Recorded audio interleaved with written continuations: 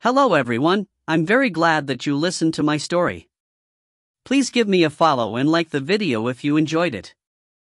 Feel free to comment and provide feedback so I can improve the sound quality. Yes, I will now continue the unfinished story. The War of Memory Cycle Book 3 Part 3. She saw it penetrate. A perfect shot between the gorget and the chin, 8 inches of steel brought to a stop by the rear edge of his helmet. His shield hand fluttered upward, his sword sagged. He clutched the shaft. Yanked at it. Something like knowledge curdled in her stomach. She had already slipped another bolt into the notch. Now she raised the crossbow, thinking to plant it in his eye. His sharp gray eye. She saw it go blank. Not dead but erased. Her hand jittered. The bolt skipped off the brow of his helm. He reeled back, the embedded shaft pointing at the sky, and he was still gripping it, pulling on it. His whole face was gray. His horse, ears flattened, tucked its head down suddenly and snapped its heels out, bucking and thrashing like it had not done even when the dark bit away the ground beneath it. The captain bobbed like a rag doll, tethered momentarily by the stirrups, then flew from his seat. The crash of armor on brick should have been a death knell. He sat up. A brilliant light flared just under the edge of his breastplate. Festering dark, she hissed, and reloaded. Saravi thought. Ground. I'm on the ground. White walls, white floor, white ceiling, and the throne before him. Fell. 2 eyes like stars, the Emperor gazing down from an unknowable height. Why can't I see? The cultists, my men. That sense of being known, from the most superficial layer to that deep, dark knot of fear and anger, doubt and defiance. Why? His eyes flickered open. White sky, so like that ceiling. Red gauntlet. Something in his hand. He tugged but it wouldn't move. Tried to look down. Crossbow bolt? What? Knife in the side, then his hand fell to the old woman's and wrenched it away, her wrist crunching against the doorframe. What? Neat slice in the fabric, thread and needle ready to make it go away despite the lieutenant's concerned face. I don't. White bird circling in a white sky. I don't understand. A cultist approached, crossbow in hand. Strange expression. The bolt wouldn't come out. No pain, no sensation at all. Shield still attached to his arm, sword in the other hand, but nothing moving right. Obstructions. Havoc looking down from above, big old sad-eyed horse. What do they know that I don't? As if in answer, a tremor. White ceiling, white floor. Blue gauntlet, lacquered with the sapphire eye on the back of the hand.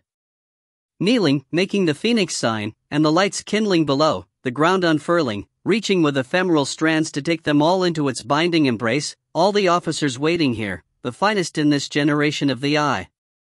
Above them, that fatherly glow. The gaze of the Emperor chasing them below. It won't come out. It won't come out. Eyes opened. Her shadow fell near. Why does she look at me like that? Am I so terrible? 1,000 faces, all screaming up at him. Fighting, thrashing, dying, eyes rolled back in their skulls, the gray wrapped around their throats and swaddling their faces, nostrils, smothering, collecting, cataloging. Faces sketched in frenzy, ink spattering, different people, strangers, unknowns. White threads separating from the floor, each bearing a glow like a filament of light, and the sting of sinking into them as they slipped under every protection. Under water made of celestial flame and coiled with agony, crowned with excruciating change, every fiber unwoven and forced to knit into new shape, and the light. The light above. The light below. Calling with a voice never heard before, something purer and sharper like a breath of cold air, and suddenly the awareness of choking, drowning, of things not right perhaps for the first time ever, of things having been always not right but never known before. Fight. Fight back to the surface. Fight. Eyes open. bolt in fist. A yank, clanging the helm against the back of his head. Another, harder. Why can't I feel it? Break it. Break it off. A wrench, a twist. Something snapping, loosening, then gone. A light from below. Fumbling fingers, then the pendant of the winged light, a flame in his palm. His face stilled as he looked down at that glowing thing. A necklace charm of some sort. Arden leveled her crossbow at the eye slit of his helm. His eyes snapped up. They were clear again, and the most frightening thing she had ever seen. Pike this for a bag of crap, she thought. Still, she shot. It went through at a bad angle but should have sent up a gush of blood. Instead, he yanked it out and rose to meet her, clean-faced, a pinhole showing for barely a moment beneath his left eye. The first sword thrust creased a line across her belly even through her hardened leather. She stumbled backward, caught a flash and hit the ground just below a mage bolt, which blasted a hole in the mosaic wall behind her. A glance showed her the higher officer and his entourage, the white robes arrayed for attack or defense but the officer staring at the captain. No surprise on his face. The captain cut for her again. He seemed hampered somehow, his armor disordered. She avoided that attack and then just broke and ran, mind whirling too badly to handle this. The hammer was in town, with the mother matriarch. He would know what to do. As much as Lynchard had wanted to intervene, the cultists had not given him the chance. There were too many men down, too many parts, too many pieces, and he had already puked once after hauling poor Lancer Ile-Rien out only to find him cut off at the hips. He'd wiped his mouth, used his mercy blade, and moved on to join the others being peppered by crossbow fire.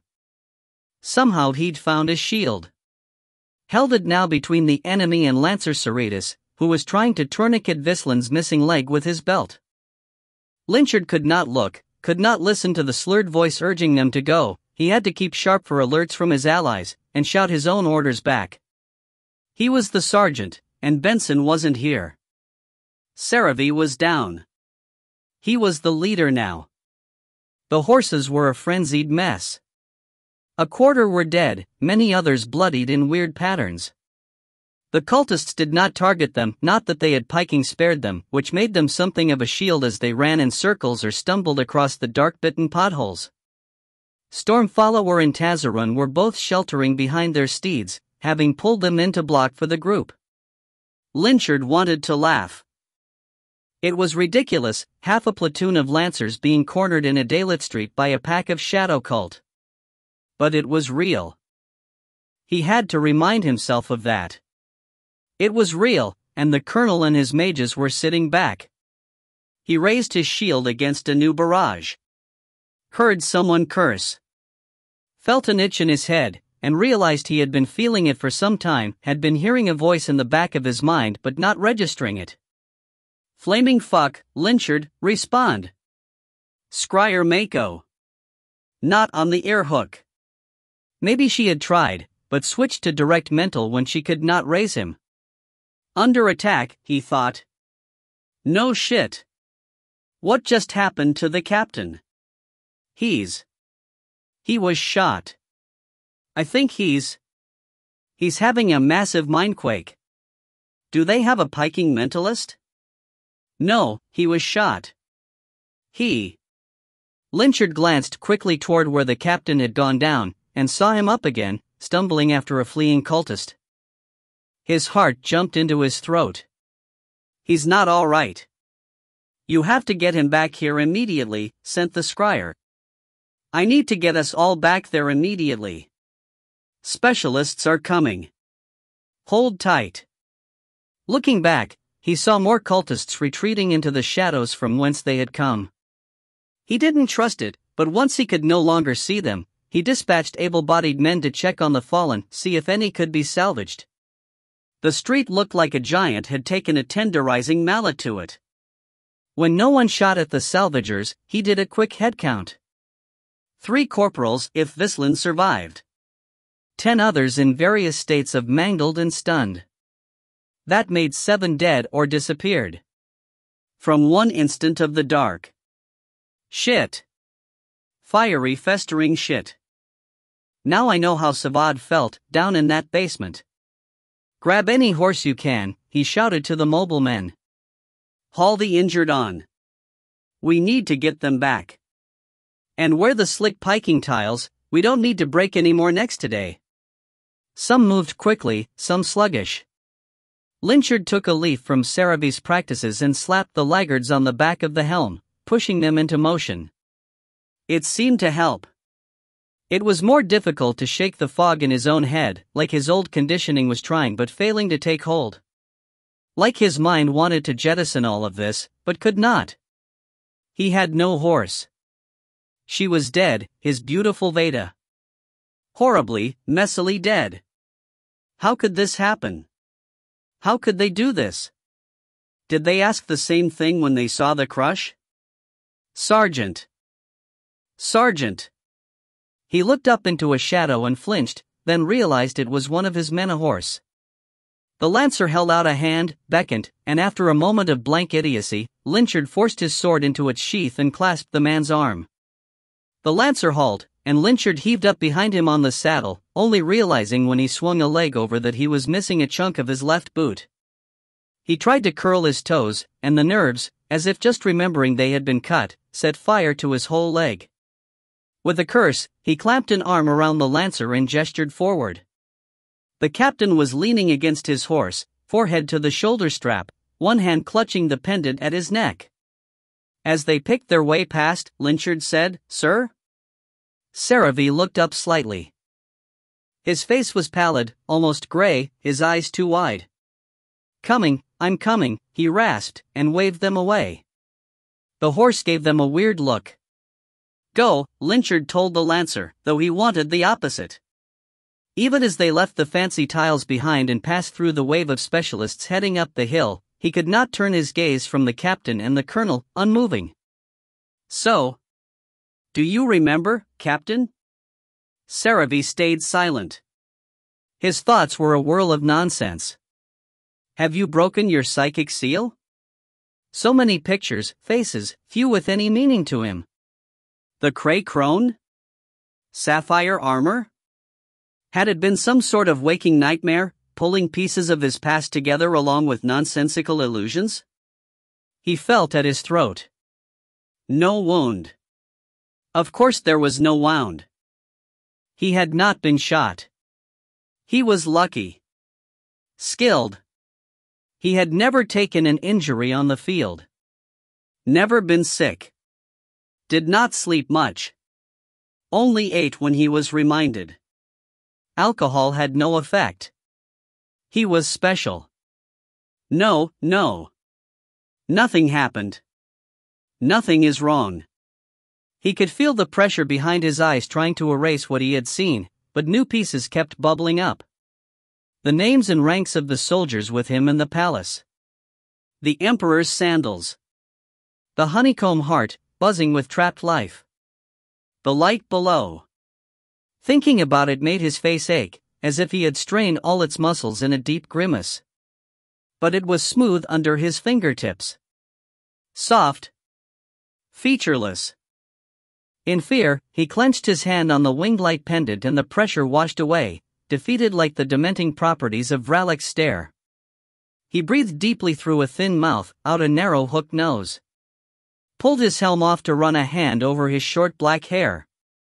Saw the broken tip of the crossbow bolt still embedded inside it, where the base of his skull would be. Naja squeezed in tight. There is no point in denying it. Not after that. Retha's voice was dry, amused, as if Saravi had merely embarrassed himself here. Or will you push it down like the rest with the sheer strength of your denial? The rest. To his ear, he sounded like he had been swallowing sand. You've never wondered about your mind-washings, Captain? Your crime? I am in exile. 4. Gross insubordination. For what, exactly? He closed his eyes. Surely the memory was there. Something had broken in his mind, and it had to be a mentalist's lock. There was nothing else in him to break. But all he could see, when he thought of the palace, was his knee on the shining floor, the sapphire eye on his fist. His brother and sister officers at his sides. No punishment. No singling out. No taste of treachery or doubt or even reverence. Another feeling. Joy. And then the floor unraveled, and I don't know. Raising his head, he focused on the colonel, not ready to see the street around him. What he had wrought. Reth held the reins loosely, unconcerned by the brazen assault. The three mages behind him kept watch in different directions, their motions synchronized by a mentalist gestalt. That age-worn face. He could not remember it being so self-satisfied back when he was admiring the man for standing up to the crown prince's policies. That glint of gold, once a puzzlement and now a sign. Those cold, cold eyes. What have you done to me?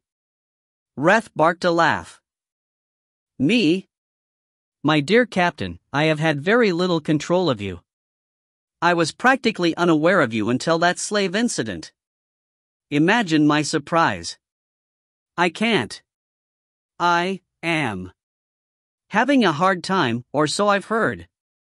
I imagine it's from all the barriers the mentalists put up. Coming undone, are they? Best get back to your pet scryer, not. Rippling lights played on the other side of his eyelids when he blinked. Descending. I don't understand why you taunt me. He felt drunk. He was not sure he truly knew what drunk felt like, but this must be it. I have only ever served. Yes, and more's the pity. You could have been useful. But they had to tamper. They had to allow you your name, the soft-hearted fools. How do you? I'm privy to your file. We've been waiting for this. I must say, it disappoints. Now enough with the stammering, get on your horse and count your blessings that it stayed. Most even-tempered beast I've ever seen. No, he's not, he thought as he pulled himself into the saddle and fell in line with the colonel by reflex. He remembered getting the horse a whole year of havoc biting at him, trying to kick him, throw him, scrape him off on convenient trees.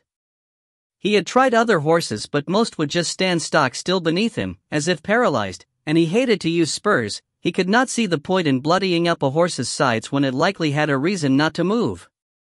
Havoc at least would go, if not in the direction he wanted. He had thought he'd earned his lancer's badge through sheer stubbornness. Through sticking to the beast like a burr, like he had done it all his life, even though he had never ridden before he came to the Crimson Army. But now there were other faces behind his eyes. He clung to the saddle horn the whole way back, trusting Havoc to behave. Nearly 10 years they had worked together, and 12 since he had come here in exile. Since he had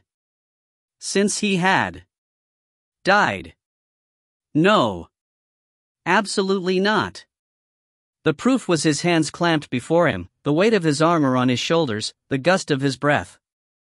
He was here. He was alive.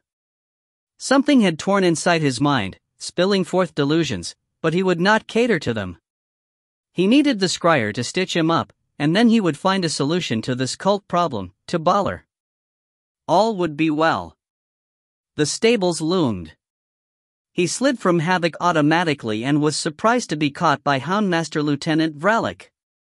He had not noticed the man following them. Vralik's ruddy face contorted and he took Saravi by the shoulder, shouted for someone to see to the horse, then started steering him up the steps. Another Ruangrian walked in front of them to clear the way. Saravi felt strangely like he was being smuggled. Something was wrong with his right leg. He tried to look down, but Vralik's jerking guidance made it difficult to focus, and anyway there was no pain. All was well. They passed figures in white armor heading out, a constant stream of them. Just looking at the pale filigree, at the flame and wings motif, made Saravi's head swim. The floor unraveled and reached for him. Just a bit further, Captain, said Vralik, then roared for the white flames to make way. Blank helms turned toward them, but space opened up and they slipped through. Down the short, wide entry corridor, Saravi glimpsed the assembly hall in disarray, 3 portal frames now standing among a milling crowd of white flames, white robes in mixed colors, and his own anxious men. The hall to the infirmary was bottlenecked, the floor slick. From somewhere in there, Lynchard shouted, "Gawkers, back to your piking barracks or the yard. Curse it, we need 2 more beds, make room." "Up the stairs, sir," muttered Vralik, steering him that way. He did his stumbling best, and though he glimpsed a few of his men look his way, there were more specialists around him now. No outcry rose. Past his office, past Benson's, to the conference room where he had once waited with Darilan Trevere while Magus Verkii made contact with the Crown Prince. It had remained mostly undisturbed since then, its back wall still lined with scroll cabinets and map stands, but someone had recently pushed the long table to one side and the chairs to the back. A single chair remained in the middle, with Scryer Mako waiting behind it. Magus Verkii stood at her right shoulder. The walls were lined with specialists. "What?"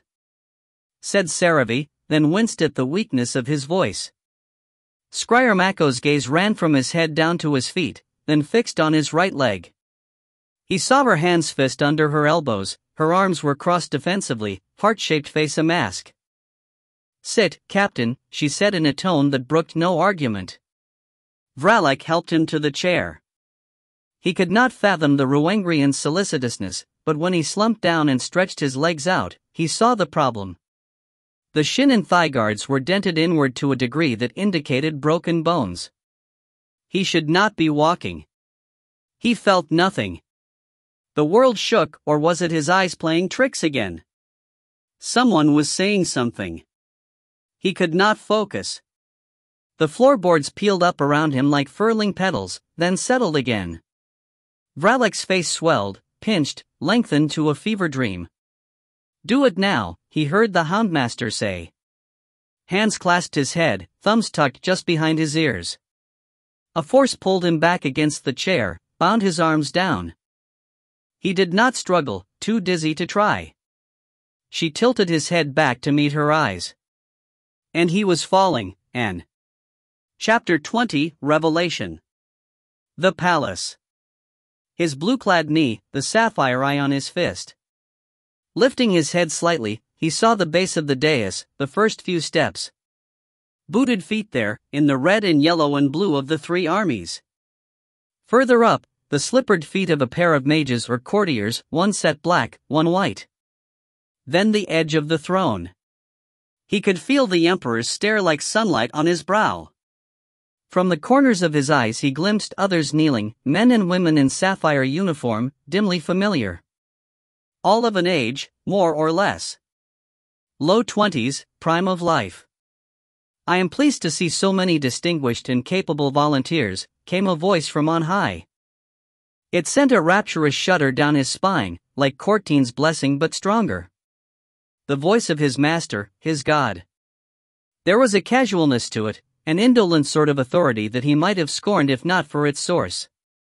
"You have all shown yourselves brilliant in my service, vicious as I require, and loyal to a fault. Know that regardless of the outcome this day, your kin will remember you as paragons of my light, more than worthy to stand at my feet." He closed his eyes, breathing slowly. Imprinted on his mind was the last image of his wife, unsmiling, standing at the gate to the fortress as he left to answer the call. "But first you must be tempered. Annealed of the corruptions of mortal flesh. You have endeavored purification through service, as the light demands, now you will be redeemed through your sacrifice. My light is with you all. Look upon me." He obeyed, and as the brilliance struck through him he saw all that he had been and done, his early childhood in the cold fortress, the blur of his family, the youthcore feral self-tamed and refined like all his people, taught control and the Garnet Wars, wolf blood on his blade, fletchings burning between his fingers. Maps, arguments, dueling his commander. Stratagems. Villages on fire. The officer's handbook. Riddishman at his back, at his throat. Thwarting assassinations. Bringing the Tevastrine clan to heel like the dogs they were. Then Ursa. Ursa Verena Tevastrine Saravi. The light left him. He slumped, sweating, after images waltzing through his sight. Had he been rejected? Why? Not for her, the emperor had arranged their marriage and those of many other border lords. For how he felt. Or had he not done enough?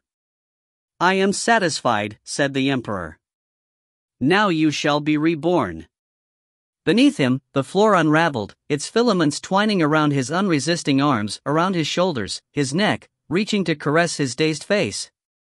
He was being drawn into the glossiness underneath, like a sea of liquid pearl, and all around him the others went the same.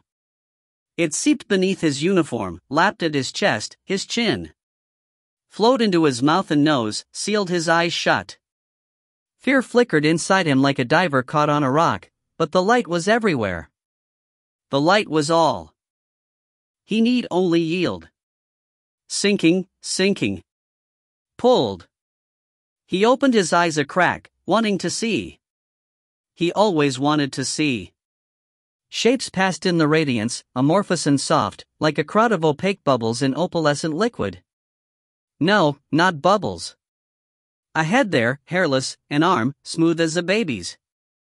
More, jumbled together, tangled in the thickening strands of white. Empty spaces in the honeycomb lattice peeled open as he passed, revealing chambers filled with radiance, others, closed, pulse like heartbeats to illuminate their occupants, some somnolent, some struggling, some floating against their ceilings with the buoyancy of the dead. Hundreds of them. Thousands. Pulled. Toward a cell. Something flared within him. Ursa? Wings? A rebellious reflex overrode the rapture, and he twisted against the unseen tether. As the cell loomed close, he reached out, braced himself. Hit the edge, dug his fingers into yielding softness. His legs jackknifed into the cell and were engulfed, benumbed, but his hands refused to surrender. Teeth gritted, mind tumbling the locks open. Not a blessing. A trap? He crawled, snarling through the amniotic weight in his lungs. Fought. The cord yanked tight, it was in his gut now, and he felt his life reeling backward to that long first primal sleep, the glow from above trying to soothe him into submission. No. No. This was not what he had been promised. Holy light, this is not. He saw it then, a light in the depths, imprinting itself on his open eyes. Not the one from the throne above, but a star in chains, hidden, drowning. It was speaking, but the fluid muffled everything. It was too far to reach. He tried. A part of him knew that this was important. But the cord changed directions and more descended upon him, lashing around his throat and arms, waist, ankles. They pulled him back through the sea of parts, and then he was birthed again into the world, puking fluid onto the white floor, half-dissolved uniform plastered to his burning skin. Pins and needles riddled him, muscles trembling fitfully, the radiance from the throne suddenly sour. Well now. It's not often we have a reject. What do we do with it? Kill it and send it back, said an unfamiliar voice. Dead meat works just as well. No. It had merit. Is there another option?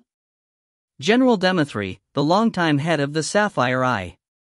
A voice far clearer, far closer than the other, said, Sarissigi, of course. Then do so. He struggled to rise but nothing responded.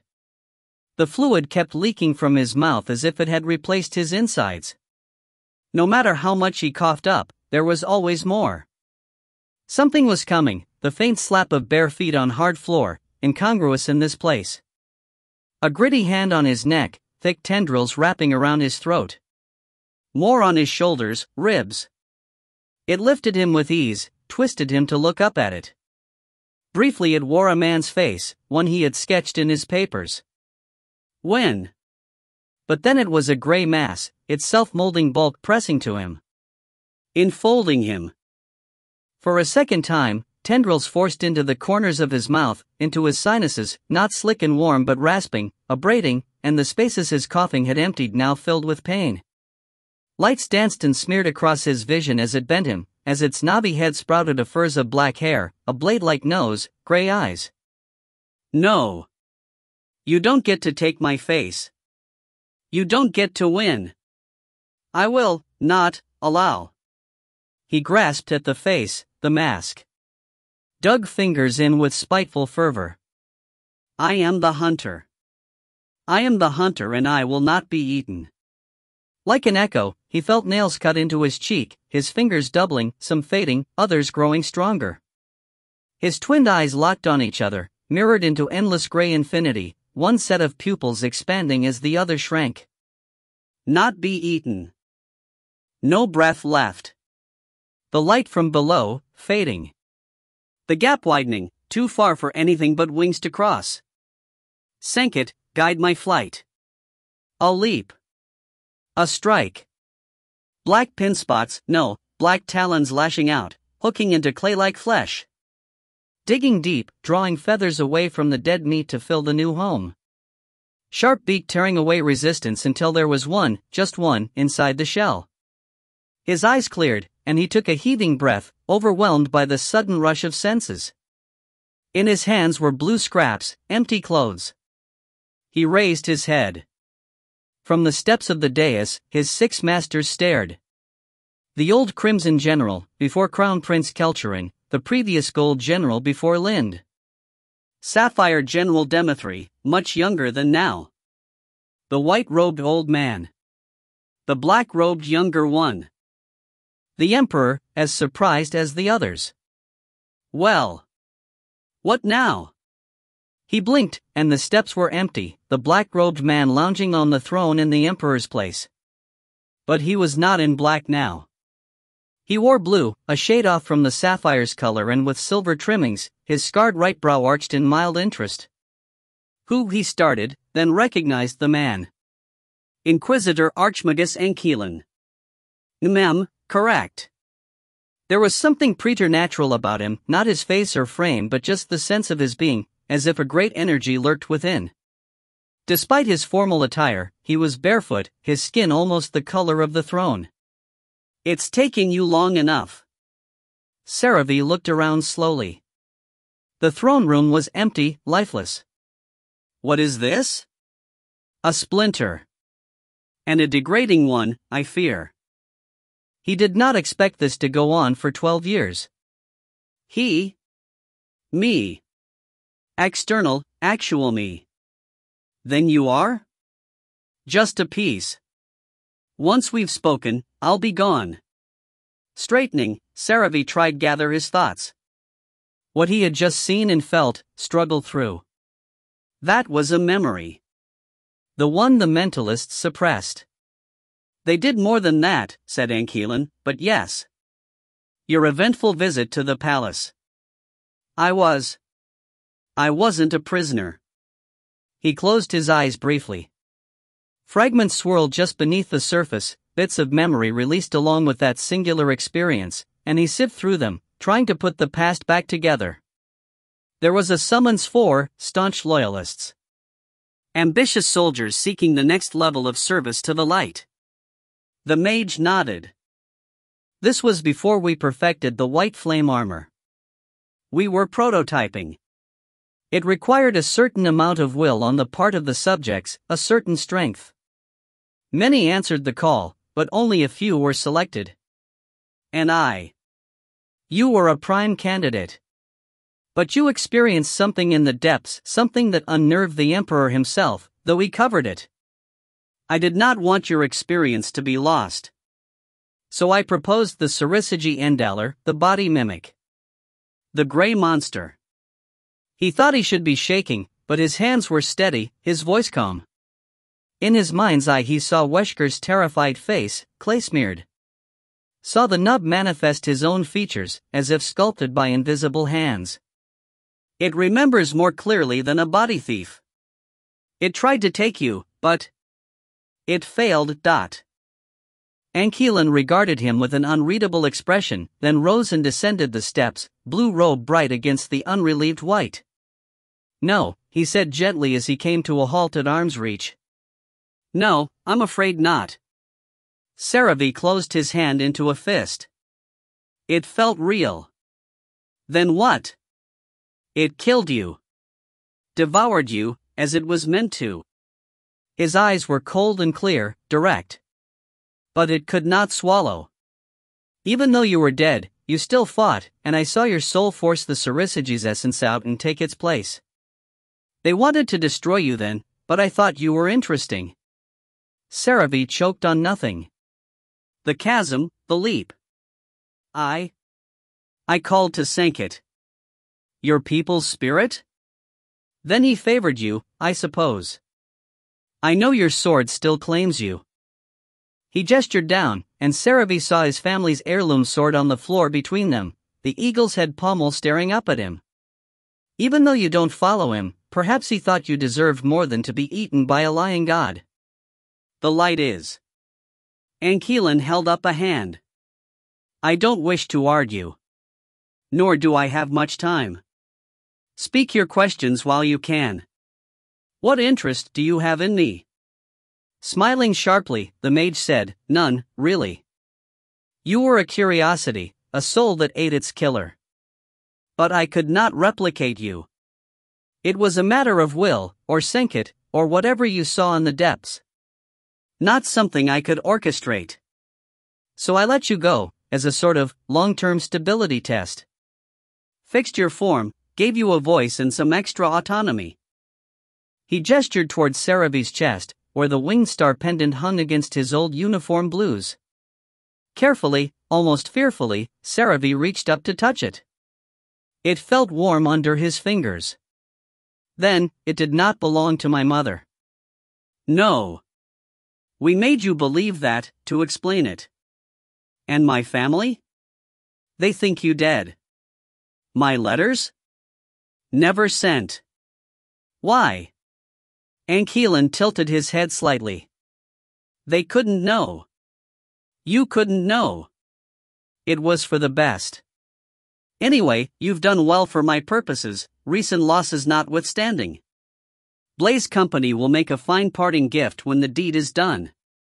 What deed? I can't discuss. He looked away suddenly, and Saravi followed his gaze to see the walls of the throne room darkening, patches unraveling to show a great emptiness beyond. The sight, so like the holes that had opened under him and his men, made him recoil. I'm fraying. No more questions, just answers, said the mage. Wrath is your enemy, as is Field Marshal Rakmar. In defiance of him, I filled your specialist platoon with the most stable and least damaged of the converts. You can trust them as much as you trust anyone. And I have agents with you. Verkii reports directly to the real me, but I cannot be counted on to answer his scries. I have my own troubles right now. Press is also mine, and I do not think he is dead. Try to retrieve him. As for your scryer, Kelcherin trusted her, but he has terrible taste in women. Alas, with her fingers in your head, I suppose you'd best trust her as well. No one in white should be allowed into your inner circle. In particular, kill Cortine. He carries the touch of the palace and can control you or any specialist. The walls had given up. The floor around them darkened as its deeper layers subsided into the psychic void. Ankelan's robes shredded at the cuffs, threads unwinding from the fabric to show the skin beneath doing the same. I meant you for Prince Kelcherin's hand, the mage said, gaze gone fixed, but you can make your own choices. I'm not the emperor and I won't force you to my will. What he did to my work, I can't condone it. I can't abide it. And I will fix it, no matter the cost. You can be with me, against me, I don't care. Your life is my gift to you, if only for that moment of spitting in his face. I wish you the best, ... Then he unraveled thoroughly, and there was only darkness. Saravi opened his eyes and flinched. Han Master Lieutenant Vralik, near inches from his face, flinched as well. Captain? He said slowly. His mangled features, stitched with white sutures along the cheeks and lips, showed both apprehension and hope. For a long moment, Saravi could only blink in the mage light, breathe through his alien lungs, stare at the faces gathered around him. Rowengrian and Body Thief, Legalena and Mage, now perhaps the only ones he could trust. He turned his gaze back to the houndmaster, who had withdrawn a step, visibly nervous. "Vralik," he said. "Explain this." "Yes, sir." Though I gotta say, I'm surprised you can talk." "Why would I not?" "Well, see, you're type. They never talk." It was strange to see such unease on Vralik's face, such fear, directed at him. He frowned slightly and noted how the houndmaster shifted on his feet, as if ready to run. "My type." "Yes, sir." Why see, you, Sarissagi and Daller." A murmur went through the gathered specialists, and Vralik's black eyebrows went up. "You know, sir? I have been made aware." "And you're feeling all right, sir?" He looked down at himself. Thin bands of orange energy bound him to the chair Magus Verkiai's work. The armor on his right leg was still indented unnaturally, but he felt no pain, and the rest of him looked normal. Fingers moved properly within the cover of gauntlets, toes within boots. He shifted his shoulders, trying to attain a more comfortable position, but his bonds were too restrictive. "I am feeling myself," he said. "For whatever that's worth." Vralik grimaced. "Problem is, sir, we've never had this kind of thing happen. We don't know if you're safe." "You do not work with Sarissagi?" "No one does," said Specialist Ilya from Vralik's left. Her arms were crossed tightly, her skin mildly radiant despite her human illusion. Agitation, he suspected. "They're too dangerous.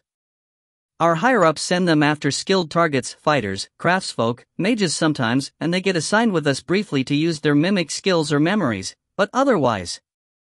They're not sane, sir." "Maybe they were once, but they need mentalist handlers to keep them from eating everyone they encounter, and the ones that have escaped into the wild," she shuddered. "And they don't talk," said Vralik. "I don't know if they can't or just won't, but all the ones I've seen have been utterly silent." Saravi looked down again, to where his winged light pendant hung atop his breastplate. "Ankhelen said that he gave me a voice." "Ankhelen? Inquisitor Archmagus Ankhelen?" "Yes." Vralik hissed through his teeth and looked to the crowd. His corporals were all there, the Ile-Rien Grimalta and Kelfer, Ranker and Tankay, Robelin and Herrick, and the scouts Avrin and Coil. Sergeant Kor and Lieutenant Ralland were there too, in the background as if deferring to the specialist platoon.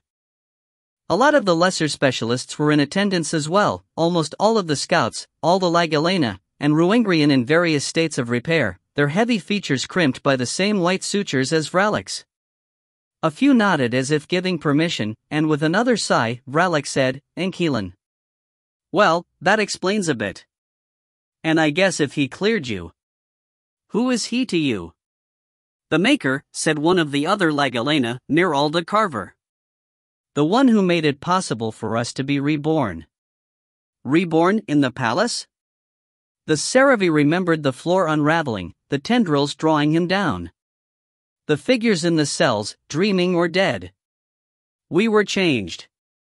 Remade. Redeemed," intoned Vralik, expression going distant. "Stripped of our darkness and..." "Stop. No philosophizing, just the facts. We were changed by the palace, not Ankhelen. What place does he have in this?" Furrowing heavy brows, Vralik focused on him and said, "Were you not listening? He made it possible." "He? I do not know the specifics, I am no mage, but he is the one who taught the palace how to make us, and who sometimes tells it what we should be. He is the designer, the architect of what we are." "So this is his fault," thought Saravi.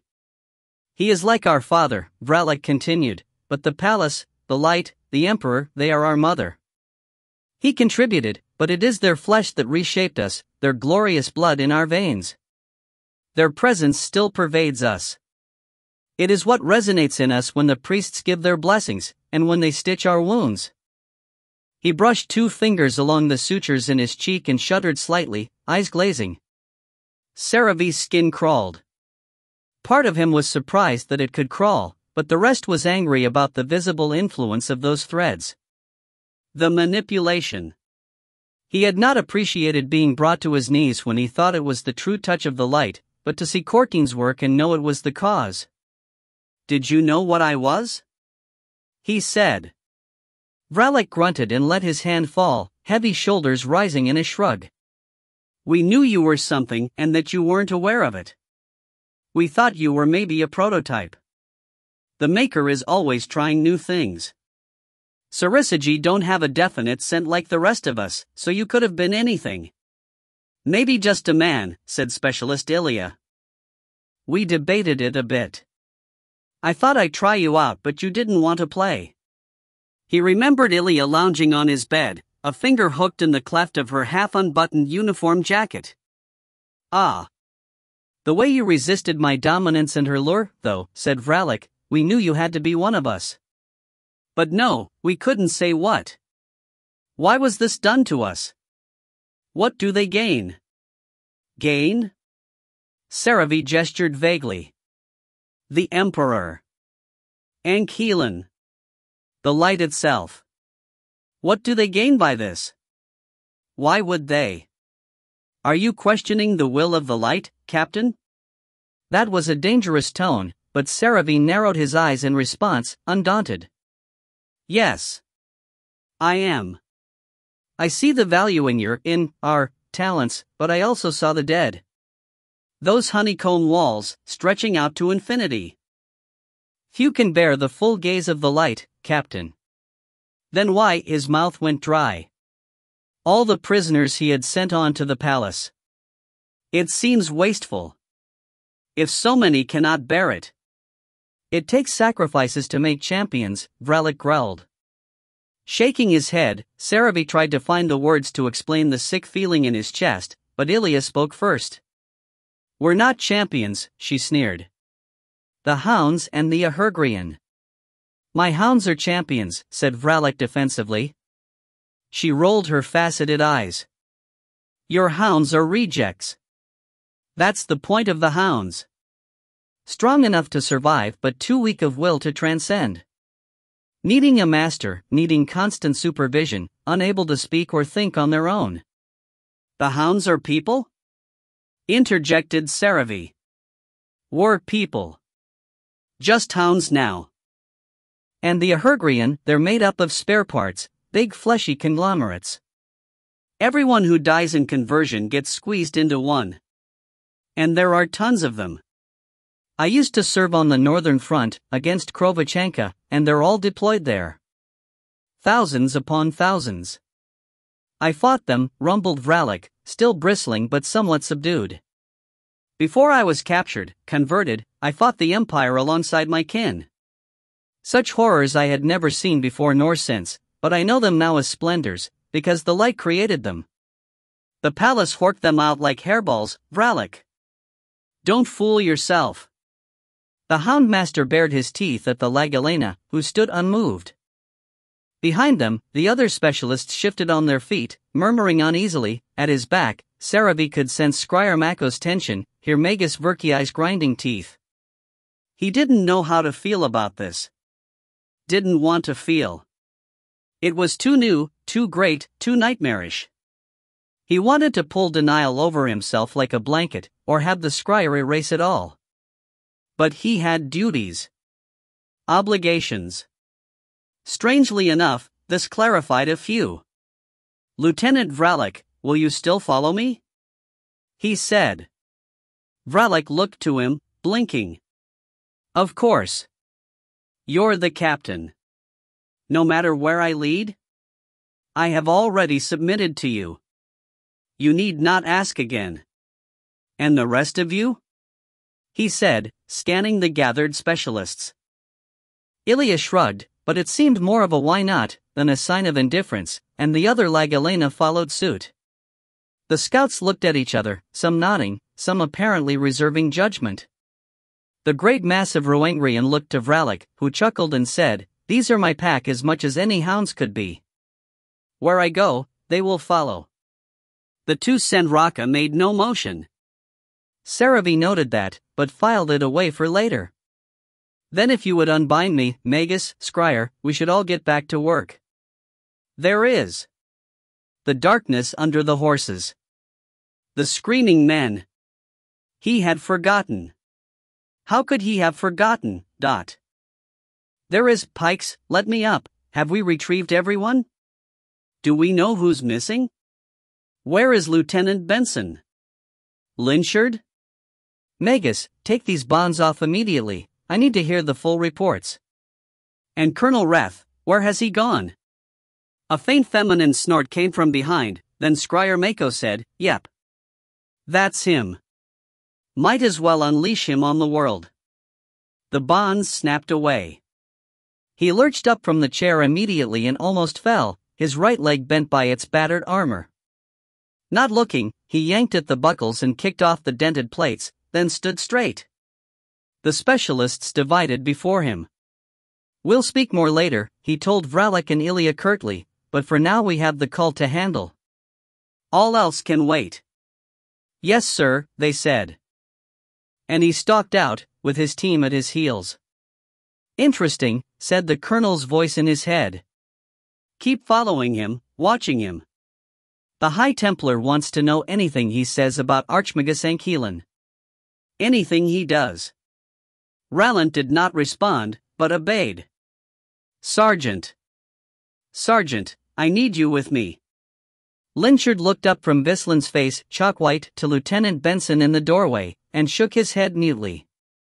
He couldn't move from that bedside, not when blood continued to seep into the thick pad of bandages that swaddled Vislin's truncated leg, not when his eyes wouldn't open.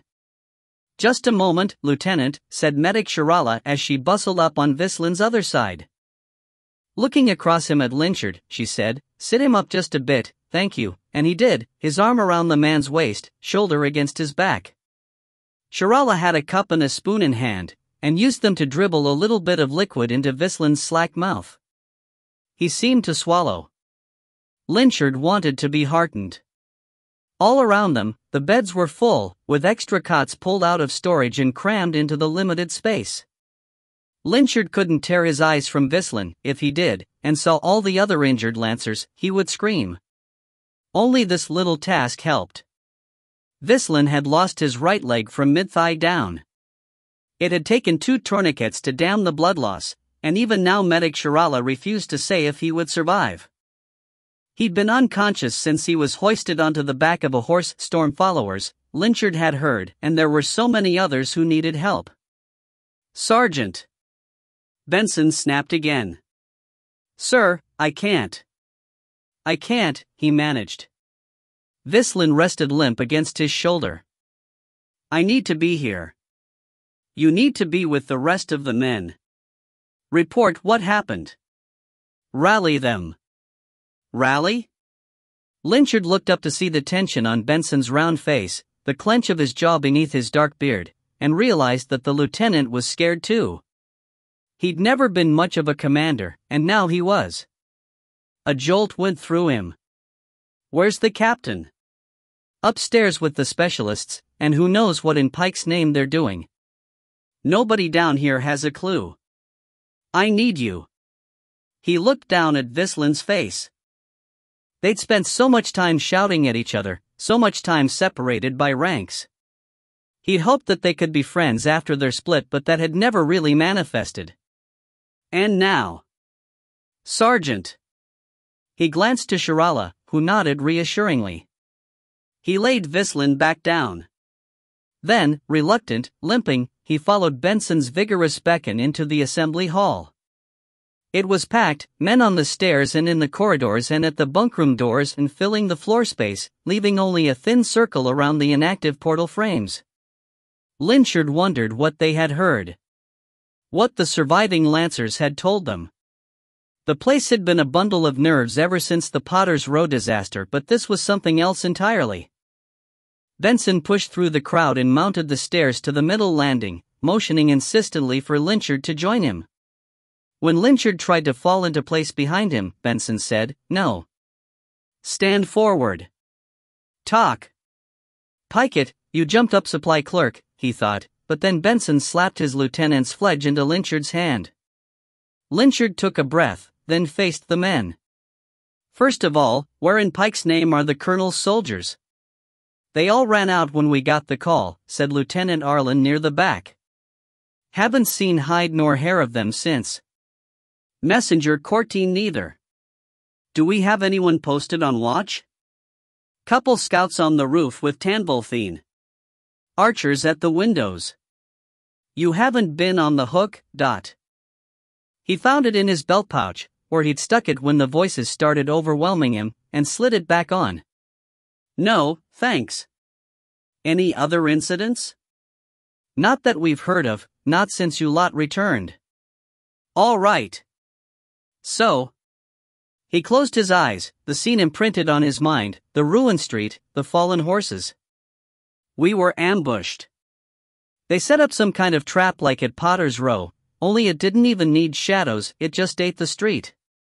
From below, I think. Men fell in. I haven't gotten a proper head count." "Benson?" "9 dead or missing, sir." "9?"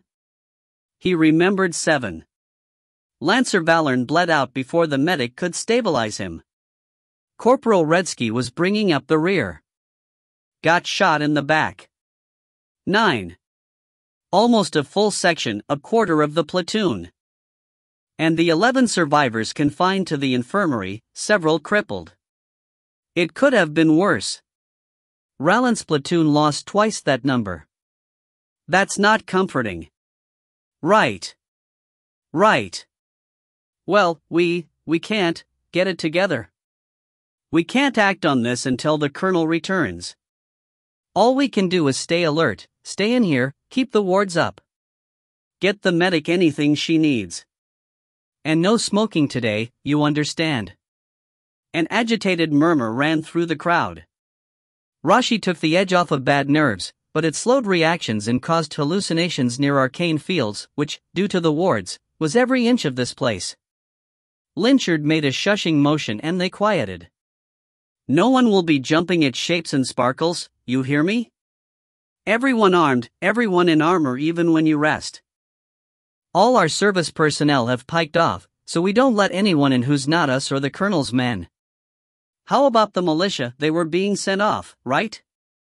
"Still in the stables and the cells, sir," said Archer Lieutenant Senjith. "The colonel's men wanted us to send them through after their troops finished crossing, but then we got the alert. Extra piking lights in the stables, then. And the cells. Did anyone check over the horses? How many'd we lose?" 12, sir." That was Vern, a corporal for one of the Lancer sections that had stayed here. "Out of 22. 3 injured, a bunch bloodied but fine." That struck Lynchard as strange, but he couldn't focus on it. "Good. All right, I don't know what more to say. Anyone sees anything weird, tell your officer immediately. Shadows, mage lights, wards, stuff going on outside, anything. If we don't hear back from the colonel or the captain or anyone soon, I'm gonna have the mages reopen those portals and put us through, because this is not our kind of fight. Until then, we just hold. Understood?" A rough chorus of yesers. A slight diminishing of the crowd as men retreated into their bunkrooms. Benson clapped him on the shoulder, expression relieved, and Lynchard resisted the urge to punch the man. The lieutenant's fledge felt heavy in his hand. Upstairs, the doors remained shut, captain and specialists and mages encapsulated in their own little world. Though he wanted to be elsewhere, in the infirmary, or back home, or far away from all of this, Lynchard sat down on a step to wait. His left foot throbbed. Half an inch of his boot had been sheared off, taking the ends of 3 toes with it, and he had packed the gap with medical cloth until it stopped spotting. He wouldn't bother Shirala with it, not when so many others needed her attention. A cheroot sounded like the best thing in the world, but if the men couldn't have one, neither would he. How long he sat there, thoughts swirling aimlessly, he didn't know. There was something he'd meant to remember, meant to tell someone, but it was lost in the morass. Only when the conference room door opened and he saw Saravi stalk out, followed by swarms of specialists, did he remember Rallant. But Rallant was there in the crowd, and the captain's face was fixed in that unstoppable look, and before he knew it, he was swept up in the man's wake, reporting but unable to give the warning. Not under his lover's eye. In a dark sphere, on an Iachu chair, sat a ragged bite-spattered man in crimson lancer armor. In an adjoining sphere, partially open to a chamber in the real world, sat Enforcer Ardent and Sergeant Press, one half of the rough circle that crossed the umbral wall. "So you don't know him?" Ardent prompted. Press shook his head. "Not personally." Now that he had dried out, he had been released from his shadow cell, though Ardent didn't trust him not to fling himself through the opening and try to summon his Imperial friends. That was why Tikua stood at his shoulder, muscular arms crossed, dark eyes narrowed with anticipation. "But he's absolutely not an officer? The captain doesn't bother with subterfuge. He has no marks of rank, so he has no rank." She sighed. The man in the cell was the second of the two lancers who'd fallen through in one piece, but he refused to say his name or anything at all. He just glared. She couldn't blame him, really. Her people had dragged him from the throat of the dark, then let the Ayat snip at him while she was busy shooting his captain. "You shouldn't have shot that last one," she told Tikuo. "The officer. We could have grabbed him and gotten some decent intel." Tikuo scowled at nothing. "If I may," said Press, leaning forward, "I would recommend you contact my patron. He has some influence over this company, and may be willing to bargain for me." "It is no longer this company," Ardent interjected. "Those white-armored men, the higher officer, the mages, and whatever happened with your captain. Void's teeth, I have enough of a headache without trying to contact a piking archmagus. Especially that one," intoned the grizzled old man on the other side of the umbral wall. He and Madame Ile-Rien sat in the near dark of one of her constituents' back rooms, her in a rocking chair and him on a storage trunk with a lionskin draped across his lap. A ragged dog napped at his feet, indifferent to the skitter of Ayats beyond the eye-shaped lights of the little lantern that lit their space. Beyond them, a privacy screen blocked off the kitchen where the tenant and Greymark's sullen young companion had gone. "I don't know what his game is here, but I aim to smash it." Now, said Madame Ile-Rien. "Hammer is just a title, you needn't live up to it." The old man smiled, but it didn't reach his eyes.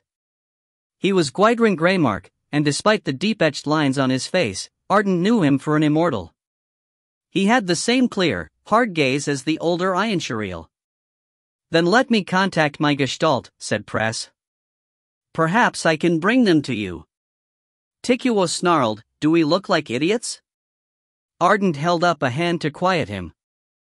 "Believe me, I would like to do that," she told Press. "Bloodshed is never the best option. But we cannot tolerate those monsters, not anymore.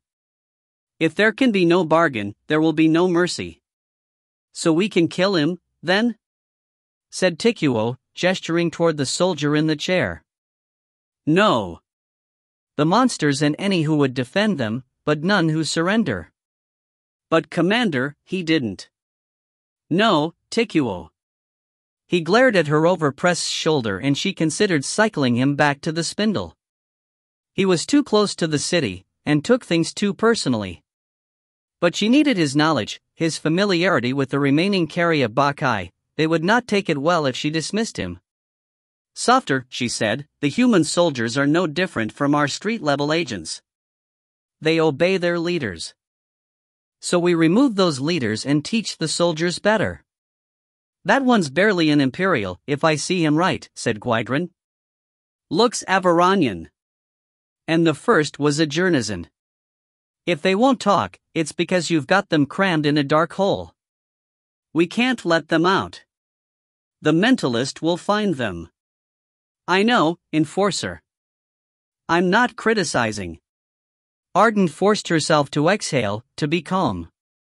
This situation was a mess. Because of Commander Tunner, she'd gone to war with this company, this little crack in the dam that divided Baller from the Crimson Army. Now it was widening, and she had no way to plug it. "I wish I could offer more aid," she said, "but we need to stand down. I've called upon the dark too much. We should give this a few weeks, let them establish themselves, get comfortable again, let down their guard. Then, if you insist, I'll take them all in one big bite. I'd rather avoid the use of the dark as well, said Gwydion. But to wait so long. They're light followers.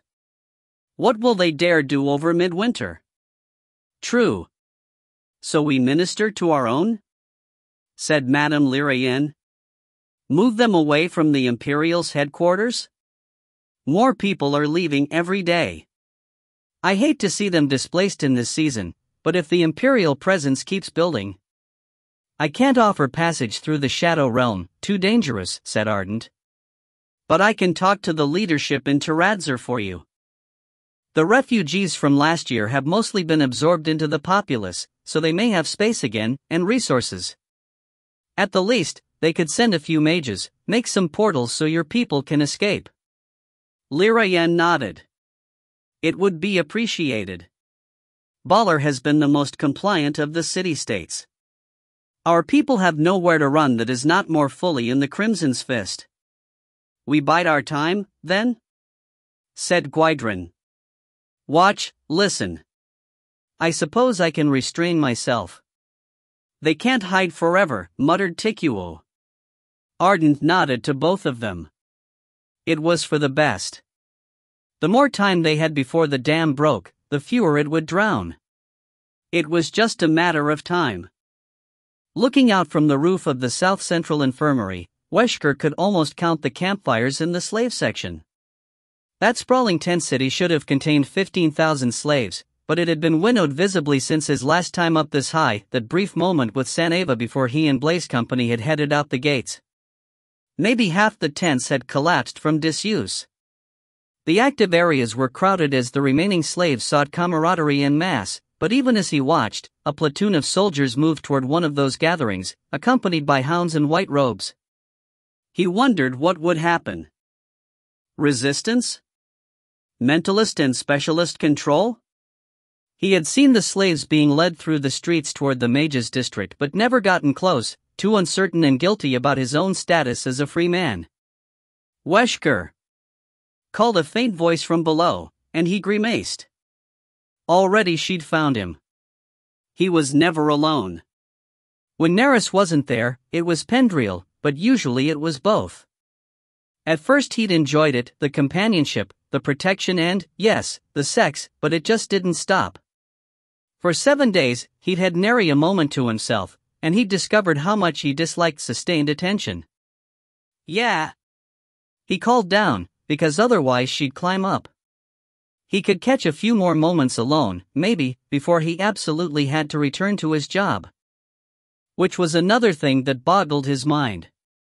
Though he'd been slotted among the scouts, when the time finally came to receive a mission, it hadn't been about scouting at all. It was just observing, marks upon marks spent at the edge of the training yard, staring at the soldiers as they came and went and reporting any weird sights to his 2 handlers. He barely knew what weird meant. The mentalist who had explained his mission hadn't been any more helpful, talking about auras and presences and spirits as if he should know what they looked like. So far, he'd spent 3 whole days squinting at Crimson's, and the most spirit-like things he'd seen had been the crows on the rooftops, watching him back. Broken crows. Twisted crows, their chests deformed like the tattoo on his shoulder. He'd pointed them out to his handlers, but neither woman could see them. Sometimes, though, he'd look at a person and catch a stroke of dizziness, or feel his eyes try to cross as if he couldn't focus on them right. He'd point those people out to the women and they'd make a note, but what happened after that, he didn't know.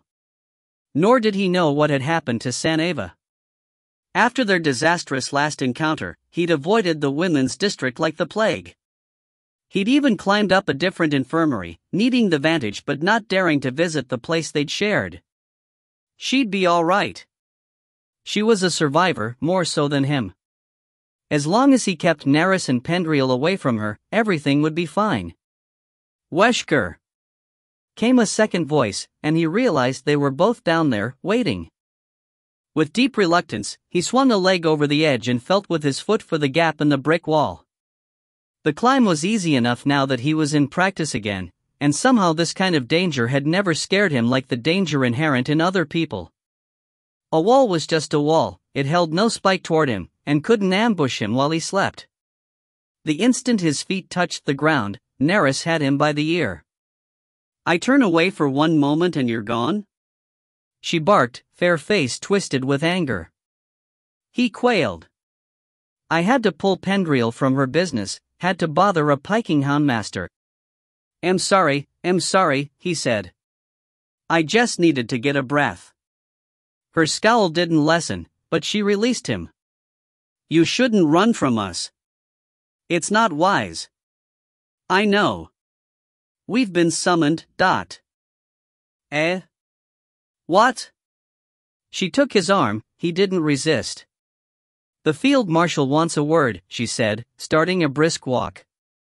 "About our work, maybe." "It wasn't specified. I dunno any more than I told ya." "Doesn't matter. He asked for you." Wesker fell silent and let her lead him along. The anxiety crawled in his veins, spider-like, itching at him to run, fight, hide. Anything but stand before the field marshal and report on his failings. The buildings passed too swiftly. Soon, the command post loomed before them, and Nerys half-led half-dragged him up the brick steps that had been hammered into the soft ramp, to the cabin with its broad view of the camp and the kennels at its flanks. She rapped on the heavy rune-marked door, then pulled it open at the signature hiss of parting seals. Amber-colored mage light spilled out from the interior, and the fear rose in Wesker's throat like beating wings. His legs locked. The two women had to push him in, their nails pinching at his neck. The main chamber was broad but nearly empty, its floor painted with sigils. A great inkwood desk stood opposite the door, neatly stacked with papers, and to the right were a line of heavy wooden trunks and a gold-embroidered priest's robe on a stand, but at the left wall was the real focal point, the altar. It was huge, at least 6 feet long and 3 wide, carved of gold-veined white marble with a winged light effigy rising from it as if grown there. The gilt and glass of the phoenix-like figure caught the mage lights and cast them back across the room, painting myriad streaks and sparks on the rough wooden walls. Incense braziers on both sides filled the room with a faint veil of sweet smoke that smelled like nothing Wesker recognized. A white-robed mage stood to either side of the desk, one of them the mentalist woman who had scanned and attempted to train him. Between them was the great bulk of the field marshal himself, in a quilted white tunic and shining pectoral, sleeves folded back from brawny forearms to avoid the ink of the pages he had been perusing. With his hair slicked back and his silver-flecked beard cropped short, he looked more like a nobleman than a soldier or priest. Thick fingers weighted with rings drummed a tempo on the desk. On his knee perched a little Ilanic girl in a white dress with white ribbons in her hair, staring into the middle distance like a doll. "My good ladies," the field marshal said, his grin as wide as a canyon. "And my interesting new acquisition. You look well. Have you mended?" More or less, sir," Wesker mumbled, rubbing at the light splint that still bound his right wrist. Nerys and Pendriel hadn't stepped out from behind him, and he felt exposed. "Itches a lot, but I'm told that's normal, sir." Good. The field marshal beckoned him forward, and Wesker looked at the space between them, at the rings of sigils, and swallowed, but obeyed. "I have heard your reports. Your spiritist talent is having difficulty manifesting?" Wesker halted when the field marshal raised his hand, and found himself at the center of the rings. His hackles went up. "I dunno, sir," he said. "See, the crows only seem to come out to attack, and we done want that, right, sir? But I dunno what else they can do, sir, like when they're not out, sir, and I'm supposed to look at people fair something now, and sometimes I kinda not see things, sir, but see like that there's something I can't see, right, and I think that's the crows doing something in my head, but I never done this before, sir, so I..." Yes, said the field marshal, making a quelling motion. Wesker shut his mouth. "We've reviewed the men you identified. But you can't see anything at all, Ott." "No, sir, just feel that I can't see it. I think maybe the brand is swishing things up fair the crows, but I don't suppose there's anything ye can do fair that." "Sir." "Indeed not." Well, the field marshal glanced to the mages, and it seemed to Wesker that something passed between them, another twist of his mind or his eyes, not seeing a thread of communication. He blinked. Well, the field marshal repeated, I'm afraid we've not much use for that outside the camp, and the camp itself won't matter soon. Search him. Wesker's hands went to his uniform jacket, under which his knives were hidden, but suddenly his limbs tightened and he couldn't move. The two mages stepped out from their place at the field marshal's side, the man trailing bright runes from his fingertips while the woman reached out to clasp Wesker's head in her hands. He flashed her a hopeful "don't hurt me" smile, which she ignored. Needles drove into his mind, and he was falling. His time with Blaze Company blurred by, voices and actions meshing, landscapes shifting in a dizzying whirl. Then the walls of the siege camp returned, and he fell backward through his freedom, through the Crown Prince's judgments in the gathering hall, to a moment that echoed this one almost perfectly. Fingers in his mind, peeling his memories apart. A lady mentalist, and behind her a mage in black. Several times, as if looped, the moments repeated themselves, the crow bursting from him to attack the intruding mentalist, the black-robed man catching it and snapping its neck, the murmuring Corvish, "You will be useful." He hadn't understood then, and he didn't now. Just the one contact, sir, murmured the mentalist. Nothing before or since, nor any tangential knowledge. Faye. I need to get my hands on the mages, then. That mentalist or the ogre blood, one of them has to know something of value. The entire company can't be useless. Sir? If you're certain of your results, then release him. Yes, sir. The needles left him and his limbs returned to his control. He rocked forward, woozy. This hadn't been as bad as that first time, but it still made him ache from the inside out. Specialist Wesker, said the field marshal. Wesker raised his head, startled to see the big man looming before him. He didn't quite come up to eye level with the steel pectoral. Yes, sir? Gloved hands clamped on his shoulders. He hadn't seen the man don them or draw down his sleeves, but now he was covered in white from collar to boots. A perfect imperial. Do you wish to retain your status as one of the favored, Specialist Wesker? The field marshal intoned, his deep voice resonating through his grip and into Wesker's bones. Do you wish to rise further and join the blessed? There was something hypnotic about the man's deep eyes. He found himself nodding, not thinking, really, but obeying the dim pressure in his head. The urge to do the easy, agreeable, painless thing.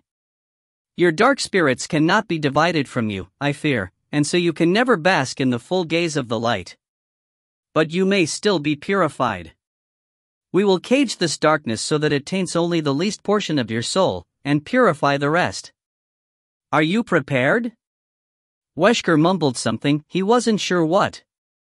He'd already lost track of the field marshal's words, they sounded too much like the religious blather he fell asleep to every time his handlers dragged him to the temple.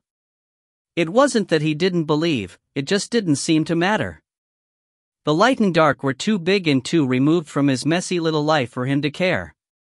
Strip. The hands released him and he blinked, head clearing just enough to comprehend the command. He opened his mouth, to question, to object, or maybe to laugh just in case this was all a big joke, not a nightmare about to crash in on him. But these weren't the joking types, and he didn't trust his voice for it. He undid the buttons of his uniform jacket. He'd never been shy, and no one else was taking their breeches off, so it was probably safe, though the little girl was still there, standing like a statue beside the desk. That made him uncomfortable. The others watched him expectantly. He thought of the crows, those twisted, broken things. If they were the darkness to be caged, would he stop seeing them? Maybe that would be for the best. He felt ashamed every time they appeared, like he'd failed them somehow. Failed his people, even though he'd been the property of the Crimson Army for almost as long as he'd lived in Corvia. It wasn't fair of them to judge him for his imprisonment, his branding, all those punishments that hadn't been his fault. He shucked his jacket and knife harness, then squirmed from his undershirt. Briefly, as he tugged at his belt, he was aware of the scars on his stomach and chest, nothing concerted, just the evidence of a lifetime of small beatdowns. Over now? Being blessed sounded good. A hand fell to his neck as he straightened from pulling off his breeches. Neris's, her nails nipping in lightly. Warmth and well-being flooded him.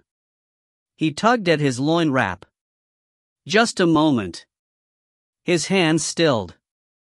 Seal the crows. The other mage moved in, a web of white light between his fingers, and pressed it to Weshker's shoulder. It seared like the original brand, and Weshker gritted his teeth and clenched his fists hard against the impulse to jerk away. Something struggled within him, in his chest first, then shifting sideways as if being dragged until finally it was subsumed by the burn in his arm. For a moment he felt guilty. Saneva would be furious with him. Probably she'd never speak to him again. But they both knew he'd never been much of a Corvishman, so maybe he'd find himself on the other side, in the light. And he could set her free, whether or not she'd have him. He could.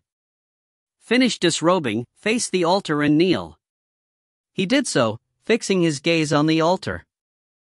It stood just at the edge of the outermost circle, and staring up at it, he was dazzled by the reflections from the cut-glass wings. The former infirmary temple had its own winged-light effigy, but with bronze and silver fittings, not gold, and somehow seeing it from among hundreds of other soldiers was not as imposing as being stared down by it alone.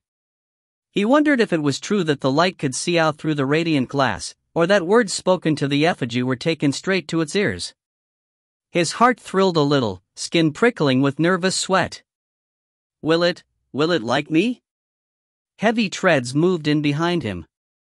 He glanced around briefly to see Pendriel and Neris now bracketing the door, the two mages back at the sides of the desk. Then a white cord fell past his face to hook around his neck. He reached up in panic as it cinched tight, but the field marshal's voice boomed from above, "Touch it not. You are deeply stained by the darkness. This leash is necessary to keep you from being a danger to us. If you do not fight, you will not be harmed." Weshker let his hands fall, though when the field marshal looped it around another time, he could not help his anxious whine. The foggy warmth still lingered and he felt heavy, torpid. Like he couldn't fight even if he tried. "Gaze into the light," said the field marshal, and Weshker obeyed. At first it was no different from before, the refractions of the glass and gilt impressive but inanimate. Then the field marshal began intoning some kind of prayer, and a new radiance flamed within the effigy, saturating the room. The sigils around him kindled in answer. He started to look down at them but was jerked up by the hair, attention forced back to the flaming wings. Swallowing his protests, he squinted as the glow made his eyes water, dull spangles already dancing at the center of his vision. Then the fire gripped him behind the eyes and he saw nothing else. He felt things, though, crawling beneath the skin of his left arm, chewing at the bone, battering dark wings against his shoulder blade. Crows like an infestation parasitizing his body, their struggles muffled by the new forged bond but persistent, horrible. And worse, the solid shape beneath his hands. The legs wrapped around his waist, the heat against his crotch. The writhing, rhythmic tension so like drowning.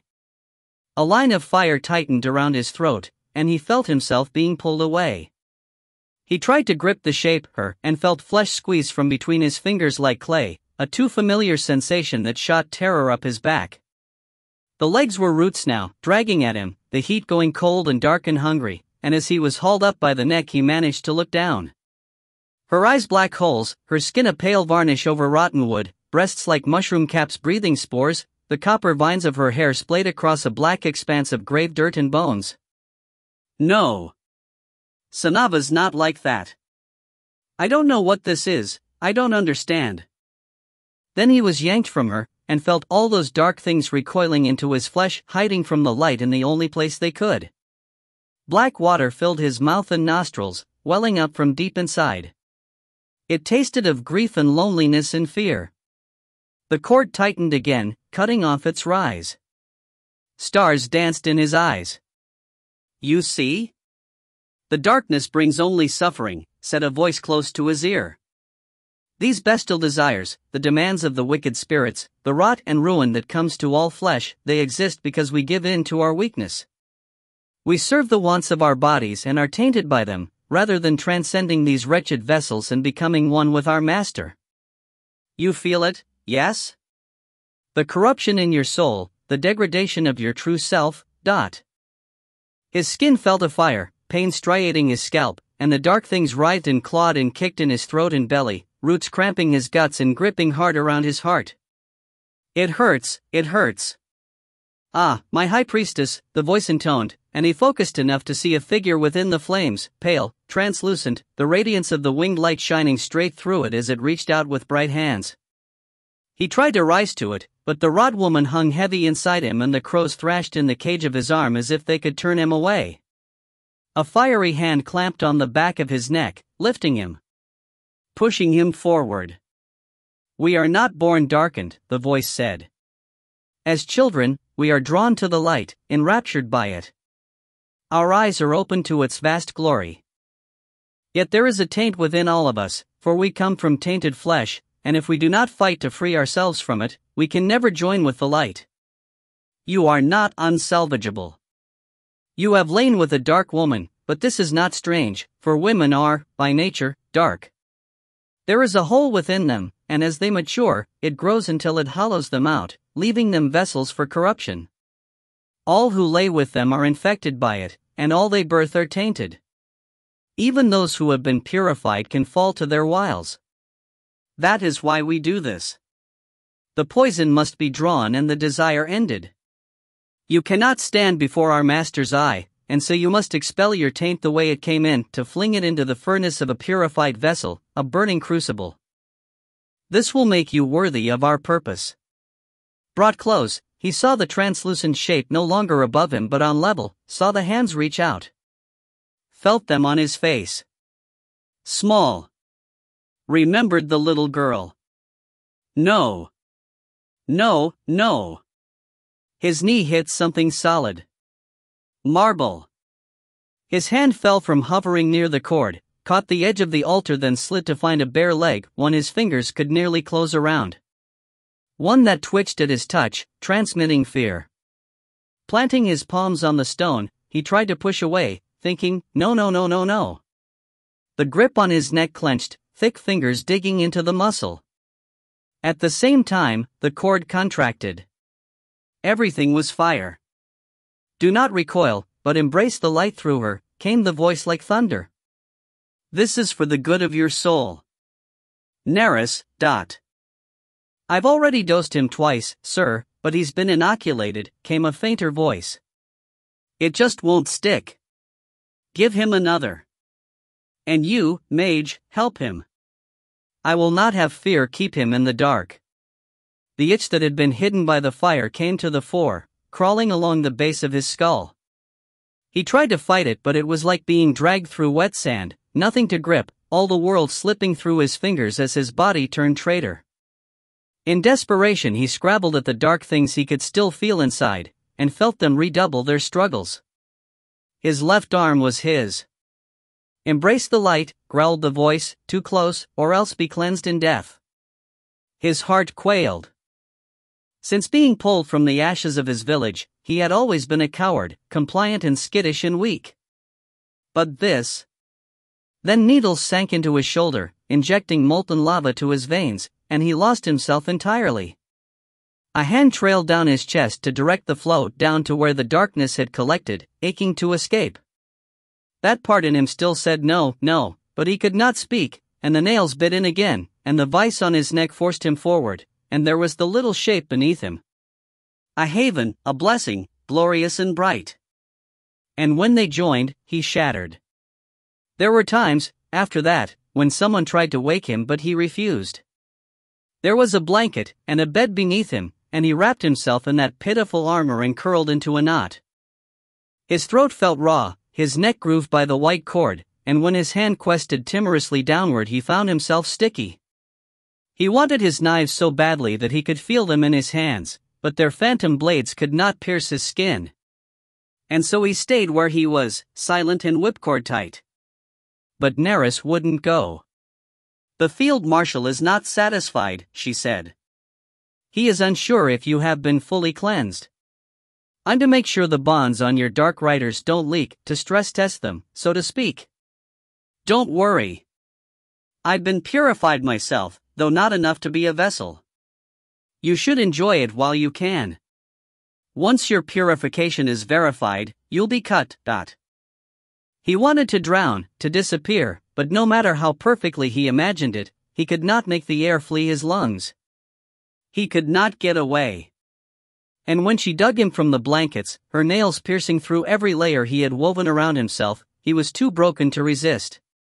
Captain Saravi looked at the lieutenant's fledge, then to Lynchard's strained face, and said, "Keep it." "But sir, He ceded it. In the Sapphire Eye, we challenge for rank as often as we are promoted, and I will run my company the same. He ceded it, so it is yours. But I haven't been worthy. I went behind your back with Rallant. I couldn't tell you in time." Saravi cut him off with a sharp gesture. They stood at the center of the small storage room where they had put the city's houndmaster, Keyleth, or what was left of him. Delimbed, eviscerated but still breathing, the turncoat Ile-Rien lay swaddled on a cot, his skin stitched thickly with Messenger Courtine's white threads. Courtine had only recently left, taking the rest of the crowd with him. Only Vralik remained, arms crossed, leaning against the closed door. His starburst eyes were fixed on his fellow houndmaster as if oblivious to the other two. "You informed me when you could," said Saravi, "and now I know. Now I will take care." The messenger, the colonel, he shook his head. "I have to think on this. What does the White Flame want with you, sir? Why do they keep trying to pike us, Saravi opened his mouth to confess. Despite his failings, Lynchard was his most trusted man, and deserved to know. No, all the men deserved to know.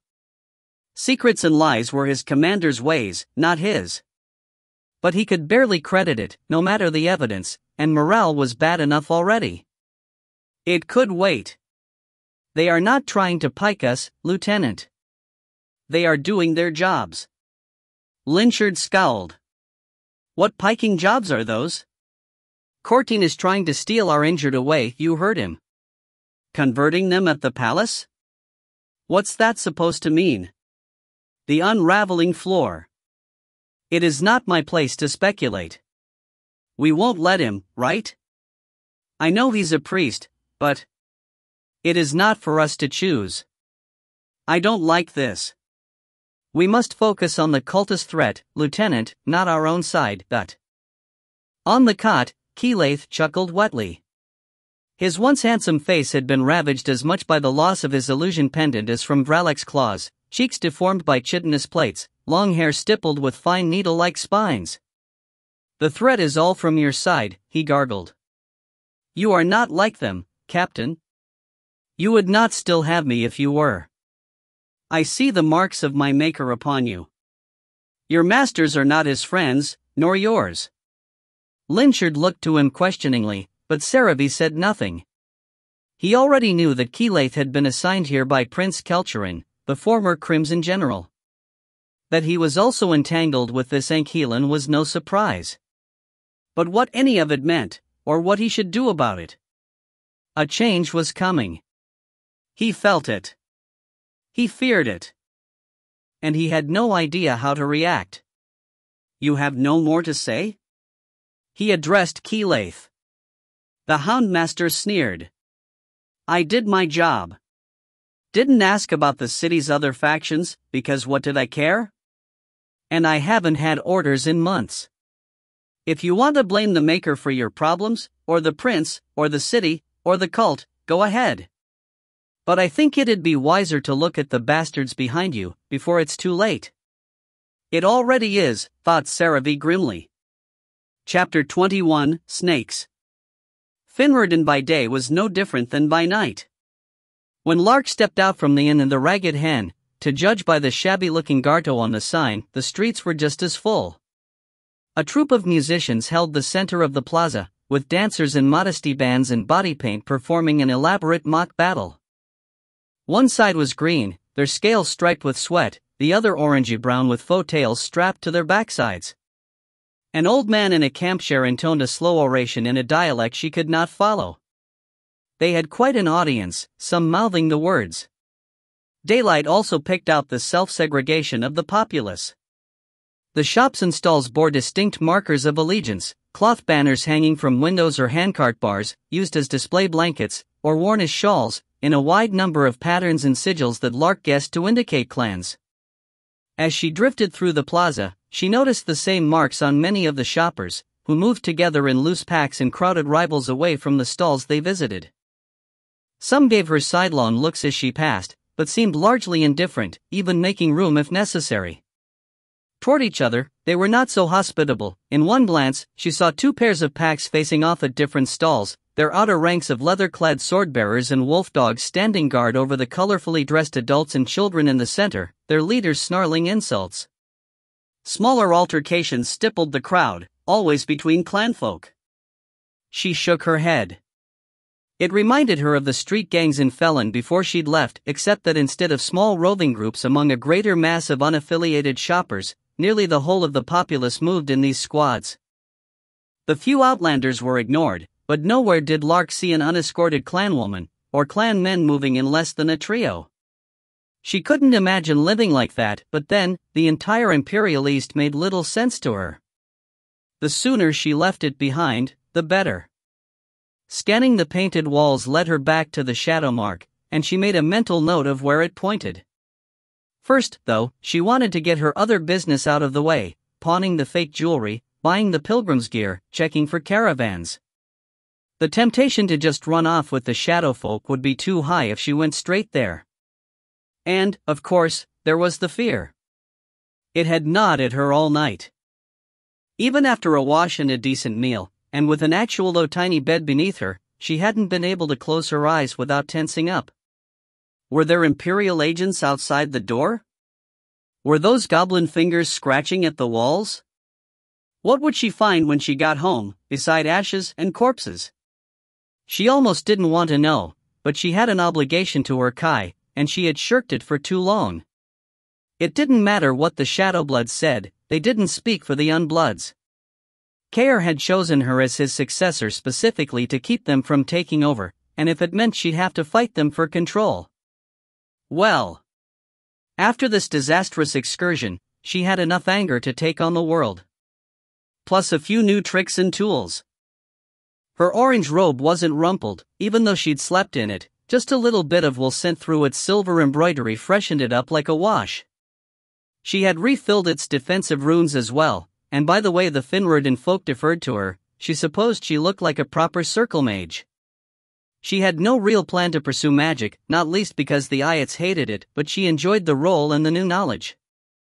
As for the water elemental, Ripple, it was a comfort but no replacement for Rien. It lay looped across her shoulders like a long transparent snake, another reason for the Riddish to keep their distance, but though she taught it a few simple commands, she knew she had no hold over it. Once she left Cobb's company, it would probably vanish. Just as well. I don't think I can nurture anything ever again. Making a face, she focused on her task and let the comforting buzz of city life strip away her gloom. The painted signs led her through alleys and up side streets, and twice a lurker started toward her from a sunken doorway only to back away when Ripple rose from her shoulders, shimmering in the dim light she managed to conjure in her fingers. The second man even stammered an apology. Eventually she found herself in a new district, the east side composed entirely of high wavy-topped walls with compounds nearly invisible behind them. There was little graffiti, only what she guessed to be the owner's insignias painted at the corners, all involving snakes. She remembered Desira's confessions and quirked a smile, wondering which among these were the assassin's relatives. The other side of the street held shop fronts with plain green awnings, no insignias showing, and while there were still the roving clan packs, they were smaller and less numerous. A different breed of Riddish dominated the crowd, many bald, others with slicked back hair or tight kerchiefs, their clothes all close-cut over narrow shoulders and hips. Though they walked singly and bore no visible weapons, their eyes followed her far more readily than the gangs did, and her skin crawled. Also present were a few 3s and 5s of Sapphire soldiers, who had been noticeably absent by the North Gate Plaza, and a scattering of white-robed pilgrims and priests. She kept her distance from both. The signage led her first to a ground-floor pawnbroker's, in which she haggled over the jewelry for a good half-mark with a toothless little tattooed man, feigning indignation at every offer and waxing rhapsodic about the imaginary Valent-based jeweler. The little man was no fool, but she still managed to squeeze a few kafar out of him, and left in a theatrical snit. Next was the tailor's. Signs pointed to a second-floor shop with white cloth hanging from its window and a ladder leading up to the balcony. A slick-haired young person leaned outside, smoking a cheroot, though the insolent gaze and the leather garb said boy to Lark, the curve of the cheek said girl. Jeeton, she guessed. Just inside the door sat a blunt-faced woman, stitching in the natural light. She wore several layers of shawls and a blanket across her lap, no heating brazier in sight. No candles either, the shop beyond lit by skylight and tall polished mirrors. Mistress, said Lark, somewhat puzzled. Do you make pilgrims' robes? The woman blinked, and Lark wondered if she should have stuck with a snooty mage voice. But then she rose, folded her work deftly, and beckoned Lark into the dim, crowded space. I might have a few left, she said as she cut between racks of cloth and ribbon, the colors grayed out by the low light. Pilgrimage started just after fall harvest, you'll be lucky to make it. But of course you should try. It's inspiring to see your kind turn from the dark. Lark's mouth compressed, but she squelched the urge to lecture about the southern sun god and moon goddess. Yes, I'm sure. Only they're not for me. As you know, a circle mage is not permitted to go without the traditional robe, even in this circumstance.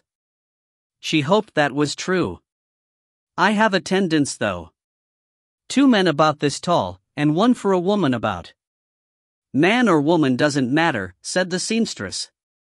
They passed down a chilly hall to a mirror-lit room of shelves and counters, stocked with tools, cloth scraps, and folded garments plus half-made pieces pinned to wicker frames. The seamstress beelined for a stack of white cloth and began shaking out robes and holding them up. No? Said Lark. They're all the same? All are judged equally by the gaze of the light. A bit of cleavage won't help you. As they picked through the garments and accessories necessary for the pilgrimage, Lark found herself wryly grateful to be an obvious southerner. Ignorance that would have been suspicious in an imperial merely elicited a teaching tone from the seamstress. These were the prayer sashes, stitched with scenes of the light's ascension, and these were the penance cords, knotted and dyed for the weight of guilt upon the bearer's shoulders. These were the blessed sandals, hand-coiled from the same fabric that made the robes, and for the barefoot penitents there were blessed footcords as well. Why are your lamps doused? She asked finally. The seamstress raised her brows, but continued packing the robes into a carry bag. It is early, yes, but I have much to repent for, this year. The ritual of midwinter instructs us to face the dark in the world and within ourselves, to purge ourselves of it, and to rise again with the light at the dawn of the new year. No candles till then, no fires, no lamps. Lark stared. So you spend half of midwinter and darkness day in the dark? You'll freeze. Only those who lose their faith in the light, who succumb to the darkness inside them, freeze. I have seen 55 New Years, my dear. All in this way. Canny-eyed, the seamstress handed over the bag, and added, you should consider the rite of abnegation. Magic springs from the dark. Its users know nothing of sacrifice, of the light's pure grace. Attend the rite and be transformed by his gaze. The hairs on Lark's arms and neck stood out straight, but she steeled herself and took the bag from the woman's grip. Her fingers were like ice. I'll consider it, she said, and set the coins down on the counter, half afraid the woman would grab her if she put them in her palm. Instead, her seamed face broke into a businesslike smile. Thank you kindly, and may your path be blessed.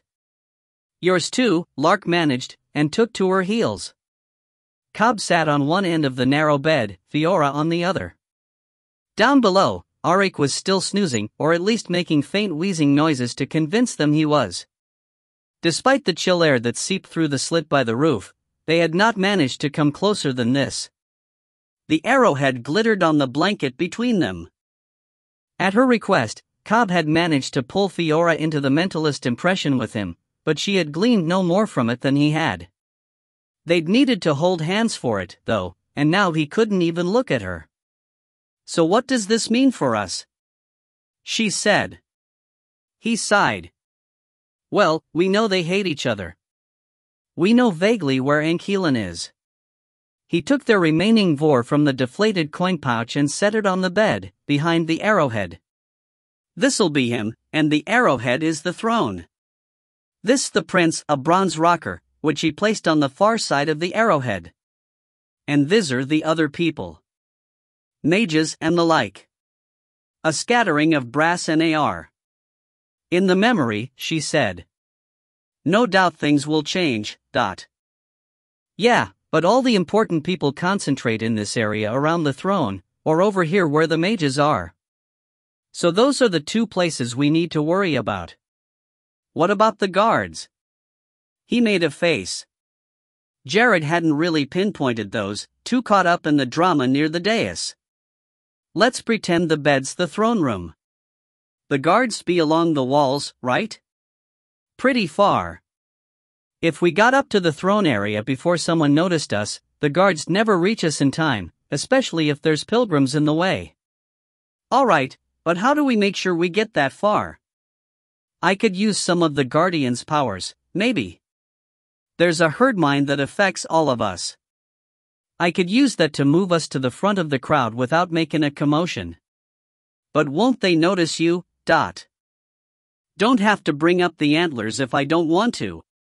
"Maybe they could sense or see the spirit, especially if they've got wraiths around, but they could probably do that even when it's dormant." "Not so easily, though. I got a better idea?" Fiora examined the coins thoughtfully. With her messy braids and deprivation-sharpened cheeks, she looked so different from the girl he'd met at the temple. So much a stranger, and yet the mother of his child. "Is it a secret room?" she said, pointing at the bright iron vor that indicated Ile-Rien. "I don't think so. But are you sure? If it is, there has to be another path that accesses it, one we could maybe sneak down." "If it's not, then what? He's in the wall?" "Seems like it. So how do we get him if he's in a wall?" "Well, break it." "How?" Cobb stared at the coin. Having seen the strangeness of the palace material, he knew better than to think there would be stone or wood around for his use, and doubted he could call any spirits or elementals to aid him. It was questionable whether the Guardian could even operate in there. Haurea's experience had only taken her as far as the Imperial City. Once within the enclosed space of the palace, the Great Spirit might lose its grip like in Aristoia. It was one big blatant trap, yet he couldn't believe the Ravager was trying to trap him. Not when it was a prisoner itself. If it truly wanted to be free, then it must think he had a way to get to it. Unless it's rolling the dice just as much as we are. "The lever," he said finally. "The wall's not earth, but maybe I can still pierce through." It didn't work so well on the white armors, though. "What other tools do we have?" "The silver sword is for killing him, not cutting the wall down." Fiora shrugged. "If Ile-Rien was here, I'd say blast it. Or maybe we can call Ile-Rien out somehow. Challenge him. Right in front of the Emperor? Nowhere else to do it. That's assuming he's..." Cobb blinked, the word stuck on his tongue. In all this time, he had assumed that Ile-Rien's use of corpse bodies was to keep himself safe and the Ravager locked within him. That his real body was tucked away purely as a defensive measure. Now, remembering the rage Jared had sensed in him and all the times he'd shown up to fight their mutual enemies, plus the aid Desira had reluctantly admitted he'd sent. Plus the mentalist's needles Jared had seen in his mind. He looked from the silver sword to the arrowhead, both so conveniently found or returned to him, then closed his eyes. "Erosii. Show me what happened at the seal." Silence. His temper flared. He understood the Guardian vessel's sensitivity toward their deaths, but to hide vital information from him. "Erosii. Don't make me come after you." "Nothing. Very well. Concentrating, he found the sense of depth he had cultivated throughout this long possession, the presence of the ruins and the forested shore, the lurking pressure of the water. He felt cold breath but ignored it, fixing instead on reaching into the murk and groping for the snaky evasive shape of Ile-Rien. Trickles of sense memory rose as he closed in on it, of rust in wet stone, blood, steel. His hand closed around a rasp of scales. He pulled. And the light was warm yellow, tropical, the sand crunching under his boots. His palms sweated against the leather-wrapped hilts of his paired blades. Ahead, at the curve of the beach, stretched the meager sandbar that guarded the seal of water from the full presence of the Ile-Rien Sea, perhaps the only reason Ile-Rien could be there under his own power. Ile-Rien reached out with one hand and beckoned to the waves. Immediately they mounted to wash over the pillar's edge and infringe upon Ile-Rien's work, but a yard from the mage, they struck an invisible barrier and divided harmlessly. A curse rose to Ile-Rien's lips as Ile-Rien raised his head, aware now. But he didn't look back, just focused on the pillar floor, and where his hand passed, another bloody swath marked the pale material. Next to him, a black-bladed sword lay unsheathed. Ile-Rien! He shouted, needing to draw the man's attention, needing to disrupt this last spell. He knew nothing of magic, he had been too late at Howling Spire, too late at Douayoncha to witness the rite the man used to undo his predecessor's work, only fast enough to be smote by the aftermath. If he could not end this after being thrown down a mountain, nearly burned to death and many times evaded on the tempestuous summer sea, then. The mage gained his feet. Was he done? Was this the end? He held out his hand, and the hilt of the black sword jumped into his grip. The runes of blood around his feet looked incomplete. A fight, then. Baring his teeth, Ile-Rien grabbed hold of the sand beneath him and heaved it forward in a wave, riding its momentum as it crashed against the landward edge of Ile-Rien's wards. Blue sparks filled the air as grains annihilated on impact, but there were too many for the spell to hold back. The churning mass ate holes through the panes of magic and began spilling in, with Ile-Rien at its crest. In one fluid motion, the mage released the wards and thrust out with both hands. A scorching wind smacked into Ile-Rien, briefly lifting him off the sand wave and kicking it backward. White-hot gobbets flew from it. When he dropped, his feet sank into molten glass. He only barely managed to fling himself free. The sand he hit was fortunately unaffected. As he rose from a crouch, he saw his wave hanging before Ile-Rien, heat-blasted solid. The mage turned toward him, not even scowling, just staring from a hollowed face, dark hair a mess of knots, bony chest withered by deprivation and carved deep with concentric circles. A tattered robe shrouded his shoulders but couldn't hide the seeping gash on his right arm. By now, Ile-Rien knew better than to think him weak. He drew sandy armor around himself and surged forward with more sand at his heels, pulling at the sea concurrently. Ile-Rien held up a hand, but the blue ward that appeared between them split against Ile-Rien on impact, impeding his charge not at all. Ile-Rien curled his fingers inward. On the cusp of a leap, blue bands reached from behind to yank Ile-Rien's feet out from under him. Snarling, he caught himself with one hand and affixed his feet to the sand, forcing the energy lasso to drain away into the depths. Sand and water converged on Ile-Rien without him, again hitting dividing wards before they could reach the bloody circles on the floor. Another burst of air hit him, thick with sand. He chuckled, unbothered, the grains merely accreted onto his armor, reinforcing its plates. 2 kicks freed him from the remains of the lasso, and then he was approaching again. Ile-Rien's gestures brought a haze of dust and sea spume between them, but he did not need sight to locate the bastard. He could feel him like a hot coal, singeing the skin of the world. Their pale eyes wild, neck just within sword's reach. A force struck him, not searing like the wind but soft, like being smacked by a door-sized pillow. His heels dredged through the sand as he was pushed backward, and in confusion he struggled to connect with the ground, to arrest himself.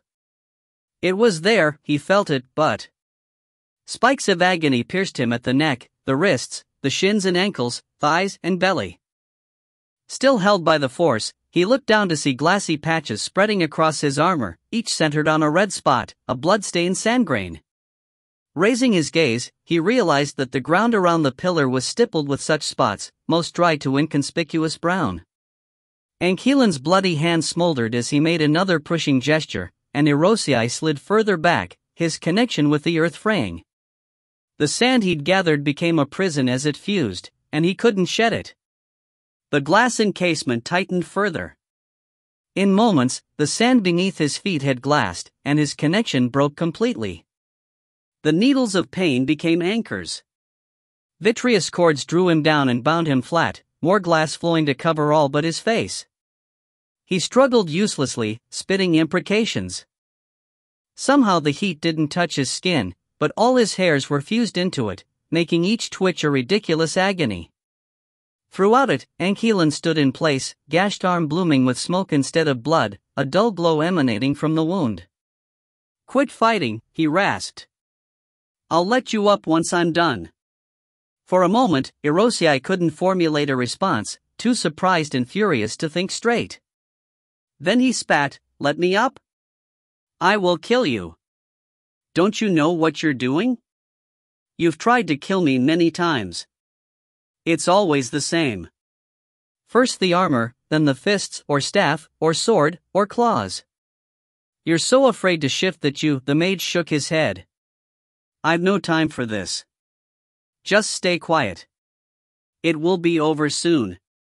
Turning away, he paced slowly back into his ritual circle. The smoke from his arm guttered, then dissipated, and his blood began to flow from it again. The glass encasement cooled. Cautiously, Irosei flexed his hands and felt cracks form in the material. He was still bound by his short hairs, so he concentrated on dampening the pain as he turned and twisted, flexed and stretched. The thick glass beneath him blocked his ability to connect with earth or water, though, so as the mage began adding new sigils to the circle, he fell back on distraction. "Hoi!" he shouted. "Hoi, you piker, whatever you think you're accomplishing here, you're wrong. The outsiders played you for a fool. No. I have a plan. We shut it out for a reason. Jaranek's sacrifice, Cuthrallin's, do they mean nothing to Dot? Do not speak to me of Cuthrallin." For the first time in their whole pursuit, the mage's voice held anger, or perhaps pain. Either way, it was as sharp and thin as his transfixing needles. "You have no understanding of him, or of gods and spirits. You left us. You knew we couldn't escape our vessel and you left us in the sea to die. Have you any idea what it's like to see you cast off your victims and escape while I stay behind? And yes, they are victims. The way they look at me after you abandon them. I'm surprised you're still here. Usually you don't stay any longer than you must." He sensed the guardian stirring, and a chill went through him. It was not often that it acted or spoke or even felt like a separate entity. For all these months he had been chasing Ankeelan, it had behaved more like memories of lives he'd once lived, with skills he'd once known. Rusty but easily recovered, fully his. Now it opened dark eyes behind his own, and listened with alien ears, thought strange obscured thoughts. Still more chained than free, Irosei snapped, "Don't talk to it, talk to me." Ankeelan laughed curtly. "You didn't listen to me when I warned you on the mountain. Didn't listen to me in the forest. Why should I bother now? You're not in control, Ile-Rien Irosei the Younger. You're just a puppet on a string." "And what are you?" sneered Irosei. "Not the piking ravager, not even Cuthrallin, just some pitiful widower with a grudge against who? The Muri? The Trifold? The world? You've broken the Ravager's covenant with the metals, destroyed your own life, killed your wife, and for what? Some experimental monster you think is a child? Shut up. The outsider has you by the balls, just like you have the Ravager. Whatever it's promised you, it lied, and maybe you can survive its touch because of your blood, but there will be nothing left for you to rule over, or avenge yourself upon, or anything, if you let it back in. You think I don't know that? Then what in Pike's name are you? Hush now. I need to concentrate. Irosei opened his mouth again, but Enkilen rose abruptly and stretched his arms out toward the sea and the 5 distant seals. The blood circle around his feet kindled with a weird colorless radiance which somehow cancelled out the sunlight to leave him lit as if by lightning flare. Great curls of smoke arose from the edges, followed by spiders of electricity that stitched new runes inward until they reached the mage's bare feet, whereupon they meshed and crawled up his legs, bursting blood vessels under his skin as they went. In moments, he was held in a nimbus of cold, pallid energy not entirely his own. And Erosii realized that they were doomed. If the fire-blooded Ravager vessel had been pushed so far that energy could injure him, then he was down to his very dregs, and yet he would not stop. Even in profile, his face was fixed like stone, his fingers tremoring their way through the final sigils. The blood on the pillar floor, and on the sand, and boiling away from his arm made Erosii wonder how much he had left. Stop him. Stop him, he thought, but no matter how he thrashed, he barely cracked the heavy glass. Then a seizure took the mage, a single spine-bending jerk, as if some invisible hand had grabbed him by the breastbone and yanked upward. His arms flailed out, his heels left the ground. Erosii caught the rictus look of surprise and terror on his face. A filament of light pierced up from the center of his chest, rising vertically for perhaps 3 yards, then slitting open like a giant eye. The glare and heat that poured through the new portal made Erosii flinch. He pressed his mouth shut and squinted hard, the moisture already evaporating from his skin and eyes. Somehow, the glass encasement stayed cool. At last, came the outsider's voice, more an impression than a sound. The mage struggled, his robe in flames, hands making brief shadows against the glare as he grappled uselessly at the suspending tendril.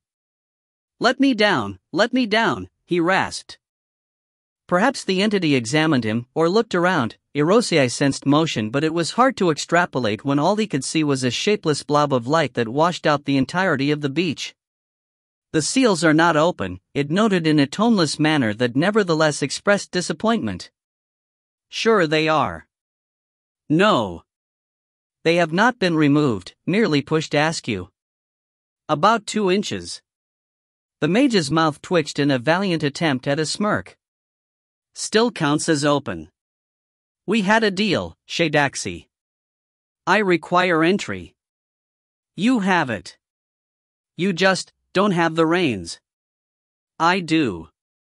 You think you can dictate terms to me? The seals are displaced by my strength alone. Kill me and they will snap back into position, and you will be shut out. No other Ravager will do this for you, and no one else knows how. So yes, I will dictate terms.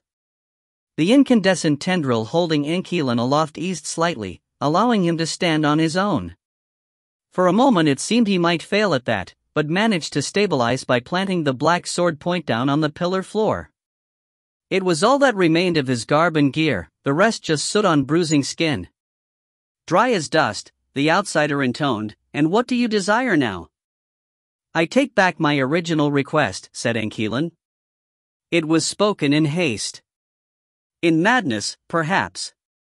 But I still have enemies, and I've lost all my support. You will empower me, protect me, call your cultists to my aid, and in exchange I will maintain this much of an entry. A mere 2 inches. When I have had miles, realms, worlds. Take it or leave it, Aradis.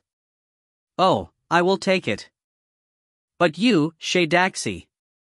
Cords of incandescence surged up from the source of the filament, lashing across Enkilen's shoulders and torso, around his neck, over his head and down his legs. He dropped the sword with a cry and tried to tear at them, but they braided tight, and his spasming fingers could form no spell. Bracing his feet, he tried to lunge for the edge of the ritual circle, but the brilliant orb simply reeled him back in. For a moment, twisted in the strands, he faced Erosii, and the guardian vessel saw the main tendril's origin, a blazing hole in the mage's chest, the innermost of the 6 concentric rings he'd scarred into his flesh. You are not as clever as you think, the outsider continued as the brilliant bonds spun thicker around the thrashing man. I cannot kill you, true. But you are now my door, so I must keep you very, very safe. And as you know, I have other friends. On cue, Erosii felt a disjunction in the air behind him, and craned his neck to see a mage portal opening a few feet away.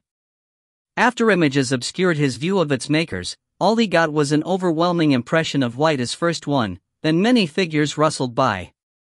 In the blinding prison, Ankelan had begun shouting, but his words were unintelligible. The great orb reeled him in, engulfed him, then dimmed and settled, until all that remained was a twitching white cocoon. The figures surrounded it, lifted it. One of them paused above Ile-Rien. He felt the guardian surge up his throat, and tried to swallow it down to snap himself free of his broken prison and fight, or flee. Anything to live. But its essence gout from his mouth and was gone. Cobb blinked rapidly, then scrubbed at his eyes, which felt as dry as Ile-Rien's. Come to me, all of you, he thought. You need to explain this. The guardian tried to resist, but he still had a grip on it, the phantom scales cool against his palm. Slowly, reluctantly, they manifested, Vina in a corner, head ducked to accommodate the low ceiling, Haura at one side of the bed, Turmoil at the foot. Frowning, Cobb looked around but saw no others. Where's Jaranek? Ile-Rien? No answer. Not a twitch of expression on any of the three faces. Well then, pike you all. Snatching up the bright iron coin from the bed, he shook it at Haura. What were you thinking, cutting out the important parts? First with your abandonment, now Ile-Rien's death, not at Ankelan's hand. I don't have to try to make him look bad, I already know he is. But to Pekin lie to me. The light lies, intoned Vina. The darkness merely conceals. That's not Pekin helpful. At the end of the bed, Fiora grimaced and made quelling motions. Lower your voice. There's people in the rooms around us. Can't you just think at them? Thinking's not enough in times like this, he muttered, but nodded. Fixing his gaze on Vina, he said more quietly, you admit you've been covering things up on purpose. The ogress frowned around her nub-like tusks. We have shown what you required, and what we could bear. We do not enjoy revisiting these. Hog crap. Haura. You and Ile-Rien made me think that he killed you, so you could hide what actually happened. It was essential, said the wolf woman. We had to be sure that you would not take his side. You think you honestly believe. You worshipped the light. I think you still do. He serves it, which makes him. Did you not just see Ile-Rien's memory? Or Jared's? Ankelan and the outsider are not allies. He took a deep breath, trying to modulate his voice again and not let the anger take over. The goal hasn't changed. Pike Sake, he bound the seals to his body, he has to die for them to go back in place. So why hide this shit? Are you ashamed of it? Because why should be, but it's Pekin stupid to hold out on me now. You know my fate, said Haura. I have nothing more to show you. Nor I, said the ogress. Turmoil was silent. He hadn't expected an answer from his father, and part of him didn't want one. If the man vanished entirely from his life and memory, he wouldn't mourn. But his mother's voice challenged him from the dark, ask him why, ask him why. And no matter how little he wanted to know, he had to. The question wouldn't leave him alone. But it could wait. He didn't want to see it here, in front of Fiora and the other vessels. He knew where it would take him, and he couldn't stand to cry. Instead, he said, fine. Now where the pike are Ile-Rien and Jaranek? The guardian women glanced at each other, then Venus said, they have been discharged. What's that supposed to mean? The visions of their deaths were too much for them. They have retreated among our brethren to recover. Cobb remembered the collection of shades he had seen among the trees, and shivered, but something about it didn't quite click. You're not souls, he said. The guardian doesn't take them with it when it leaves. You're just memories. Why do you need to recover? Do you enjoy remembering all that you have done, all the time? And suddenly he was at the fringe of the woods, an arrow frozen in his side, the wraiths emerging from the mist. And at the palisade wall, Darylyn's face a garish moon mask, the sword trembling in time with Fendil's rasps. And at the Rift Watch Tower, paralyzed, as men succumbed to Morshak's midnight bolts. And in the forest, over Darylyn. At the river, imagining the caravan swept away and all the soldiers drowned. In the air, coughing blood, crystal hooks protruding from his chest. At the manor, walking the nightmare. In the dark. Stop. Stop, he said, clutching at his head. Bile burned hot at the base of his throat, threatening to lurch up at any moment. Even when the forcible memories ended, others swarmed to the fore, bits and pieces, glimpses of faces, blood trails, muffled screams behind a door. The creak of the rope and the swinging shadow. By the time he managed to control his gasps and shake those visions, the guardians had gone. Fiora and Arik were there instead, both hovering cautiously beside him as if afraid to touch. He opened his arms and suddenly his world was full of girl and wolf, enough almost to bury him, and he let out a watery chuckle as a cold wet nose crammed down his collar. The wolf's thrashing tail neatly swept the coins from the bed. They stayed like that for a while, Cobb and Fiora intertwined, the wolf occasionally shifting position to better flatten them both. In that silence, wet tracks formed on Cobb's cheeks and then dried, unremarked upon. He preferred it that way. It was late afternoon by the time Lark extricated herself from her rounds. She'd spent a while at the caravan houses haggling over pilgrim prices and amenities, and had a good idea of the pilgrimage route from a mark spent in a mapmaker's shop. Not a perfect one, since everything west of Ridian and north of Caserndon was marked Imperial Decia and all but blank, even on the most detailed of maps, but better. Now, with 3 passage tokens for tomorrow's caravan and a bag full of pilgrim robes, she finally had time for herself. Her purse still held a reasonable stock of silver, even after denting it with a proper meal roast kid with mixed berry preserves and root mash, plus a handful of nut paste sweets. It had been a great act of will not to buy something from every food cart she passed, but she knew how the stomach shrank from disuse. She'd learned that acrid lesson by stuffing her face full after Kaer picked her off the baller streets, only to puke it all up a quarter mark later. Even now, she felt a bit queasy, but the walking helped. Weariness still gnawed at her. She would have liked to spend a week in bed, but figured she could handle whatever baller threw at her without it. Once there, she'd be in her own territory, among familiar faces, whichever were left. It wouldn't drain her like this excursion had. Yet other options whispered. The citadel at Valent wasn't far, according to the map. She didn't know the price of tuition, but if she could convince the shadow folk to finance it in order to get an agent within the walls.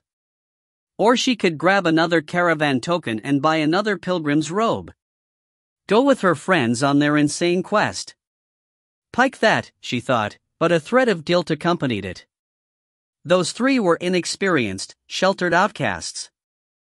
That they had managed to rent an inn room was a good sign, but who knew how they'd do without her?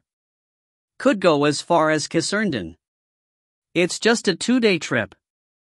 But that would mean finding a shadow connection there, and as the last stop before the White Road, it would be swarmed with light followers. The shadow signs she'd seen here in Finrodin were recent and minimal, done in charcoal instead of paint, a fly-by-night operation under a certain level of threat. Closer to the palace, conditions could only be worse. Stick to the plan, Lark. Go home and be done with this. So when she spotted a shadow sign, she followed it, cutting across a bustling street and past yet another crowd of clanfolk. Their wolf dogs sniffed after her, their Jeeton suspicious, but none approached or called after her as she cut down an alley between densely packed shops. She appreciated that about them. The Riddish weren't friendly, but they understood personal space and didn't involve themselves in the business of outsiders. The shadow sign sent her across the next street, then down a third, past vendors selling goat hide and wolf wool, carved bone tools and ornaments, glassware, beads, tea. She was out of the Snake Clan area now, back among the mixed crowds, but while a few people of ogreish descent loomed out from among their fellows, there wasn't nearly the diversity of Baller, or even Turo. Brown hair or black, slicked back or shaggy, everyone was still Riddish or so integrated as to be indistinguishable, their faces the same dark tan, their pale eyes watchful. As she followed the signs around another corner, she had to wonder if they reported what they saw, or let it pass just as indifferently as they stepped aside for her. According to Desira, their king had little interest in enforcing imperial law, that was left to the Sapphire Army, led by Trivestians whom the British hated. Would they tattle on a mage's suspicious behavior? She suspected not, but still felt like she might draw unwanted attention to this shadow cell. Halfway down the alley, a sign just above head height caught her eye. Hand-sized and spiky, it pointed to a ladder of brickwork that ended at a second-floor door. Lark checked both directions, then squinted up at it. There were no windows here, and no definite evidence that the place was occupied.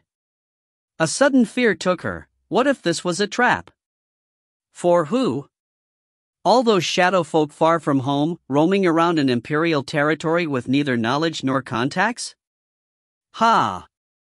Still, her nerves stayed taut as she climbed the brick ladder to the 4-inch ledge that inset the door. It was plain wood, no handle. When she banged on it, she heard a bar on the other side rattle. For a long moment, nothing else happened, and she checked the alley again to make sure no one had turned down it. Then she caught the faint shuff of slippered footsteps, and tightened her grip on the alcove handhold. The bar grated its withdrawal. The first thing she saw was candlelight in the gap, then a man's face, both strange and surprisingly familiar. Despite swept-back snake-style hair and dark wool garb, his broad stubbled cheeks, slow eyes and olive-brown skin marked him plainly as an Ile-Rien, just as his bobbed ears declared him a thief. "What, yes, Magus?" he said, baffled. His accent hammered it home. "You're Ile-Rien," she said. He stared, evidently trying to process her appearance on his doorstep. "Yes, Magus, but I have legal living papers. If you insist, I..." "No, no." She made one of the carry hand speak signs, requesting entry, and when he kept staring, she did it again more slowly. That seemed to snap him out of it, and he stepped back and pulled the door wide for her. "This is just a costume," she said as she slipped in and scanned the place. Floor cushions around a low table, an interrupted game of solitaire, a small stove that exuded a smoky goat chip stink. Crates with varied crests and labels lined the walls and stacked nearly to the ceiling, leaving only an unusually large window uncovered. A curtain concealed the entry to a second room. It was so comfortingly shadowfolk that she could have cried. "I thought there were no enclaves in the shadowless circle," she said, moving toward the stove to warm her hands. She heard the door close, the bar drop. Or did they really mean no proper shadow paths? This is hardly an enclave. But who are you? Oh. Lark of Baller. Sorry, half-turned, hand out for an arm clasp, she halted at the sight of the crossbow he held. "Whoa now." "Lark, Lark, Lark," he said as if feeling the name out. "I don't recall you from Bakai." "I don't recall you either." "You're young," he said, looking her over cursorily. By the silver strands she saw in his hair, she guessed him half again her age, if not more. "When did you join?" "Autumn of 166. HM. Who leads?" "Is that a trick question?" "Before I left, Sean Care." "Now, I don't know." "Left?" She gestured vaguely at her clothes, still trying to hold her neutral position. "I suppose I'm on a mission." "It's gotten out of hand." "I'm here because I want to go home, there's nothing more I can do here." "Look, if it's the robe that's raising your hackles, I bought the piking thing off the Enclave in Turo." "I figured, look at me. No other way to blend in." His eyes narrowed, but he made a considering sound. "So you know Care?" "I was his lieutenant." "You, a twig of a girl. Better me than the blockheads and thugs he had otherwise. Better me than a shadowblood who would skip town the moment things got messy. Look here, I can read, write, do sums, I'm educated, and I got us an inroad with the piking goblins before I even joined. I've managed our affairs with the Lord Governor for years. So you can take that girl bit and cram it." The man laughed and put up his crossbow. You certainly sound like his type. All right, well met. Have a seat and tell me what I can do for you. No, first tell me who you are. He snorted, then made a flourishing sort of bow, hands out to keep crossbow and candle steady. Maver, also of Baller. Jumped into the Kai back in 36. Been rambling my way through missions ever since. It was Lark's turn to stare. Maver, I've heard of you. The agent who got sent to spy on the Crimsons? From the inside. That's me. They pulled you out? It got too risky. He set the crossbow atop a crate, the candle on the table, then moved to the stove. Tea? Please. She watched him as he set up the cups and sifted tea from a tin. His missing fingers gave weight to his story, 2 from the right hand and 1 from the left, but something was odd here. Don't you have a partner? I do. Out on errands right now. When did they pull you from the Crimson camp? Month ago. Did you know Cobrin, son of Derniel? His hand froze in mid-sift, and he turned slightly to regard her with one dark eye. Did you? You first. Maver frowned, but returned to fixing the tea. Very well, yes. We were campmates. In fact, he was my secondary assignment. Strange things happened around and to him, and he was close with one of the monstrous free soldiers, so I was told to monitor him. Not much chance to report, though. No shadow access within the camp wards. You knew him personally, . I bribed myself into position as his team leader. Small world. So you heard what happened, right? He cast her another look. The camp kept me out of touch until recently. I haven't had time for an update. Not even about the Guardian? The Great Spirit? Oh yes, that. He splashed water from the kettle, then brought the cups to the table, sliding one in front of her before settling down across the way. It amused her to note how many shirt collars peeked out from under his woolen robe. Seemed she wasn't the only one suffering in this northern cold. Of course that. Dark touched Cobb, rampaging through the countryside. She snorted. It's true. And now you're here. With him? He's in town. She blew across the steaming tea, wondering how much to tell. This was not shadow territory, so they had no protections. They could be spied on easily and would have nowhere to run if Imperial agents came. Not for long, just a stopover. We have plans. And you need a bit of shadow help? Not for him. Seems he'd be just as happy to go it alone, and I'm happy to let him, brick-headed idiot. No, I'm splitting off, going back to Baller. I don't suppose you can get me there. Maver sipped his tea, then shook his head. I can't open a shadow path. My partner, maybe. Should be back at nightfall. You're welcome to wait. She blinked. What? But the shadowless circle. These are the outskirts. It's not reliable, but it's possible. Galvanized, Lark heaved to her feet, forgetting the cup she held. It sloshed tea across her hand and sleeve, and the sudden scald made her fling it away. It hit the rug and splashed everywhere. Oh shit, she said, hurrying to retrieve it. Under her sleeve, the water elemental slid down to absorb the dampness and cool the burn, and she shivered at the sensation but let it.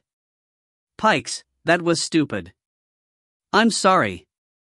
But if your partner can really do it, I need to get this gear to my friends. I'll be back after that, all right? Maver, half risen, held his hand out for the cup and said, Let me get you another first. It's cold out there. No. Maybe when I return. Then I'll escort you. Finwarden folk can be rough. I can take care of myself. She plucked the collar of her robe. It'll be half a mark at worst. And I'll give Cobb your greetings, . No, I'd rather you not.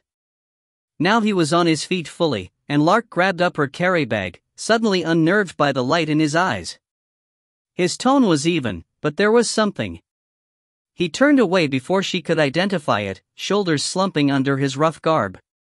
He never knew my affiliation, and it's best he doesn't now. If he's running toward danger, his knowledge could expose me. We weren't close, anyway.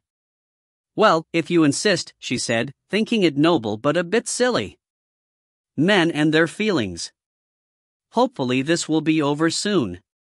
We're aiming for Darkness Day. For what? The plan. He gave her a furrowed look, but when she just smiled, he reluctantly moved to unbar the door. By nightfall, he said as she started down the brickwork. Don't worry, I'll be there. Her steps were light as she hustled back to the Ragged Hen. No one impeded her, and if anyone followed, she lost them with her long strides. A jingle of her room key made the inn-guard step aside, then she fairly flew up the stairs to her friend's door. Arik opened it on the third knock, naked and looming. He looked strange with brownish hair, less wicked, more goony, and she rolled her eyes as she pushed him backward with the bag. Gods above and gods below, let Cobb do it if you won't wear breeches. And don't wag your tail at me when you're like that. Grinning sheepishly, the skin changer shut the door behind her. On the tiny bed, Cobb and Fiora sat up, blinking, and she almost yelled at them too before she realized they had their clothes on. That was a relief. In fact, they looked the same as when she'd left them. Did you three just nap all day? She snapped. Shadow's heart, what will you do when I'm gone? It's cold, said Arik. Cold is for napping. Please put your fur back on. We discussed things, said Cobb. Figured some stuff out.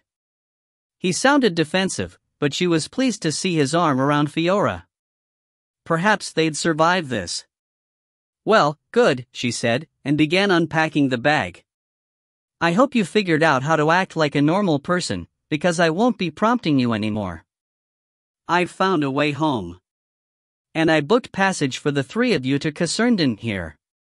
She tossed 3 varnished wooden tokens onto the bed, each one branded with the caravan's mark and a number. Tomorrow morning. The caravansary isn't far. Caravan master said that pilgrims walked the rest of the way, but were running behind schedule. How far is it? Said Cobb. About 150 miles from Casernden to Dishia City. Another 100 from here to Casernden. She said the caravan does that in a day and a half with good weather, but more like 2 at this time of year, which, since it's the 34th already, will give you 3 days to reach the palace by Darkness Day. 5 for the end of midwinter. 3 days, 150 miles, can we do that?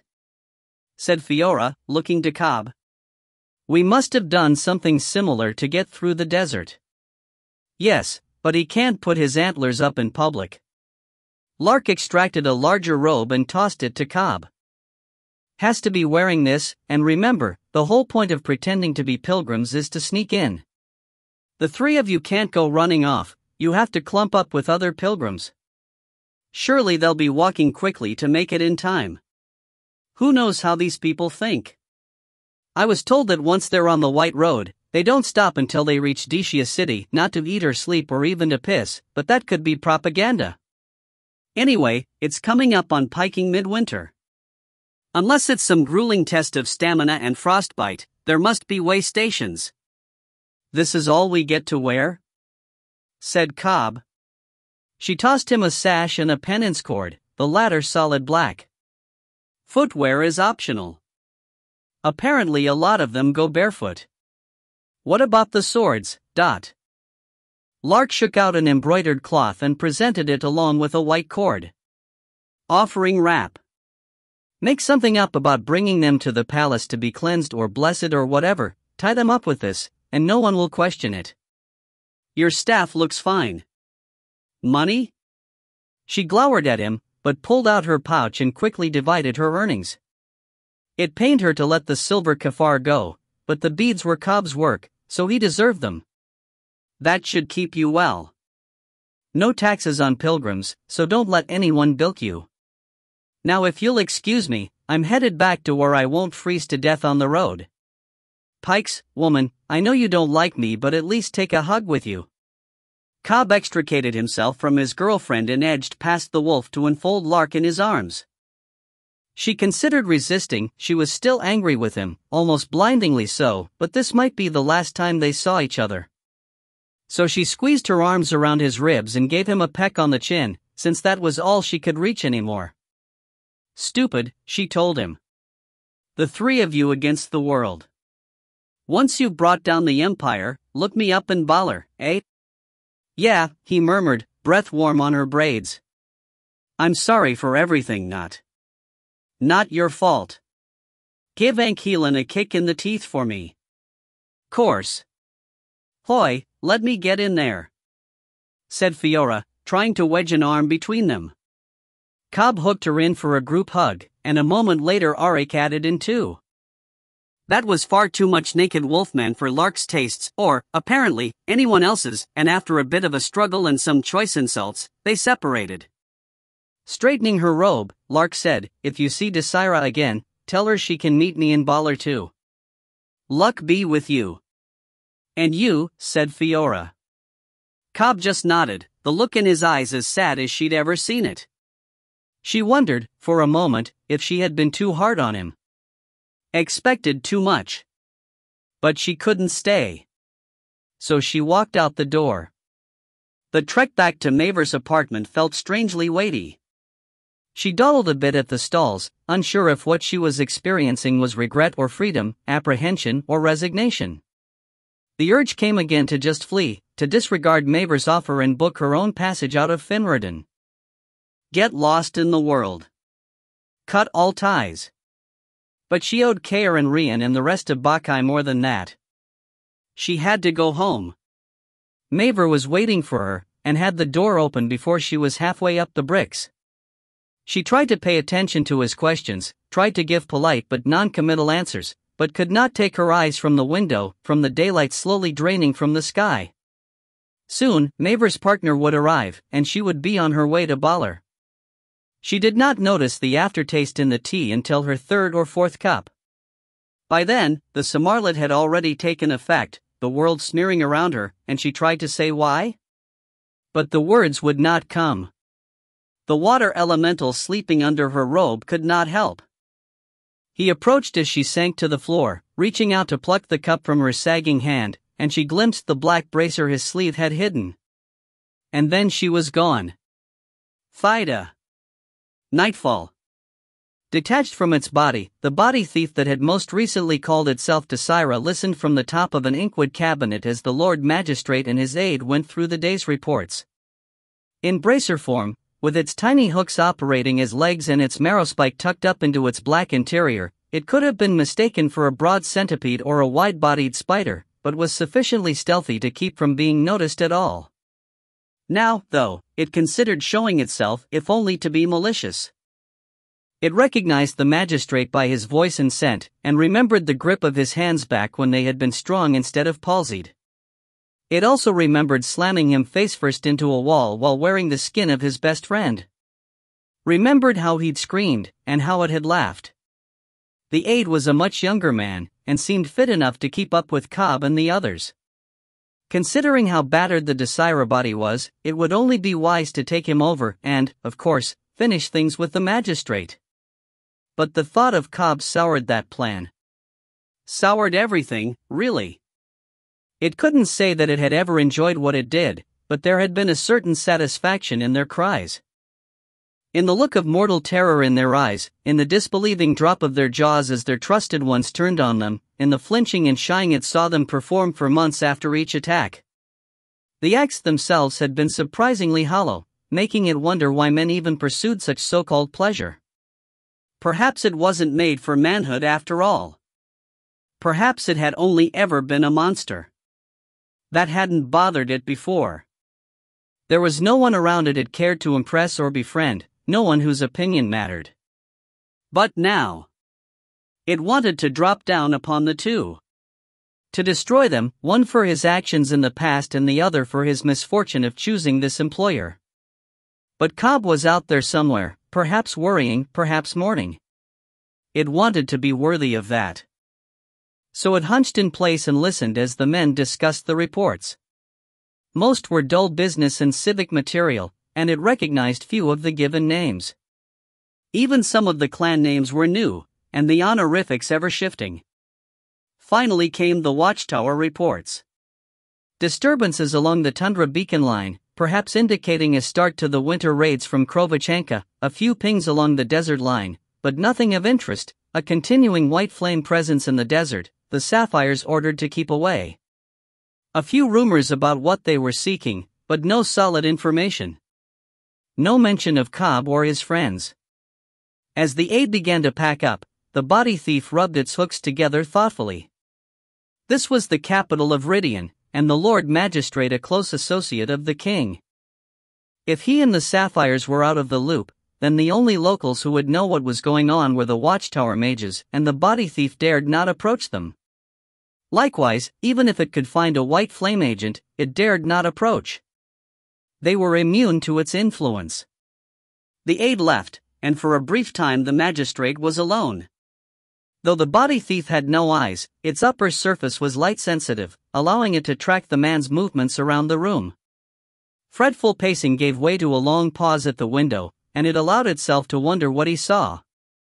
Was he proud of this kingdom, yoked to its neighbors and the empire? Did he have designs of his own? Did he still dream? Few of the perpetrators had come as far as this one.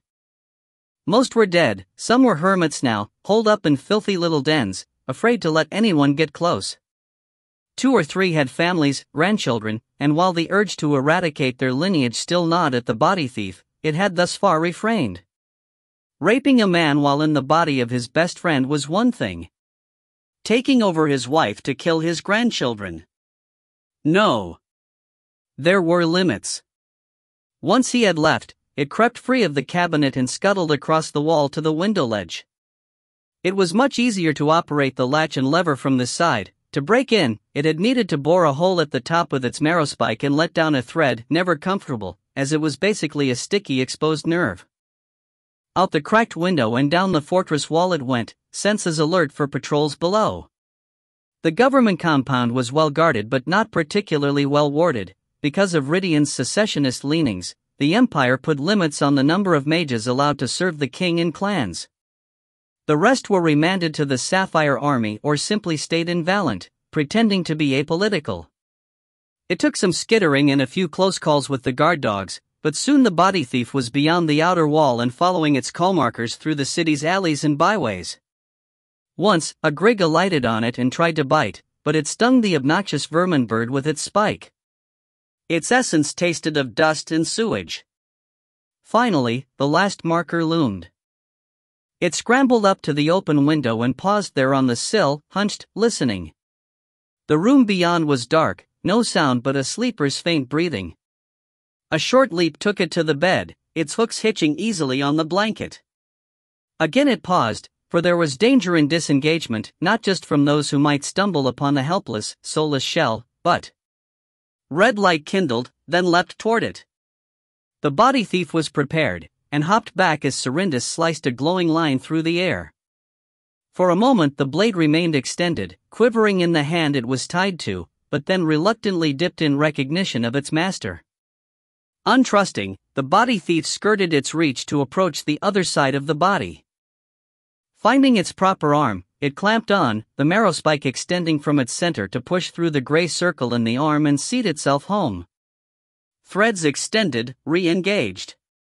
The knots in the brain and heart that had been keeping the body alive gave a kick as they were connected, and the body jerked, gasped.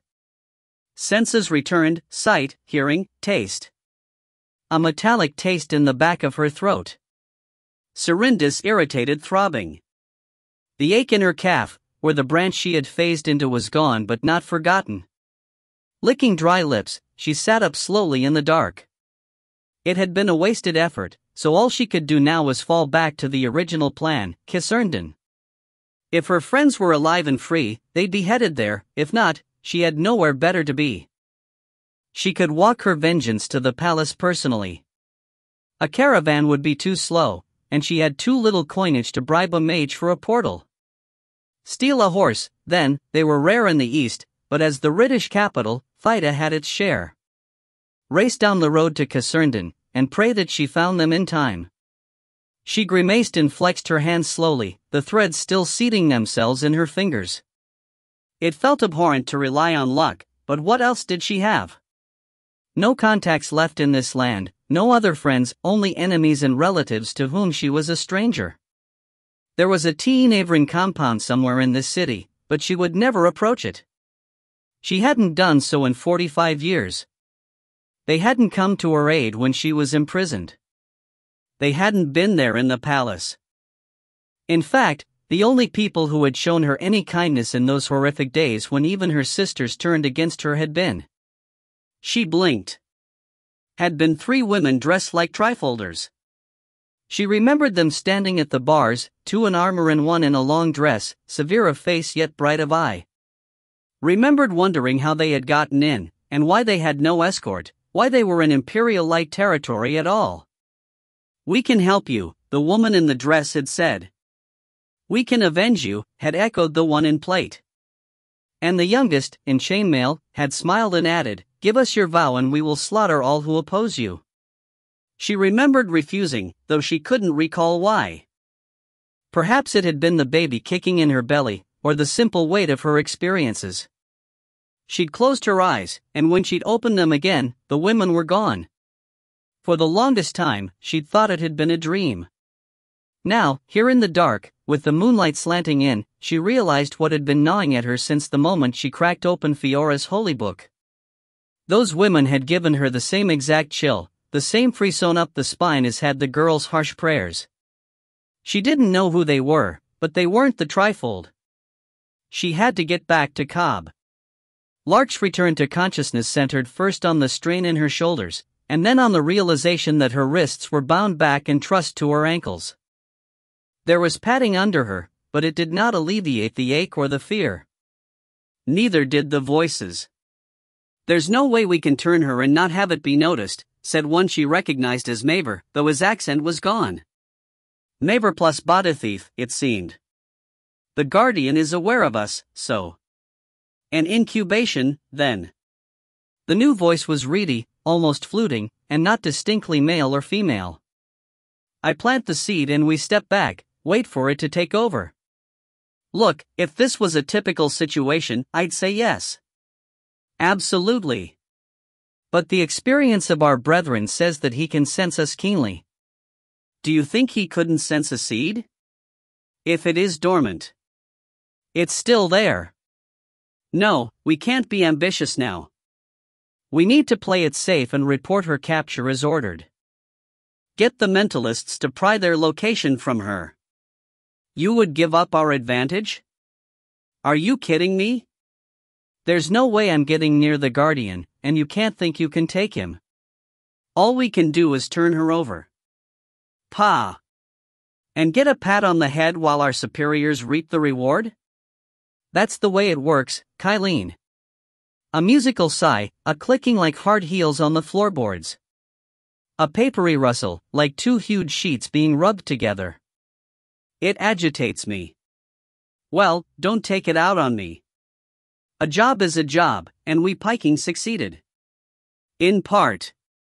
But you will get all the credit, and my nights of flying the cutting winds gain me nothing. They'll be fair. They are never fair. Not from the moment of our conversion. You look at the freedom you have. A new face whenever you like, a new life, the ability to walk the streets in daylight. Let's not have a pity party now. You volunteered, same as I did. Not for this. Yes, for this. For whatever the light saw fit to grant. Or did you forget that part? Spend 30 years like this and we shall see how you feel. Oh, sure, I'll just get right on that. Loath to see what the fuss was about, Lark nevertheless slitted one eye open. The room was dim, lit by the single candle, making the false Maver little more than a shadow. Standing by the window, though, was a lean white figure brushed faintly with luminescence, like moonglow behind heavy clouds. It was not human. From the back sprung legs with their ivory claws to the second set curled tight against its abdomen, and from the wings that started just below its narrow shoulder blades to the long, thorn arms, it looked like some nasty leaping insect if such things grew to 6 feet tall. Only the mane of wavy white hair looked human. When it turned toward Maver, she glimpsed the near vertical teardrops of its eyes, the slight nasal ridge, the cheek-to-cheek zigzag of its closed mouth. It wore a loincloth. To Lark, that was the strangest part. Perhaps they assigned me here to fight him, the creature mused, gesturing with one of its carapaced hands. Lark counted 2 fingers and a thumb in the moment before the creature's arm jerked, adding a foot-long side-like appendage with the speed of a switchblade. Where the thieves fail, they send a reaper. Don't be an idiot. Even the white flames had trouble with him. The creature's unnaturally thin shoulders sagged. I never get to fight. Just loom over her when she wakes. Maybe you can scare some answers out of her. With a harmonious sound of disgust, the creature clicked over in her direction. She eased her eyes shut. She had few options. The bonds on her wrists and ankles were tight, and though she could feel the water elemental's presence against her skin, it was sleeping. The Samarlet must have affected it too. Ile-Rien's crystal was useless. She'd had a holdout knife in her boot, but by the feel, false Maver had already removed it. Perhaps she could push energy into the ropes, but she had no idea what that would do. Light them? Blow them up? Probably a bad idea. Anyway, those side-sharp limbs were not something she could fight. One of them prodded her in the side, sending out a ripple of protection from her robe. Oh! The creature said above her. I thought she was not a mage. She's not. She can't be. False Maver sounded puzzled, almost offended. The shadow folk hate magic, and she said she was a Kai lieutenant. Perhaps you have been misinformed. I consumed the accursed man. I know what he knew, and he was an insider. Another poke, another faint spill of magic. Lark feigned a grimace and fluttered her lashes as if just waking.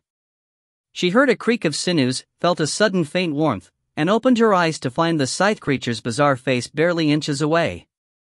It had carapace there too, from the hairline to the upper lip, smooth, faintly radiant, almost pretty.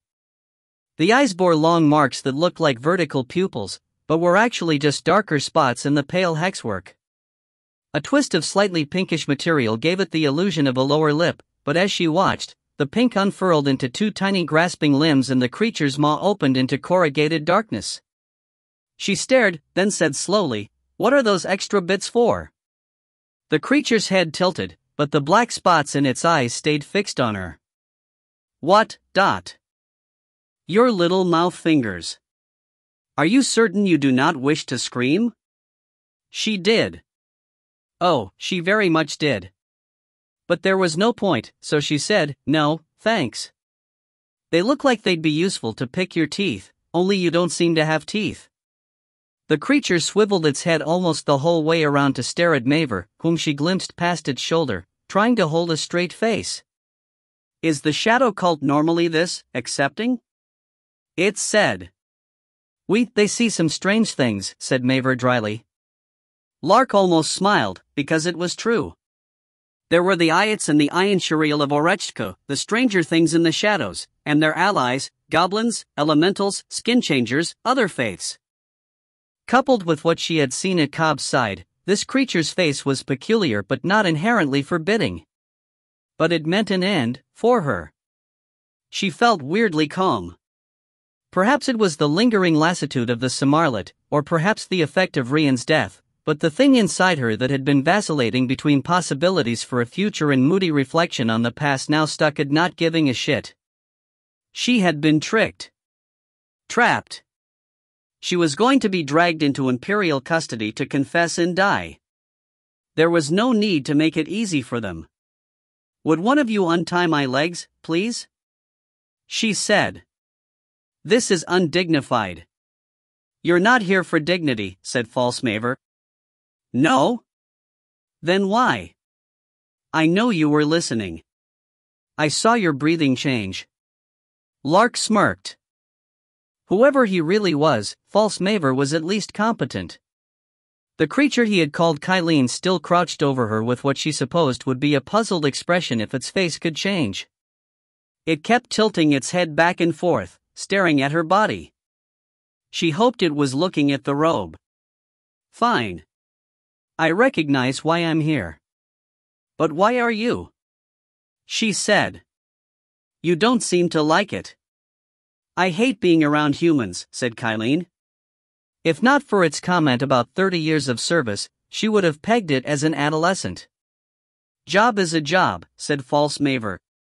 Don't make me gag you. And why would you do that? Woman, he started, then sighed and turned to rummage through a crate. Maybe they left us some alcohol, she heard him mutter. He is here to lure you, said Kylene, pointing a side finger at the body thief. And I am here to protect him, in case you are difficult. Also to fly the sands and find you if you are still in the salt wastes. Which, you are not. She dredged for a lie that would convince it that the others were still in the desert, but she had told Maver too much earlier. Still, there was no reason not to try. I'm not, true. But the others know better than to come to town. The creature looked to Maver, who had indeed found a bottle and was wrestling with the cork, his back to them. To her, it said, I am not so foolish as to believe that. You smell of foreigners, and recently. If this place was not so filled with the stink of wolves, I would track them down personally. Instead, you must tell us where they are. It traced its scythe finger up her robe, between her breasts, to the hollow of her throat. Or else. Against her will, she swallowed. Or else what? Don't ask, said false Maver. The creature gave a dry cackle, mouth fingers twitching. Or else many things. Or else I nip off unnecessary parts. Or else the Inquisition takes your memories. Or else I plant the Reaper's seed in you, and you become one of us. That takes too long, said false Maver. Drink? I'll have one, said Lark. Kylene sat back, mouth fingers curling tight inward. You make light of me. Never, said false Maver. Yes, you do. Always. I hate city assignments. I wish to return to the Dacian nest, or to the northern front where I may fight with honor, but no, I am assigned to you again. Maver poured a slug of liquor into his teacup wordlessly. And you, as always, are being erratic. A new body, I understand, but... Look, said the body thief, I'm still adjusting. I've had to absorb more from this one than usual. Pikers are hard to mimic. The creature hissed its disdain, then turned to Lark and jabbed her vigorously between the ribs. Tell us what you know. Lark's robe shimmered with protections, absorbing most of the force, but she curled up anyway, wincing in fear as much as pain. Stop, Kylene, shit, said false Maver at the same time, and stalked over to grab the carapaced creature by the shoulder. Shaking it briskly, he said, if you kill her, we are piked. So calm down. You're a bitter lot, aren't you? Lark gritted through her teeth. Maver gave her a hard look, and pulled at Kylene's shoulder until it reluctantly unfolded itself to move with him. Even with its legs partially bent, it was a good head taller than him, and its weird gait would make it impossible to pass as human even if covered up. She almost felt sorry for it. If what Desira said was true, then it had been a person once. And so had false Maver, though as a body thief he was now just that bracer. How someone could go through such a horrible transformation and still retain their loyalty, if not their sanity, was beyond her. But then, Desira had also mentioned how body thieves went rogue. Fellows, she called to them, taking a chance. Look, you don't have to keep doing this. Maver, you ate up a comrade of mine, but there's still a piece of him inside you, right? The carry have always taken in strays. They might take you in, too. Mid-sip, he gave her a wary look. And you, Kylene, you want a life? We have enclaves everywhere, not just in human territory. Goblins, Scorpion Clan, Spiderfolk, I hear they're, nice places in the world where you wouldn't have to hide.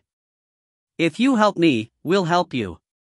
Trading is what we do, . The abominations looked at each other, then Maver broke out in snorting laughter, one mangled hand pressed to his mouth. Girl, I can honestly say I've never been offered sanctuary by the Carry. But no. No thank you. The light is our God, and soon the world will turn toward him. When it does, those like Kylene will walk the streets openly. We fervently await that time. Soon? Said Lark. Soon as in next week? Next century? The east is being cleansed, said Kylene, knocking its knuckles together idly. The people converted, the cities hollowed out to be refilled with our kin and progeny. The west will be cleansed too, when there are enough of us to descend upon it. We have finally begun. A chill went through her. All her life, the Empire had lurked there at the fringe, a threat, yes, but a human one. Even when the Crimson Army marched through Baller, she had not been afraid, for its agents could be bought, its rules subverted, its leaders bargained with. But now, with the Shadowland fallen and the words of the light whispered to her from Cobb, from Desira, and from these others, she knew better. She was not among enemies who thought like people, she was among fanatics. They might not kill her now, but they would surely be her end. Chapter 22, The Sense of an Ending. I don't understand, said Jared Iskeen as he handed another white-wrapped bundle to another model-faced woman. Where are we going? At the sixth portal frame, Enkilen paused, a half-drawn sigil under his fingers. Not important. Keep on task, please. Swallowing his questions, Jared nodded, then forced a smile for the next man in line. The fellow smiled back, his thick neck and lower jaw covered with growths like some bizarre lumpy beard. Like all the others, he accepted the parcel then moved off to join the line for the portals, pulling off his black robe as he went. Jared lifted another parcel from the repacked crate. He had filled 5 of these crates over the course of the past 4 days, and then redone them all when Enkilen had suddenly added a shipment of indoor slippers and facecloths to the bundle of robe, blade, note and cord. In his opinion, it all added up to some kind of secret invasion, and he wished he could talk about it with someone, if not Enkilen, then maybe one of his neighbors. But he had some experience in subterfuge. The more a conspirator knew about their mission, the easier they were for watchful mentalists to pick out. Whatever this game was, he did not want it to be given away because he had made a blackrobe think. Yet he couldn't help but worry. The laboratory was barren, but for the portal frames, the crates, and the bodies on the mortuary slabs, everything else had been packed away. His own possessions were bundled up behind him, a few spare robes, a comb, some toothsticks, a strap from Rian's halter. His little room was empty now, just like all his neighbors, and breakfast had been the last scraps left in the cleaned-out kitchen. While a part of him hoped that Enkilen had come to his senses in regards to Valant, that he had decided to move somewhere less ominous and volcanic, he didn't feel optimistic. This was an evacuation, not a transfer. But to where? All 6 portals opened into different places, simple inn rooms or basements or alleyways that looked out onto half-familiar cityscapes. He thought he recognized the architecture of Andrisden, or perhaps Casernden, and he certainly knew the black basalt walls of Valent's civilian outskirts, but the others were less distinct. All with access to the Imperial Road, he thought. Smooth transit to the palace. Amid it all, Enkilen kept his face turned from his minions. He hadn't looked at Jared since he'd entered, and answered questions while either staring into nothing or fixated on the portal frames. Busy morning, eh? Said a familiar voice, and Jared turned to see his erstwhile neighbor Taryn in Wick digging through a crate. Taryn flashed a distorted grin at him, and Jared returned it cautiously. Is this farewell, then? He said. Taryn snorted and came up with an armful of parcels. Nah. Boss says me and the lady are to look after you while he's elsewhere. Shift over, will you? Making space, Jared handed his last parcel off to a blackrobe then took the armful from Taryn. He couldn't have assigned you to help me pack these? Hoy, I don't question the boss. Even if he's holding me back while all my brethren get the best seats. You'd rather be. Jared waved a parcel at the crowd, only to have it snapped from his hand by the next woman in line. She gave him a scolding look and he cringed automatically. I mean, I'm sorry, but... Out with it, man. Hoy, Coralie, travel well. Jared's gaze followed the woman as she moved toward the portals. Like all of them, her frame beneath the robe was distorted by the growths she bore, which had swelled for everyone over the past few days, as if they were retaining the poison they usually expelled. Except for Taryn. Though the side of his mouth was still twisted, his growths lay nearly flat, like old bruises. He caught Jared looking and said, "Handsome, aren't I?" It's no shame to wonder. Keep your voice low, though. He pitched his own at a mumble, dark eyes flicking to the necromancer then the crowd before returning to Jared. Boss said not to say anything important in his presence. The lot of them, they're all plumped up so they can make the trip. Me, I had to purge it. Too much can kill you, you know. I didn't. Well, any of it could kill you, since you're not a new mage. Taryn grinned. Or metastatic, that's what he's calling us now. Had to give us a formal name before he scattered us to the winds. Anyway, this stuff, it's alive, it drinks up energy and feeds it back to us when we need it. But it's only as smart as our behavior. If we starve it down, it starts chewing on us, and if we take too much, it's like an overfed tick. Pop. Jared snipped the gruesome image from his memory and discarded it. So it's like a food supply? Yeah. Can't eat on the pilgrimage, that's one of the rules. He'd heard that. One of the many reasons he'd never been interested in going. From what he'd seen, only fanatics and supplicants had the drive to walk from Caserndon to Dishia City without supplies. Everyone else took a portal or a caravan. But during midsummer and midwinter, even those were banned, and it was 3 days until midwinter first. You know this can't end well, he murmured as he passed out another few parcels. What, you think it was meant to? Taryn shook his head. Look, none of us VE got illusions about this. We're dead folk walking. The boss said he can alter our diseases but he can't eliminate them, and those who refuse to become what we are. They just die. He doesn't kill them, don't think that. He lets them leave, though sometimes he has to rehome them in the process. Move them out of the empire so they can't tattle on us. But even with that, it's... He sighed. It's something. Not ideal, no, and when I first came here, I was scared. Angry. I didn't ask for his intervention, his agents just came to my door, said they knew I was sick and had a proposition.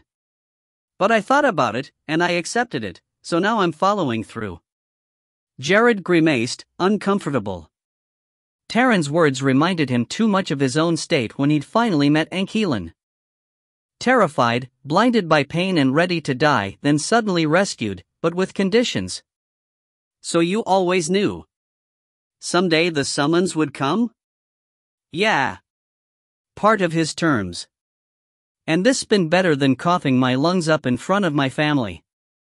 You don't miss them? Course I do. But who wants to watch a loved one die in agony? So in exchange for my service, I'm already dead to them, and they've been paid blood price. And moved to safety. Mine as well, said a woman standing in line. Jared looked to her, surprised, and realized that a small crowd had gathered while he and Taryn talked. His agents placed my children with a trifold temple, the woman added. I'm no trifolder, but at least I know they're alive and cared for. They moved my wife to her relatives in Isanth, said another woman. At her request. She was afraid to be alone. Mine too. Not Isanth, though, Wyndon. They got my husband transferred to the Crimson Army in Avron. The quietest post of all, I've heard. My old mother went in with the trifolders. I asked them to get my son out of the army. He wasn't happy about it. Now he's a mercenary in Gajara, the young fool. Unsettled, Jared held up a hand to cut into the gossip circle. Why is he sending everyone away? The crowd of lingering metastatics looked at him like he was mad. Then one of them, so misshapen it was hard to tell which gender, said glottily, "We all come from the shadowless circle, the land most touched by the imperial light." This, it indicated its swollen cheek. Only happens there. I love the light, Magus, but it is toxic, and I won't have my family become what I am. How do you know it only happens there? Just because Ankelan says so? A few of them looked at each other, but the misshapen one shook its head. No. I was a merchant before this.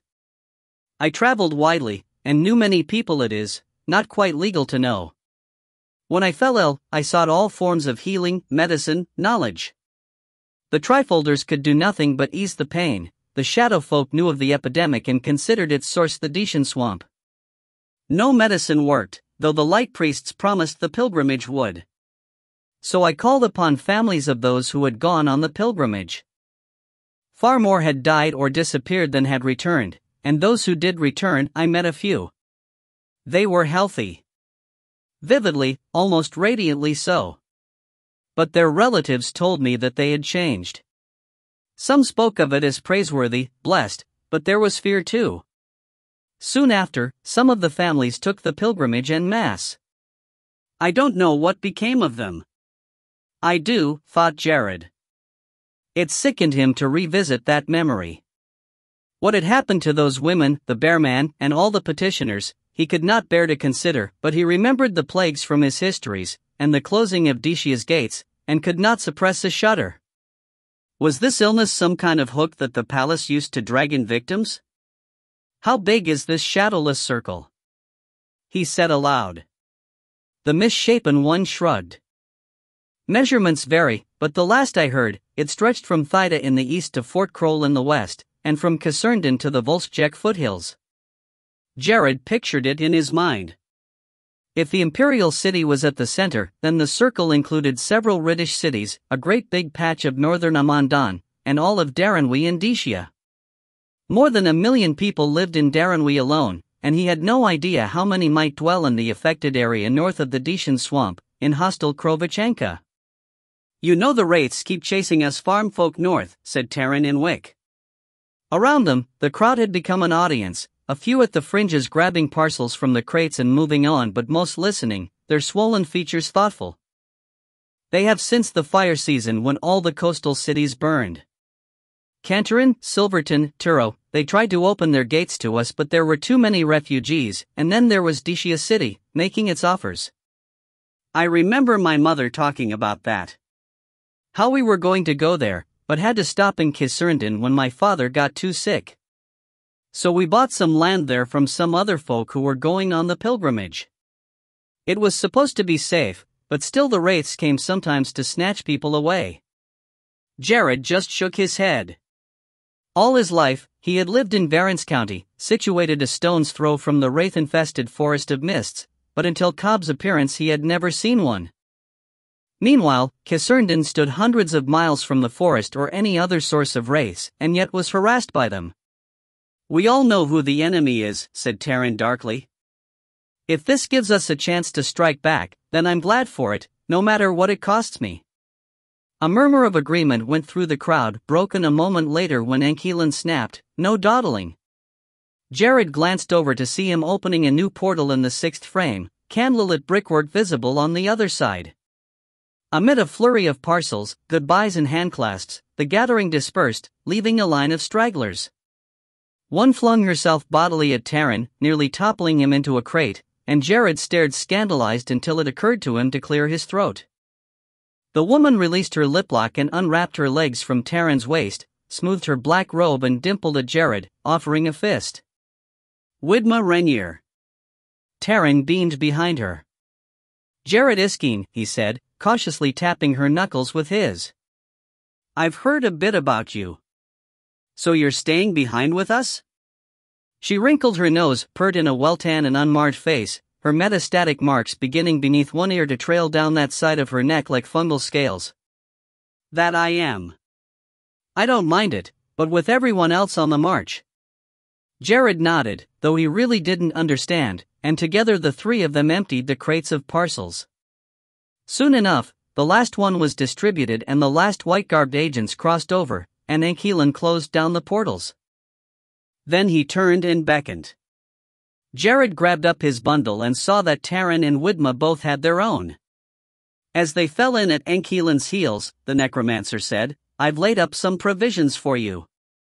Hopefully everything will go as planned and I can join you afterward, but just in case." "After what, master?" said Jared. Ile-Rien gestured forward, and his office doors slid open. "I can't talk about that. But should the worst happen, you'll have food, blankets, heat sources, and the like, so make yourselves comfortable." The office had been rearranged. No longer did the great desk stand in the center, or the bookshelves sit within the iron ring. All had been pushed against the walls, and a cloth-draped shape that was probably a body lay on the empty desktop. Other things had been added: bedrolls, cushions, several stacks of flat-top chests and crates, unlit braziers, a pair of lanterns, and a variety of items that looked to Jared's eye like camping supplies. 3 parcels wrapped in different colored cloth were set at the edge of the desk, by the shrouded body. Only the portrait of the silver-haired woman remained in its place on the far wall. "Clothes," said Ile-Rien, tapping a chest. "Food, water, fuel. Weapons. Jared, I know you've been reading my books of old wards. The rest are here." He indicated one of the bookcases against the wall. "Make time to study them. You may need the knowledge." "But, what? Everyone in? Sit down and be quiet. I have work to do." The metastatics immediately grabbed some cushions and made a nest in the corner. Jared chose a chair hitched up against the desk, his fingers drawn magnetically to the shroud. "No touching, Jared," said Ile-Rien, and he flinched and sank into his seat. To distract himself from the shroud, he fixed his gaze on the necromancer. Ile-Rien wore unlawful gear, a short black coat, tunic and breeches that gleamed with silver embroidery, hard boots with ruined heels, and an unusual amount of pins and rings. Jared had never seen him like this. It was disconcerting. From his pockets, Ile-Rien drew 2 rune-etched wedges that Jared recognized as modified portal stakes.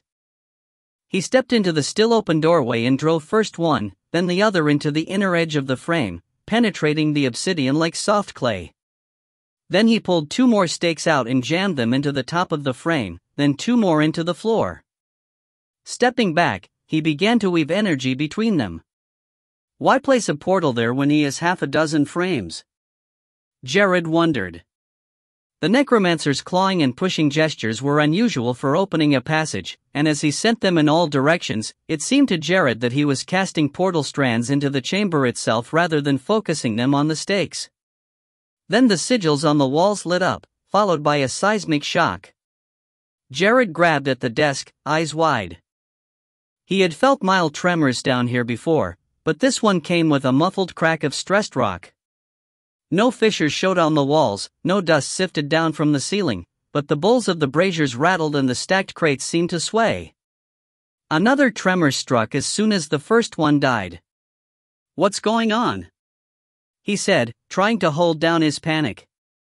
No one answered. A moment later the room seemed to twist, a shuddering roar rising from floor and walls and ceiling alike, and the lanterns toppled from their crate to go rattling away across the stone. One of the braziers tipped, spilling half its charcoal before Widma managed to lunge and stabilize it. Another twist, another gut-wrenching sensation of being reoriented along with the room. Jared reached out to weave wards around the lanterns and braziers, pinning them down, then added more to press the crates and chests into place. Ile-Rien was still making his shaping, scraping gestures, and past him, through the faint shimmer of the stakes, the laboratory was gone, replaced by a wall of broken stone. Then the chant changed. The gestures became pulling instead of cutting, more like proper portal craft. The chamber ceased to shake, and Jared exhaled but did not release his wards. Tension flooded in, the familiar gut-knotted feeling that came in the first half-instant of a crossing. But this one stayed, and Jared shifted uncomfortably as it squeezed at his innards, his brain, his eyes, every soft organ pressed against some unyielding arcane membrane. He heard Widma groan, saw Taran's eyes widen. Even Ankeelan's gestures seemed heavy, sluggish, as he continued his spell. And then... freefall, heart in his throat, the image through the doorway no longer stone but stars that wheeled drunkenly through blackness, gravity a fine thread that could not keep him from rising like a kite from the chair. Then slamming into that soft force again, his guts trying to turn themselves inside out, his back smacking into the arm of the chair as reality pulled him down. The parcel slid into him, the crates knocked against his wards, and as the floor shuddered like a ship running aground, he felt it in his teeth, his balls, the space behind his eyes. That horrible snap of portal disjunction, reverberating through his unprepared flesh. Humans were not made for such things. Nor were offices. But the view outside the door showed snow-covered evergreens and rocky slopes, pale sky, gray ruins. Nearby, Taran made a strangled sound, then doubled over and puked on the floor. Jared clamped a hand over his mouth, but though he was used to portals, that long drawn-out crossing had already forced his guts up into his chest. He managed to gain his feet and stumble nearly to the door before the vomit rose, and Ankeelan propelled him the rest of the way out. The energy in the doorway had thinned to a veil, and when he broke through, the cold hit him like a fist. He stumbled to one knee among the rocks and heaved his last meal out, and the scything wind stole the stink of it like a mercy. Taran and Widma stumbled out soon after, one green, the other pale, to lean heavily against the wall of their traveling chamber. Jared looked back at it, blinking through queasy tears. The doorframe, which had been a handspan wide before, had been sheared away where the stakes split it, leaving them exposed in their settings like nails in splintered wood. That split continued in all directions, so that the walls looked roughly peeled. The ceiling was now a low domed roof, the floor a foundation resting on cracked slate, the sides curving into a circle. He remembered the twisting feeling as the chamber had separated itself from the rock of its birth, and it almost made him ill again. Rising shakily, he pushed the spoiled snow away from the entry with his boot, then applied a fistful of clean snow to his sweating brow and neck. It helped a bit.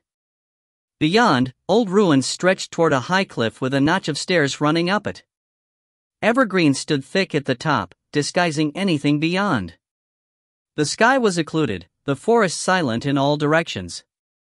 Strangely familiar. Everyone back in. I've cleaned, said Ankeelan. The disheveled threesome obeyed. An acid tang still hung in the air, but the necromancer was already burning herbs to deal with it, one of the braziers ablaze. The floor by the couple's cushions held a fine patina of ash.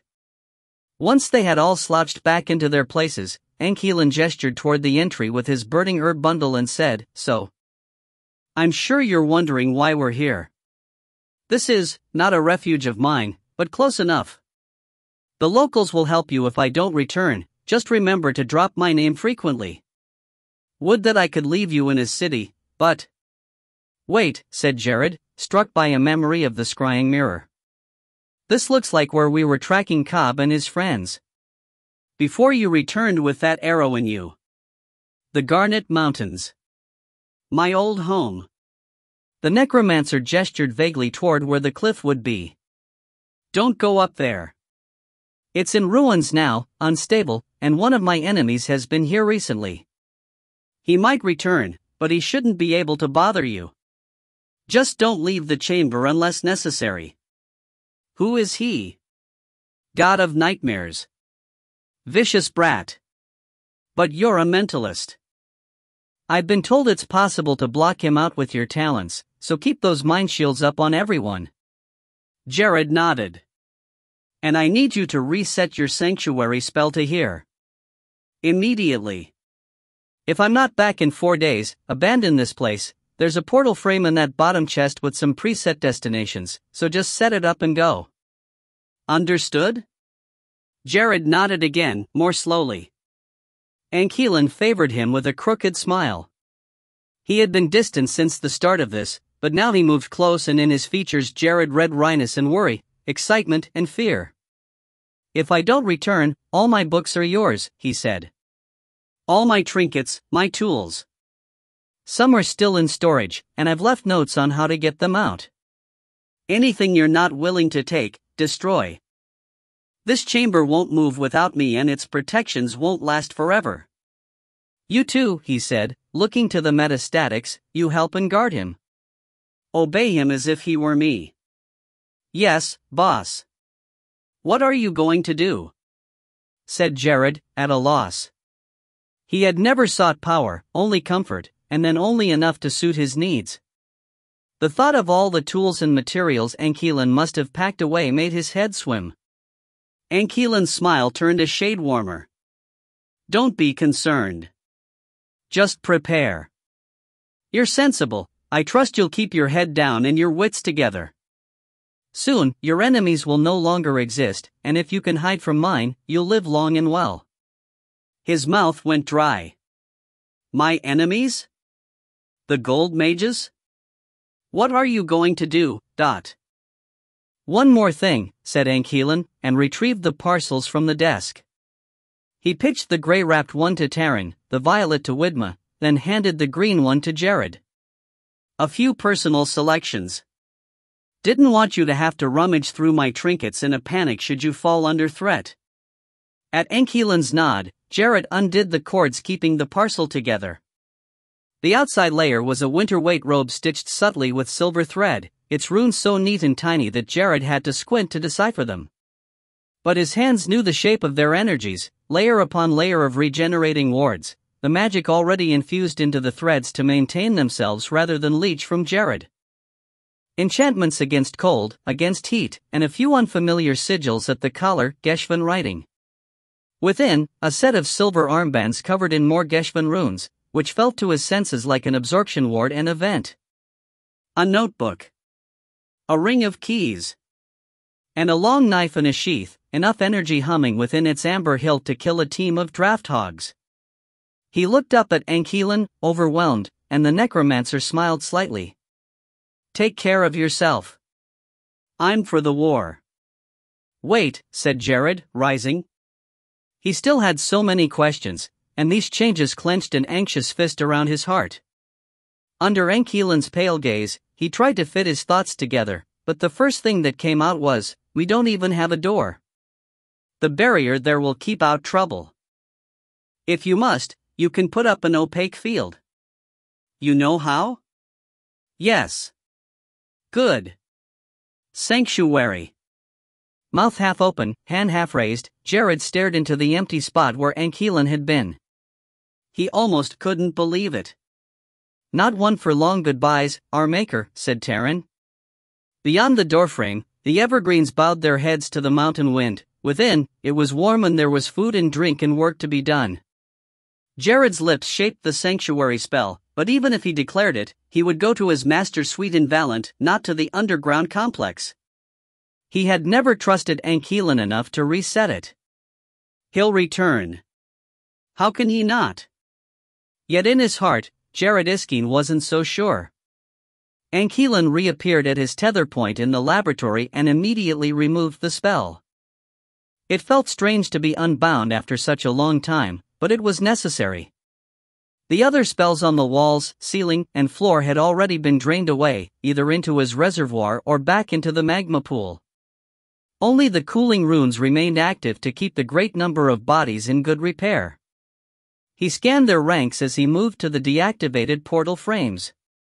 Over the decades he had spent down here, he had expanded his laboratory many times, so that what had once been a mere 10 mortuary slabs were now 200. At times, even those had not been enough, like when his minions had delivered him the gold company that had tried to ambush Cobb. He'd needed to discard most of his old specimens to have space for them. That inconvenience was now an opportunity. On the slabs were the 110-odd bodies he had selected from that batch, most of them soldiers. Before last night, they had lain open to the cool laboratory air, partially dissected. He had spent the evening and much of the morning finalizing his additions and stitching them back up, plus finding clothing. Each now had a bundle at the foot of its slab. It was time. With a gesture, he brought forth his puppeteer's wheel. Blue-white tendrils flowed across his back and shoulders, laced into intricate patterns down his arms, then collected at his fingers before separating into threads so fine as to be invisible. The wheel itself hung in stasis at his back, and he snapped his arms out to the sides to release its layers. 6 blue imprints appeared at his shoulders, translucent images of his arms in 3 different poses, each holding a different section of the threads. He examined them with his arcane senses, then decided on the upraised right-armed layer. Moving his arm into position, he synchronized with it and collapsed the other layers down, leaving his left arm bare and his right covered in a mere third of its former strands. He cancelled the stasis, allowing the wheel to begin its slow complex rotation, then twitched his fingers and smiled as 20 bodies jerked in response. For a few moments, he did diagnostics, each finger controlling 4, sending him feedback from refiring nerves to confirm that they were in operable condition. Once satisfied, he switched back to crowd mode and began standing them up. They had all been positioned the same, and so moved as if choreographed, their soulless husks sitting up on elbows, then swinging legs off the slab, sliding down, gaining balance and straightening. He had placed the garments the same as well, in the same order, so making them dress themselves was no difficult task. Bodies remembered their routines, and by keeping them on a loose rein, he allowed them to compensate for their own differences in height and build. Their garments had been pared down from what he had collected: tunics, breeches, underthings, boots. None of the weapons and armor these soldiers had worn in life, or their gold insignias, just enough to cover the autopsy marks. With his free hand, Ile-Rien reached back to reactivate the portal frame behind him. It remembered its last destination, a bare basement room that could have been anywhere. Once his puppets were all dressed, he tugged them toward it, and they obeyed. It took a bit of finesse to get them into single file, but he put them through until they were standing in ranks like mannequins, facing the far wall. From his pocket he extracted a string of black beads, examined it, then frowned and slung it over his shoulder before pulling out another. And another, and a 4th, 5th, 6th. Always the last one, he muttered. Bunching it up in his hand, he reached through the portal, then clenched hard. The thin glass shells of the beads crunched against each other, releasing streams of dark smoke that streamed up from between his fingers to swirl together in a moaning, shivering mass.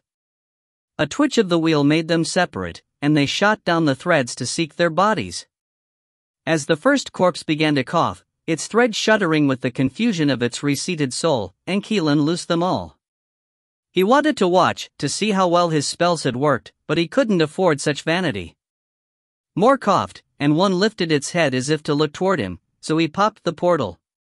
It took only a few moments' work to dismantle the frame and stuff it into one of his dimensional pockets.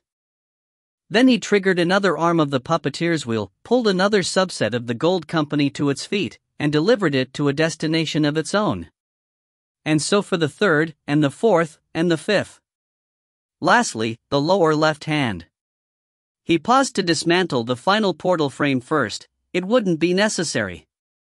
Then he stood the corpses up and put them through a different routine, since robes required more effort than tunics and trousers. Gold robes. The same ones they had come in with. This was the delicate part. He had stripped mages' souls from their bodies before, but putting them back in was tricky, and the alterations he had made might prove troublesome. As he looked them over, their eyes glassy as they swayed on their feet, he wondered what he could have done with more preparation. But, considering that this had been an unexpected windfall, he was content with his work. Still holding them in place, he backed toward the door, which irised open in response to his proximity.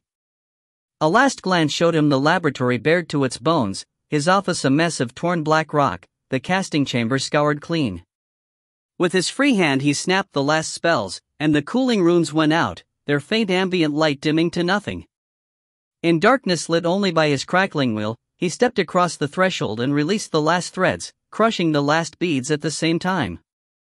As the door pinched shut, he heard the first gasps of awakening. Quickly he unmade the spell that animated the door, returning it to solid basalt. Then he ran up the hallway, canceling the lights in his wake. His prisoners would not follow. With the laboratory sealed, their only way out was to call sanctuary or make a portal. Once the first one escaped, this would become a race against time. He sprinted past the dark cafeteria and gathering rooms, past the halls to the dormitories, sweeping up the remnants of his magic as he went. His will had faded as its last threads were cut, still there but inert. He did not have time to fold it away. It lit his path until the orange radiance of the magma chamber overwhelmed its thin blue glow. Still at speed, he aimed for the balustrade that edged the outthrust balcony and leapt atop it with bird-like ease. The heavy wards that protected the complex from the magma's heat and fumes tried to resist him, but he opened his channels and drank it in, ending the spells that had made this place habitable. A breath of primal fire rolled in around him, making the wards on his combat gear light up. He ignored them. His eyes were on the pylons that rose from the magma, their sides inscribed with the foot-deep runes that channeled the hotspot's energy to the citadel above. Without this vast power source, the concentrated presence of the citadel's magi would have turned the land around Valent to sand and dust long ago. Ankelin stamped his heels on the balustrade to trigger the runes in his boots, then used their force to spring across the 30-yard gap.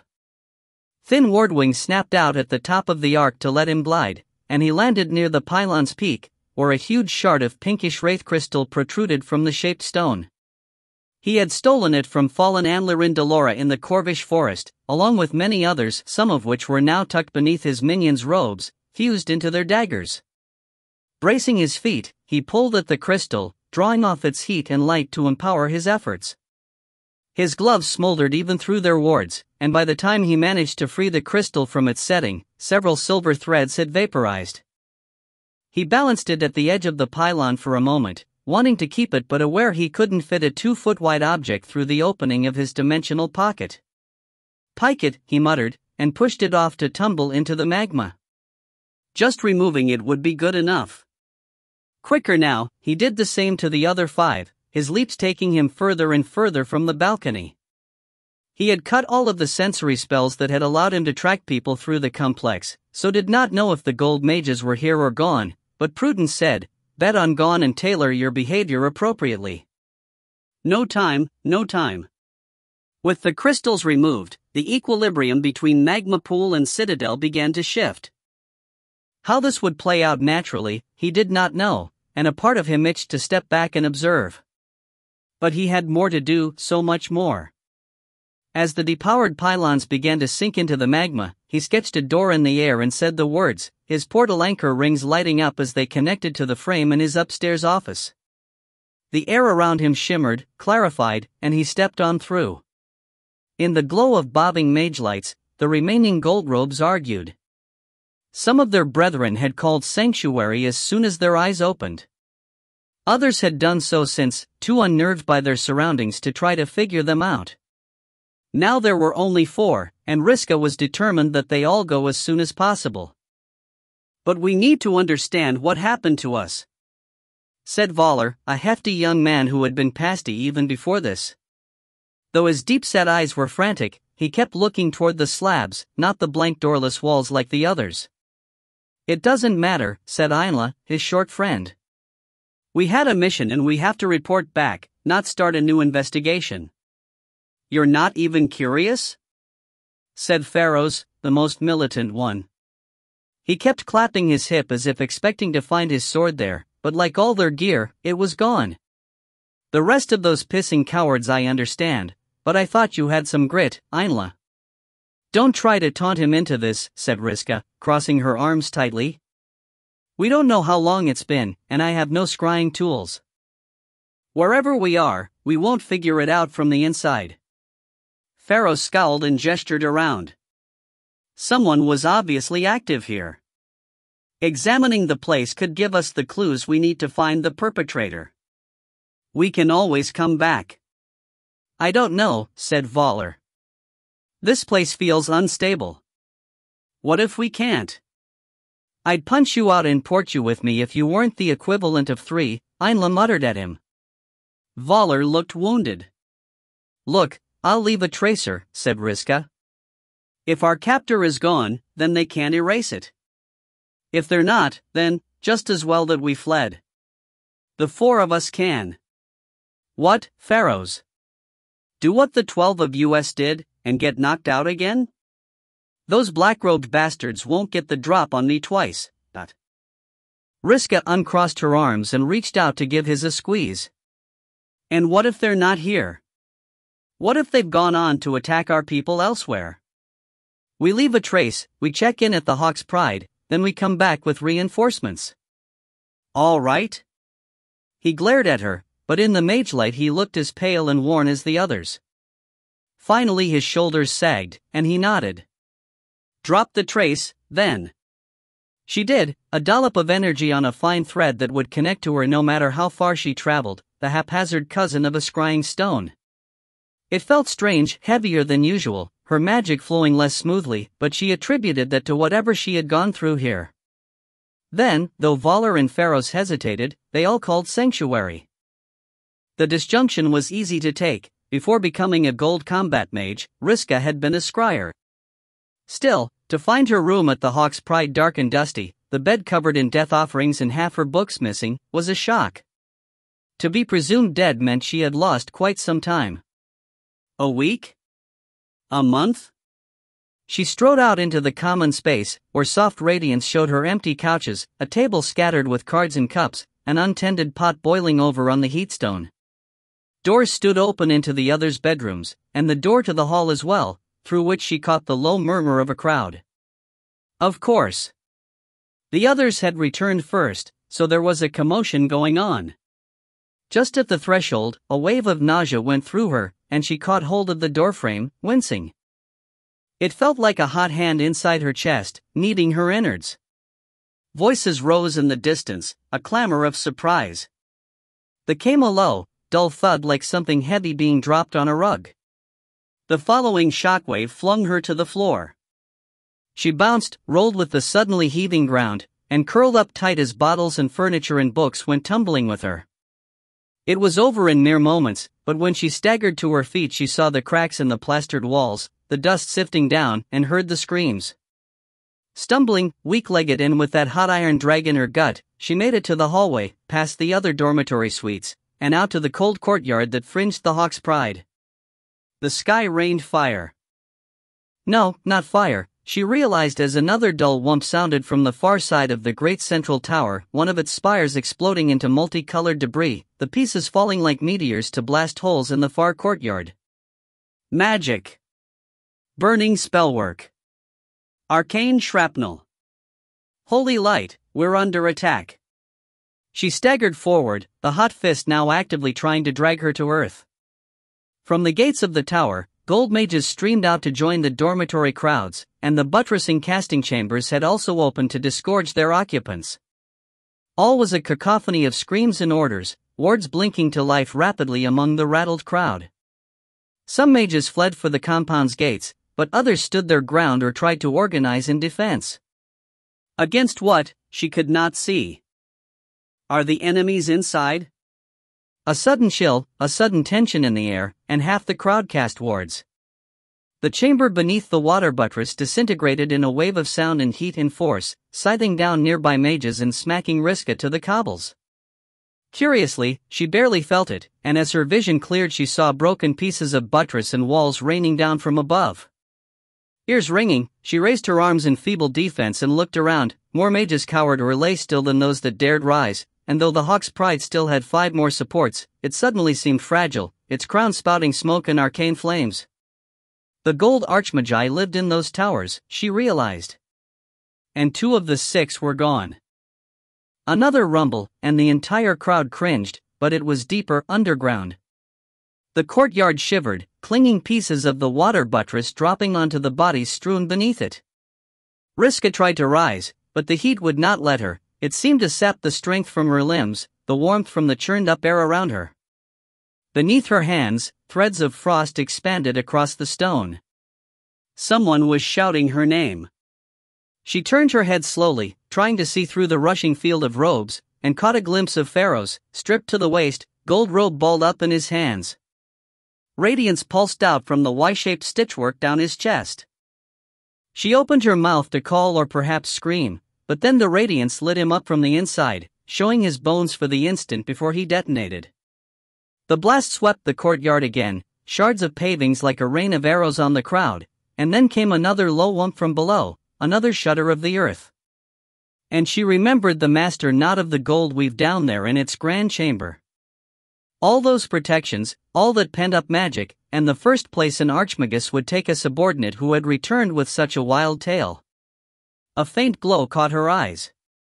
She looked down to see it radiating up from under her robe, and tugged the collar away to see the stitches that divided her breasts.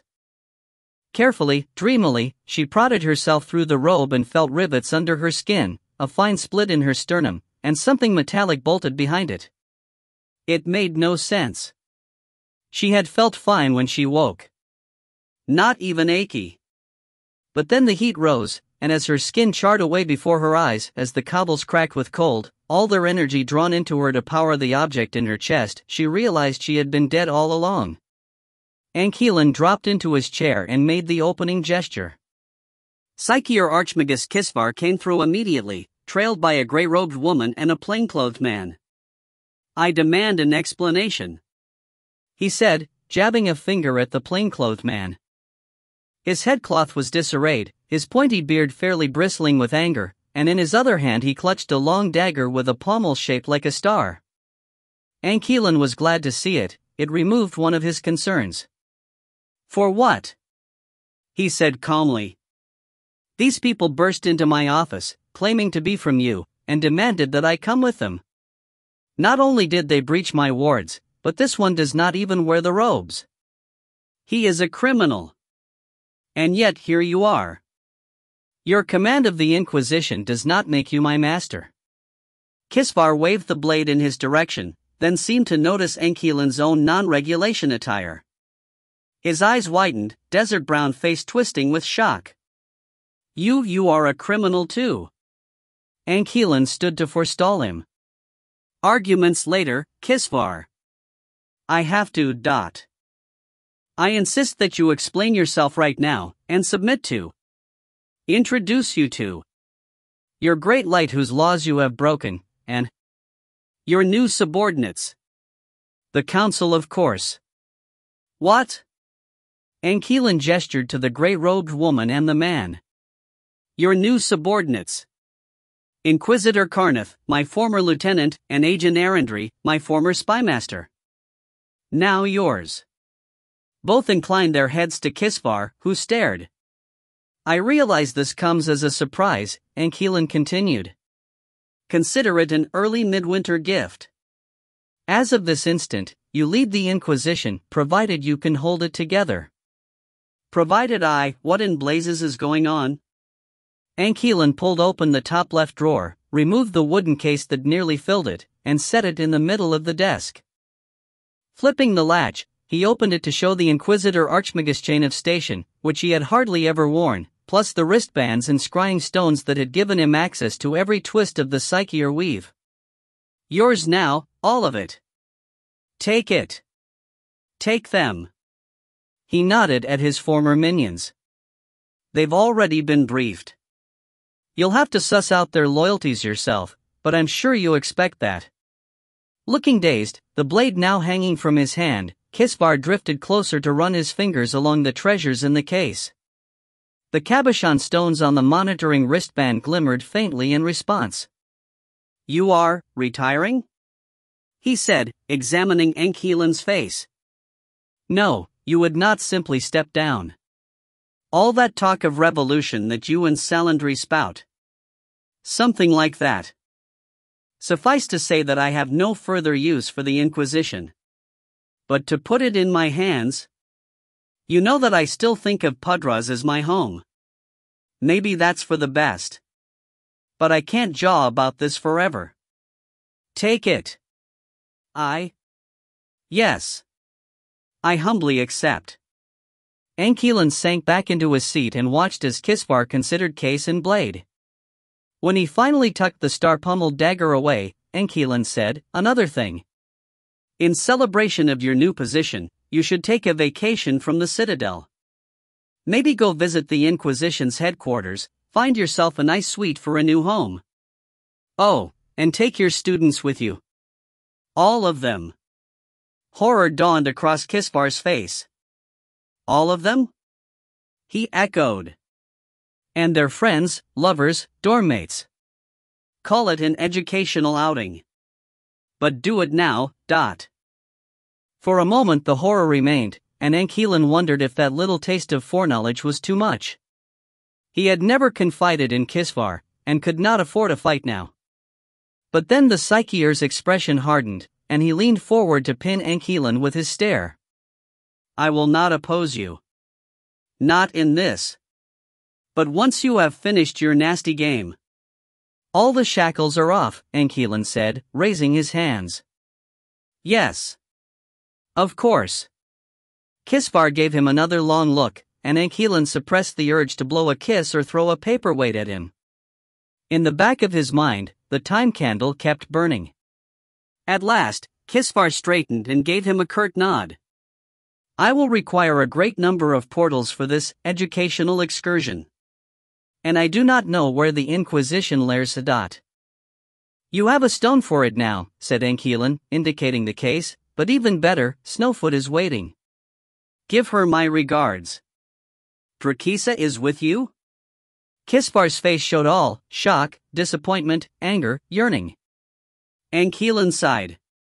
Like the rest of the council, he was well aware of Kisvar's unrequited feelings toward Drakisa Snowfoot, and he regretted mentioning her. He disliked emotional leverage. We have an agreement, he said.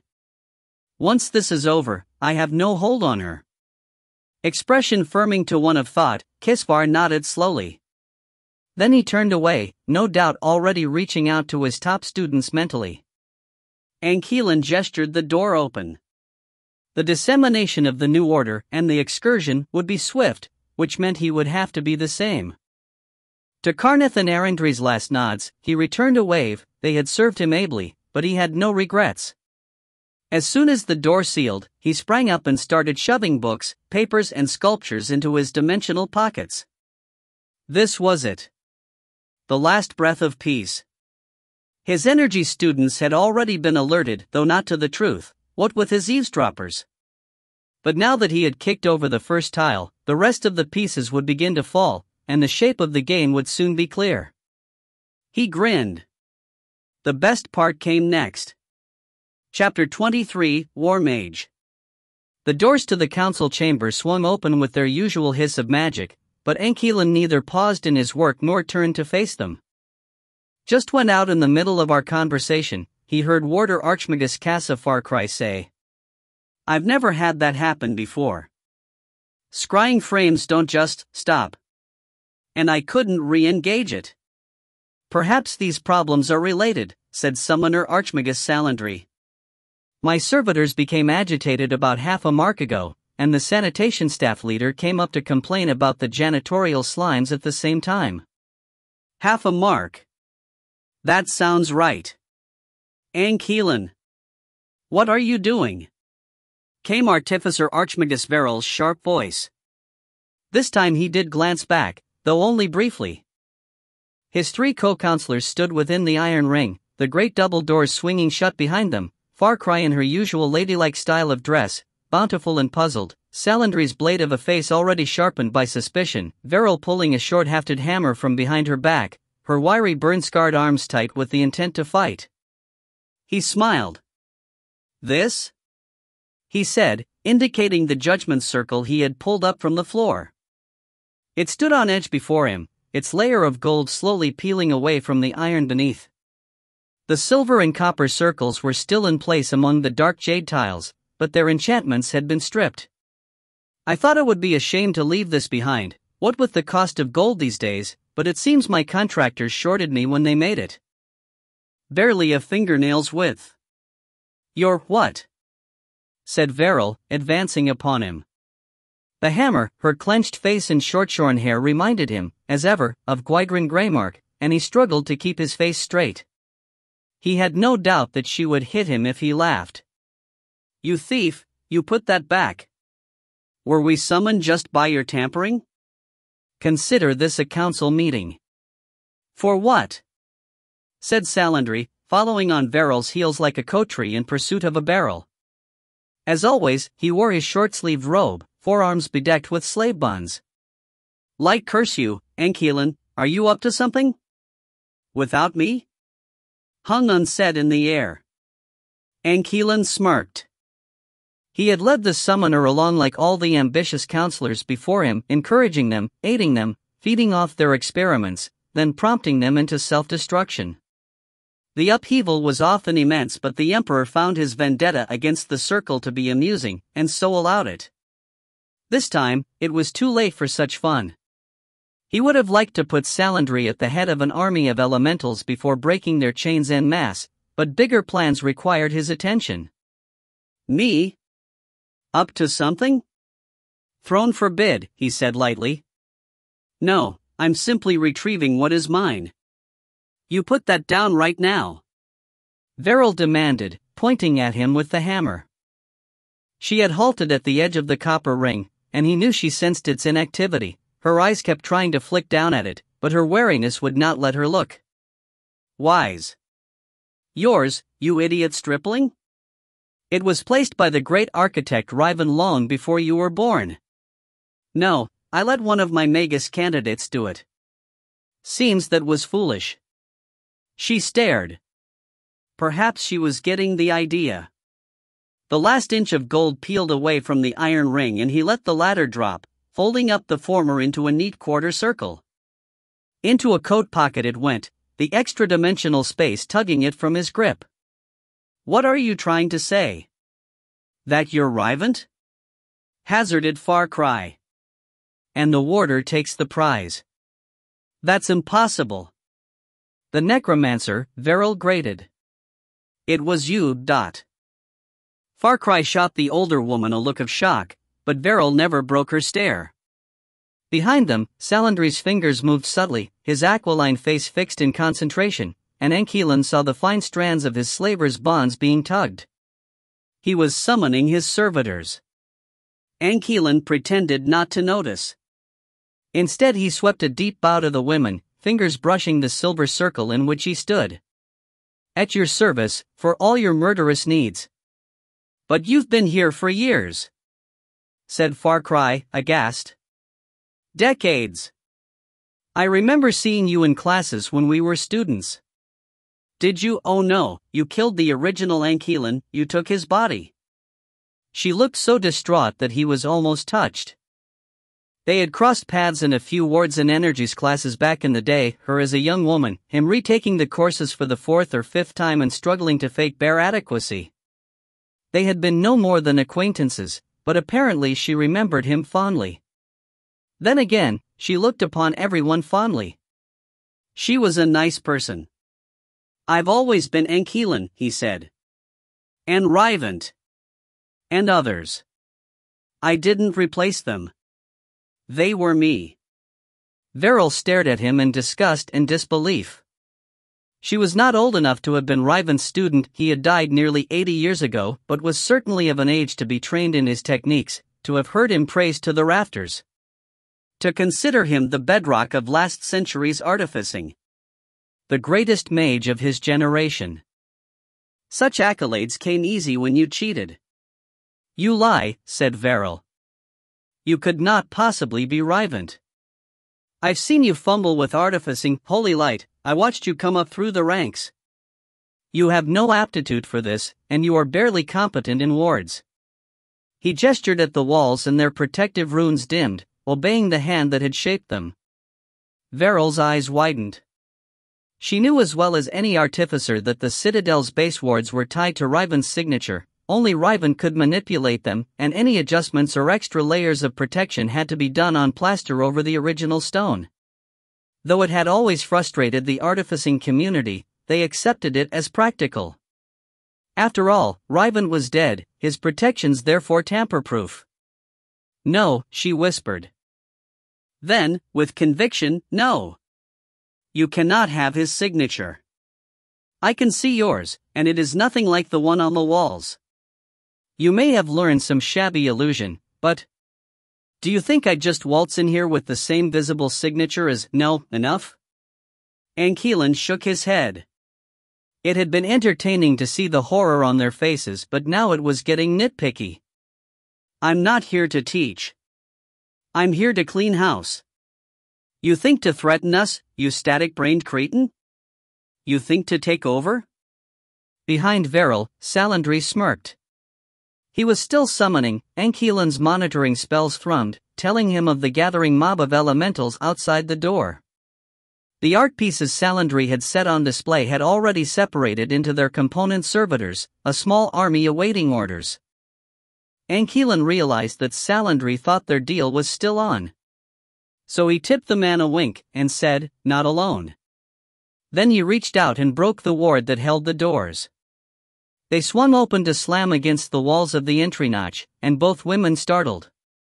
Elementals poured in, flying, wafting, crawling, their forms made visible by the bonds on them but blurring into and through each other, translucent air serpents crossing paths with chain sparks, glowing phosphors, crystal spine geodolings, bright smoking salamanders. The mob spilled across the floor and through the air, converging upon the women in conscious waves. Farcry scuttled backward, fingers flicking out layered wards with the speed of a card sharp. Flying elementals rebounded from a hard wedge of aquamarine light, and her footwork kept the tougher crawling ones at a distance for the moment. In contrast, Veril did not retreat. Hammer in one hand, she yanked a small drawstring bag from her belt and shook it open with a sharp word of command. Pieces of metal began to spill from the tiny sack, far more than it could fit, and leapt to her skin as if magnetized, assembling into an all-covering scale armor that repulsed every elemental that struck it. As the last piece flew into place, she dropped the bag and charged Salandry. "What?" thought Ankeelan. "I reveal that I'm the nefarious necromancer and instead she picks him to fight? Granted, he does look fun to hit. But this was supposed to be his valiant endgame, not a generalized brawl." So as Farcry dodged the creeping phosphors and Salandry and Veril traded blows, one with the hammer, the other with half-molten salamanders and geodolings as proxies, Ankeelan took control of the iron ring that encircled the room. Normally it was used to skim away the ambient energies that collected on mages like lint. He had deactivated it upon entry, though, and sunk a few hooks in. The primordials of metal might be his enemies now, but this was dead iron, he could manipulate it with ease. Now he lifted it cleanly from its setting and set it to a slow rotation 2 feet off the ground. Farcry glanced his way, alarmed, and he flashed her a grin as he forced it into a tilt and stepped up into thin air. The chamber was slightly taller than it was wide. Perfect for a vertical rotation. The first sweep of the lower edge took Salandry at the ankles, knocking him backward over the swinging rim with a scream. Ankeelan grimaced, but he had seen the flash of a ward, which probably meant no broken bones. Veril, who saw it coming, hopped the leading edge like a jump rope, her plated feet clashing down on the tiles on the other side. Elementals spun from the ring's way or were whacked clear. Farcry jumped it, then it slammed into the crescent moon table and the counselors' chairs, reducing them to splinters. "Second swing," announced Ankeelan, and all eyes locked on him. He hiked it up just enough to skim the prone Salandry rather than cave in his skull. It was too early for that. But it made jumping harder. In her layered armor, Veril got clipped and went down, then rolled to her feet and stagger rushed him in the ring's wake. For her part, Farcry took his cue and stepped up onto a platform of wards, and when the ring crushed the lowest one, she rebuilt it before she could drop. One hand still directing the threads that made the ring rotate, Ankeelan held his palm up to the charging Veril and pushed. Soft force rolled down his arm, powered by the energy he had drained from the ring and the pylons and all his other cancelled spells, and struck the armored artificer like a pillow wielded by a giant. She staggered back, the scales on her face echoing her surprise, then made a striking gesture of her own. 6 scales spun off her arm to smack into his wards. He had prepared an absorption ward as the outermost, a layer that would not stop a blow so much as suck up its kinetic energy, but the scales adhered and switched the flow, eating up the spell and threatening to nip into his reserves. He obligingly dropped it, and they flew back to Veril. "Nice leeches," he said. She came on swinging. Another soft force push, which split in front of her, divided by a wedge ward Farcry had just cast, and then there was a hammer at his sternum, its enchantments puncturing 2 strike wards before rebounding from his skin tight. Then Veril hit him bodily, armored limbs hooking around him to rip him from his midair perch, and he laughed as he went down. An instant later, the iron ring slammed into the small of her back and flung her to the wall. Her grip hauled him along for a few feet but then broke, and he rose in the ring's wake only to be bombarded by a stream of air and fire elementals. They tore at his coat, his hair, his jewelry. To anyone else, their burning fingers would have been death. The silver embroidery on his clothes lit up. Ribbons of smoke rose from his hair. Then he reached out with his free hand and sieved it through the rushing crowd, caught Salandry's command threads between his fingers, and broke them. Dozens of elementals spun away, dazed by the suddenness of their release. Others jackknifed it immediately to attack Salandry, who had been lifted out of ring range by his air serpents and was gesticulating with the fervor of an orchestra master in mid-piece, advancing the creeping phosphors toward stunned Veril, assaulting Far Cry with aerial foes, and pulling another batch together to strike at Ile-Rien. The turncoats rebounded from his defenses and were caught again, his bracelets lighting up as they resynchronized with their slaves. Ile-Rien drew a hand back, thinking to strike, but felt an alert from the dim web of spells that monitored the citadel's status. They had been there since Riven's time, keyed to him yet usually dormant. Now the deepest ones, which corresponded to the construct tunnels and the janitorial systems, were lighting up the back of his mind with warnings. The magma was rising. Time to step outside, he mumbled, and stopped the ring's spin. Angling it up at the high narrow windows, he pulled himself into its center on cords of power, then jerked the whole rig toward the wall with all the force he could muster. Stone, glass and lead solder cracked under the impact, cutting a line across a quarter of the room. The iron ring dented in places, its inactive enchantments not enough to reinforce it, and he spun it to a fresh section and canted it to ram again just below the window arches. Air serpents battered off his skin-tight ward and he ignored them, spun the ring and hit the wall again. This time the stained glass windows shattered, sending shards spilling into the sunlight as that part of the wall collapsed outward. With the iron ring hanging mangled around him, he flew backward through the gap. Salandry's elemental horde boiled out in pursuit. Flying came easily to him. His current method was a composite of many types: terrestrial repulsion, raptor spirit traits, wraith-like gravity denial, elemental buoying, air current control, wards, wings, soulcraft. He had been at it for so long that switching types was a matter of reflex, shifting from instant to instant as the environment changed.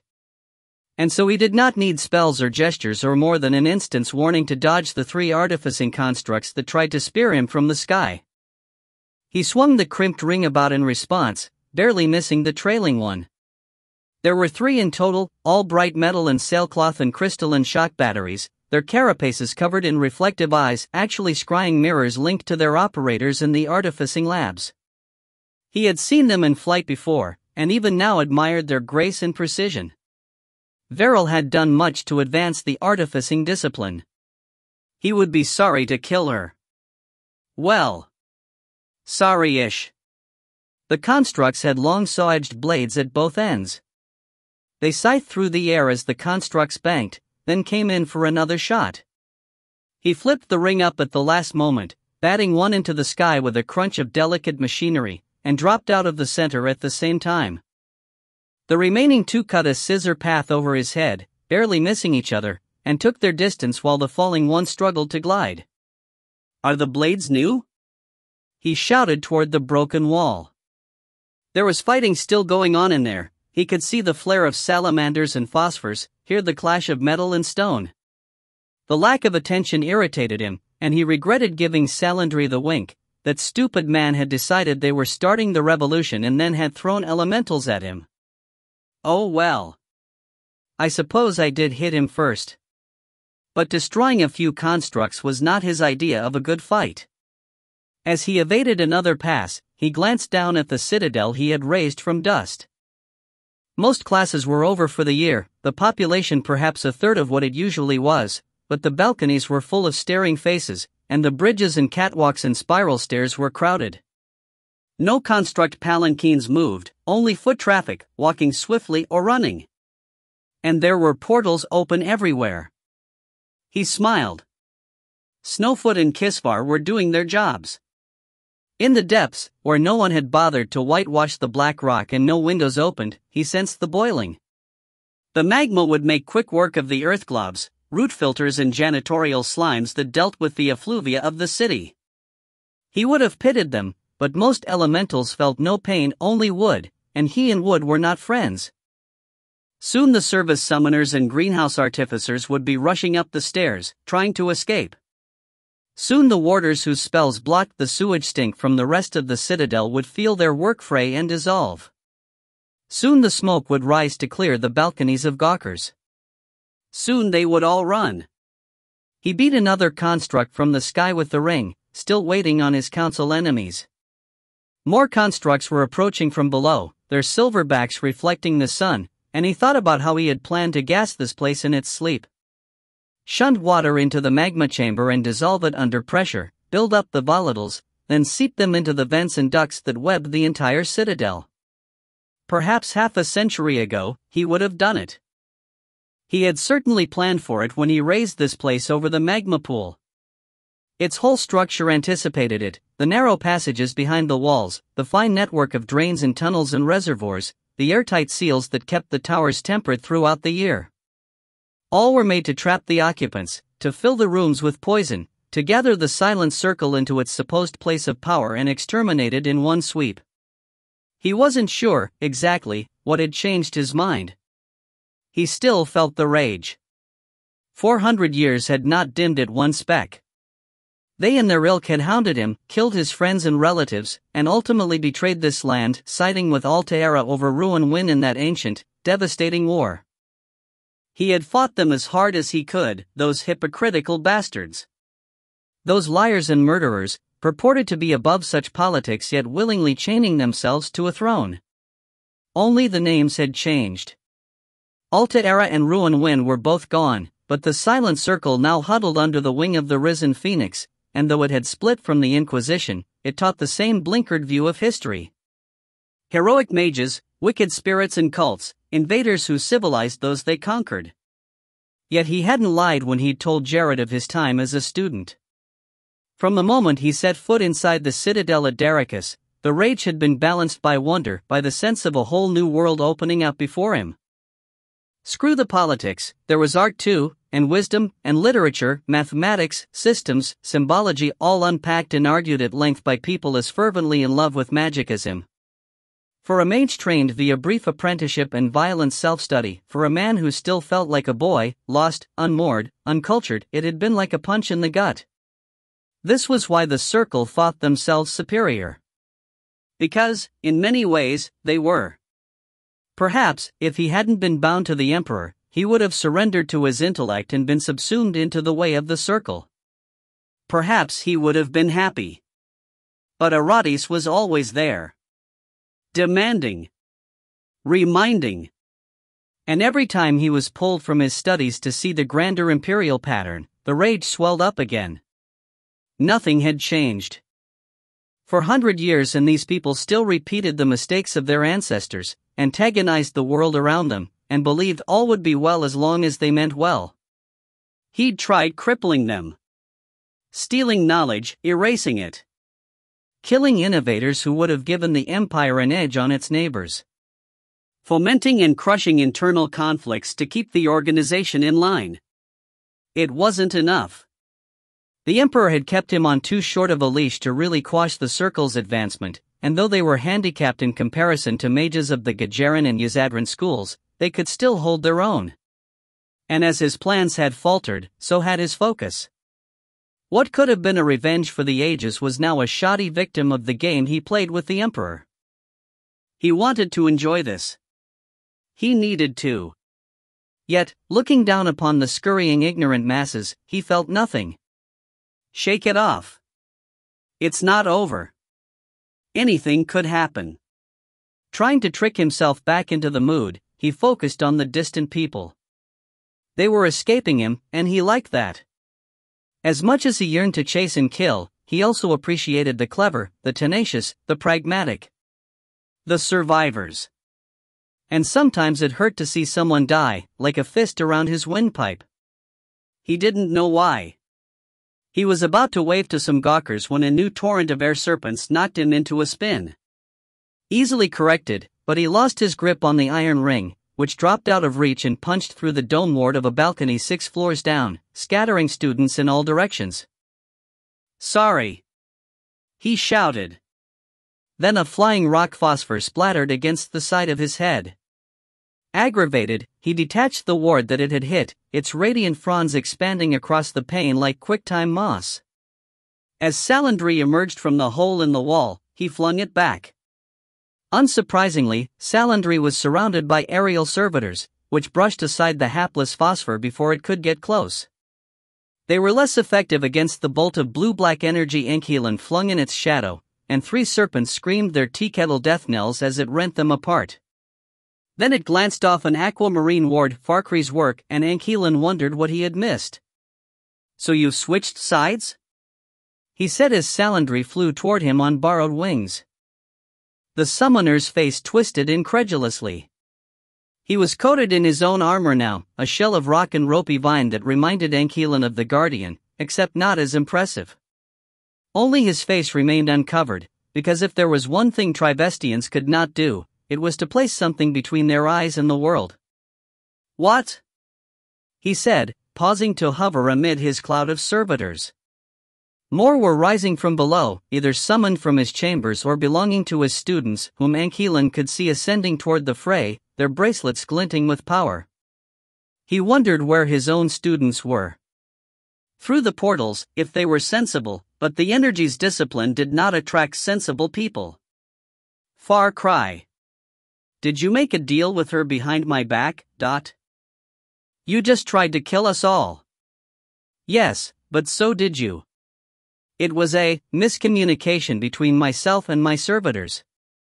"Oh, so the ladies were too tough for you? You betrayed me. We had a deal. And you expected me to keep it after I said I was the necromancer?" I was open to the idea. And that was the problem with Salandry's type. Everyone knew what necromancers did, what they were. Everyone knew that it was essential to kill them on sight. And yet Salandry had been willing to jump onto that wagon of horrors without batting a lash. Such cold ambition irritated Anchilan almost as much as the smug look that came with it. "This is why I never took an apprentice," Anchilan said, and primed another bolt. Grinning, Salandry advanced. Perhaps he thought he had a better chance up close. Most energies mages did prefer to keep their distance, and Anchilan was short, slight. Grappling a larger, sentiently armored man was a bad idea for almost anyone. Anchilan shot the bolt, saw it burn through a serpent and a phosphor then be deflected, and put on an alarmed face as Salandry reached out with an armful of vines and bonds. Only to have his fingertips rebound from the aquamarine pane of a ward. "Don't touch him, you fool!" shouted Farkry from the gap, where she stood alongside Veril. The artificer was raising a voicecaster to her mouth, the scales of her armor separating before it. "Alert level black," she intoned, enhanced voice echoing from the walls like a giant's roar. "Evoker Archmagus' rogue. All constructs set offensive armament." Not far below, a set of 4 porter constructs dropped their palanquin and looked up, eyeholes kindling white. "All constructs?" said Anchilan, surprised and pleased. "You weaponized everything?" Veril snarled in the moment before her armor closed over her mouth. Salandry took his distance, shouting something at Farkry, and in the moment's breather Anchilan stripped off his gloves and the rings atop them. The only one below was the silver ring, his wedding band, and he kissed it absently as he pocketed his gloves. He could tag people through the leather, but it was easier barehanded. Flexing his fingers, he scudded backward in midair and watched the 3 for their next move. "Stop playing with your food," said Cuthra in the back of his mind. "Shoo," he replied. Cuthralan Vinyaris Hailheen visionary, seal creator and former ravager, manifested at the corner of his vision. Pale and radiant, the wraith wore a familiar look of disapproval, those crystalline eyes narrowed to slits. "We are not here to indulge in playtime.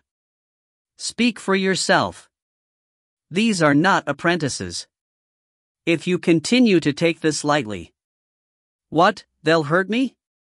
"They might escape before you can eat them." Anchilan scowled.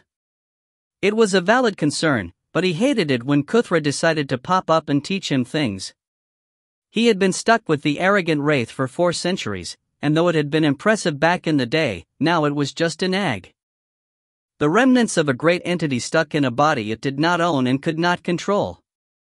Any time it opened its mouth, Enkilan felt himself regress to a 5-year-old. "You know what?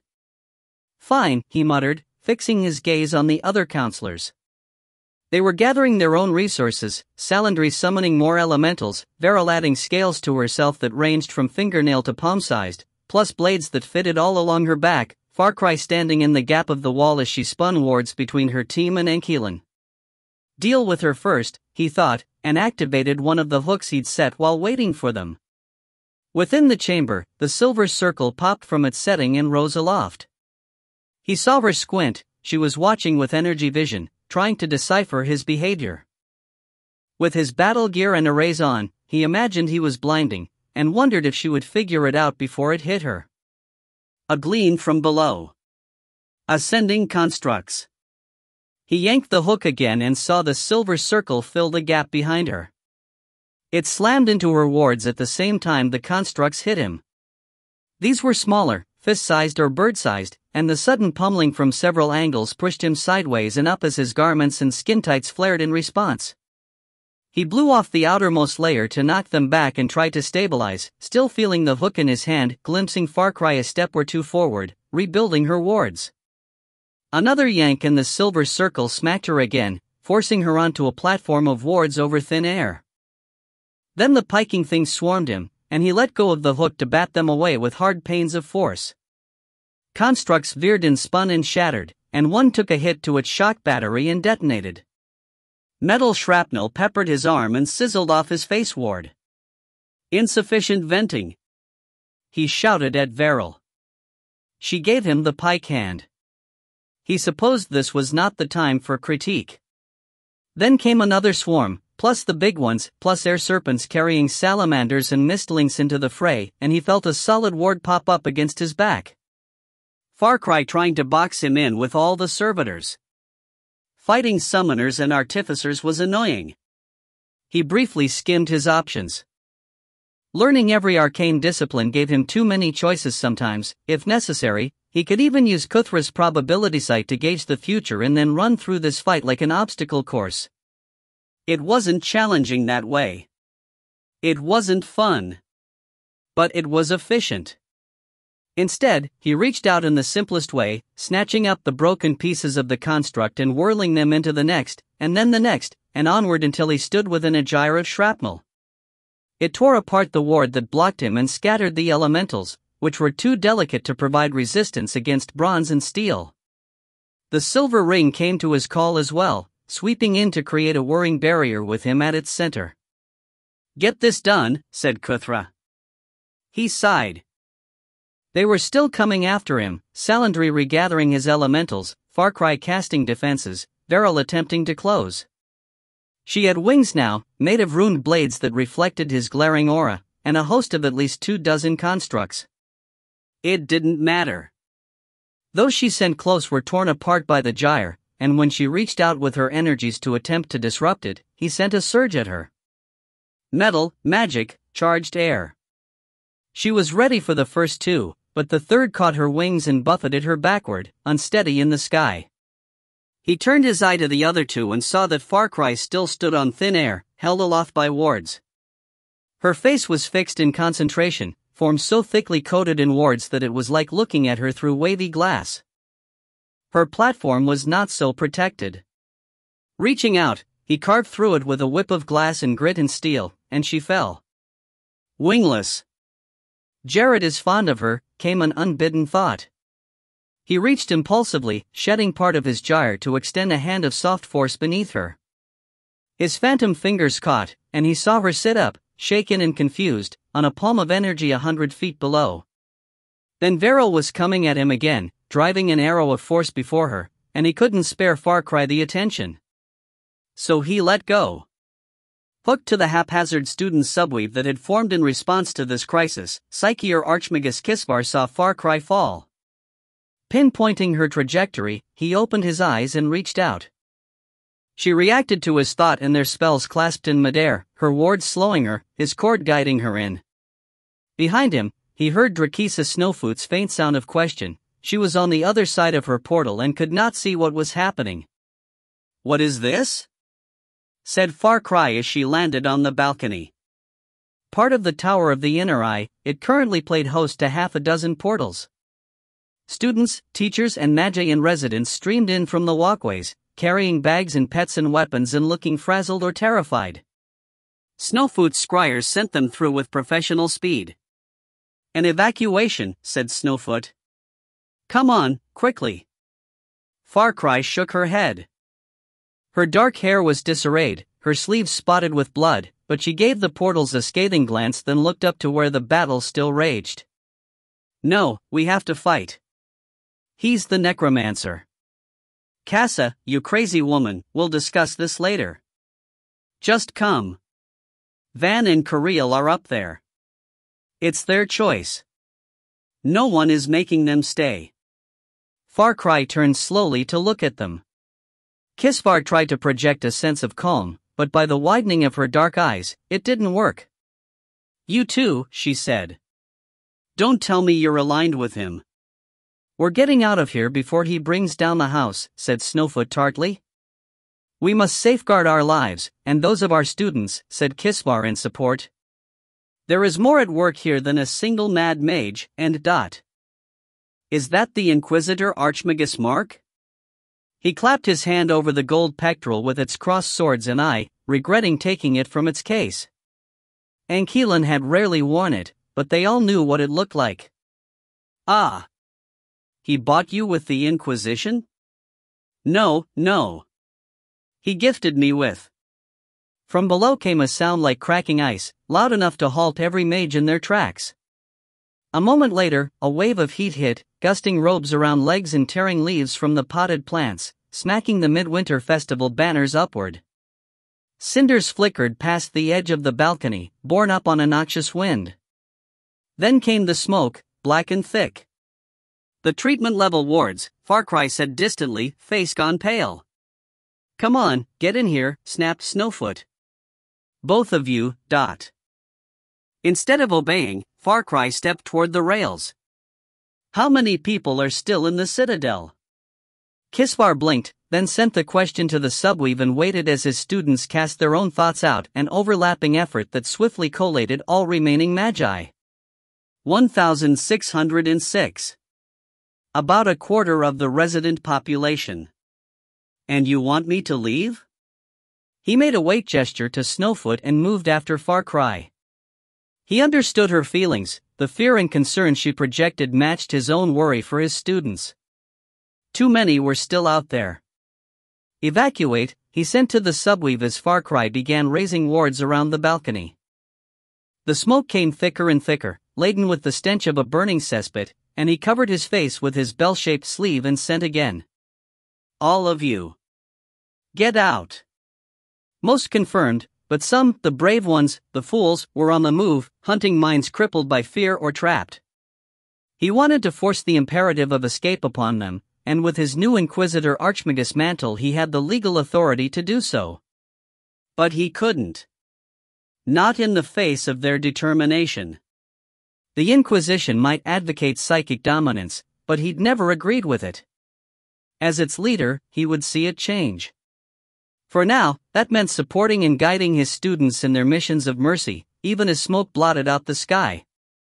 Ankelan felt the wards break, felt the magma surge smoothly up through the lowest levels, and knew he could no longer put the cork back in the bottle. It was freeing. His spar with Veril had broken off again. He'd beaten her back, but more artificers were showing up at every moment, from the balconies and external walkways to the rooftops and window ledges.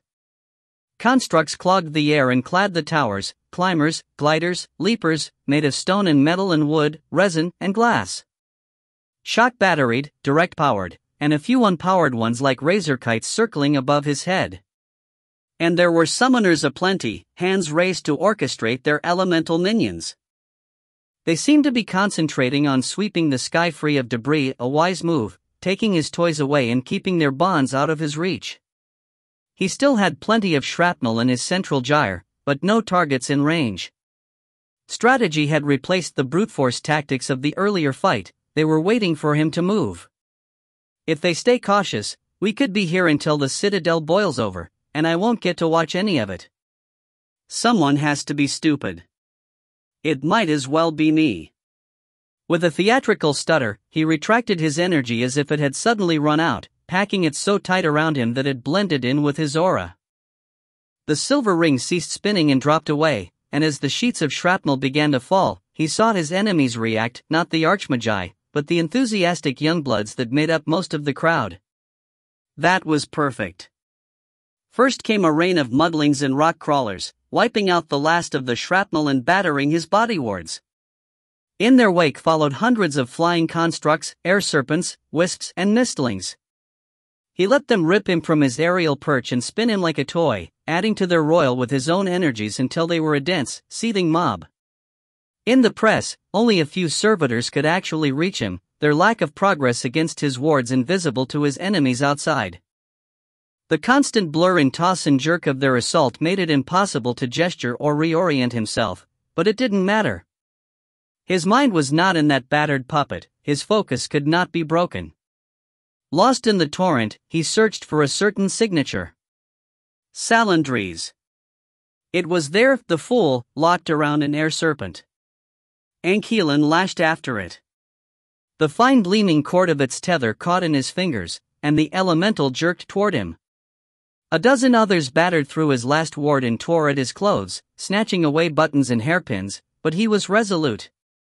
Even as the air serpent turned to bite at him, he hooked fingers in its bond and stripped it off. The serpent fled into the sky, free. He slipped his hand into the bond and felt it cinch tight. It could hold an elemental, or a spirit, or a soul, though that practice had long been outlawed. But he was more than either a spirit or a soul, more than any petty bond could control. When Salandry yanked on the tether, reacting blindly to the chain she'd felt, it pulled Anchilan from the cloud of servitors like a shark from a fish pond. The flaw of summoning, in Anchilan's view, was that the connection between slave bond and master bracelet could not be deactivated except by removing the bracelet, of which Salandry wore dozens. Drawn by the pull, he let the Ravager's manifestation rush across him like bone-white fire and saw the summoner's eyes go wide, saw him snatch at his bracelets as if to identify the one at fault. Too many. Too late. White talons clamped down on bracelet-covered forearms, biting through wards and flesh to hook beneath the edges of the bands. Claw-tipped hands clamped upon his head, white thumbnails plunging into his eyes. The scream was gratifying. Anchilan did not linger, but thrust Salandry's head back with his hands while raking his taloned feet in the other directions, peeling the flesh from the summoner's arms along with his jewelry. Bracelets, rings, blood and fingers fell away into the smoke, and then he leapt free, wafting himself upward on unfurling wings as the summoner Archmagus suddenly unbound servitors descended upon him in a frenzy. In mid-rise, he remembered that he'd planned to dissect the man. Ah well. Looking down, he saw elementals and constructs hesitating as their masters gaped. Below them, the smoke crawled inexorably upward. The great library's doors had been flung open, its servitors streaming out with books and scrolls in their grips. Further down, warders' spheres glowed through the gloom as they struggled to protect others, to reach breathable air. On the balconies, crowds of students huddled together or filed in ragged lines through portals. All were in flight, the citadel broken. Down at the 5th level, smoke and perhaps lava would be pouring through the tunnel that led to the city, which had prospered from the circle's needs for nigh on 80 years. Very little out there was warded, and no one would be making portals for them, the artisans and tavern folk, the cobblers and masons. The drunks, the dredgers, the laundresses, and their children. Let them die, he thought. They abetted my enemies. But he was letting mages escape. Why not them? Weariness struck. All these years, all this bitterness, and what did it matter? These people didn't know his grudge. They were just bystanders. His real enemies were long dead, and he was old and petty and not at all in control. Impulsively, he pulled forward the dying remnants of his connection to the citadel. The rising magma had destroyed most of it, but the tunnel was still operational. Cycling forth the part of his soul that held the energy signature of Morshak Rivant, he triggered the protocol that closed it. Though it would take some time, the magma wasn't rising swiftly enough to intercede. The city would live. Then a metal bird arced up past the edge of his wards, and he raised his head, ready for her. Varel. In her completed armor, she reminded him of the imperial phoenix, all burnished bright and fiery in the sun. He winced at the irony. Then he spread his wings and rose to meet her. In the aftermath, picking bone splinters from between his teeth, he watched the last of the portals wink out. There were still a few people in the towers, some hunkered down and some climbing, the forsaken and the dauntless. He saw no need to help either. "Are you finished?" came the relayed voice of his master. "Can I say no?" "No." "Well. At least you asked. You've made quite a mess." "I tend to, yes. Rakmar and the generals are displeased." Ankelan cocked his head, wondering if he heard amusement in the emperor's voice. It was difficult to tell, since it was not the emperor per se but one of his mentalists serving as proxy. Still, they were generally good at mimicry. "Tell them this is what they get for meddling with my work." "Oh, is that what this tantrum is about?" "It's not a tantrum. You know how I feel about the Circle and the Hawk's Pride. As I recall, destroying the Circle was what you planned to do before you died." Ankelan stared down into the smoke. He could tell how far the lava had risen by the breaking of the wards and the occasional explosion, as someone's laboratory or sanctum succumbed to the forces of nature. The ascent had slowed considerably after the 25th floor, and he worried now that it would not reach the top.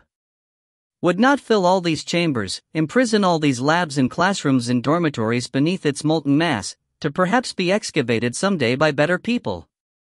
"I just got tired of it," he said. It was not a lie. "Come to the palace." "To be yelled at?" "No thank you. Come or I will make you." He closed his eyes and saw again the foaming sea, the ring of broken stone in which he had made the greatest in a lifelong series of mistakes. The burning eye of a supposed ally turned inexorably against him.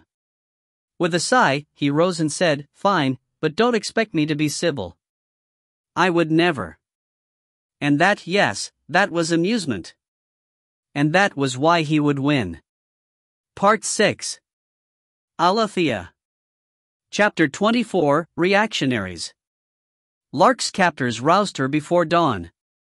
False Maver kept the monstrous Ile-Rien from doing more than prodding at her with its great serrated foreclaws, and soon they were moving together through the muted dark with only Maver's lantern as guide. The streets were bare, the cold wind tugging at Lark's braids and chilling the shackles on her wrists despite the cover provided by her robe's voluminous sleeves. At her side, Ile-Rien lurked like a hunchback beneath its cloak, eyes glowing with a faint inner light. A few sentinels stood silhouetted on rooftops, indifferent to them. She wondered what they watched for. "And what if the watchtower is closed?" rasped Ile-Rien in its hollow voice. It had been complaining for much of the walk or scuttle, as would better fit its curious gait. "Do we wait for the blasted sunrise?" "It won't be closed," said Maver. "It never is. We should have called a mage to us. They have legs. They can travel. We're nearly there. But if they..." "Ile-Rien, it's all right. No one will see you. If any of us should be worried, it's me. I've been trying to build a reputation here." The carapaced creature exhaled a whistling sigh. "Ah yes, poor you with your human face. Poor you with your hands. Can we not do this, Dot? And your ability to walk in daylight without people screaming and fleeing. Honestly. It was old 10 years ago." Lark frowned behind her scarf. Here in the shadowless circle, she had assumed the people would know about the monsters in their midst, perhaps even welcome them. And while Ile-Rien was more unusual than most, it wasn't the worst thing she had seen. It was even pretty, in a luminous insectal way. If it had to hide from its own people. If daylight comes and it is not open, you will have to haul me back in a crate. I will not walk the streets like this. I'll be more than happy to box you up. Not so much to let you out again. Unable to hold her tongue, Lark said, shouldn't they be worshipping you or something? Kylene's head swung toward her, and false Maver glanced over his shoulder as well. With a hiss, the creature said, yes, they should, but do they? No, they are cowards. Here we go, said Maver tiredly. Lark smirked. Soliciting gossip was her stock in trade. But I don't understand. In the Crimson Army, they wipe out all memories of your kind. Why would they do that when you serve the light so faithfully? The creature's cloak shuddered as its wings shifted in some approximation of a shrug. We serve it, it does not serve us. And so if it says to stay hidden. In the shadows? Like us? It favored her with what was probably a dirty look, though its features were immobile. Do not taunt me. We must keep you alive for the mentalists, but they do not need your limbs. Lark shut her mouth. In truth, she didn't really fear these two. This pre-dawn stroll felt like nothing. At the end, she would find mages, so what? She had already separated from Cobb and his crew. Once they left the city, they would be beyond her knowledge, for who really knew what that boy would do? The road was Guardian territory. Snow, earth, and trees for miles. They would be fine. And I'll be in the same danger as when I was Darylyn's captive. It annoyed her to be doing this again, yet the similarity gave her a sense of control. False Maver had discarded her holdout knife but hadn't made her remove her robe despite the protections that still flickered on it. He was very hands-off. Was he a secret turncoat too? How many Imperials hated their jobs? The water elemental, Ripple, still rode along beneath her robe. She wished she could strategize with it, but wasn't sure it understood her. Compared to her time with Rien, where they collaborated in gestures and glances as much as words. Her eyes misted, and she struggled to blink them clear. Perhaps these two could be swayed by a woman's tears, but she refused to stoop to that.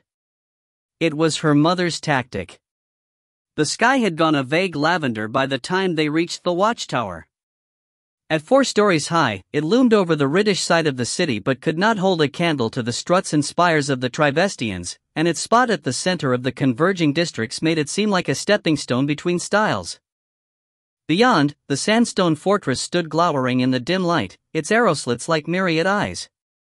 While most of its height was bare blocks, the lowest story had been painted darker but could not quite hide the marks of Riddish graffiti. Tall men in sapphire uniforms manned the gates, pikes and bows at the ready, their gazes tangible even at this distance. The watchtower had a low wall around it, with a wrought iron gate that opened at Maver's touch. Lark glimpsed something in his hand that he immediately palmed, some kind of entry charm, and as she crossed the threshold she felt the tingle of an arcane field. The air within was colder, stiller, as if captive. Sigils etched the inner wall, she counted out vaulting it. A decorative rock garden covered the tower grounds, with a well-used path winding through it. Seeing how Maver took pains not to leave it, Lark followed suit, with Kylene behind. At the door, large, iron-bound, with neither handle nor pull ring, Maver reached out with his charm again. Nothing happened. Should we knock? Said Kylene. Frowning, Maver rapped on the heavy wood. The sound barely carried, and Lark quirked a brow. That was how it sounded when there was no hollow space beyond, just a solid wall, like with a door that anchored a shadow path. Maver's eyes narrowed as if he'd made the same connection. They should be active, he said, stepping back to stare up at the tower, but as it had no windows, she didn't know what he expected to see. A thin thread of smoke rose from its peak, nothing more. He knocked again, harder, but received no response. Kylene shifted anxiously, claws squeaking on the slate pavings. Well, I guess we wait, said Maver finally. Kylene hissed and looked to the brightening eastern sky. I cannot stay. Once again you will get all the credit. We're a team. We get team credit. Look, just because you didn't spot them and weren't the one to snag her doesn't mean you don't get a reward. How many times have I come up dry while you found our quarry in a flyby? We're not competing. The creature gave him a sour look, then shrugged its cloak off, bearing narrow limbs and opalescent carapace. In the growing light, it almost seemed to shimmer, and Lark resisted the urge to touch it. I will fly the roads, see if the others have emerged, it told Maver. You will tell our commander how long I spent over the desert seeking them. It is not my fault. Yes, yes. Fly well. A whistling huff, then it clack-walked to the gate and slipped out. Lark drifted a few steps after. Through the bars, she saw it crouch low, chitinous leg plates separating to show sinews like silk cord pulled tight, then spring upward, surpassing the roof's height in a blink. At the crest of the jump, it snapped out filmy wings and caught the dawn wind, sweeping high into the sky like a soap bubble and then a speck. Impressive, right? Said Maver. And actually not as much of a pain as it seems. Better than it, he cut himself off awkwardly. A Ruangrian? Lark supplied. Or a Ligalena? Maybe an Enkalaji? You know, we're supposed to kill civilians who become aware of us. She turned to meet his dark-eyed gaze with her own. Even a week ago, this might have cowed her, the situation, the shackles, the threads. But Rien was gone, and she was alone, and she didn't care anymore. This detachment wouldn't last if they started smacking her around, but for now it buoyed her. Well, go on then, she said, raising her bound wrists. Not like I can stop you. His brows rose, then he turned and gestured toward a stone bench set back from the path. Let's grab a seat. Who knows when they'll open up? She eyed him as he moved away, then reluctantly followed. He took one end of the bench and she took the other, and they sat in silence as the light grew and the city stirred around them. With the wall in the way, Lark could not see much, but the periodic slam of doors became the rattle of cartwheels and the shuffle of feet, then the first criers, the early stalls being set up. What would happen if I ran out there, screaming for help? It was worth considering. If these creatures really feared exposure. Metal rasped once, twice, then Maver cursed. She glanced over to see him struggling with a handheld sparker, a Rashi cheroot clamped between his teeth.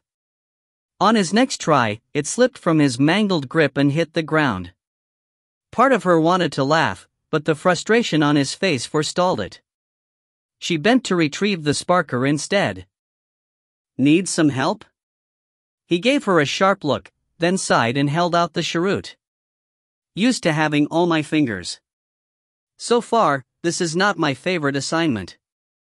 Even with her wrists shackled, it was easy enough to clench the handle and make the striker rasp across the hatch-marked steel of the pan. A few scrapes and the cheroot caught, and Maver puffed it quickly to a proper ember. Bittersweet smoke wisped between them. Got another? Said Lark. She didn't usually smoke, but it wouldn't hurt to try a bit of camaraderie. If only she'd grilled Desira for information while she'd had the chance. He fumbled another from his coat and lit it from his, then set it to her lips.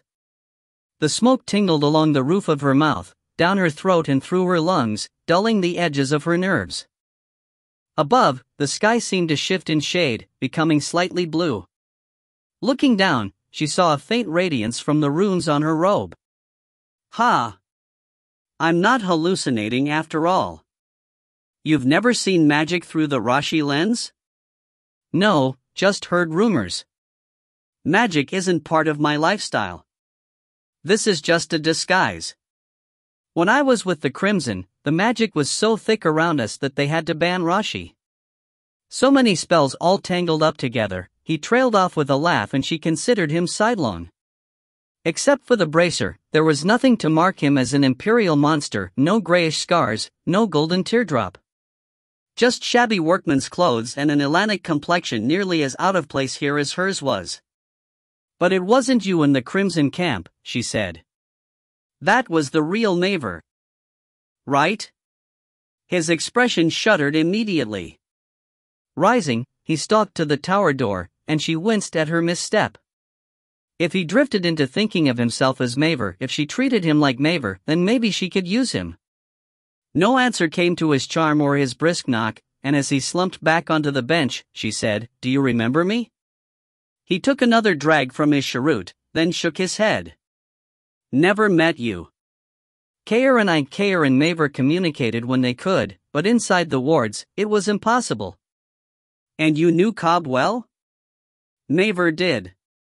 "For how long?" 2 years, but about 5 months as a campmate. That's not relevant. "You were sent into slavery to watch over him, weren't you?" "That's relevant." "I'm not him, dot."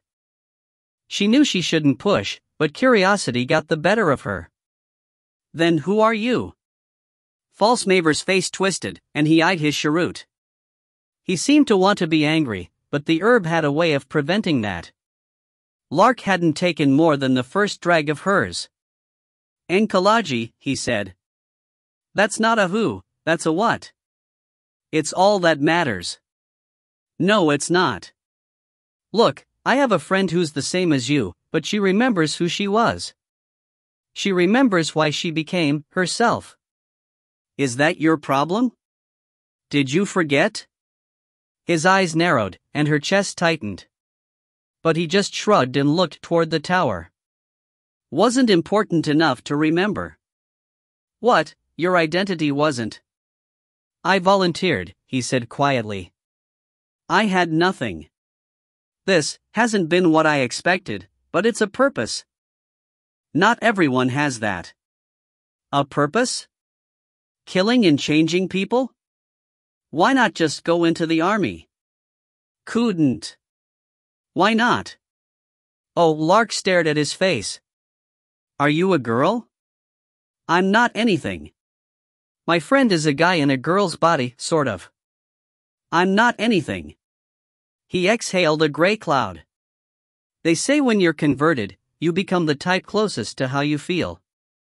The angry become Roengrian, the sensual become Ligalena and Sanraka, the bitter become Rovagi. The envious become Sarasagi. Enkalaji were the ones who just want to disappear." That doesn't sound like Das, thought Lark. If anything, she should be Roengrian. "I still don't understand why you would do this." "Become this," she said. "I'm not here to educate you, dot. Do you know what your people have done?" The words swelled in her chest, too sudden and raw to be stopped, and she spat them out. "They destroyed Bakai. They just crushed it, the whole block. Crimsons and mages and some white-armored types. More carry rioted and got beat down, no idea how many are dead." "And what, because we sheltered Cobb?" Maver looked up, aghast. She could almost see the memories queuing in his eyes. "You know how we feel," she said curtly. "You remember being Maver. How could you want to become someone else so badly that you'd—" The wrought iron gate squeaked. She and Maver both looked that way. A woman in a bilious green robe stormed through, hair a-frazzle, scarf streaming behind her.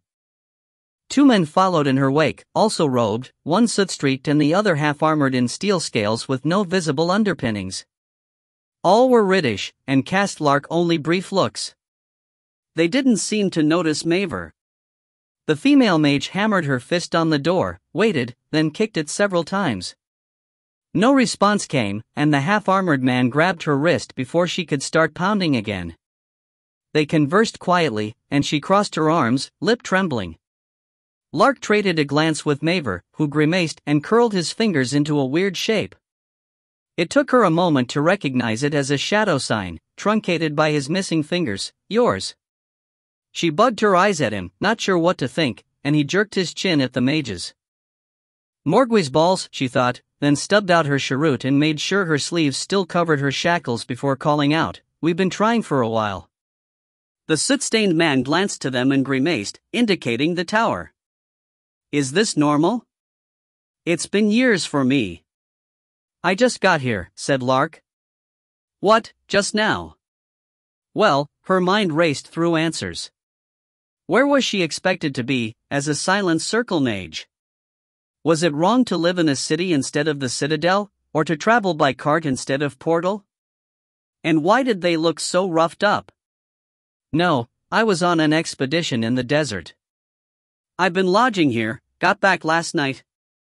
So you haven't heard? Heard what? The citadel, interjected the woman in a watery voice. The citadel erupted, ... Though it meant little to her, Lark didn't have to fake shock. Erupted? How? We don't know, said the soot-stained man, running a hand across his face and only musing himself further. It started yesterday. Just a weird feeling at first, but then people leaving, telling us to leave. People with all their stuff packed, portals everywhere, and then suddenly there was fighting in the sky and smoke from the ground and... The mentalist sent us away, said the armored man. You didn't hear anything? Lark shook her head. I haven't been in touch. The female mage abruptly wheeled and kicked the door again, then started tracing symbols on it. Lines of greenish light burned into the heavy wood in their wake. Are you crazy? Said the armored man, moving in. You'll set off the ... Wards? If the wards were up, I wouldn't be able to do this. The armored man halted and looked up the length of the tower. Lark did as well, and realized that though she could see the blue dome that enclosed the tower and rock garden, there was no magical light on the tower itself. A last symbol, then the woman gave the door another kick. A sound came like a latch popping, and it swung outward to reveal a stone wall with an inset silver arch, also lightless. The portal's down, said the soot-stained man, bemused. Lark rose from the bench, then looked to Maver. From his uneasy expression, he didn't often work with mages. He caught her glance and nodded her toward the group, and she drifted over to join them. What do you think this means? She prompted. The woman was already tapping on the archway, shimmers of green energy transferring from her fingers to the runes. The armored man cast Lark a look, then started on the other side of the arch, saying, Something's wrong. Everything's wrong, groaned the soot-stained man. Glad for the sleeves and bracelets covering her shackles, Lark tugged at the sooty man's arm. Maybe you should sit. You look unwell. I was in the alchemy lab, everything was catching fire, I just wanted to get my notes but then the floor buckled and... Got it, said the woman. Everyone looked over as the silver frame activated, a pane of iridescence replacing the stone wall. As it clarified into a doorway, smoke poured out in a noxious wave. The woman gave a little shriek, and then everyone was running, the circle mages in pure panic, Lark and Maver on their heels. The billowing cloud was faster, engulfing them in a hot stinking haze, but the yard was small, it took only a few long strides to reach the wall, a few more moments to feel along it and find the gate. They burst out into the street together, coughing and cursing, the smoke oozing from the gate in their wake. Maver kicked it shut, and the black plumes that had escaped with them dissipated. Looking back, Lark saw the blue dome fill to the brim with roiling darkness, the watchtower completely obscured. As the smoke reached the upper limits, a thin greasy film of it lifted from the top of the dome and was taken by the wind. I am going back to my clan, the woman rasped, and took off down the street. The two male mages stared after her, then at each other, then at Lark. They haven't answered all morning? Said the armored one weakly. Lark shook her head. I got here maybe half a mark before you. But there was some, she stopped herself from saying smoke, like from a stove, it suddenly occurring to her that mages didn't need such mundane things. It felt strange, she amended. I just didn't want to interrupt. Nodding dazedly, the armored man said, Well, I don't know what to do. What do we do? Lark gestured toward the fortress. Report to the governor? His eyes sharpened and he sneered, looking suddenly very much like his fellow Riddish townsfolk. The governor can know, she had the right idea. We're off to our clan. Good luck to you. Come, cousin. And to you, Lark echoed as the armored man corralled the sooty one and hauled him down the street. She looked again to the watchtower in its veil of smoke, and shuddered. The trace of Rashi in her throat was gone, overpowered by that awful reek. Then she turned to Maver, who lingered just a pace away, watching her. "Now what?" she said. "Now," he gestured a mangled hand at the tower. "Apparently something bad has happened. So we report in personally. At the palace." Even as he stepped through the portal, Ankelan was casting. It was difficult to hold a spell together while crossing a dimension-warping field, but he had experience. So when a trio of arcane missiles flew at his face the instant his foot touched the palace floor, his ward absorbed them harmlessly. He took a moment to regard his attackers. All three wore gold robes, bloodied and soot-stained, which meant his attack on the Hawk's Pride had at least partially succeeded. He smiled. One of the attackers turned to run, so he shot her in the back with a ward-breaking bolt. It was a reflex by now, the parameters so deeply engraved upon his nerves that he often couldn't stop it. He had killed more than a few runners he'd meant to preserve, not that he'd admit it. The other two struck back, one hitting his ward with a splitter and the other going brute force, gold-tinged energy leaping from his hands in a form like a harpoon. Ankelan swatted the splitter aside and let the harpoon hit his absorption ward, where it was sucked into his reservoir, a droplet in a roiling sea. Like any arcane assault, the harpoon left a fading thread in the air between them. Ankelan hooked it in his fingers and sent a much greater surge along its length. It hit the gold mage in the casting hand and backwashed up his open channels. The energy he had been gathering for a new assault contacted the energy Ankelan was forcing upon him, and his jaw dropped, a tea-kettle whistle of a scream emerging from his locked throat. Every muscle seized, every channel snapped wide, and the protective sigils on his robe flared and incinerated as he dumped his reservoir to escape catastrophic burnout. Ankelan split the other one's wards and bolted him to death, then strolled over to inspect his overload victim. The man had collapsed, twitching. Behind and beneath him, the white substance of the palace glowed with a strong nacreous light. In any other place, such a self-preserving action would have killed everyone else in the vicinity, but the palace had a thirst even deeper than Ankelan's. "Are you alive?" Ankelan said, prodding the fallen man with his boot. He was red-faced as if from exposure, a good sign. Burnout started internally and evaporated saliva, digestive acid, and blood before it made any mark on the skin. Sunburn meant he had projected his energies outward quickly enough to spare his organs. Ankelan nudged the man's face, then toed his nose a few times and watched how his eyes rolled. It was amusing, sometimes, to have such power and not kill. "Must you be so childish," said Kuthra. Smile souring, Ankelan took a moment to mash his heel against the man's cheek in defiance, then stalked into the hallway. "I didn't ask for your opinion," he muttered. "We are at a turning point. If you refuse to be serious..." "I'm always serious." "You are a bad liar." "Were the Hawk's Pride and the Citadel not serious enough for you?" "They were self-indulgent tantrums which compromised our purpose." Ankelan grunted. He could do without this conversation. He had learned long ago that the eavesdropping mentalists could not hear Kuthra, but they could still pick up his responses, and the Wraith was right. This wasn't a good time. So he quick-walked down the winding white corridor, not bothering to navigate. Inevitably he found himself at the great doors, which opened at his approach. Raised voices cut off the moment he entered the throne room. A quick glance showed him the other doors were closed, the vast space empty but for clusters of color and activity by the dais.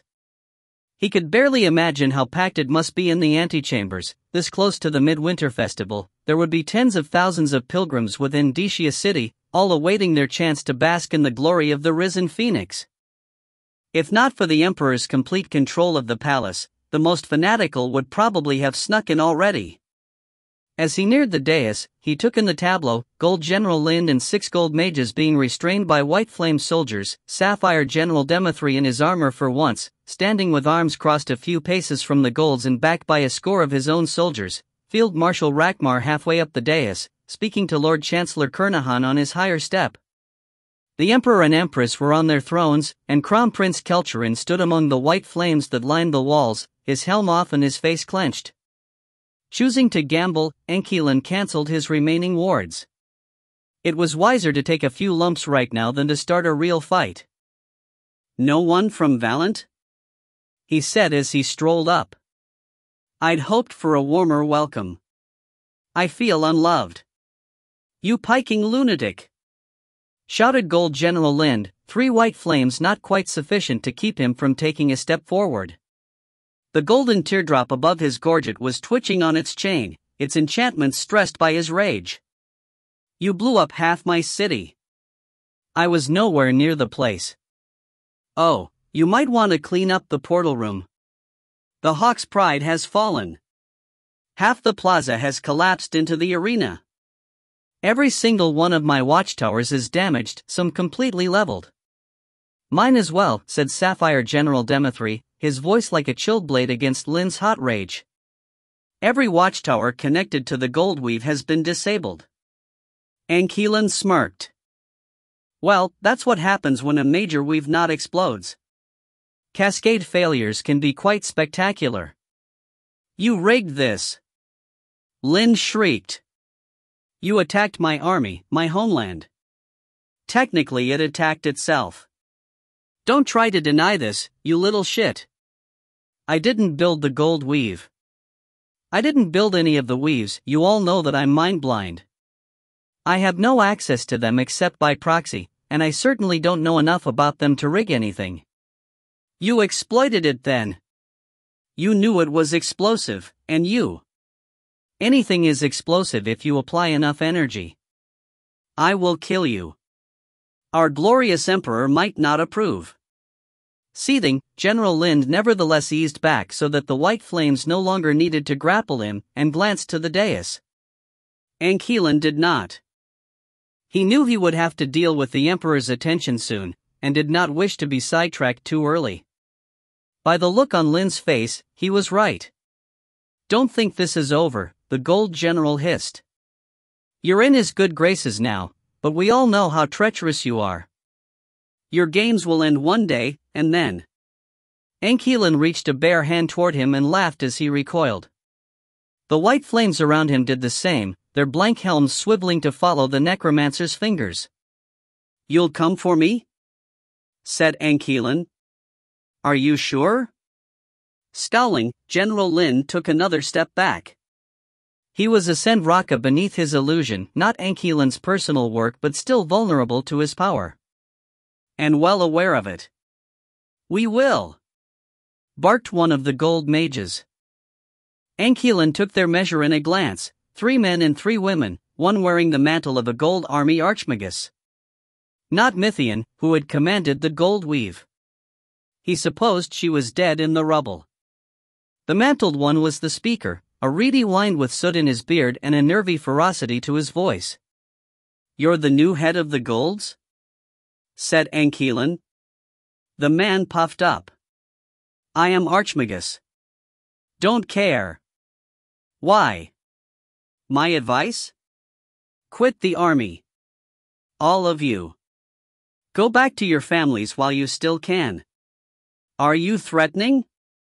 Are you stupid?" Archmagus Ile-Rien, while you may have succeeded in assaulting the Hawk's pride, you have not broken the spine of the Gold Army Mage Corps. We know you, and your agents, and your signature, your inquisitors. So now you're declaring war on the Inquisition? Any of them who move against us. And will you interfere with their imperial duties, like the mind-washing and conditioning of your mages and soldiers? The Archmagus opened his mouth, then stopped and looked to General Lind, who shook his head slowly.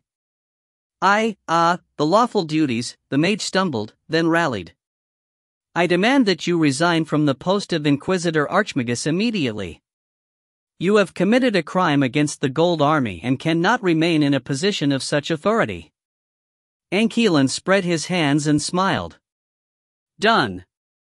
Done? Yes, of course.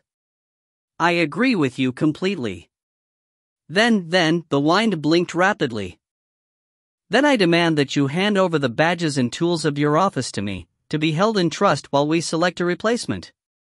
Can't do that. You will surrender the. Don't have them. What? Anquilin examined his nails, pretending not to notice the strain on the gold mages' faces. I selected my successor yesterday, and as I was in good standing at the time, the succession is legal and binding. Who? You'll have to ask the Inquisition. I'm no longer affiliated with them. You can't just. Don't care. Next issue? Fuming silence fell, only to be broken by Field Marshal Rackmer's chuckle. Your clever little tongue, he said as he descended the dais, his pectoral of rank clacking against his armor with each step.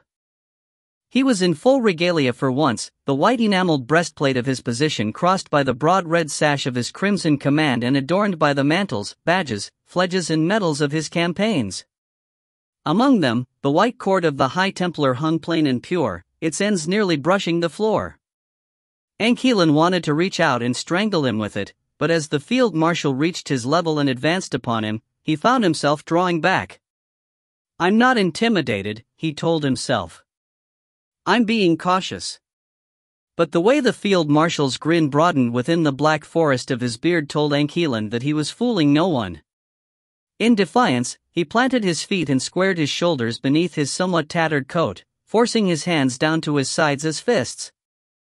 Your precious razor words, the field marshal continued, basso voice nearly purring, heavy lids half hiding the black circles of his irises. He overtopped Anquilin by nearly 3 hands and was broad enough, from skull and neck to belly and thighs, that Anquilin had often wondered if he could hollow the bastard out and fit inside him.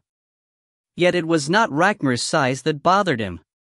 Relative height, relative breadth, had never stopped him from biting out someone's tongue. It was that the Emperor found them equally amusing, and so had bestowed upon Rackmar a few gifts to counterbalance Anquilin's advantages. Even at this distance, he could see the pale fibers lifting from the surface of Rackmer's armor, extending toward the taste of his aura. Prepared to neutralize him. As long as the field marshal retained the Emperor's blessing, he was inviolate. So Anquilin just snarled when Rackmar patted his cheek with one broad gauntlet. Anyone else would lose the hand. The weight of the Emperor's gaze upon them kept him from stepping back even when the pat became a grip, thick fingers digging into the space behind his jaw, thumb immobilizing his chin. Rackmar did not bother to lean in, to keep this private. Looking down his nose, he finished loudly enough for the crowd, your bloody, traitorous hands. We watched you, Anquilin. We had agents in the Citadel at Valent. You may deny direct involvement with the Hawk's Pride, or the Cantarin Watchtower, or the Riftwatch outpost, but we saw you incite the Citadel's demise. We saw you murder your fellow counselors. Self-defense, Anquilin hissed, then quieted as Rackmar tightened his grip. As well as innumerable subordinates and students. I hate mages, you all know that. But this impacts my armies, Anquilin. It impacts my great work.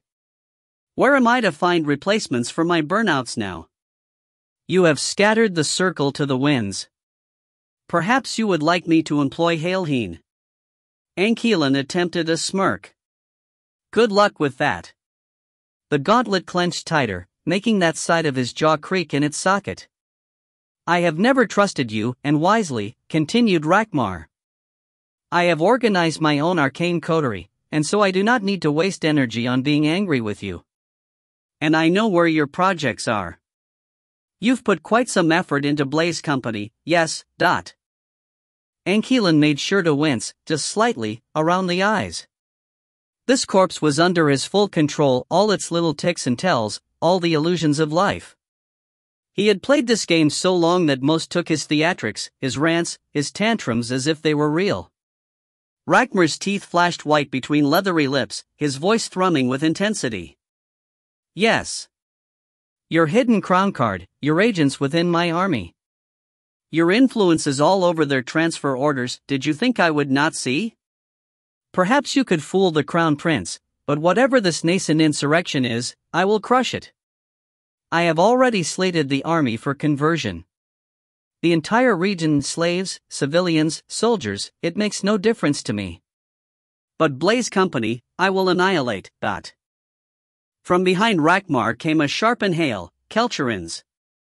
Ignoring it, Ankelan snarled, idiot, the Blaze Company is just soldiers. If you want to get in on the game, I'll hunt for your guardian vessel? Chase his tail through the countryside like a hound after some phantasmal hare?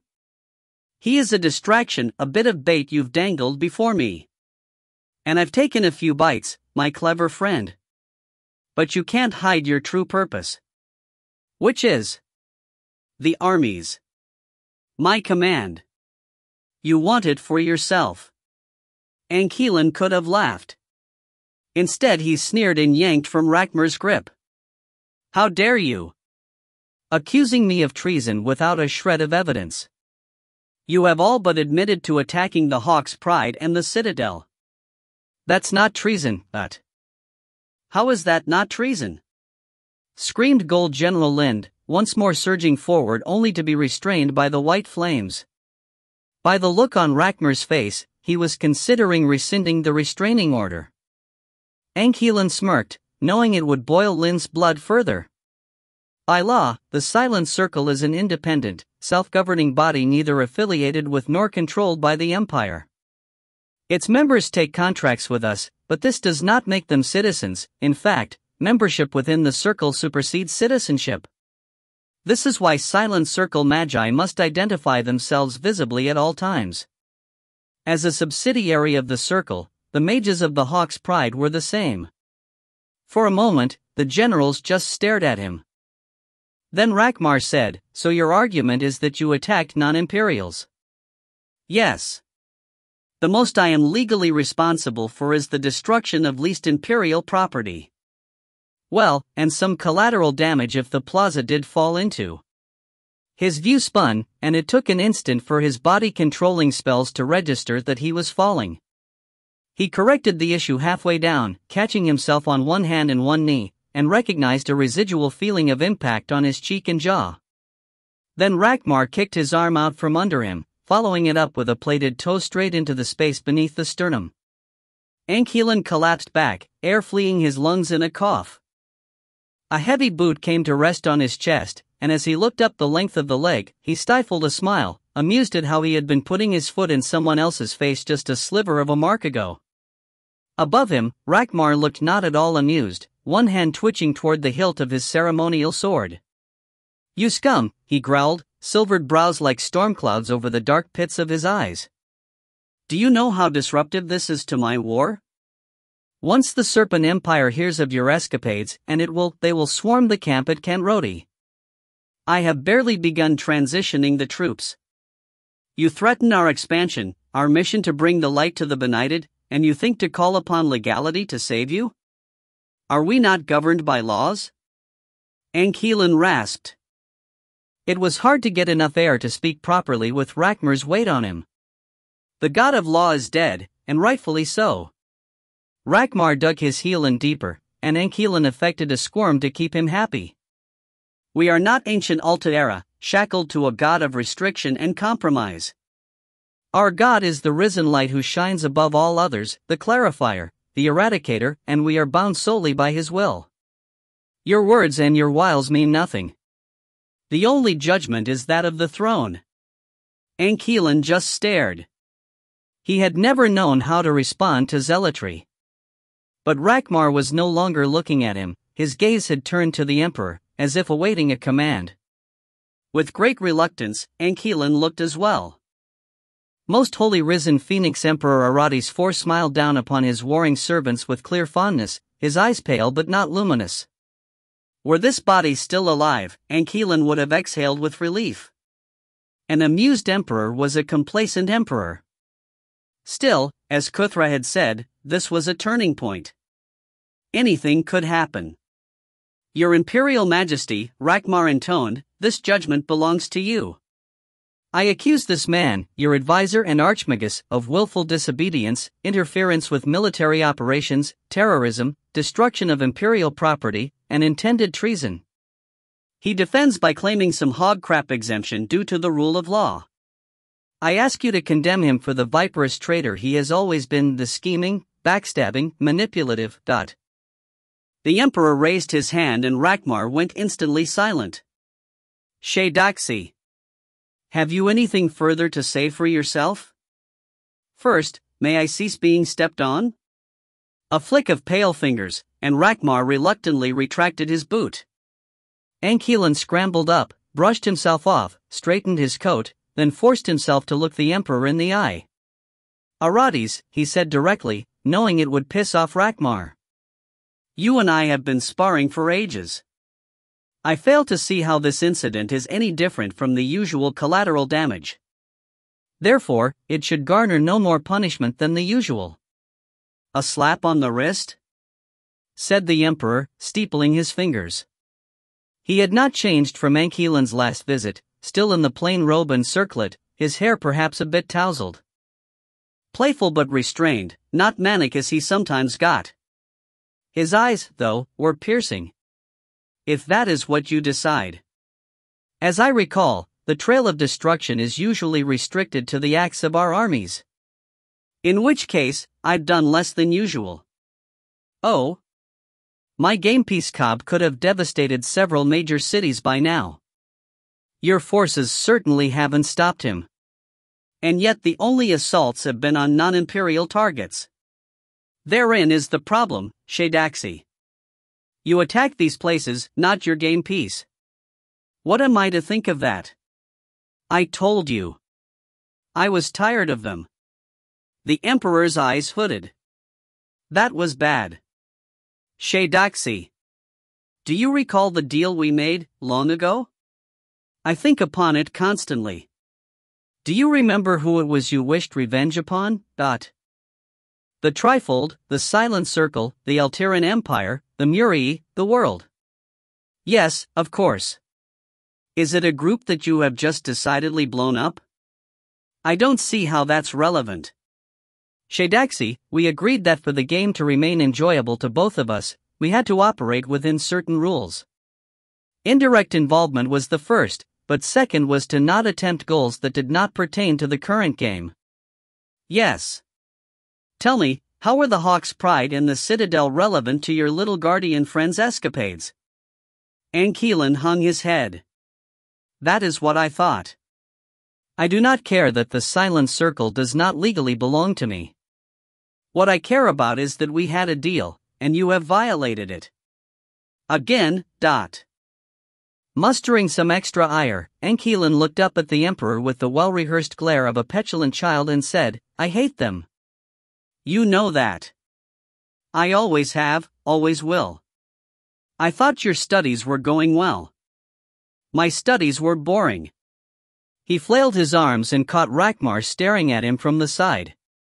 Usually he kept this behavior to his private discussions with the emperor, but it was time to show off. You know how restrictive the circle is. Can't do this, can't do that, can't do anything fun. I know I said I'd use my freedom for the good of my work, but I can't take it anymore. They made me teach. You said you enjoyed molding the curriculum, but that's not teaching. Teaching is wrangling a class full of reprobates into paying attention, behaving responsibly, doing more than just sitting there gape-mouthed, mark after mark, day after day. Year after decade after century. It was not necessary for you to. I couldn't stay a student. Me? Not be in control?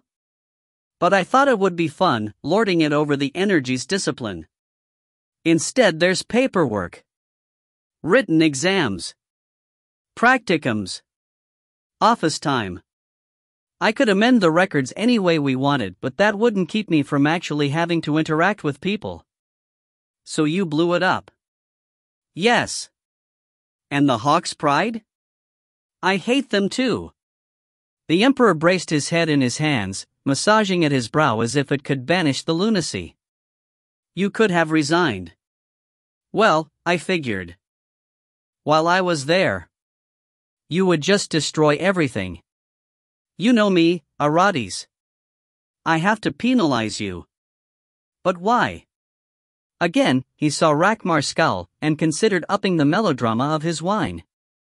He did not get many chances to annoy this man directly.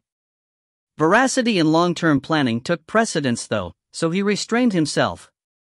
I agreed not to meddle personally with my game pieces, so I needed some kind of outlet. You knew this would happen eventually. I had believed you were learning self-control. Well, it's not my fault you're delusional. The uproar from the gathered generals nearly deafened him. He made a show of sticking his fingers in his ears and waiting it out. More than once he glimpsed Lind at the periphery, trying to lunge at him despite the white flames. To his other side, Rakmar stood red-faced, a muscle jumping in his jaw as he ground his teeth in slow rage. The Emperor made a mollifying gesture, but his smile had narrowed. Dangerous ground. As much as they had their games, Aratis was still the master, Anquilin the servant. They were not friends. I meant no disrespect, Anquilin said. Too late. The Emperor just looked at him. He knew he should try to play Valiant off as a burst of willfulness, a brief backlash against the strictures he worked under, which he would absolutely not repeat. But the truth lay bare between them. He had gone for one of his longtime targets, and would have one less regret if he was returned to the wall. He had endangered all their plans. Look, it was a bad idea, he said, dispensing with the foolery. I thought it would be satisfying, but it wasn't, not at all. Everyone I want to hurt has been dead for centuries, and all those others, all those scurrying little ants, they're not even echoes. It was fun to fight again, but I could have gotten that anywhere. I'm sorry. I was stupid. Silence reigned in the wake of his words. He could see the light welling behind the Emperor's eyes, threatening judgment. The one thing he still feared. You have always been impulsive, said the Emperor slowly. Sometimes to our benefit, sometimes our detriment. We take a risk every time we let you out. But the risks have been worth it. Anquilin interrupted, gesturing toward the gold general. My work on your servants. The Emperor's eyes flashed, and suddenly Anquilin could not control his vocal cords.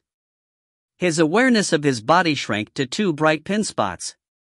In the remaining darkness, he felt his true flesh, the body he tried so hard to ignore, drowning in its untenable encasement. Then he snapped back into the corpse, his fingers on the puppet strings again. It took unusual effort to struggle up from his knees. Your work on the conversion templates has been spotty as well, said the Emperor. The light remained in his eyes but not as fiercely. Anquilin could meet them and see the anger they held. Nearly a century of experimentation, and yet there are still flaws, still limitations. If I am to replace my people, I must have full conversion. No mistakes, no rejections, no bounds. And still you have not presented me with a working locust prototype. No, Your Majesty. I've been tweaking the Rovagi template since you approved of the exoskeleton and the photosensitive. Then where is it? There have been distractions. Yes, I am aware. The Emperor sighed and sat back on his throne, robe rippling briefly with muted light. And in the past, I have encouraged them. You needed to be educated, to expand and refine your skills. This is why I permitted you to attend the Citadel. And we both required an outlet from this waiting, so I permitted the game. But you have become too much of a meddler, Shadaxi. I warned you last time. If you do not focus on the purpose for which I freed you, I will have no choice. Well, then isn't the destruction of the Citadel a good thing? I won't be distracted by it. Do not attempt to reframe your mistakes. No, Your Majesty. My apologies. I trust you have not blown up your testing laboratories. No. Then devote your time to that, lest I cut it short. What about the game? No more games, Shadaxi. They are tedious. You are tedious. But I'm in the middle of my turn. There was no fakery in this frustration. Gesticulating, he said, it's taken years for me to set this up. Almost a decade since the first iteration failed. And I have become bored with it. But it's almost done. 3 days, maybe 4. And then we can take a break from games. I'll devote myself absolutely to the conversion process. We'll do test batches of the restricted types, the children and adolescents. I'll make it work. I just want to know how much I look forward to the assault phase of the game. You have no army this time, said the Emperor. Anquilin straightened, tugged at the lapels of his coat, and puffed out his chest. I don't need one. The Emperor laughed. And that was that. The wolves came not long past dawn. Jared had been aware of them for a while, having cast his senses out beyond the borders of their little haven. He had felt their intrusion on his perimeter like a wilder version of a mentalist gestalt. It would have been intriguing had he not been petrified. He had never seen skin changers before. Facing westward, the spell-warded entry provided barely enough light for him to see the wolves when they ghosted into view. Initially there were 4 great grayish-brown beasts, but then more came into range, and more. 6, 10, 12. He felt some circling the structure, some lingering at the fringes of the flat plateau on which it sat, but the first 4 never left his sight. They just watched from a stone's throw away, blinking in the morning light. He and Taryn and Widma conferred on the subject. Taryn said they were a threat, no matter that Jared felt no outright hostility from them. Widma believed they had a connection to Anquilin and might possibly be allies. But none approached, and Jared was loath to pry more deeply into their strange minds, and neither Metastatic would let him step outside. It should be one of us, said Taryn. We probably taste awful. Even if they're friends, we shouldn't tempt them with the likes of you, Widma agreed. Jared appreciated their protectiveness, but sitting here and waiting for Anquilin to come back seemed counterproductive. He'd told them to wait 4 days, then abandon the place, and the way he'd been dressed and the finality in his mien made Jared worry he wouldn't return. What were they supposed to do about a bunch of wolf people without him?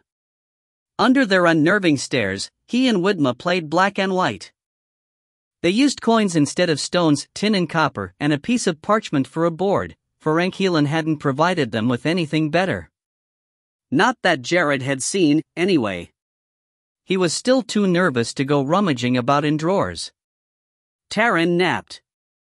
He wasn't much for strategy games. Widma was good though, and her strong opposition to Jared's rusty memory of the classic maneuvers managed to take his mind off the staring wolves for a while. They were approaching the endgame, the board glittering with coins in nearly all the spaces, when a ripple passed through the wolfish minds outside. Jared blinked and raised his head. Before, their minds had flowed in pictures and sensations, emotions. Some had thought abstractly about fire or a bird, but most just acknowledged the snow, the building, each other, or dreamed of running or mating. Now there was agitation in them, and a taste of metal, a vision of wires.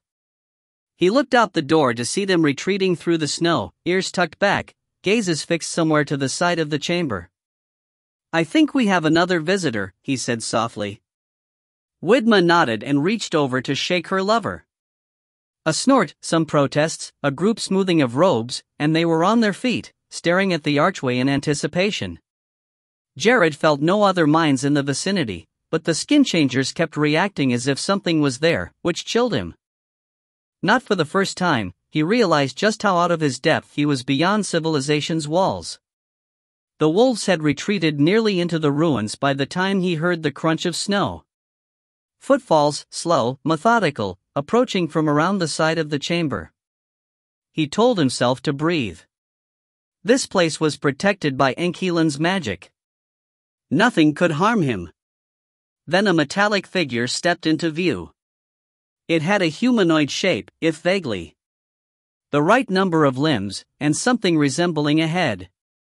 But it was made up entirely of copper, not wire but native metal and weird fronds. From its fern-like mass of hair to its noduled face and knobby arms, to its overlong fingers and ragged, branching nails. Its eyes were 2 empty pits in a meshwork face. It halted astride from the archway and went still, yet Jared felt its attention move across him, then past him, to his bodyguards and the room beyond. He could not say how. It had no mind, no distinct facial expression, and nothing in those eye pits to see with. "The Firebird," it rasped finally, its voice like a whetstone on a blade. "Where is it?" Jared's mouth worked for a moment without his input. Then his brain caught up to it, and he said, "May I ask what this is about?" The copperleaf head turned very slightly, and he felt its attention like a nail between the eyes. His shields did nothing. A long moment, then the creature said, "I represent the houses beneath these hills, the copper and iron and brass, the nickel and lead. The Firebird has been gone too long.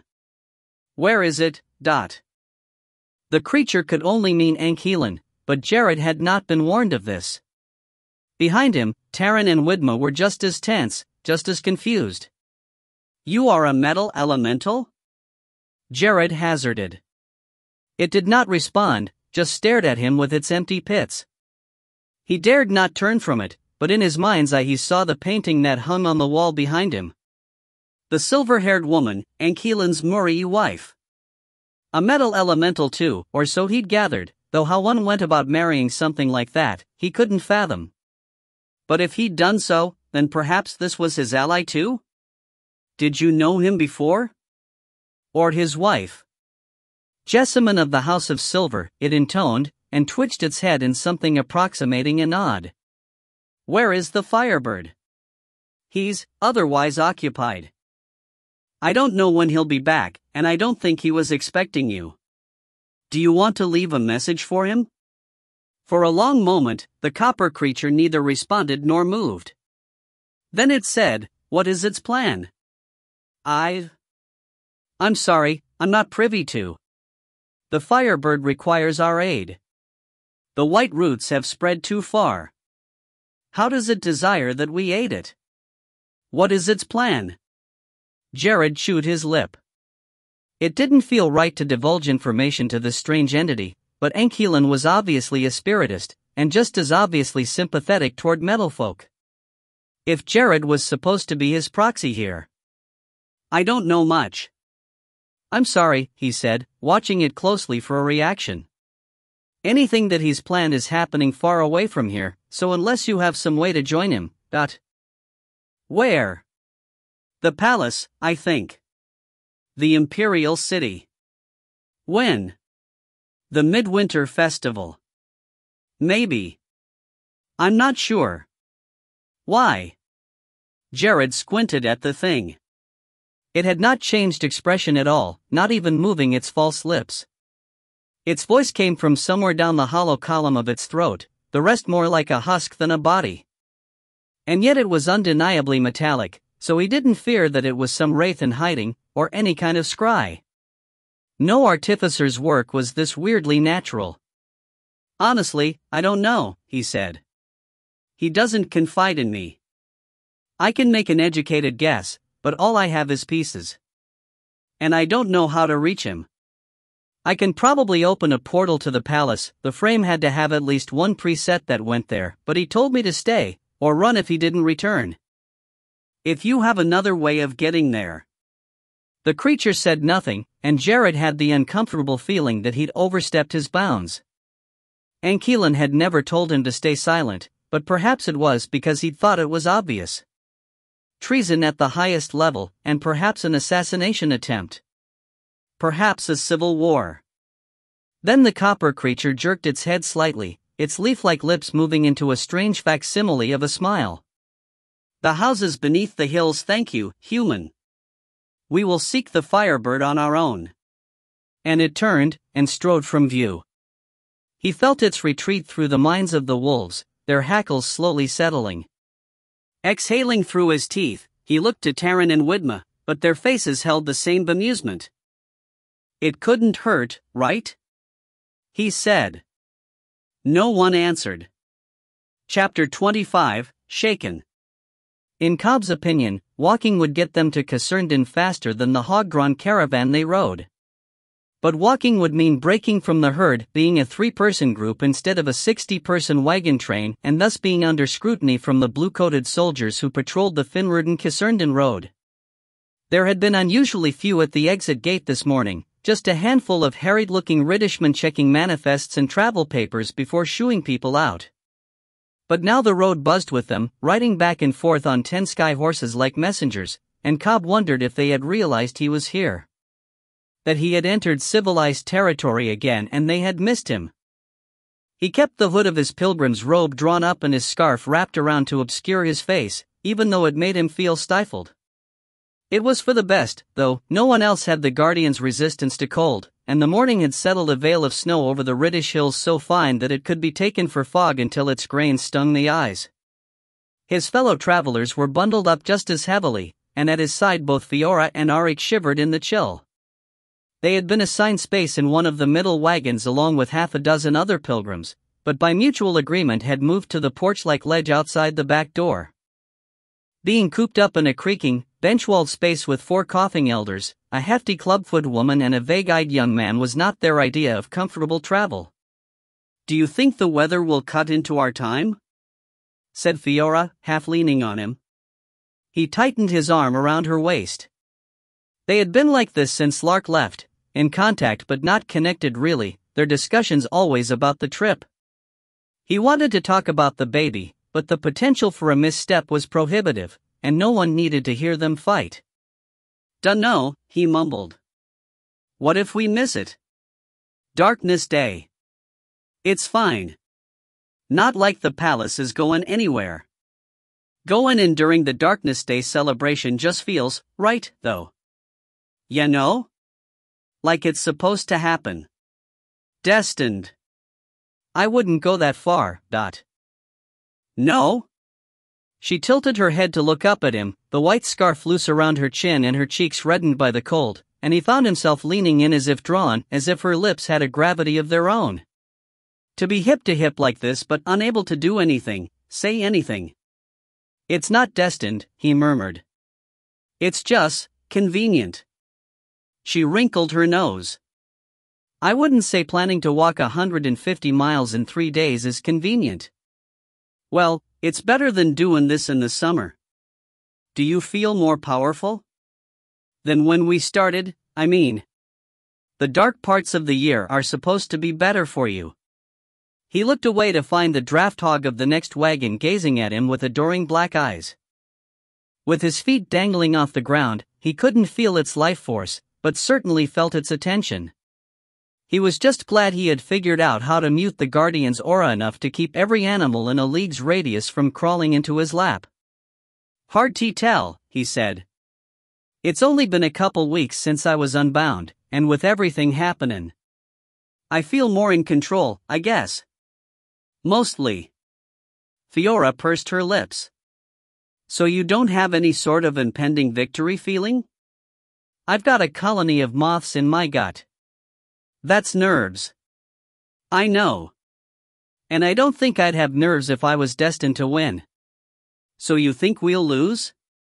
"Let me ask the gut moths." "Oh gut moths, I beseech you, tell me, Dot." She rammed him with her shoulder, snickering, and he swayed with it then pushed back against her. With a squeak, she slid into Auric, who had been snoozing with his cheek against the porch wall. The skin changer made a disgruntled sound and automatically leaned into the push. "Ugh, you're squishing me," said Fiora. "You started it," replied Auric. She responded by mashing his face with her palm. So he licked it. The ensuing tussle nearly knocked all 3 of them off the ledge, and ended with Cobb pulling Fiora bodily across to his other side before Auric could get too snugly. Yawning, Auric slung a brawny arm across Cobb's shoulders and said, "Jealous?" While Fiora righted herself, still giggling too hard to speak. Flushing behind his scarf, Cobb said, "No." "Ooh, lies. You wanted to get closer to me." "We can share," said Fiora, and rested her head against Cobb's shoulder with a wide-eyed look of adoration. Auric did the same on the other side. Cobb considered jumping. "Oh, he's got the grumpy face now," said Fiora. Cobb exhaled heavily and made a conscious effort to let it go. He had always felt like there was a line drawn across his heart, over which he might stumble at any time and transform everything that was fun and bright into agitation and annoyance. Which was fine, he understood the concept of boundaries, except that his line kept moving, like it was explicitly trying to trip him. He hated it, but he was learning to manage it. And now it's a sad face? Am not sad, he mumbled. It's all right, you can be sad. I'm sad. Fiora settled against him better, getting comfortable. I miss Lark and Ile-Rien. And Rien. Even Desira. Thought you two hated each other. We don't. Well. I don't. I can't speak for her. She shrugged. In honesty, I respect what she's done, not the murdering parts, but the self-determination, you know? The defiance.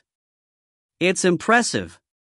We could never be friends, but as a Braianan I can appreciate that kind of fire. But you're not a Braianan. It just slipped out. Feeling her stiffen, he could have punched himself. But she didn't shout, she just sighed, her breath warm against his shoulder. I am in my heart. Even if the goddess will no longer have me, that's what I want. I'm sorry about the baby. Sorry we messed up and sparked this new life when we probably don't have much time ourselves. And I've compromised myself, Brigidians aren't allowed to do harm. I wasn't thinking, and I. Hoy, said Cobb softly, concerned. She looked up at him with watery eyes, and when he pulled her close, she buried her face in the front of his white robe and gave a stifled sob. Hoy, Fiora, shit, he rasped, why couldn't know? And it's my fault too. I didn't even think about it, and the Guardian did pike all. I'm the one who came to you in Haraka, Cobb. So what? I can make a baby on your own.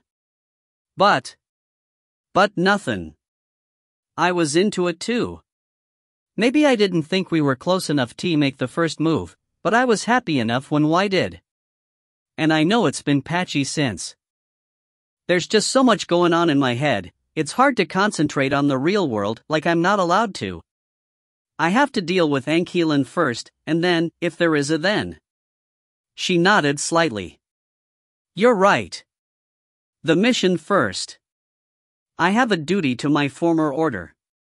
If using a sword means I'm breaking my vows to Brigid, well, I didn't pledge to her anyway. Cobb pressed his face to her hair, not sure what else to say. They had their own roads to walk, and whether they would stay parallel or diverge, or end, he couldn't begin to guess. He wouldn't be the Guardian forever, and who could gauge the state of her faith? He'd let her go, if she wanted that. Was there something wrong with him? Love wasn't supposed to be so easily given up. I don't love her. Then why did his heart twist like her fingers in his robe? Why was it so comfortable to stay like this, and so difficult to pull away? On his other side, Arik still rested against him, alert but unspeaking. Loyal to a fault. It pained Cobb to think that either of them would follow him into the disaster that awaited, the disaster that Ankelan and the Guardian had cooperatively created for him. I'll beat you both, he thought. I'll pull my friends through this alive, and we'll dance on your graves. Never mind the aftermath. Never mind the ruins. They would slip through the cracks in the falling empire and escape into obscurity, the victorious vanished. That was winning, to him. Later in the day, the winds picked up. Granular snow and sand sheeted against the wagons, forcing Cobb and his friends inside to stew among their fellow travelers. Conversation was stilted, the old folks reminiscing in bits and tatters, and the clubfoot woman was not at all pleased to be seated next to Arik and often elbowed him away. Cobb grimaced as he watched the skin changer scoot further and further into the corner, but Arik did not complain or look to him for help. He seemed accustomed to such things. For the first time, Cobb found himself wondering where Arik had come from, and how he had ended up at his side. They rarely talked, and he'd never asked. He resolved to do so soon. Fiora stayed slumped against him, more to avoid the old woman at her other side than from any need of comfort. Her tears had dried swiftly, her nature too sunny to sustain them, and she drifted in and out of sleep, hand alternately clutching his robe and slumping limply to his leg. She snored a little too. He thought it was cute, but the old couple on the opposite bench kept glaring at them. Lunch came in the form of smoked meat, buns, butter and jam provided by the caravan, and there was enough of a pause to piss off the side of the road. Fiora, muzzy and a bit cranky, insisted on standing guard for the old people in case someone fell, and Cobb wondered if that was Bridget already rearing her caregiving head. Or perhaps she'd always been like that. They'd never been together around other people, and Cobb didn't think that way. For him, dignity and privacy outweighed infirmity. He'd rather be piked than have someone waiting on his business. But they had to rescue one old man from a snowdrift and corral the vague-eyed boy when he started drifting toward the woods, and while it annoyed Cobb, it seemed to awaken something in Fiora. By the time they re-entered the wagon, she was chattering away with the clubfoot woman, a widow from Thida. Yendra, as she introduced herself, was bound for the palace to deliver her sister's soft-headed son and herself to the healing judgment of the light. We should have done it years ago, she expounded, but my sister thought perhaps he'd grow out of it, and we never had someone to take him before.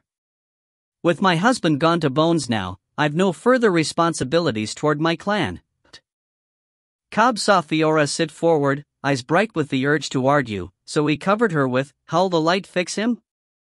"I mean, the light burns away impurities, it doesn't, give wits?"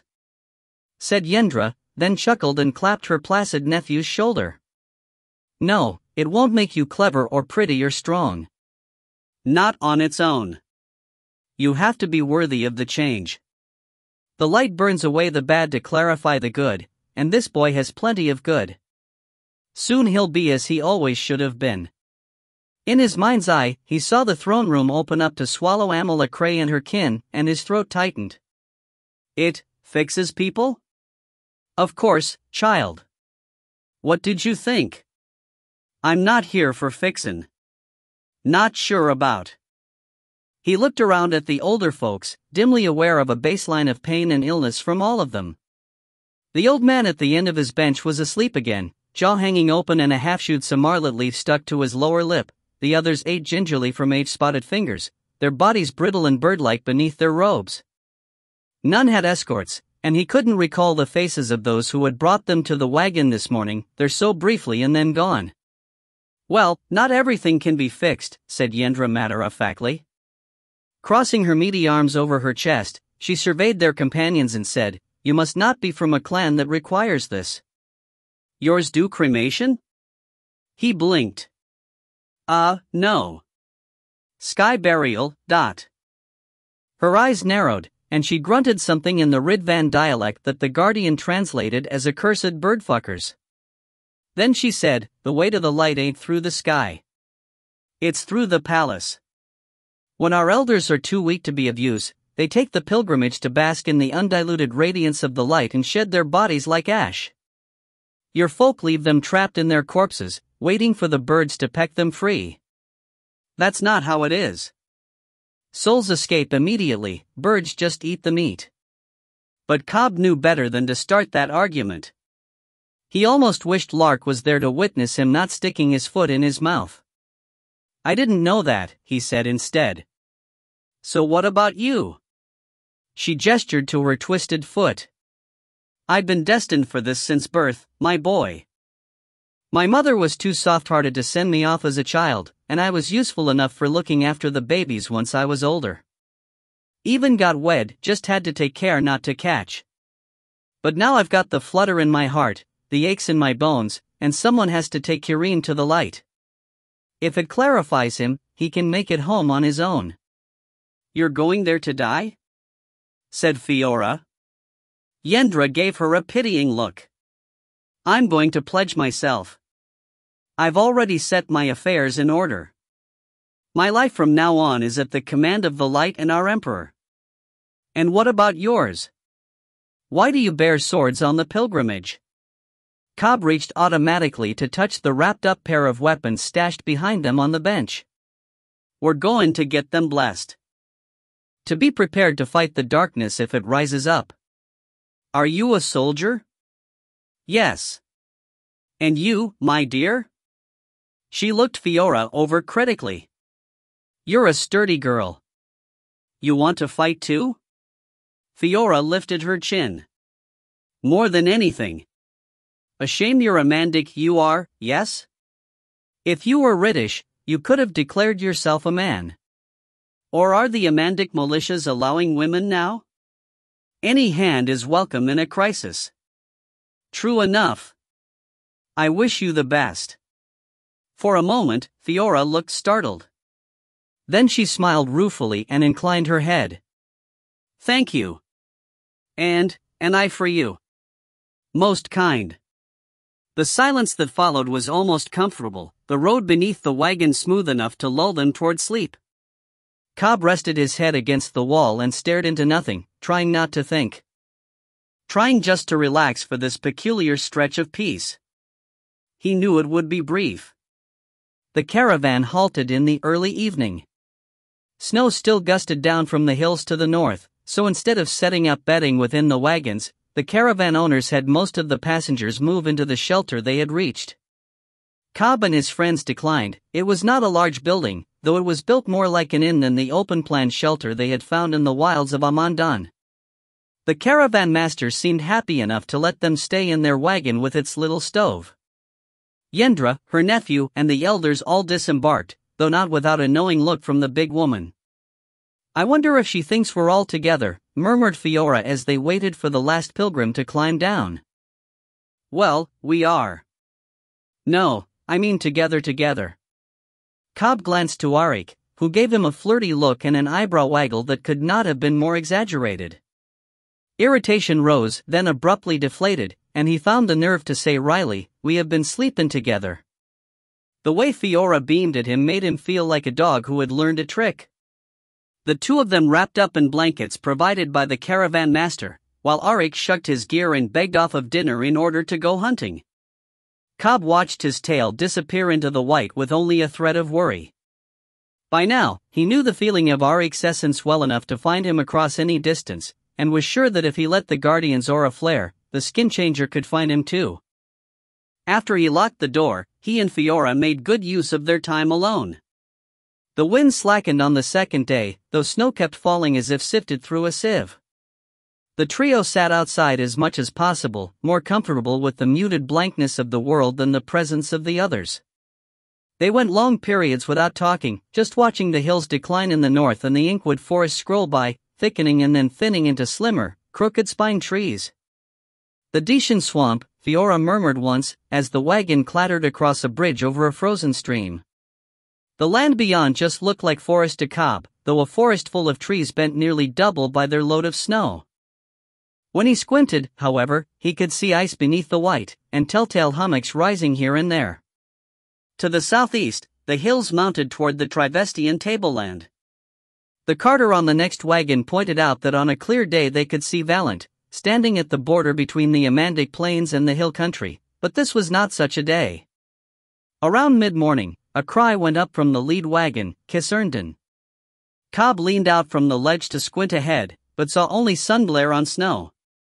It took a mark or so for the wagons to pull up to the walls, then another for the gate guards to make their way down the caravan checking travel papers. Then they were pulling in, past low walls and into streets so packed with people it was a wonder they could move. Everything was awash in white robes, white festival bunting, white banners hanging from the high walls of the fortress that guarded the northward road. Even the non-pilgrims, bustling about their own business or trying to flog merchandise to the crowd, were doused in white, from bonnets and feathered hats to snowcloaks emblazoned with the rising phoenix. Among them, soldiers in gold and sapphire uniforms stood out like jewels. In this crowd, it was pure luck that Cobb spotted a white-armored, blank-helmed soldier, and even luckier that the soldier was striding along as if on patrol, and never glanced at the wagons. "Pikers blend right in," he muttered to Fiora, who grimaced. They ate their last free meal with the rest of the pilgrims in the caravan company's stableyard, all lined up on benches with the eldest set near the smoking braziers. Cobb tried not to stare at their neighbors, but he couldn't ignore the obvious trends: maimed men, hard-eyed women, bent old folks and moon-faced children, and more than a few wearing gray mourning veils. A white-eyed priest came by to bless the food and the travelers, and though Cobb thought for sure that they'd be found out, the man passed them without incident. Afterward, they said their farewells to Yendra. From here, we all walk, she told them. I wish we'd started sooner, but it took my sister forever to decide. Alas, we probably won't make it for the first dawn celebration, but I'll be glad to get there any time during midwinter. The wagons don't go any closer? Said Cobb. Yendra scoffed. Never. The point of the pilgrimage is to travel the white road on your own 2 feet, be granted entry at the gates, and gaze upon the face of the Scion of the Light. It is not to be driven like a tourist. As they headed toward the street, Fiora took Cobb's arm. We'd planned to walk anyway, she murmured. This just means we'll be even more a part of the crowd. Cobb nodded, trying to figure out where to go. He had never seen such throngs, not even in the Crimson Camp. The balconies of the 2- and 3-story buildings were just as full as the streets, and signs hung over nearly every door to advertise vacancies or a lack thereof. Streams of people moved in all directions, often blocking wagon traffic, and the buzz of chatter and commerce and prayer made his ears ache. Finally he spotted the Northgate Fortress, and checked his friend's readiness. Auric was on Fiora's other side, hood up and jaw clenched, with the silver sword strapped across his back. Fiora carried her own in the same way, and looked resolute. If we get separated, we meet on the white road, he said.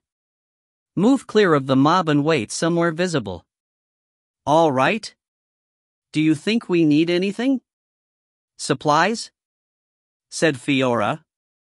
If there are no wagons going north, there might not be way stations. Cobb frowned and squinted at the crowd. Yendra and the old folks brought no baggage, and I don't see much out there. We're suspicious enough why the swords, no need to add to it. If there's no way stations, I can always forage in the swamp. Fiora grimaced. I suppose.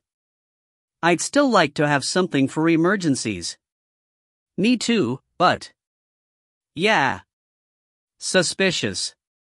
All right, lead on. As they plunged into the crowd, Cobb felt the urge to hold his breath. It was like being swept along through rapids, bodies jostling, voices chanting and cursing, and an insistent push that occasionally gave way to eddies and side streets and alcoves from which merchants screeched. He was not the tallest here, not by far.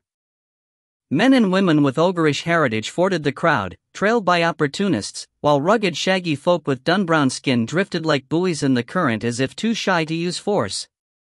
Darrenwain, Fiora told him when he leaned down to ask her, and he finally knew how he could be mistaken for one. And there were hands everywhere. He spent half his time steadying people he had jostled, or being grabbed by others, or pushed, or pulled, as if the great fingers of the crowd were trying to separate him from his friends. Fiora finally hooked an arm around his waist and clutched his belt, and he put an arm around her shoulders, while on her other side Auric looked white around the eyes. Cobb sensed his anxiety, but couldn't do much beyond steer them into an alcove when he saw fur start to sprout from the skin changer's jaw. You can't snap, he told Auric in a low voice, blocking the crowd with his body. It's not that far, and then we'll be on the road and can spread out. Maybe we should put him in the middle, said Fiora. He opened his mouth to object, but Fiora had that look in her eye again, and Auric was breathing through his teeth, hands trembling and shoulders flexing weirdly beneath the white robe. His hair had already grayed back to its normal tone. Pike it, Cobb muttered, and nodded. He hated the idea of Fiora being on the outside edge, but it seemed like do that or have Auric shift in the middle of the street. They formed up quickly and stepped out again, hands linked behind Auric's back and his arms across both their shoulders. It was hard to make progress with the three of them so closely abreast, but finally they rounded a corner to see the gate in the distance. Then Cobb's arm began to itch. Desira, dressed like a pilgrim, paused at the mouth of an alley to sniff the air. She had caught Cobb's scent from her spot on a rooftop by the eastern gate, where she'd lurked since arriving in Kisserndon last night, but hadn't been able to spot him. By the time she'd reached street level, the scent had faded to a wisp and a memory. It was frustrating, but also heartening. She'd been right to come here, right to wait, and their reunion was just a matter of time. Even if she couldn't locate him in this press, she knew where he was going. The long road would give her plenty of opportunity to catch up. Still, she could have throttled him for not sensing her. The scenting organs in the roof of her mouth pointed her toward the north gate. That was expected, and as she slid back into the crowd, she let her gaze prowl the sidelines. Priests and Templars were out in force, preaching from balconies or policing the plazas, and though she'd yet to hear any uproar, she didn't think Kade could stay undetected forever. She almost wished he'd circumvented the city and gone straight into the swamp, even though that would have lost her. She was just turning onto the wide northward boulevard when the blade at her hip gave a twitch. Her hand fell to it, but she dared not draw. Serinda's light would pick her out plainly among the crowd. You'd better not be hungry again, she thought at it. But the sensation beneath her palm was not the usual demanding throb. It was sharper, tenser, and alert. A ripple in the crowd ahead made her look up to see a patrol emerging from a side street. A mix of white flames and mages, they were edged by glimmering wards that kept the civilians back, but what riveted her was the figure in the lead. It was armored like the rest but held a sword, black on black, like a handler might hold a hound on a leash. Arivard. He didn't pause, didn't even scan the crowd. Fronted by the dividing wards, he stalked straight down the street, the same way that Desira had caught Kade's scent. Her stomach sank. She'd known this would happen. As confusion swirled through the stalled crowd, she slipped between the pilgrims like an eel, hand hooked on Serinda's hilt as she angled after the patrol. They might start the fight, but she would finish it. Catching a shift in the mood of the crowd, Kade tried to glance back, but it was like standing against an avalanche. The press of pilgrims pushed him onward, the sea of whiteness too muddled to make much out. Keep moving, said Fiora, her fingers vice-tight on his. Between them, Arik staggered drunkenly, lips pulled back from wolfish teeth. He could feel the skin changer's phobia like a tick, swelling alongside the ambient unease. There was a sort of communal spirit in the crowd, individuality squelched by close proximity and common destination, and any shift in emotion propagated swiftly through the mass. Right now, it felt like a low-grade panic, but he couldn't tell why. The itch in his arm flared again, and he remembered what it meant. He's here. We have to go, he muttered, but when he looked forward, there were no openings. Several streets converged before the fortress, packing the pilgrims shoulder to shoulder as they awaited their turn at the gate. Gold army uniforms stood out from the white mass, several handfuls of them spanning the bottleneck to check papers, while more lurked in the shadows of the through tunnel beyond.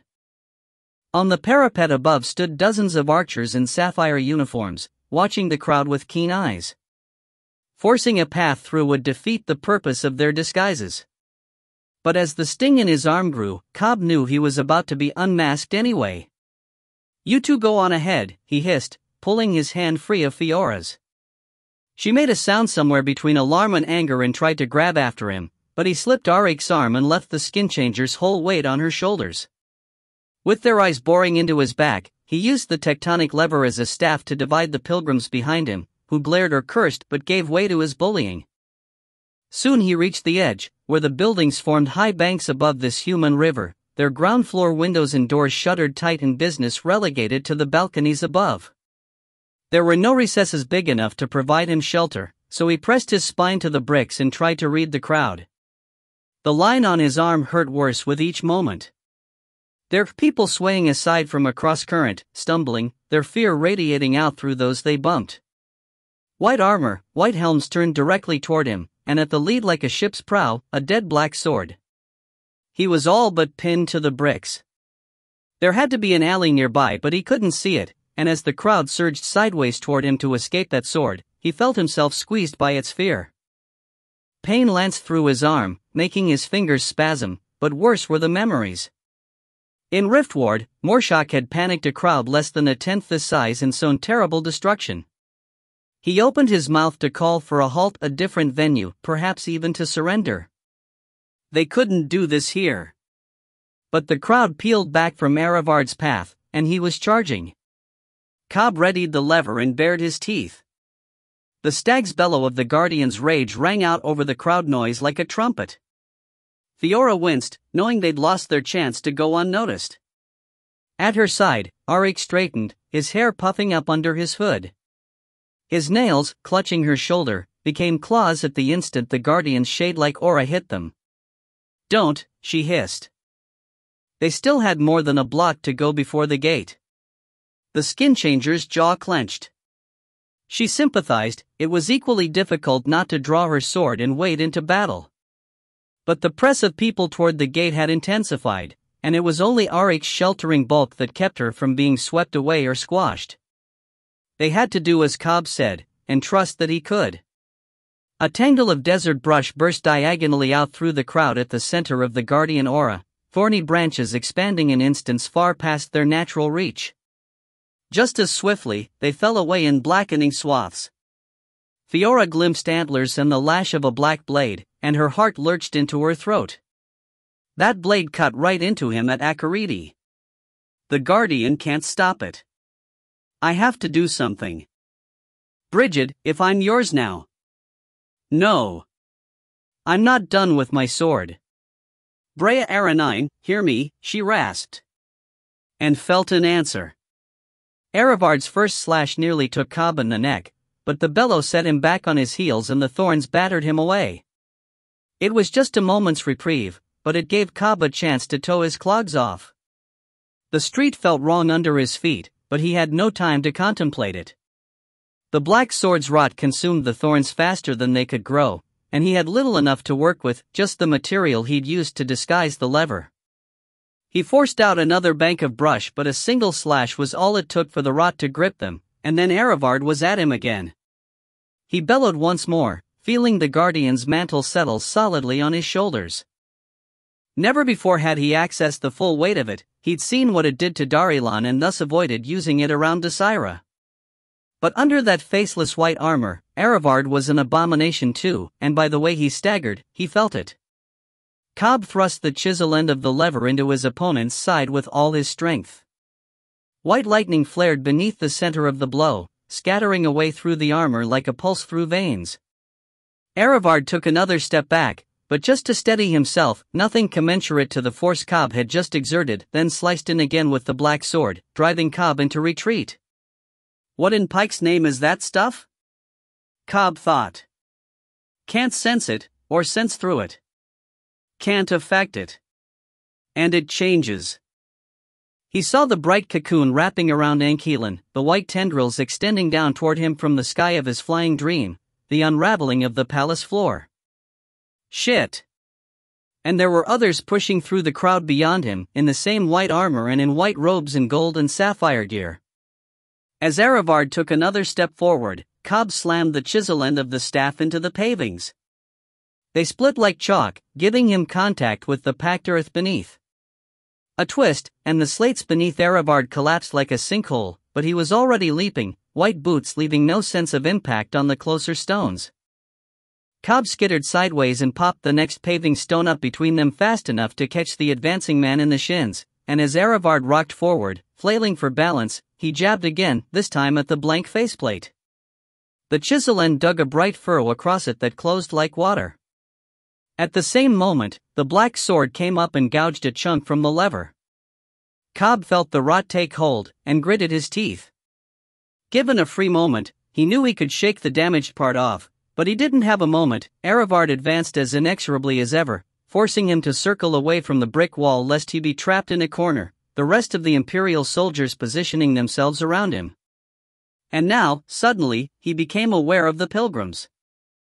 The stampede he'd feared had not manifested, while many had withdrawn. Some were now moving in concert with the Imperials, their voices raised in shouts of monster and dark thing and evil spirit. A rock bounced off his shoulder, and then suddenly there were many rocks, and half-bricks, cups, pieces of food. It wasn't the first time a crowd had turned on him, pelted him, but when he looked around, he could barely see faces. All was white.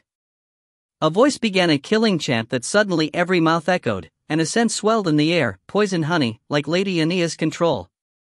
The crowd had a spirit, yes, but that spirit was the light. And it had found him. He lashed out at them all, dragging the lever along a wall to pull bricks free of it and spray them at everyone close. Several pattered against Eravard without impact, the man approaching as fast as Cobb retreated, and there were more white flames at Cobb's back now, which he thrust away momentarily with upright paving stones. For all their hostility, none seemed too keen on getting close. As glimmering webs spun out from the mage's hands, he realized why. They were still trying to capture him. Mostly. Another slice from Erebard nearly took off his nose. He dared not think what would happen if the black blade cut him deep. There was a stiff conservation to the man's movements that declared his struggle, vengeance versus obedience, with the chance for an accidental touch. The bellow rose to his lips again, but he bit it back because something else was trying to bubble up with it. The black water. It made the back of his throat briny and the corners of his eyes wet, and the voices. They deserve it. Your enemies, traitors. All the light-loving fools. Down with us. Going to their deaths anyway. Bring them, bring them. Shouldn't matter to you now, you're not one. Down with us. He couldn't shake them. The ground felt wrong because it was water, the paving stones and wagons and buildings and people and beasts and enemies all floating on them like little boats, blissfully unaware, and all he had to do was stir up another wave, another dredging wall of darkness to clear out all this white. Lassos of energy hooked him, only to snap and scatter off his armor. The sparks fell sizzling into the black, and he was. No, no. Raising the lever, commanding the tide to rise. Stop it, not again. And there was. Fiora, suddenly blurring into visibility behind the white shape of Erebard, her trifold sword chopping straight into his neck only to rebound in a flare of white light. He glimpsed her startled face, saw Erebard sway then start to turn. The black blade swept across, and he couldn't move fast enough, couldn't escape the drag of the dark water. Another robed lunatic crashed into Erebard, sending him sideways into the ground with a full body tackle. A wolf's maw protruded from the hood to clamp on his neck and force him face down, huge paws raking at his sides. He still held the black sword somehow, but the angle had buried it in the street, and he struggled with it as the paving stones disintegrated under him. Cobb saw Fiora straighten, eyes round, face blanched under her hood. Her sword had been cut in half. The crowd noticed her, someone shoved her forward and she nearly fell into the growing pit, and then there were lines of light reaching for both of them, and the black sword sheared up through a skin-changer limb to the accompaniment of Arik's howled agony. The dark water tried to take him again, but he gritted his teeth against it and stabbed the lever into a paving stone. It stuck, and as Arik tumbled off of Erebard, Cobb raised it and slammed it full force into the abomination's rising helm. Light flickered through the armor, so he did it again, and again, and again while energy ropes sheeted off of him like rain and spears nipped at his back. Still Erebard tried to get up, so finally Cobb slammed the paving down across the black sword itself, hammering it flat to the street. Swords cracked against his stony shell. Electricity drilled, thin needles of it penetrating where damage had been done. From the corner of his eye he saw other white flames stepping in, strands of web-like substance rising from their armor to reach for him, and he knew what would happen if they grabbed him. He hadn't been able to feel them in the desert, couldn't fight them, couldn't run. I didn't even reach the white road. Cursing himself for not thinking of this, but also for what it would do, he turned the lever point down and slammed it into the pavings. Beneath the packed earth and stone, the pipes, the foundations, the ponderous weight of the fortress, he felt a network of weird thready absences and grimaced, unsurprised. He closed his eyes, extended his reach in a narrow careful band, then heaved. The street shuddered before him, then liquefied. This close to the swamp, the ground was already well saturated, and the absence threads had cracked the bedrock below. It was easy to shake and shear its fragile structure apart. Difficult to stop. There would be black water at the bottom, if he let it come. But he made himself resist, and struggled against the desire to topple buildings and crush his foes, to bring down the entire gate and its fortress. Screams rose in cacophony as the pavings subsided, and he felt it like a pull on his shoulders, the compounding stress of controlling the damage. Keeping it just enough to suck down the soldiers, not enough to kill, to ruin. Other weights still hung on him, insensate yet intrusive. The white armors. A section of his back went numb, and then his upper left arm.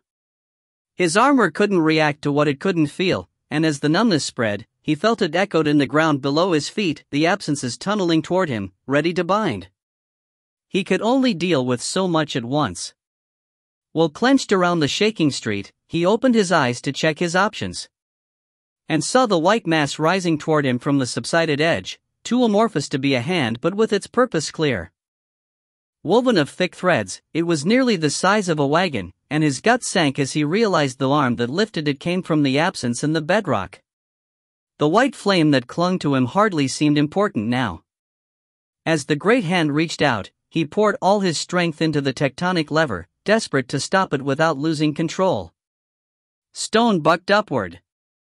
Buildings lurched. In the chasm he had made, the great hand spasmed, its tendons pinched. White and yellow and blue-garbed figures scrambled, mud-covered, for the ragged edges of the road, and as everything began to slide, the lever snapped at its rotten point. Cobb's earth sense disappeared in a slap, and he staggered back, still dragging his white flame clinger. The pavings beneath him collapsed, dropping him ankle-deep in mud and forcing him to clamber like a toddler up the sudden slope. Ahead stood Eravard, still trying to twist his sword free of its entrapment. The white helm swept up, then past him at the encroaching destruction, then back, clearly torn. The other white flame reached for Eravard, threads unreeling from its arm, and for a moment Cobb feared they would connect and drag him down. Instead Eravard turned his attention back to his sword.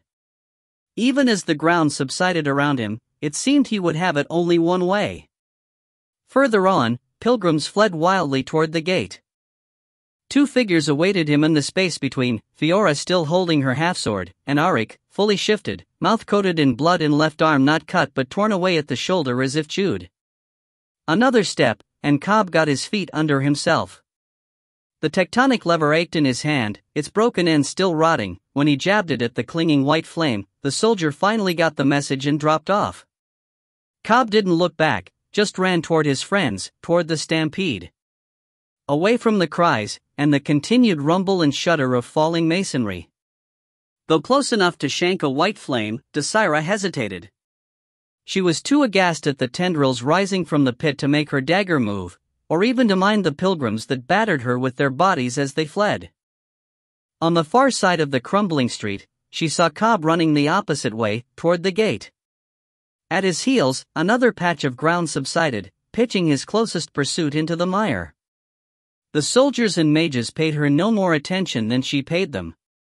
They were all riveted to the spectacle which she should have anticipated. The shadowless circle could be nothing else but the palace's reach, extending stealthily through the land beneath their feet. To see it, though.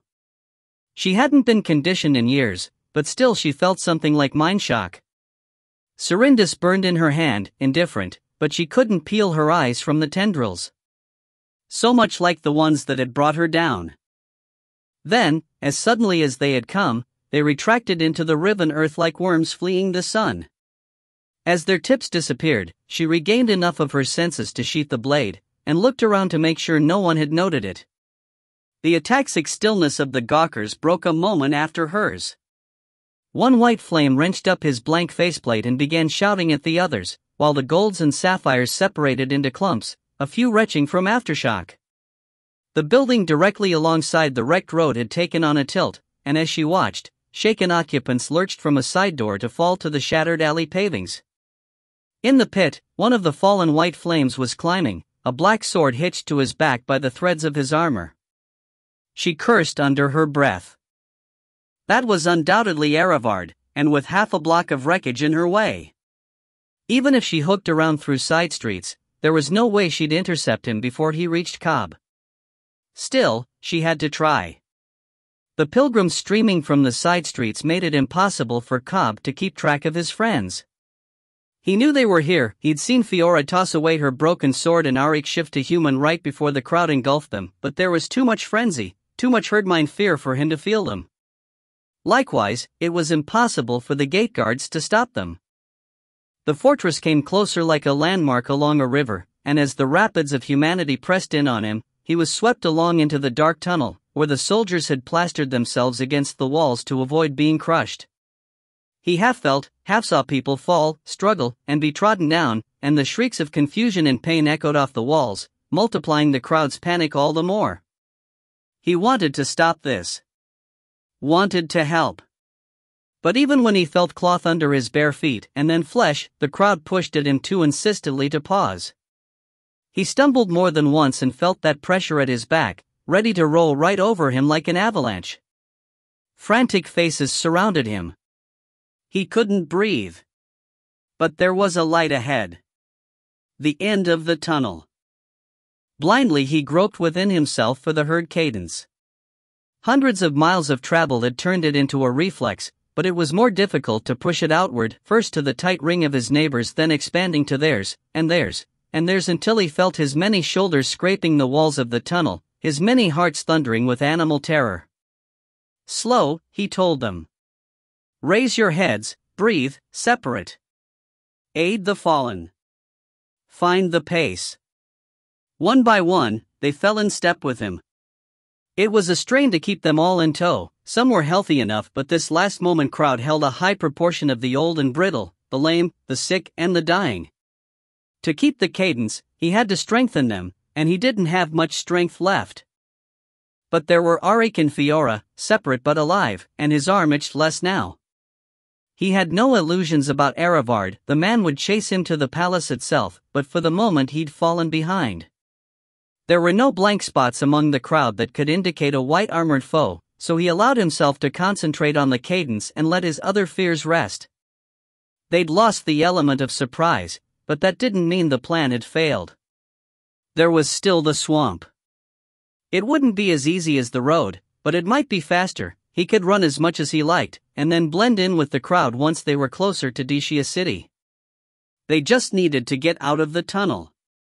Carefully, he began nudging the crowd. It took a defter hand than he was used to, slowing or speeding certain pilgrims, prompting others to spread out or to compress, but soon he managed enough coordination to glide among the ranks, the crowd shifting around him to compensate. He linked with his friends too, and as the tunnel exit grew nearer, he drifted them all toward the eastern wall. Auric spotted him first, and his haggard face lit up with relief. He opened his mouth to call out, but Cobb shushed him. The whole pilgrim herd was quiet now, just the shuff of slippers filling the tunnel. It wouldn't do to draw attention. A hood bobbed up from the crowd, then went back down. A moment later it was up again, Fiora's face flashing above those of her neighbors as she tried to see. The sunlit exit approached. He made a path for her and drew them both close, and was about to murmur when suddenly a burst of light filled his eyes. He flinched instinctively and felt it ripple through the crowd. "Attack!" cried his instinct, but he resisted. This wasn't an army and he wouldn't try to make it one. He dropped the reins instead, not wanting to drag them into this. Rather than an assault, the light resolved into a handful of floating wisps, which whisked by to illuminate the tunnel. Ahead, their white-robed creator stood on thin air 10 feet off the ground, squinting and directing them with a wave of her hand. 2 more mages backed her. He had a staff, Cobb heard one of them say. And there were 2 others, a tall one and a short one with a sword. Cobb tried not to grimace. He was already carrying the halved lever low, out of sight, and Auric and Fiora were a few paces ahead. If they took care, they would make the edge and slip free in just a few. Something itched at the base of his skull, a mentalist's sweep. He stared at the pilgrim ahead of him and tried to think blank thoughts, and after a moment, it went away. Still, he held his breath as he passed the mage's floating station, then squinted hard against the sunlight that flooded down on the white road. It ran out from the gate in a straight line, wider than the tunnel but still covered in a loose web of pilgrims. There were no pavings or ruts in its flat, seamless surface, and as he crossed onto it, the substance yielded slightly to his bare heels. The air still held the taste of frost, but no snow touched it. In fact, it felt almost warm. His stomach turned. This was surely the same stuff as the tendrils that had come for him, but it gave no reaction as he started down its length. The Guardian had tucked itself down deep again, perhaps without that energy. He was beneath the road's notice. He angled slowly to the edge and looked over to see earthen berms running alongside it. Beyond, the ground sank more than a yard to the snow-cloaked forest floor. A glance back showed him the fortress growing distant, the mages concentrating on their task. Archers watched from the wall above the tunnel though, for a good one, they were still within bowshot. He took a deep breath, turned forward, and kept moving. Far up the white road, Lark hugged false Mavor's waist, her face pressed to his back as the wind yanked at her braids. They had been riding nearly non-stop since Finwardin, and she was ready to be quit of saddles, of roads, and of travel altogether. Nearly.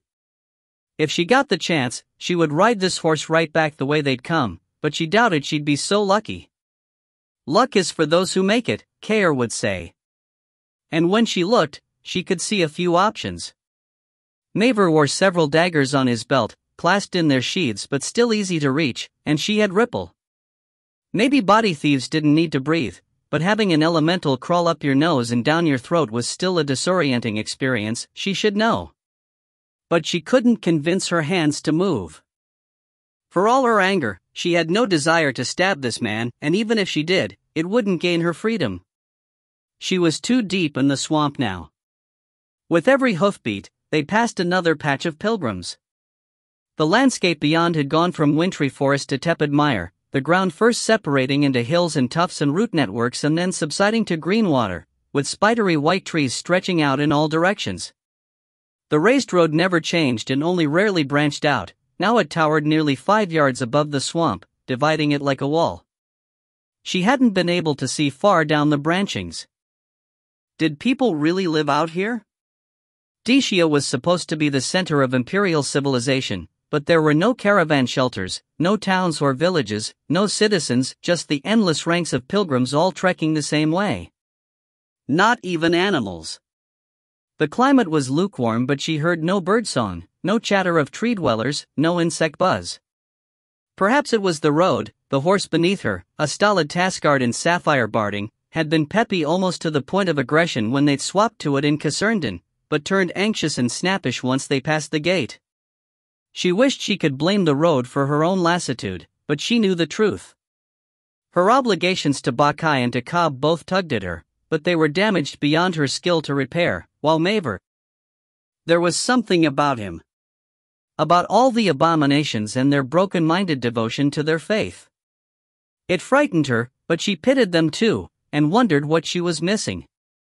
Despite herself, she wanted to see. Chapter 26, In Waves. Cobb, Auric and Fiora got off the road as soon as was feasible, ignoring the gapes of their fellow pilgrims. Already, the road patrols had increased. Cobb thought the only reason they hadn't been caught was that all the pilgrims involved in the fight and stampede were equally rattled, equally scuffed and bloodied. The land beyond spread out in a tangle of iced-over streams, tiny ponds, and slumped hills. He led them diagonally away until they could barely make out the road, then raised the guardian's antlers and set a loping pace. Auric's pain and Fiora's distress ate at him, but they needed distance, and without Desira they were woefully uninformed of the dangers here. By the time he slowed, the sun had begun its decline toward the west. He mounted a final bracken-covered hillock, halted, and turned to regard his friends. Red-cheeked and wide-eyed, Fiora looked up at him and said, "What now?" She appeared unharmed, but kept clenching her sword hand as if she regretted discarding the blade. At her side, Auric peeled the scarf from his half-wolfish face, baring his teeth as the cloth stripped off fur and clotted blood. More matted his jaw and coated his throat, with speckles down his front, and he tucked his torn sleeve inside his robe to hide the rest of the gore. His right arm was down to a clean stump. As Cobb watched, he shifted into full wolfman form and the truncated limb pushed outward, regrowing all the way to the elbow in a ripple of sinew and fur. "You doin' all right?" Cobb asked him. He relaxed back into human form and scratched at his messy chin with his good hand. "As well as can be expected. But tired. Mending is difficult even with the wolf's aid." "It will all come back, right?" said Fiora. "The way you bit it off, it was horrible. Had to be done. The rot was already creeping up." "The two of you shouldn't be got involved," said Cobb. Arivard's too dangerous. Fiora leveled a glare at him, fists on hips. He would have gotten you if not for us, and you're the one who matters. Why can't you understand that? We all matter, . Not in the same way. You're the piking guardian, Cobb. I don't care how you feel about me, you need to focus on the task. Pikes, the way you keep pulling your punches, it's like you want to fail. I don't. You wouldn't kill the soldiers who chased us in the desert, you just defended against the ones that attacked us by Akariti. Pikes, even at the Wraith Forest you mostly tied them up with grass. So what if I? They're the enemy, Cobb. The whole empire is the enemy. Pilgrims, priests, soldiers, all of them. She scowled. If you had power enough to break the street, then you should have brought a building down on those bleach-white bastards, not sparred with them. What's the point of these spirit powers if you won't use them right? Cobb looked away, not wanting to argue. The images recurred to him, white-garbed shapes in the muddy mire, white threads reaching for him from beneath the cracked street. Fiora pulled at his collar, trying to turn him to face her. I'm serious, she said. People will die because of us, and you need to accept that. You need to participate. Because if you don't, we could die too. Is that what you want? Every enemy you leave alive is another that will come for us later, maybe when we're not ready. Maybe when we're separate. And how will you feel then, huh? You and your pernicious guilt. Stop it, Cobb muttered, prying her hands away. You stop it. I almost think you prefer the light. He tried to say I don't, but the words stuck in his throat. His life before the faith had been lonely and often miserable, and while converting might have caused his mother's death, it had given him plenty in return. A place, a purpose. A friend in Ile-Rien. He'd seen, for the first time, a positive trajectory to his life. The Guardian had destroyed that. He couldn't blame it for getting trapped in him, but its presence had thrust him into this disastrous affair with the dark, and he hated what he'd learned about the world, his family, himself. Everywhere he went, he trailed ruin, even his sworn enemies seemed to pity him. It was shameful how many times Enkilen had come to his rescue. Now he'd dragged his friends here, involved the Trifolders and the Harakash and the Wraiths, disrupted many lives and gotten people killed. Now he knew too much truth to turn back. I don't like what I have to do, he said. I'm not gonna do any more of it than necessary. If you can't accept that, then... What, Cobb? Then what? Just stop talking to me, alright? One look at her flushed face told him that was the wrong answer. You can't ignore it, Cobb. She raised her sword hand. Mine Brianna's power couldn't dent the white armor. Arik's claws couldn't rend it. We need you to fight for us like you mean it, not just wrap people up in shrubbery or drop them in the mud. If you don't. The lever couldn't get through his armor either. Cobb snapped, showing the truncated staff. There was nothing I could do about him but trap the sword. The Guardian isn't all-powerful. It's a Pekin coward, actually, and those swords and that armor, I can't do anything. Pikes, if the armor is the same stuff as what was under the street, and that's the same stuff as what's in the palace, I don't think we can even reach Enkilen. She stared at him. There must be a way. Well then what is it? You all look at me for a plan, but what do I Pekin know? The Guardian doesn't tell me shit. Everyone suffers for my ignorance, Das, Lark, Rien, Ilshenrer, and not just us but our helpers and enemies too. And that matters to me. Arivard, he wasn't a friend but he wasn't a bad guy, you know? And Fendel, Light, I can't even. And Amala, Pale Cray, Vreen and Sogan, the Pekin High Necromancer of Haraka, they try to help me and they die or get maimed or I don't even know what. Look at Arik right now. I told you I should go on my own, and now it's too late. Stop saying that. Why, because you don't want to believe it? Doesn't mean it's not true. If we really can't do this, then it's better for just me to be here, just me to suffer. I'd planned to be here from the start, Fiora, on the pilgrimage no matter what, because I want, he gestured roughly in frustration, unable to find the words. Narrow-eyed, she said, what? Purification? Absolution? Death? You piking idiot, this isn't the time for an emotional crisis. The light lied to you. It's never been able to fulfill its promises. All it does is brainwash its servants into believing it's right. Don't call me an idiot, . Oh, I'm sorry, I'll ignore the fact that you just proclaimed your allegiance to our enemy. He gritted his teeth, trying to hold back the anger. She was right, he'd been compromised by his old faith. The Guardian was right, its memories had scrambled him, made him sympathize too much with his quarry and question their goal. There was no denying that Ile-Rien had to die, that the outsider needed to be expelled, or that the Empire would crash down in its wake. But he couldn't shake the feeling that there was something wrong with this. Their methods, their mission, all of it. I'm not changing my tactics, he muttered. No matter what you say. Fiora's face hardened, but then she exhaled her anger with obvious effort. In its wake, all he could read in her expression was weariness. Fine. Do what you will. But we know the risks, Cobb.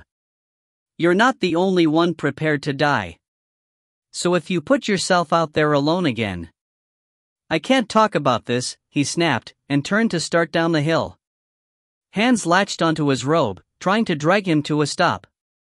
He ignored them and kept going. Fiora wasn't nearly strong enough to keep him. Arik, help me here, he heard her say. Cobb, for Pike's sake, we need to hash this out. No we don't, he said, confident the skin changer wouldn't move against him. If he had to walk all the way to the palace with her hanging onto him like a tantruming toddler, then. A third hand gripped him by the collar and yanked him back with enough force to separate his feet from the soil. He tried to grapple at it, but suddenly there were arms around him, pulling and pinning his own down, and a crush almost claustrophobic in its closeness. Perhaps they had meant it as a hug, to provide comfort or just make him stay. But in that instant, all the pressure boiled over. Exhaustion, fear, confusion, guilt, fury, insult, he couldn't keep it down anymore, and they wouldn't listen. They never obeyed. A throttled sound rose from his throat as, in their clinch, he planted his feet and bucked. The back of his head slammed into someone's face like whacking his skull against a rock, but the grip didn't break. Stars burst behind his eyes, then died into blackness. There was a grunt, then a gust of hot breath on his neck. And he was in the quarry again, small, trapped. He kicked backward with a hoof and felt something crack. The grip loosened and he twisted free, dropped. There was a stone in his hand, as there had been once before, and so he turned, knowing that the only way out of this dead end was through his victimizer, through the predator, the wolf. And there it was, outlined in the darkness, first murderer, schism maker, all gaping maw and fiery eyes and sickle-sharp claws. The great enemy of the stag. As his antlers came out, the terrified rage flamed hotter, and he struck fast, hard, repeatedly with the object in his fist. It was the only way to drive off the hunter, the only way to be safe. Something crunched beneath his knuckles, the impact reverberating through the blackened air in waves. The great enemy recoiled, but that wasn't enough, it would be back. They always came back. He had to make it end. He hit it again and felt the snap of bone, the spirit tremor. But then there was another body between them, one he couldn't hit. He grabbed her instead and tried to pull her away from the enemy, but she resisted and called something. A single word over and over, its sound flat against his ears until finally the wolf shape fled and the terror died away, gray daylight seeping back into his world. Cobb, she said, and he blinked heavily down at her shocked face, then at the skin changer curled up on the ground. Arik mewled faintly, his breath coming in tight sips. Bright new blood flecked his lips. The right side of his pilgrim robe was soaked with it, and as Cobb watched, his form twisted between fur and skin but didn't mend, his eyes wild behind the defensive shield of his half-regrown, newly broken arm. Through the guardian's senses, Cobb saw the escaping vestiges of the wolf's presence and the dent in its pattern. I attacked him, Cobb thought, a bubble of hysteria rising in his chest. And the wolf came to him, and I injured it. I injured a piking beast spirit. He tried to speak, but no sound came out. His feet felt rooted to the earth, his hands clenching spasmodically, one empty, the other holding the blood-spattered lever. Fiora backed away, huge eyes flicking from him to the skin changer, but he barely registered it. All he saw was Auric. And as the skin changer shifted onto his good arm and began to belly crawl closer, head bowed, tail tucked in abject surrender, Cobb's control failed. The fear overtook him, and he turned and ran. Cobb! Fiora called after him. Cobb! But he didn't slow, and in a matter of heartbeats his long strides took him from view. Stunned, Fiora looked to Auric, who lay curled up once more, his good arm clamped against his side and his other hanging limp. His eyes, always pale, had gone snow-white with shock, his bloody lips moving soundlessly. As she crouched beside him, he roused just enough to meet her gaze, and in a tiny voice said, "Was I bad?" "Oh goddess, no, not at all," she replied, misting up. The blood from the skin changer's side didn't seem to be stopping, even with his continual slight shifts, the underlying damage refused to mend.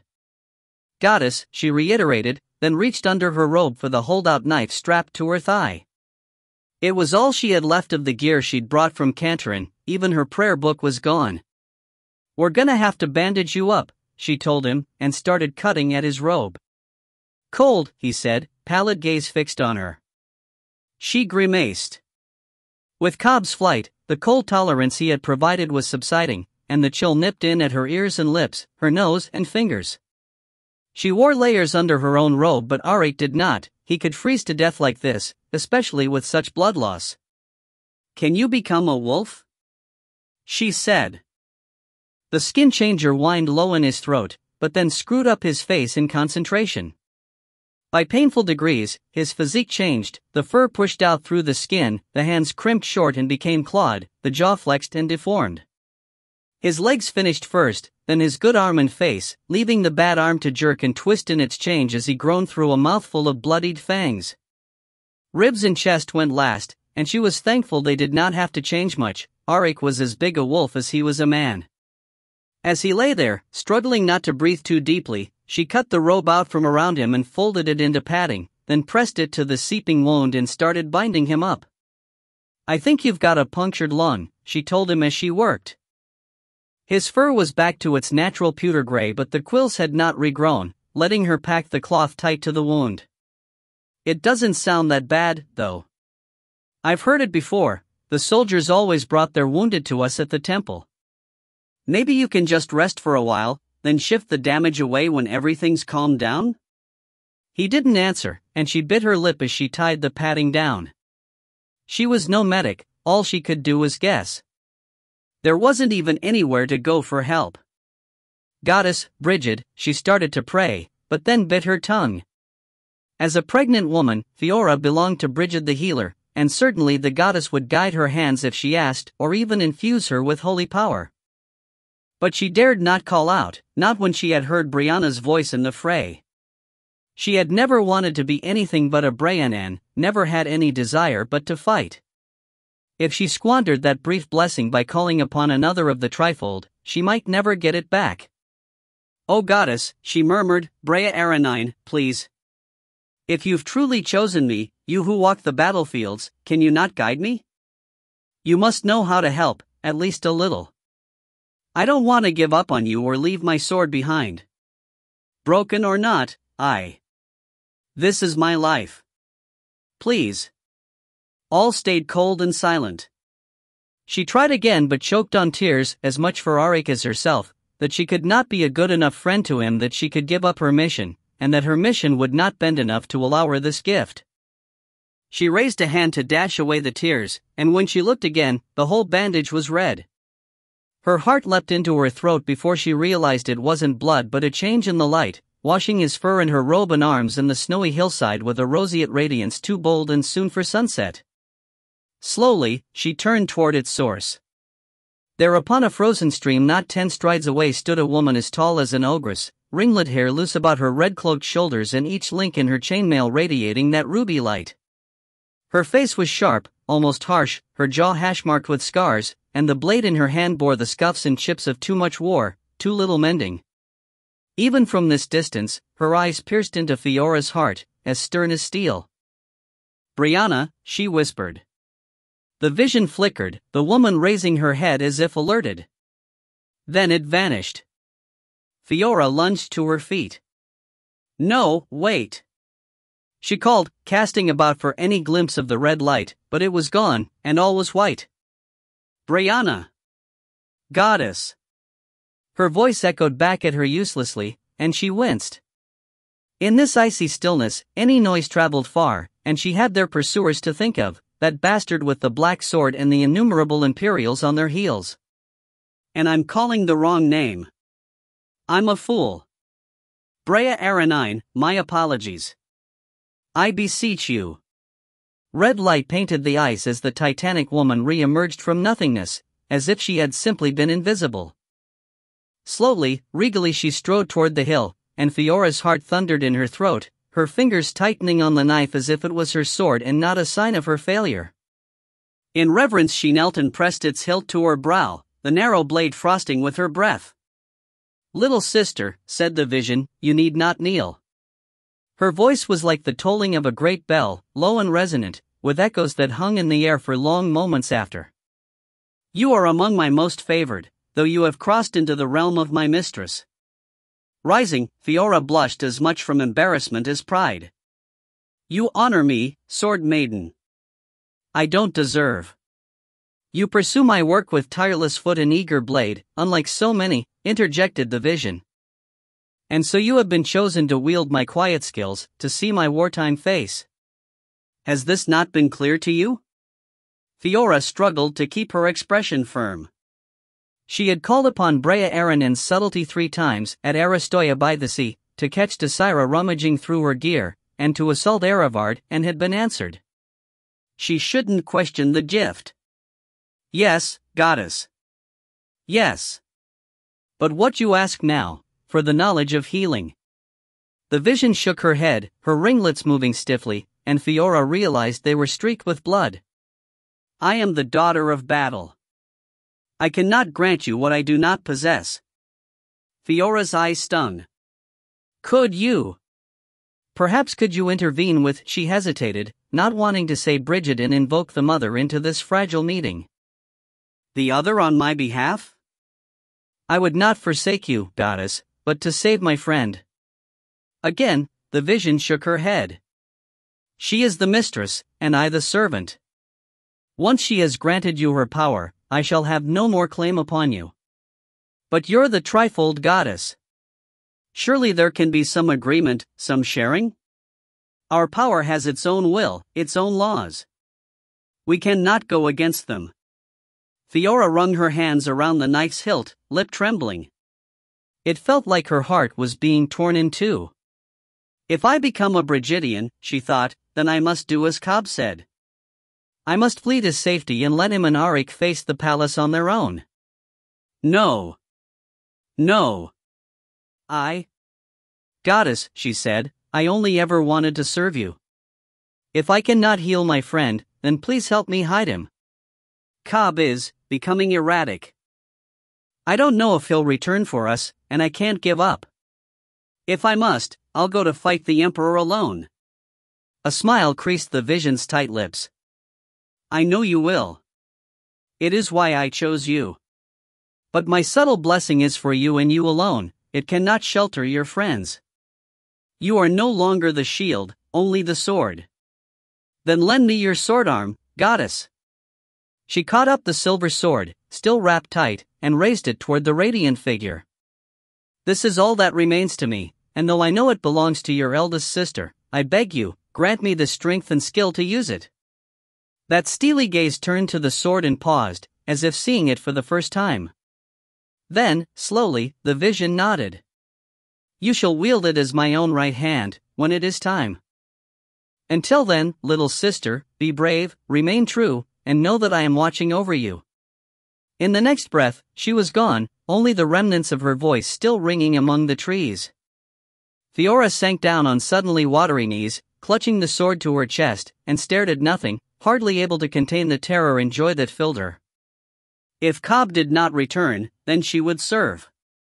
He ran and ran and ran, the black water eating at his heels. The world flashed by, white snow, dark sky, dark earth, white cloud, all broken. Unfixable, and him the cause. It took a long time for the fear to abate. When his eyes finally cleared, he was not in the darkness through which he'd fled. Instead, the sun shone low and dismal through the spindly gray-barked trees, late but not night. His hoofbeats slowed, faltered, then fell still amid slush and frigid water. The land around him had changed. He felt instinctively that he had come northeast some distance, but the trees were bare-limbed, no icicles hanging. No snow showed, and only a lacework of ice trimmed the edges of the roots and hummocks that rose from the green water. Late leaves clung to some branches and shrubs, a baffling sight for the season. Beneath his hooves, the earth had the same shallow feeling as in Casernden. He immediately banished the Guardian's manifestation. He could snap it back on at any time, but while he lingered, he feared alerting the subterranean tendrils to his presence. The moment he let the power go, he remembered why he'd been running. Ankle deep in a cold stream, Cobb hugged his arms around himself and struggled not to cry. He'd lashed out before, but never at someone he liked or trusted. Always it had been people like his original campmates, those bastards, or the man in the quarry. Yet since the Guardian's arrival, he'd attacked others. Darilan, Lady Ania, Ilshanrer. Now Arik. You made me do it, he hissed. No answer came. He didn't need one. He knew it was the Guardian. It had to be. The stag memories, that threatening flash of the wolf spirit, he couldn't see those things on his own. No matter that he'd been in the quarry too, it was the Guardian trying to split him from his friends again, trying to bend him to its views. It had warned him against Arik before, and now it had forced his hand. He had to go back. Make the Guardian mend what it had done.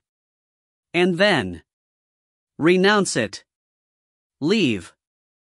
Let it find a different vessel, a stronger one, smarter, tougher.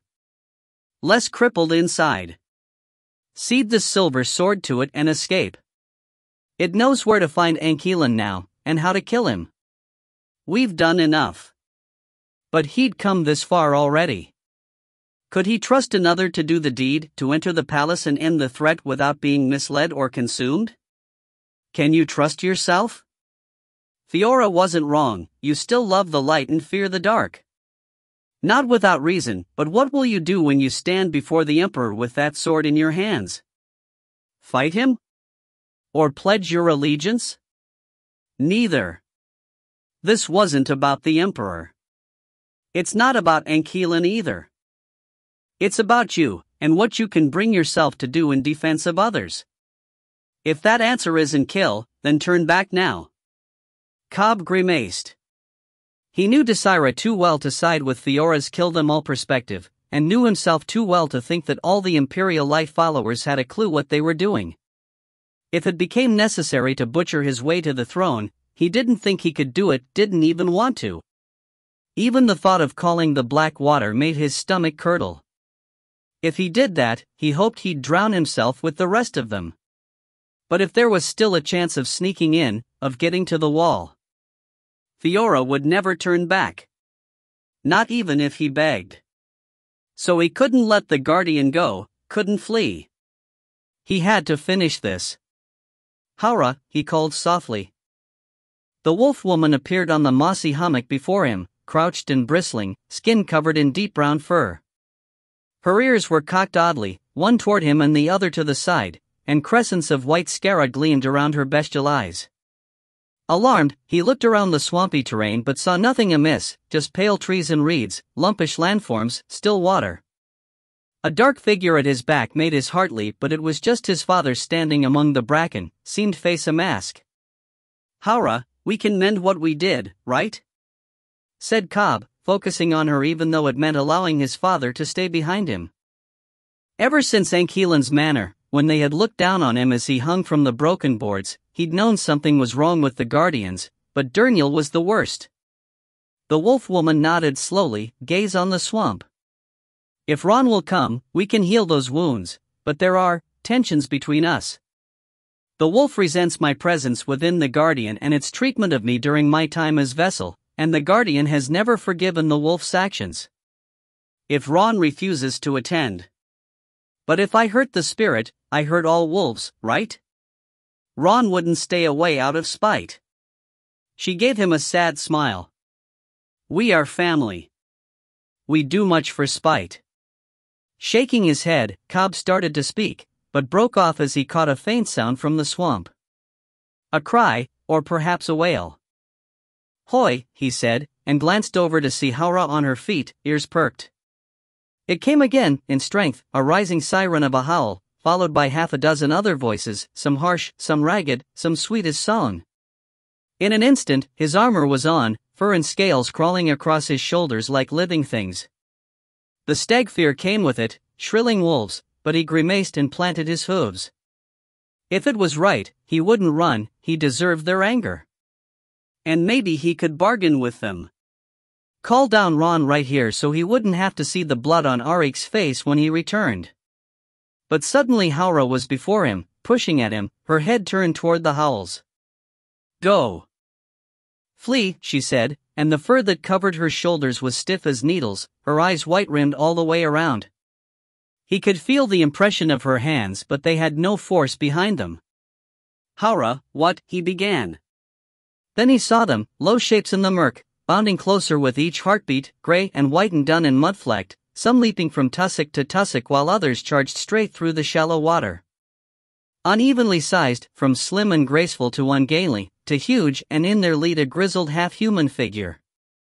Wolf-faced, white-eyed. Familiar. It wailed again, a woman's voice gone mad, and Haura screamed and stumbled toward him, into him. Her horror filled his mind as her manifestation winked out. His arms wouldn't rise.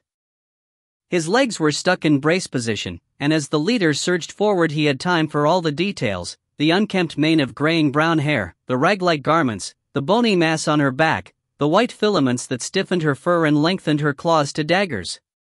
She was 20 years older, but still undeniably Haura. Undeniably alive. At her tail, the pack of stitched-up wolves and man-faced knuckle-running hounds and mad-eyed boars thundered forward, jaws wide. She leapt at him and for an instant he saw her bone-white teeth. Then those teeth clamped to his face, crushing at the bark and ice of the helm, and he fought against Guardian Haura's terror in a desperate attempt to defend himself. But she wouldn't let go. Impact shuddered his armor as more of the pack hit his frozen form, then a great shadow rose above them all and came down on him like an avalanche. His roots snapped and he was driven down into the water, dragged, tossed, whiplashed by the jaws that clamped on his limbs, then yanked from them all by a grip on his neck, his vertebrae grating together as this captor tried to snap his spine. Haura, stop! He thought, but she was screaming in his head too loudly for his words to penetrate. Bark cracked beneath claws and fangs and he couldn't replace it, couldn't control it. Terrified, he did the only thing he could, he thrust the guardian down.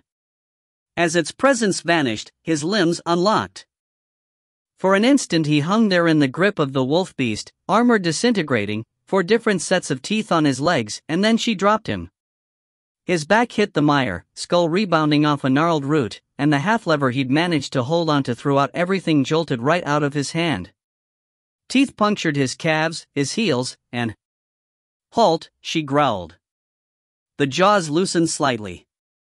Gasping, he fought down the urge to struggle. With their teeth still in him, he would only aggravate the damage, but he could feel the heat of their breath and the blood running up his legs in little rivers. Adrenaline quelled the pain for now. Heart hammering, he fixed his gaze on her as she loomed above him.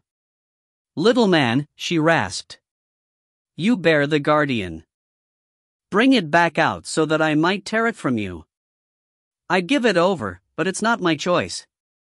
Like it wasn't yours, he replied. His lips felt cold, he was surprised he could still talk, let alone think, but the shroud of dread he'd carried for weeks had been shaken off in her grip. We're not friends. She sneered and straddled him, crouching low to inspect his face. Hers was stitched with white threads like parasitic worms, creating raised patterns under her skin and peeking out from the edges of her eyelids, her gums, her wolfish nose. A zigzag ran up one furred cheek, outlining an old scar as if sutured. Within her eyeballs, fine filaments seemed to curl and flex. Her fetid breath burned his nostrils. "Are you not, Dot?" "Not in the slightest," he said, fixing his gaze past her shoulder. What was proper with a free soldier might keep him alive with a wolf monster. "It's tricked me. It's lied to me. It has your younger self inside it, and she almost just got me killed." A long, splintered claw brushed across his cheek, then trailed down to his throat. He couldn't contain his shudder. "Almost?" said Living Haura with dark amusement. "I can't tell you what to do," he hissed, "and I hurt Ron. I admit it. But we can fix it. I know you of all people wouldn't want the Guardian's touch, but..." The wolf woman leaned back slightly, tilting her head. Her lank hair slumped over her shoulder like a veil of moss. "Ron? What do I care about Ron? I am an outcast. This is my only pack." She gestured back, indicating the beasts that held his legs, two gray-skinned hounds with childlike faces, a skeletal spider thing, and a thread-covered creature with a boar's tusked snout. More lurked behind them, horrid amalgamations of flesh and fur and tendril, and the hot rank stench of filth and decay threatened to choke him. Are you a convert?" he chanced, and immediately regretted it as her claws clenched around his throat. "I am the resistance," she growled into his face, teeth so close he could swear he felt them. "I am the hunter of the swamp, and I will not be taken. Not by you, not by the Ravager, not by the wretched outsider. I didn't come for you. I didn't know. No, Guardian, I tracked you." She withdrew just enough to let him see her sneer, horrific on her half-wolf face. "I smelled your musk the moment you raised your pretty antlers. Has she lost her stomach for claws and fangs, then? Gone back to horns and hooves? No matter. You are a trespasser, and we will eat you like we eat all those who leave the road. You don't want to do that." "Oh, but I do." Her yellow eyes hooded, tongue playing along her teeth. "It has been a while since we've had fresh, healthy meat. We cull the villages, kill the corruptors, their breeders and their monstrous cubs, but they are inedible, and even the pilgrims are sickly. You will make a good meal. I'm here for the Ravager." She recoiled, her grip loosening marginally. "What do you want with him? You hunted him once. I'm doing the same." "Do not," she growled. "He visits us sometimes, the vessel.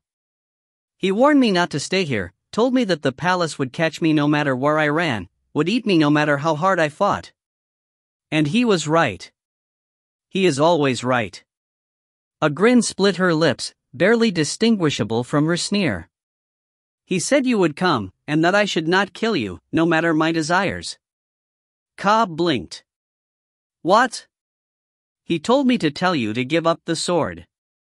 To leave it in the swamp, and turn around, and go home. There is no victory for you here, Guardian. Only death. So you're his messenger? His ally?" "Neither. I would see him dead." For a moment her eyes went distant, then she shook her head. "But there are favors between us. He brings me packmates. I bring him news. I eat his enemies, he hampers mine. And in exchange for sparing the Guardian's throat, he waives the greatest of the favors he is owed." With that, she half turned to show the thing on her back. He had only glimpsed it before, but in the dying light he saw that it was a huge wolf's skull, its bleached jaw wired shut, its eye sockets filled with white orbs like cocoons. From those orbs stretched parasitic threads that corded across her shoulders and waist and disappeared into the mangy fur of her back. As he watched, the bound jaws twitched as if the skull was trying to speak, and he saw her ears flick. "My mate," she said. "Stolen from me. Stripped bare by the palace. almost gone. The Ravager captured his essence, bound it to his bones, and gifted him to me. I now return the gift. She snapped a wordless order to her pack, and they released Cobb's legs. He grunted as his heels struck turf, all the teeth marks suddenly stinging, burning. He dared not imagine what he'd contracted from their maws. The Guardian would mend him. He reached for the tectonic lever, only to have her clawed foot come down on his arm. Leaning low, she said, "Do not think that this is over. I will have your heart another time. For now, your fear has been enough." Her tongue slid out, long and gray, to slither down his cheek. Then she rose and stepped away, her monsters falling to heel, and as he propped himself up with the broken lever, he thought he recognized one. The great bear that had bashed him to the ground, its skin distorted by white knobs, its fur half gone. Sogan Damiel. The crushing grip of his mistakes clenched around him again, but he gritted his teeth and pushed it away. He wasn't the only one the Guardian had used and broken, nor the only one who had foxed up. As long as he was the vessel, he had an obligation to those who'd suffered for the mission. Closing his eyes, he pulled the armor on and felt the itch of his injuries fade. But he didn't call to the Guardian, just rose and touched the lever's broken end to the sodden earth, drawing up water, reeds, and soil.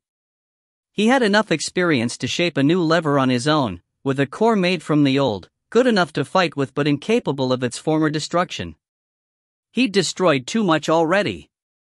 The red cord would lead him back to the others. He feared to face them again, but feared more what would happen if he didn't return.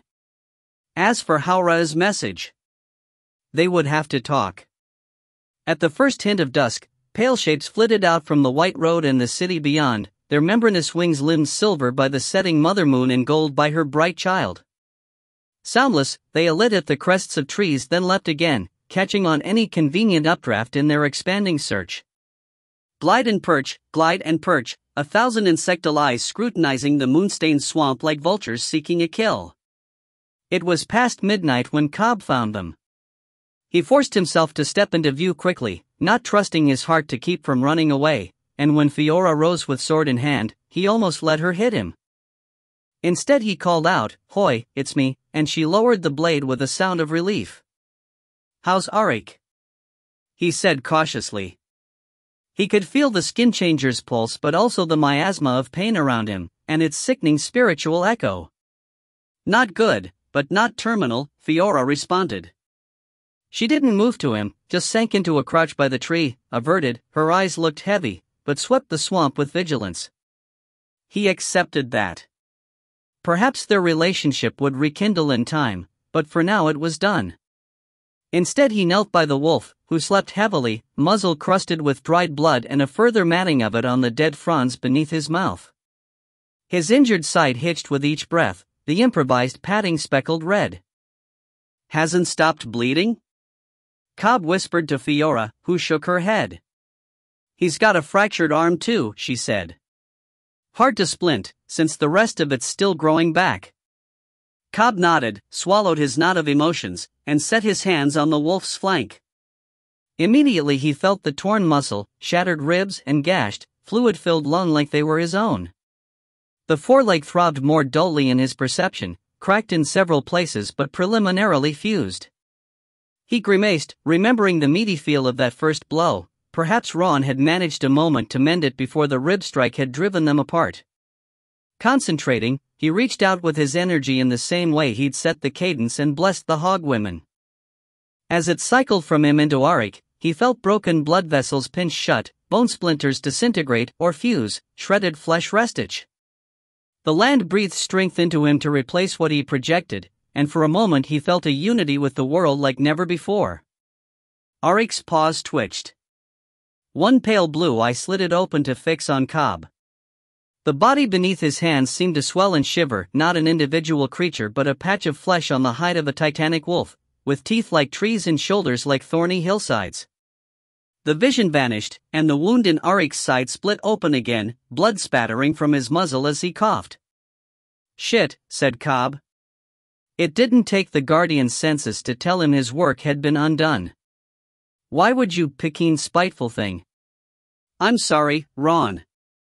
Ninki Ronagi. I apologize for hutting you, for being a fool, for trying to touch you as the guardian when you belong to the Ravager. Please don't hold him hostage against me. He's my friend. But when he touched Arik's side again, the wolf's eye stayed closed, the spirit absent. In a panic, Cobb clutched the matted fur and shook, realizing a moment late that what he'd felt was Ron leaving, not Arik. The wolf gave a ragged cough and whine, limbs twitching feebly. I'm sorry, said Cobb. I'm so sorry. The wolf turned his head just enough to lick Cobb's hand, then slumped into the ferns again, exhausted. Cobb sat back, trying not to see the streak of red Arik's tongue had left. If Ron meant to hurt him through the wolf, then this was certainly a success. He didn't know what to do. Keep trying and hope that Ron would eventually relent? Cut Arik away from his patron spirit? It could be done, Haro was proof. But he couldn't make that choice. He didn't have the right. Instead, he extended his energy to the wolf again, but subtly, like he'd done on the trail to keep everyone pacing him. Not quite the herd cadence, just a feeling of togetherness. No touch, just presence. The strain in Arik's breathing eased slightly. After some time, he seemed to sleep. Cobb closed his eyes too, but to focus, not to rest. He had a duty. Chapter 27, Dominion. At this point in his life, Wesker felt like lurking in back alleys should be second nature to him, but the nervous flutter in his stomach refused to abate. Maybe it was because he had snuck away from his scout troop, knowing that if they followed him, he probably wouldn't realize it. More likely, though, it was because of her. He'd been cooped up in his little room for days, initially incapable of leaving his bed and then just morose, feeling hateful toward the world, toward himself, and useless in all capacities. Nerys had dragged him out for daily prayers, not that he even bothered to mouth them, they scared him now, as did the temple and all the white-clad people that swarmed the camp. This morning, he'd reluctantly pulled on his scout gear and joined his group for patrol. It was all meaningless, but Nerys had threatened to tell the field marshal on him, and he couldn't bear that. He never wanted to see that man or go into that cabin again. He'd slogged through the patrol, cursing every step and each continuing heartbeat, until his troop passed the Western women's section. Only then had he remembered her. Saneva. Now he was here, hiding in the shadows, hoping no one cared that he had gone. He didn't know why they would, even Nerys only came around twice a day now, as if his purification had freed her up to deal with more important things. The rest of his troop would be off shift, doing whatever they did in their free time. Not 10 paces ahead was the laundry sheet that hid the women's section. He'd asked one of the matrons to send Saneva out here, he wouldn't intrude on their little haven again. He wondered if she'd let him hug her. He dearly needed a hug. But with what he had to say, it seemed doubtful. Hoi, Saneva. I know it's been a bit, but I done something bad. Hoi, Saneva, you look nice, I'm sorry about last time, that was dumb. Hoi, Saneva, how are you? Can we still run away together? Maybe right now? Hoi. Something cold, narrow and sharp tucked up under his chin from behind. He stiffened, the words scattering like moths. What ya want? Saneva hissed in his ear. He put his hands up slowly.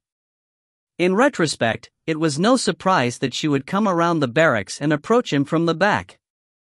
I ain't here for trouble, he whispered. I needed TC, yeah. Yeah, my only friend here. Lost ya pair of bitches, eh? Her sneer was audible. They ain't, I was. He swallowed and felt the blade move with the knob of his throat. Look, I know that was real weird. And it wasn't what I thought it was. They was just using me. She snorted. I'm serious. It was about the crows. They wanted something from em, but I couldn't do it. So they locked em up in the Saneva, there was this little girl, and I. The tears welled up, and he squeezed his eyes shut as if that could hold them back. For 3 days he'd relived that horrible moment, the light, the altar, the little girl's fear and his own drugged compliance. Nerys had taken away all his knives, and he wasn't sure whether to be thankful or resentful that he hadn't had the chance to mutilate himself. Maybe that was why he'd come here. "Saneva," he whispered, "Saneva, I hurt her. I didn't wanna, but I was scared, and I couldn't control myself. She's still there, she's still in there with him, the field marshal. I'm surrounded all the time, but maybe ya could do something, maybe ya could." The steel left his throat. Heart leaping, he started to turn. Her fist slammed into the side of his face, the hilt gouging hard into his cheekbone. He stumbled against the wall with a gasp. She was still behind him, and a heel took him in the back of the knee, then a knee in the kidney as he crumpled down. Then there was a hand hooked under his chin, the knee against his spine as the knife rose to stroke his throat again. Saneva looked down upon him with hard eyes, the bruises on her face still heavy, her jaw set like a vice, and he had no doubt that she would kill him. "Ya gotta," he rasped desperately. "If I can't help her, ya gotta. Please." For a long moment, the blade remained still. So did she, only her eyes narrowing. Then, with a noise of disgust, she said, "Tokia less teeth, what do ya think I can do, ya stupid shit?" "Yeah. The field marshal's place, ya could visit. What, walk up and tell them that Toaran beast sent for me? Spread my legs and then make off with the girl while he's sleepin'? I ain't ya savior any more than I'll be ya whore, Veshagiri. Ya shat ya bed, ya clean it up. The girl. I done care. Part those sheets and yell see 100 girls in the same muck, nobody rescuing them." A pause, then she continued, lower and closer, "No. Ya wanted to be an imperial, and now ya are. Better learn to like it." He shivered at the contempt in her tone, as cold as her blade. She released him then, hand and knife retracting, and he tried to turn open his mouth to plead with her, to say what he had seen. The horrid light, his little victim. Her heel slammed into his back, forcing him forward and down. He caught himself on his splinted arm and felt the bone twinge, and then she kicked it out from under him and stomped him between the shoulder blades, straight into the noxious mud. He tried to roll away or bring his arms up but found himself trapped against the barack wall, and for a few endless moments all he knew was her white dress in his face and her bare feet hammering into his gut. Finally she stopped. By the time he heaved up, coughing and spitting, she was gone. Lieutenant Lynchard rose from Vislin's bedside at the sound of the door, snapping to attention as he saw his commander. Captain Sarabi gave him a quick return salute with the ink bottle in his hand, then stepped aside for the others, and Lynchard's stomach dropped as he saw the pair of crutches in Sergeant Benson's hands.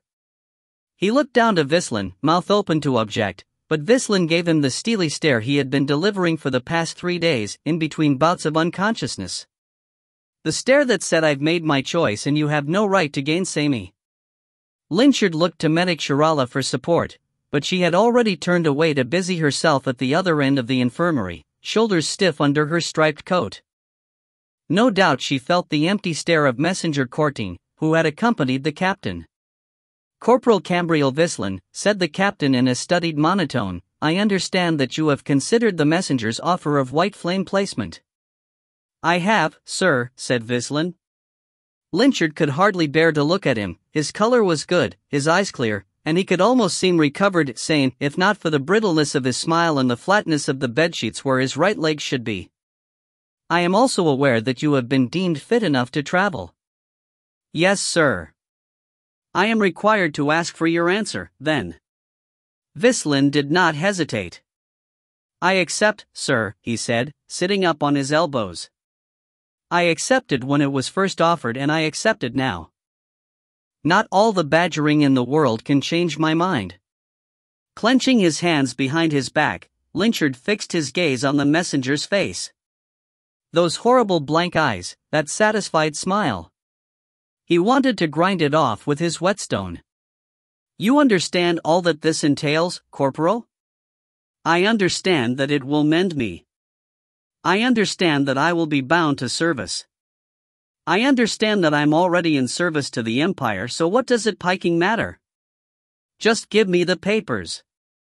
From the corner of his eye, Lynchard saw the captain's face tighten, then smooth into something inscrutable.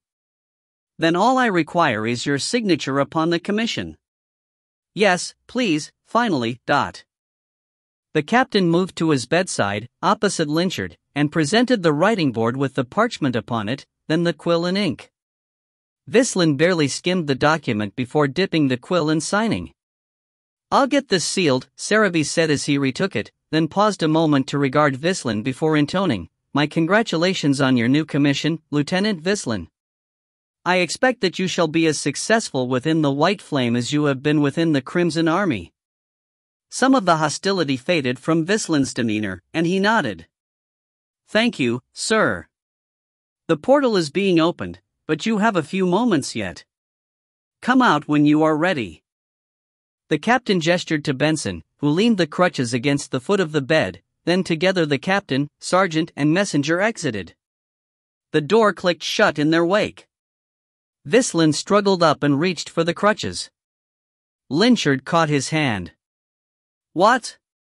Snapped Vislin, yanking away. Are you going to try to stop me physically now? If I could, I'd throw you over the back of the horse and ride off, said Lynchard in a low voice.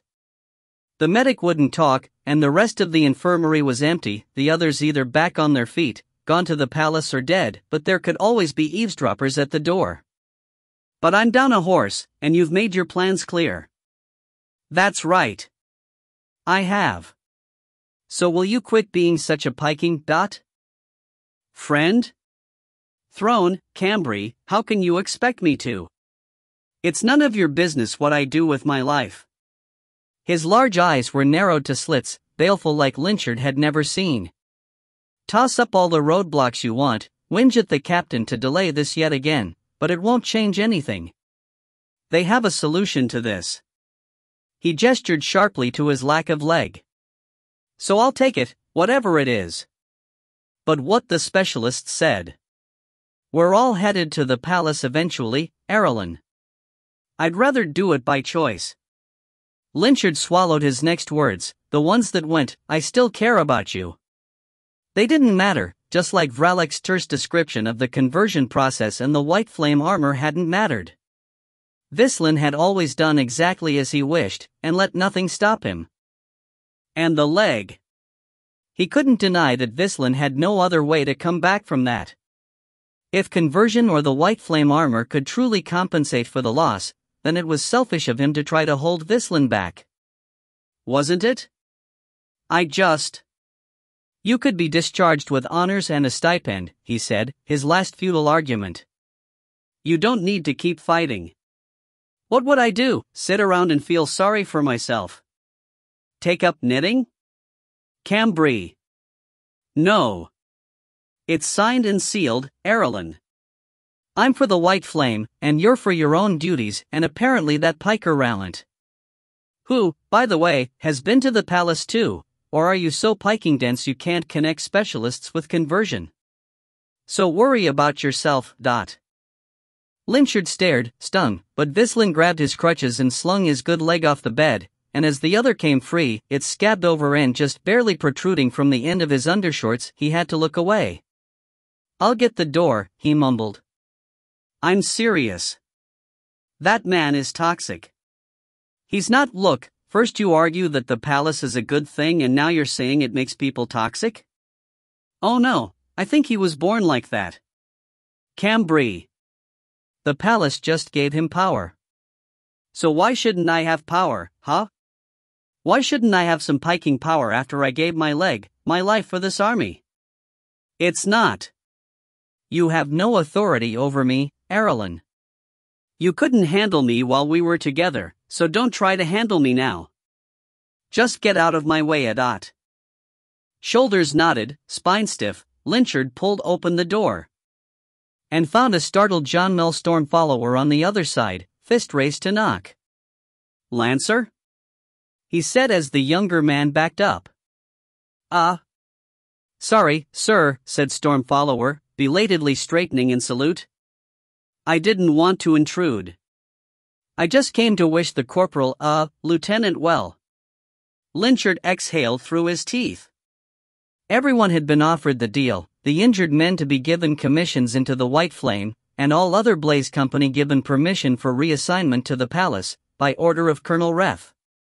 A few of the uninjured soldiers had taken it, and Vislin was the last of the amputees to sign on. He wished he knew what the captain thought about it, but they had not spoken properly since the ambush at Old Crown.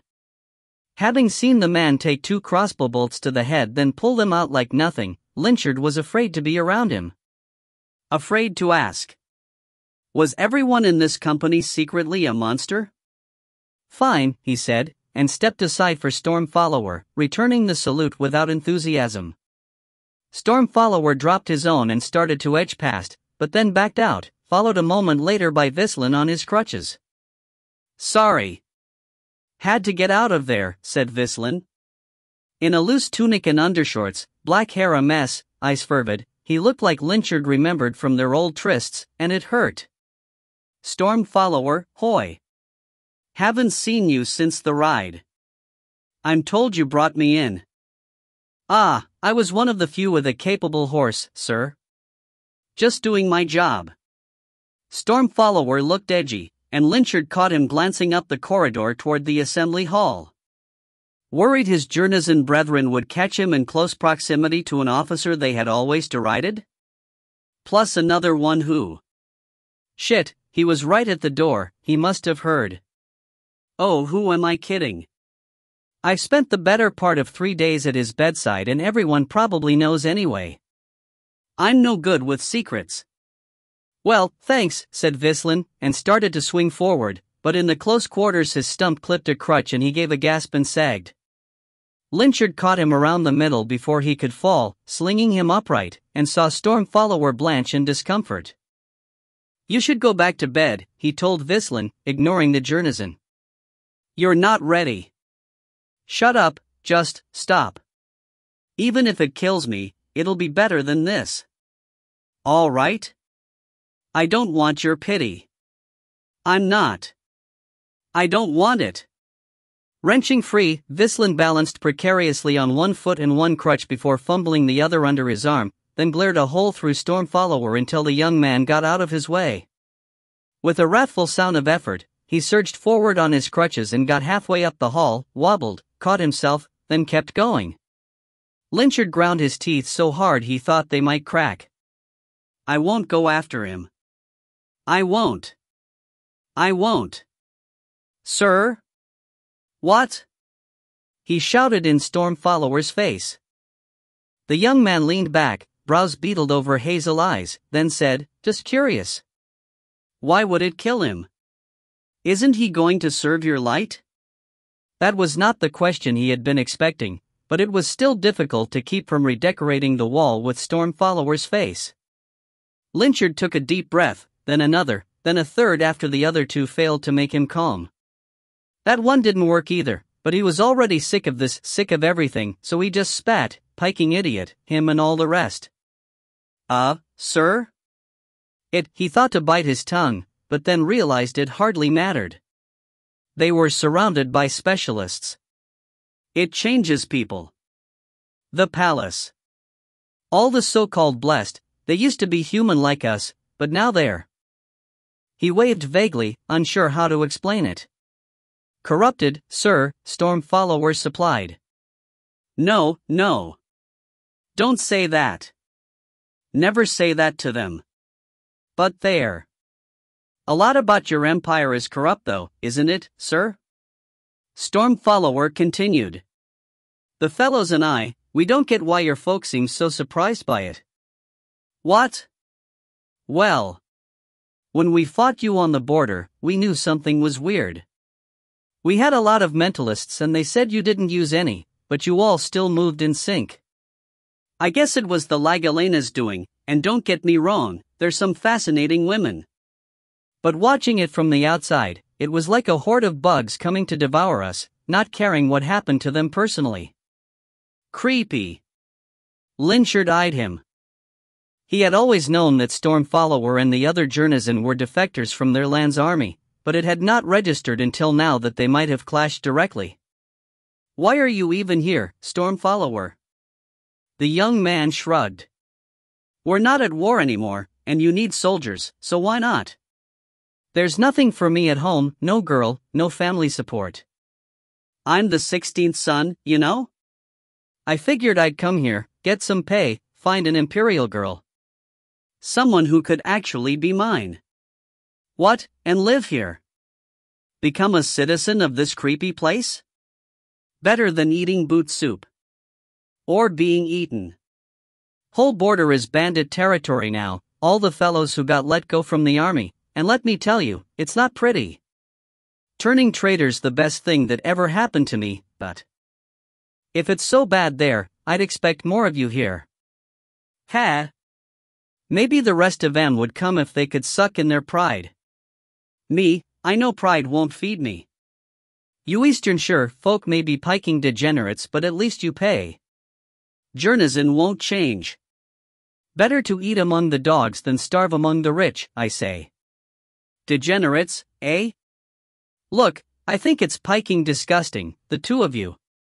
But you're a fair commander, so I got no complaints. Lynchard considered storm follower, not sure how to feel. His people rarely spoke so bluntly, preferring to let their scorn fester behind closed doors. Though the journeyman's hostility toward himself and Vislin angered him, he supposed that with it visible, it could be dealt with. Were this the Gold Army, whips would have cracked. But he didn't want to be that kind of leader, and this seemed like progress. I appreciate that, he said finally. But you'd best watch your mouth when you talk about officers, storm follower. Not everyone is as forgiving as me. The young man scoffed, but then sobered under Lynchard's hard stare. I mean, I respect you, sir, he said. We all do. You kept the whole shadow thing quiet. Lynchard had almost forgotten about that. His anger leapt immediately to the fore, but he checked it. Captain Saravi had not told him to break any heads over it, and though he hated the shadow now with an abominable fury, he still had his mission. Don't talk about it, he hissed. It nearly ate both of us up. But it didn't. They're not our friends, storm follower. If we could have gotten something out of it, then fine, but it's all gone sour now. Don't think they'll play nice with you just because you're not a real Imperial. Neither was Kade. Storm follower winced at the mention of his fellow journeyman, swallowed up by the same blackness that had crippled Vislin. We think he's still alive in there, he said in an undertone. You know, like the shadow cult nabbed him to pull suspicion off of us. Or he's dead and you're deluding yourself. Which is more likely, that you're valuable or expendable? Storm follower's face clenched, and Lynchard regretted his words. Of course he felt expendable. Look, if they whisper to you, I want to hear it, he said in a softer tone. This isn't about money anymore. We're marked for death. Maybe you are, storm follower spat, but there was fear in his eyes. He stalked away. Alone at last, Lynchard took a moment to breathe. His head ached. The faint background noise from the earhook, more mental than physical, made it difficult to concentrate, especially with Squire Mako's own nervous tension underlying the connection. Though the company had seen no new assaults, Colonel Retha's half-brigade had already weathered several. They had also cleared out most of the merchant families in Old Crown to use the estates as barracks, with smaller bases in the outlying guardhouses. The city militia had been disbanded and Blaze handed its policing duties. Lynchard had nightmares of going out on patrol, and the actual patrols felt no different. There was no security, just 5-man teams against the hostile city, with the sergeant's earhooks traded out to team leaders at each shift because there were too few to go around. Half the time, communication sounded like it was underwater because Mako was too taxed to stay alert, and Reth and Courtine kept poaching from the company as if trying to make it collapse. Lynchard had never been on a ship before, but now he knew what it felt like to sink.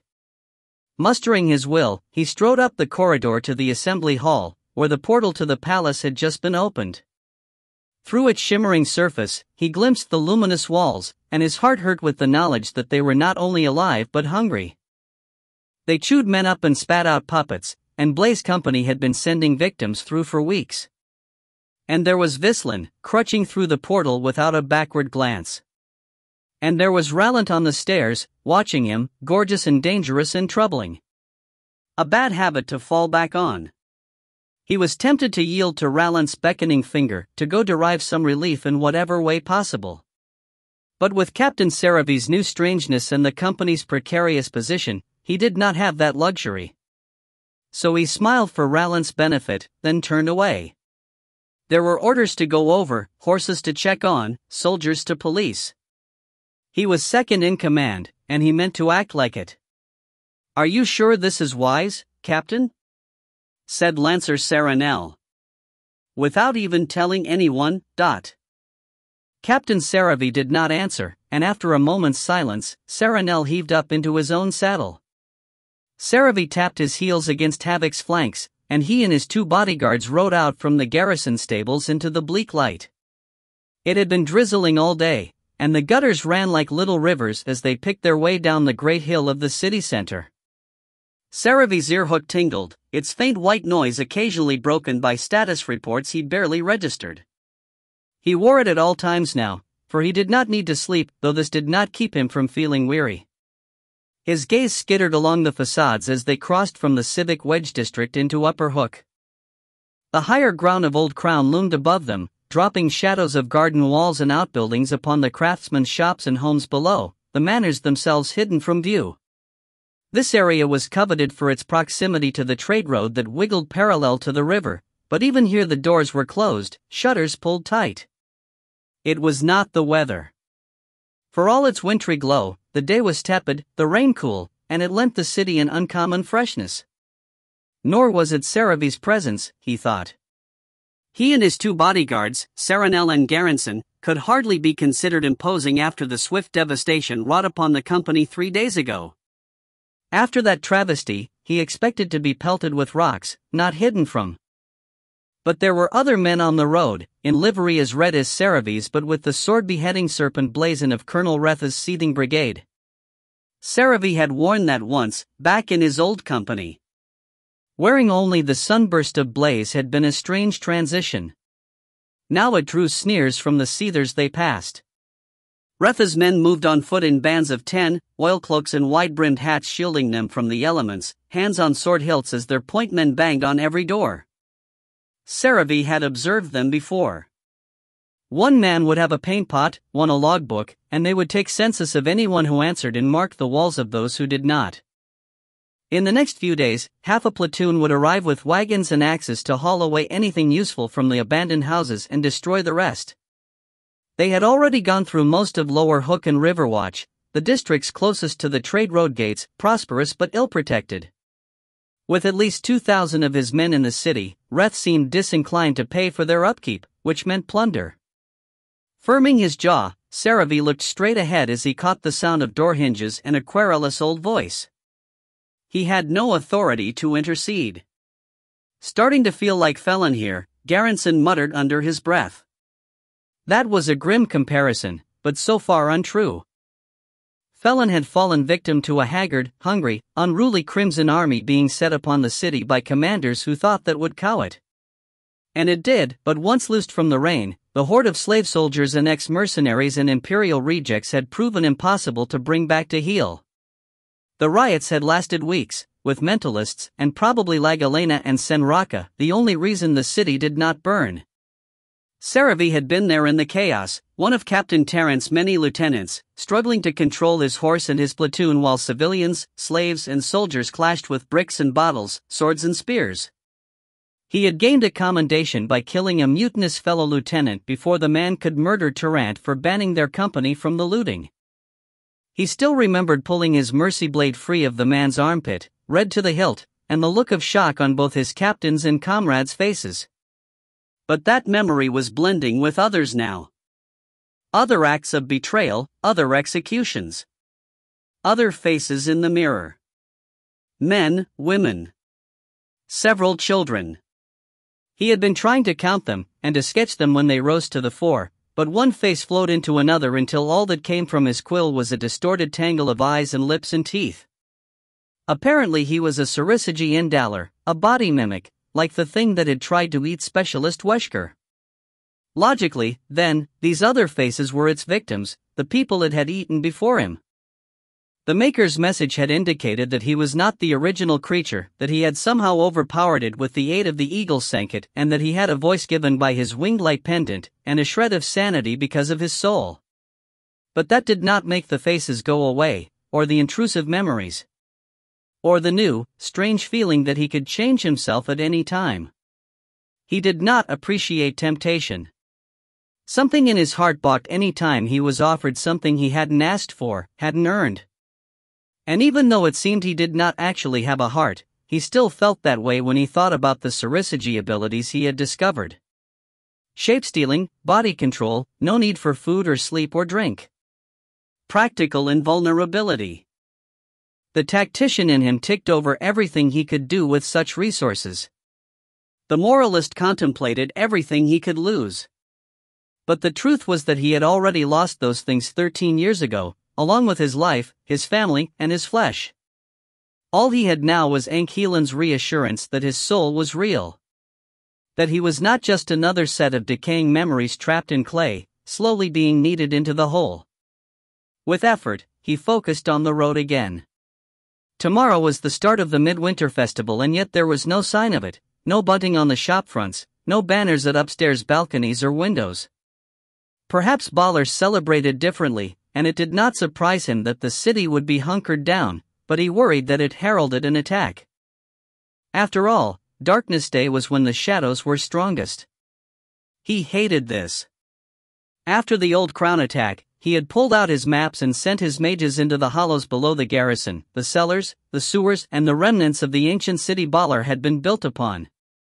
Anywhere that could host a shadow.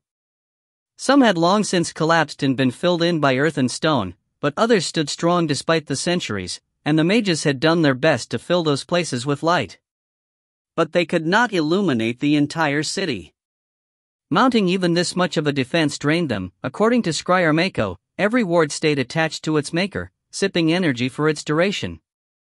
Warder Tanbolthine bore the brunt of the burden and now spent most of his time either sleeping or shambling through the underground to fix damaged wards. At least that kept him out of trouble, Colonel Retha's man that he was. Saravi had never hated the colonel. In fact, he'd thought him more sensible than the Crimson General back when Kelcherin Eridison held the post. But the colonel's orders now put his hackles up, and the revelation that he was a Ruangrian, confirmed by Houndmaster Vralik, shed new light on their clashes at the Crimson Camp. Reth had known about the Sarissagi that had chased Wesker into their path, had perhaps known about Saravi himself, had opposed giving Saravi command over an integrated company. Why? Was it truly for a shaky performance in pursuit of the Spiritus slave, or something to do with his Sarissagi self? Something to do with Ankhielan? He had not obeyed the Maker's order. Messenger Cortine still ministered to the specialists, though Saravi refused the man's blessings himself. It made him feel heretical, but after the incident in the training yard and his perplexing vision of his conversion, he did not want the touch of the Imperial light. Not yet. Not while he had more physical matters to deal with. The clack of the horses' hooves and claws echoed on the pavings as they reined in before a half-block of rowhouses fronted by low mosaic walls. Bright murals and glass windows bespoke prosperity, but more than one door had been marked with the red slash of inoccupancy, including the one Saravi had come to see. A tile painted with the family name Beltras hung crooked beside it, one nail pulled free of the mortar. Saravi squinted at the house. He wanted to enter, to search the rooms and be sure, but there was the shadow threat and also the presence of another seeding team on the road nearby. He thought certain people were allowing their homes to be looted to evade the census, either for nefarious or safety-based reasons, and he did not care to tread on the toes of either. Next, he told his bodyguards, and turned havoc onward. Despite the weather and the curtness, the men did not complain. They made their way down narrowing streets, past changing architecture, the rowhouses losing glass and gaining shutters, becoming shabbier, then being replaced by apartment blocks with no frontage land and no decorations, the ground floor populated by shops and the upstairs by small apartments. This was Lower Hook, and here too were the red slashes of the inspections, painted alongside broken-down doors that gaped like toothless mouths. They were a few streets over from the trade road, yet there was more life here than in Upper Hook. Small tight flocks of pedestrians skittered out of their way, heads down in baskets covered from the weather, mostly older women in dark dresses and broad hats. Shops were open with awnings propped out, their proprietors as still as hares while the horses passed. Empty clotheslines filled the air between apartment blocks like sutures trying to close up the alleys. A cluster of children fled, leaving their kickball behind, but others lingered on balconies or doorsteps to watch with dark-eyed insolence. Saravi counted down the numbers painted beside the windows and reined in at the one listed on the ledger. No name tile hung at the balcony, but neither was there a red mark, and pots of herbs had been set out to catch the drizzle. The archway that led from the balcony into the interior held only a curtain, but it was a nice one, woven in an intricate pattern of reds and blues. The apartment block had no external doors, just a gated corridor that led into an internal courtyard. With only 2 men at his back, Saravi knew better than to seek entry. Instead, he called up to the balcony, "Mistress Rinher." It took a few tries. His bodyguards shifted restlessly as shutters and curtains on other apartments stirred, and he second-guessed having brought them. He might be invulnerable, but they were not. Finally, after the 5th call, the curtain above him twitched and a woman's weary face peeked out, then flinched at the sight of him. "Mistress Rinher," he said, "I'm Captain Saravi of Blaze Company." "You remember me." He could see in her hard eyes that she did, but she gave no answer, only eased into the archway. Her dress and shawl were black, and Saravi realized with an internal curse that it was a widow's garb, and so were those of the women on the street. In the East, mourners wore gray. Here it was different. "I apologize for disturbing you," he said, "but I owe you my condolences. According to the records, your husband Van Rinher was a respected guardsman, and I regret the necessity of his end. I've brought you his blood price." He could sense the confusion from his bodyguards as he untied one of the 2 small pouches from his belt. Blood price was only paid for those unlawfully killed, usually civilians caught in the crossfire. Under Prince Ile-Rien, it had also been paid to mollify the shadow cult after the mayhem in the Shadowland Tavern, but Field Marshal Rackmar and Colonel Reth had banned any new payouts. The blood of Baller was now worthless. Saravi knew he'd had a good reason to imprison the 2 men. He knew he'd been within his rights to execute them, though it had been more to hide his shadow fishing than for their crime. But he could not think that they had been worthless. Their names were engraved upon his mind like all the other men he had led and lost.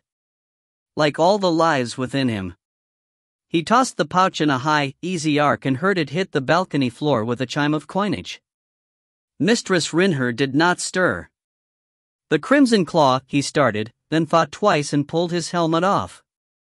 Squinting into the continued rain, he tried again. "The army did not authorize this payment, it is mine alone. I will not return. Should you wish to discuss the issue, though, you know where to find me." She did not move. He wasn't sure if she even blinked. But the other side of the curtain drew away slightly, revealing a smaller face, and he inclined his head to that one as well before turning havoc up the street. No missiles pursued him, only the hoofbeats of his bodyguards. He fitted his helm back on and looked north, uphill, to where the garrison hid behind the stony prominence that cupped it. Closer and higher, the banners of the Crimson Claw waved above the old crown manors, and speck-sized crossbowmen patrolled the ledges, looking down on the city below. "What was that, Captain?" said Lancer Garrison, usually the more stolid of the pair. "A chance meeting," said Saravi. The horses needed to stretch their legs. Lancer Saranel snorted but said nothing. Garrison made a grumbling noise but did the same.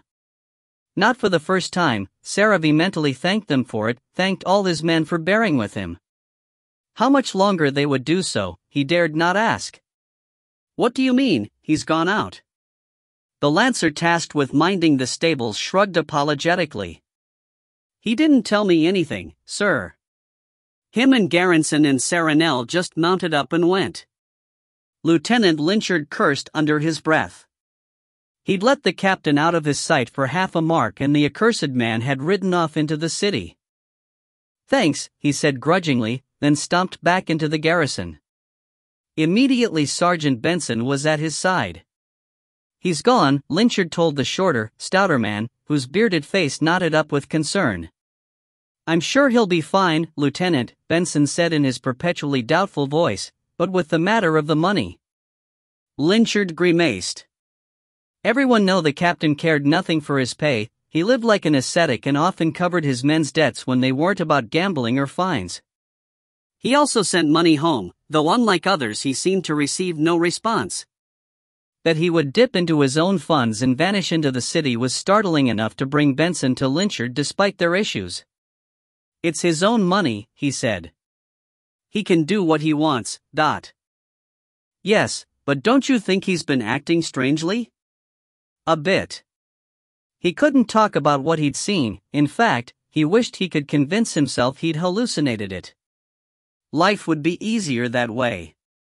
A bit, Benson echoed, then gave a tragic sigh. This city is a bad influence. First you, now him. Who's third in command? Lieutenant Arlen. Then Senjith, then Rallant or Vralik, not sure which. Light forbid we ever get that far. You haven't lost either of us, Lynchard gritted out. Benson made a non-committal sound and offered his writing board. If he's not here, I suppose you can approve my requisitions list just as well. Taking it, Lynchard steered to the stairs and sat down on the third step to pore over the list. Benson had a firm legible hand, and Lynchard was pleased to find that the practice of writing his own reports and reading the captain's book of military morals had paid off. He only had to sound out a few words. When are we replacing the lost horses? He said. We might not be. What? Normally we get supplemental funds for that purpose, because it's not in our monthly budget. But my request was denied. I had the Scryer contact the Crimson Bursar and he said that staffing levels are being adjusted, so they won't be filling certain requests. He recommended that we put any horseless lancers in the infantry while we wait. Lynchard sucked down his first instinct of yelling. There was no point, and honestly he wasn't surprised. The higher-ups had been piking with Blaze Company since its inception, and withholding funds was no new trick. So we're foot soldiers, he grumbled. I'll have to talk with Arlen and the men, and ask someone to volunteer their horse to me. Can't be the Lancer Lieutenant without one. That is true, sir, said Benson flatly. Can we not fight? Lynchard wanted to ask, but he knew that Benson had not ceded the lieutenancy to him out of forgiveness. In the man's eyes, he had assaulted a comrade then gone full reprobate, and that was more than enough to condemn him. Everyone kept telling Lynchard to mend fences, but he didn't know how. Apologize? It hadn't been Benson that he'd hit, and he doubted the sergeant and the Corvishman had been friends. No, Benson just detested bad behavior of any kind, and Lynchard's life was full of it. Look, I'm sorry I've been unprofessional, he said. I'm not used to having any sort of responsibility. But with the captain going off like this, I get it, and I won't do it again. It's not fair to you or the rest of the company. Benson favored him with a look, then held out a hand. When Lynchard moved to shake it, though, he pulled away and said, No, the writing board, sir. Oh. Sorry. Nothing you want to add? No. Guess not. Another long look, then Benson inclined his head curtly. I'll see it done then, sir. And I recommend Tethric's horse. Man's been a wreck since the incident, I don't think he'll mind, Lynchard's brows rose, but Benson just walked off, ostensibly skimming the list. Well. One patch applied, more or less. What next? Moping? Said Rallant behind him. Linchard glanced back, startled. What? Oh. He stood, straightening his surcoat over his armor. It felt like he hadn't taken the stuff off for days. Even inside the garrison he didn't feel safe. No, I'm fine, I was just going over things with Benson. I saw. Rallant nodded toward the center of the assembly hall, where the portal frame stood empty. You could have escaped such things. I heard they offered you a position. They had, though, no promotion, just a lieutenancy in the White Flame. It had been easy to decline. He shook his head. If I can barely hack it here. Don't insult yourself, Dot. As Rallant stepped down to his level, Linchard dared to meet his eyes. Honey-colored and hooded, they gave him the usual thrill up the spine and the faint pressurized throb of a headache. He wanted to grab his lover's arm, haul him up to his reclaimed office and shut out the world, but... It's true, he murmured instead, dropping into private tones. I want to throttle half the company, but I'm a worse offender than them. Amusement lightened Rallant's gaze. Just worse at hiding it. The specialists are hardly stainless. Ha! I'm sure. Is it the conversion? Oh, light. He had been dreading this talk since learning about the origin of the blessed dot. Before that, he'd purposefully not asked about it, and had tried to ignore the differences between what he saw and what he felt when he slept with Rallant. Skin texture, nail length, teeth. He'd never asked him to take the pendant off, and Rallant had never offered. Now the words hung between them, and Linchard didn't know how to answer. He saw the walls come up in Rallant's eyes, eclipsing their warmth. It couldn't have been my warning, he murmured, because you haven't run. I can't. I have a duty. Look, I warned the captain, but if he's a... If he's a what, Ile-Rien? Swallowing a dangerous word, Linchard said, I don't see why the White Flame would be against him if he's one of the blessed. Because he is, right, Dot?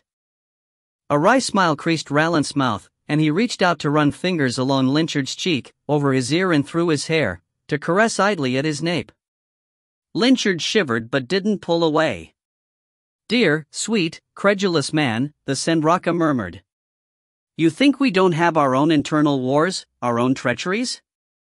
I wouldn't know. There are always those who go astray. Deserting body thieves, berserk rovagi, dissident controllers, and Ile-Rien, mad Sarissagi. We deal with them the same way any organization deals with its traitors. And with the humans they gather around them. Something brittle formed within his smile. Regret? Remembrance? You don't want to be free, Ile-Rien? The trace of nails on his nape was soothing. His thoughts came slow like syrup under the weight of Rallant's eyes. I don't know what that is, he mumbled. I'm just a soldier. A peasant. I do what I'm told. A faint sigh, and Rallant moved closer, his voice even lower, his breath stirring against Linchard's lips. You've always bowed to a master, MM? Will you bow to me? I can protect you. His eyes were golden oceans, filled with light. And in turn, you will protect me. What? Yes or no? There's not much time. Hoy! Someone said sharply, somewhere beyond the bounds of the dream. Linchard heard his lover hiss, saw the golden gaze turn away, and felt sick at heart. Bereft. Then the needles pierced his neck and all was glory, the fire singing in his veins, the radiance washing through him in such staggering waves that he could not see, feel, think. He was nothing and nowhere, just a fleck of ash on the great hot tide. What did you do to the lieutenant, you cocksucker? Someone shrieked nearby. Someone else gave a low, threatening rumble, and then there was the sound of metal on flesh, and shouting, more voices, and the rasp of a blade drawn, a clash of steel, curses, jostling. Ile-Rien! Came Rallant's voice, cold and clear like a knife through fog, and Linchard surged to his feet automatically, feeling his master's enemies like a wrongness in the world. Fist met face, he didn't know whose. Someone else moved an enemy, and got an elbow to the throat, went down choking. In the all-consuming light, he saw his master move like a dancing flame, not as bright but casting no shadow as he drove his sword hilt into a shorter enemy's brow. A booming sound nearby, distorted like in water. A ripple in the light. A new voice, by the throne, "What mess is this?" "Colonel." "Messenger," said his master, "my apologies." "An insurrection. These men, well, look at them. Journeymen, outlanders. I suppose we shouldn't be surprised. Round them up. Many booted feet. Small blazes all around." Lynchard halted, his sense of the enemies fading and with them his active purpose. The ground rolled slowly beneath him. Or was it his head losing track of his feet? Somewhere far away and distant, there was an itch. A probe of thought. It got nowhere. "This is the second in command?" said a voice. He wasn't sure whose, but it was closer.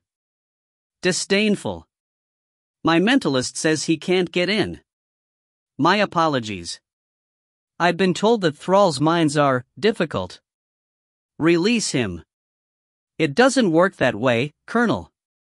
His system needs to clear itself, and that takes time. I told you to have this place and its officers ready for us, Rallant." "I'm sorry, sir." An aggrieved sigh. "Fortunately Tanvolthine has dealt with the mages, else they might have warned the captain." "If that had happened, Rallant." "I know, sir. Do keep it in mind." "All right, you lot. Stick these idiots down in the cells and then get ready. We're having a surprise party for good old Captain Saravi, and everyone is invited." "Sir." More feet, rushing feet, moving everywhere. Lynchard swayed in his spot. He felt strange, untethered, light as a feather, yet held in place by the figure beside him. The center of his universe. Warm fingers traced his cheek. Without words, without thought, he did as they bid. Saravi tried to return without fanfare, only to find Messenger Courtine awaiting him outside the stables, blind-face expectant. He briefly considered riding back out, but that was foolish. He had far more to fear than the priest. Still, he felt uncommonly chagrined as he slid from Havoc's back. One of the specialists had come out to take the reins, but Saravi lingered an extra moment to attend to his horse, old companions that they were. Since the incident at Old Crown, he had come out here more often to be among the quiet animals, to show his gratitude to Havoc for staying while his mind shattered. The old horse snorted, and snagged his cloak with his teeth as if asking him to stay. But duty was duty, so Saravi just patted the tawny neck and turned to trudge inside, bodyguards following. "Captain, you have a visitor," said the priest, falling in beside him. Saravi gave a curt nod and hoped it wasn't a superior. He didn't know how long he had been gone, and had no good excuse for it. Only as he stepped into the dimness of the entry hall did it occur to him to wonder why a specialist had manned the stables. Then the doors closed behind him, and it was too late. "Captain," boomed a voice from the assembly hall. "Colonel Retha's." Saravi looked back to see two exceptionally large white flames drop the bar across the doors. They must have been waiting behind them. Their featureless helms tracked him as he gestured for his bodyguards to stay calm. Both men had dropped hands to their hilts, and while Garrison relaxed, Saranel narrowed his eyes and did not. "Colonel, my apologies, have you been waiting for me?" he said as he moved into the hall, scanning its wardlit interior. The colonel and Messenger Courtine stood before the inactive portal frame, the only occupants of the room's center. All others lurked along the walls, white flame soldiers and Saravi's own specialists. The bunkroom doors were open, with many strained faces peering out, but white flames blocked those as well, and it was clear to him that his men were prisoners.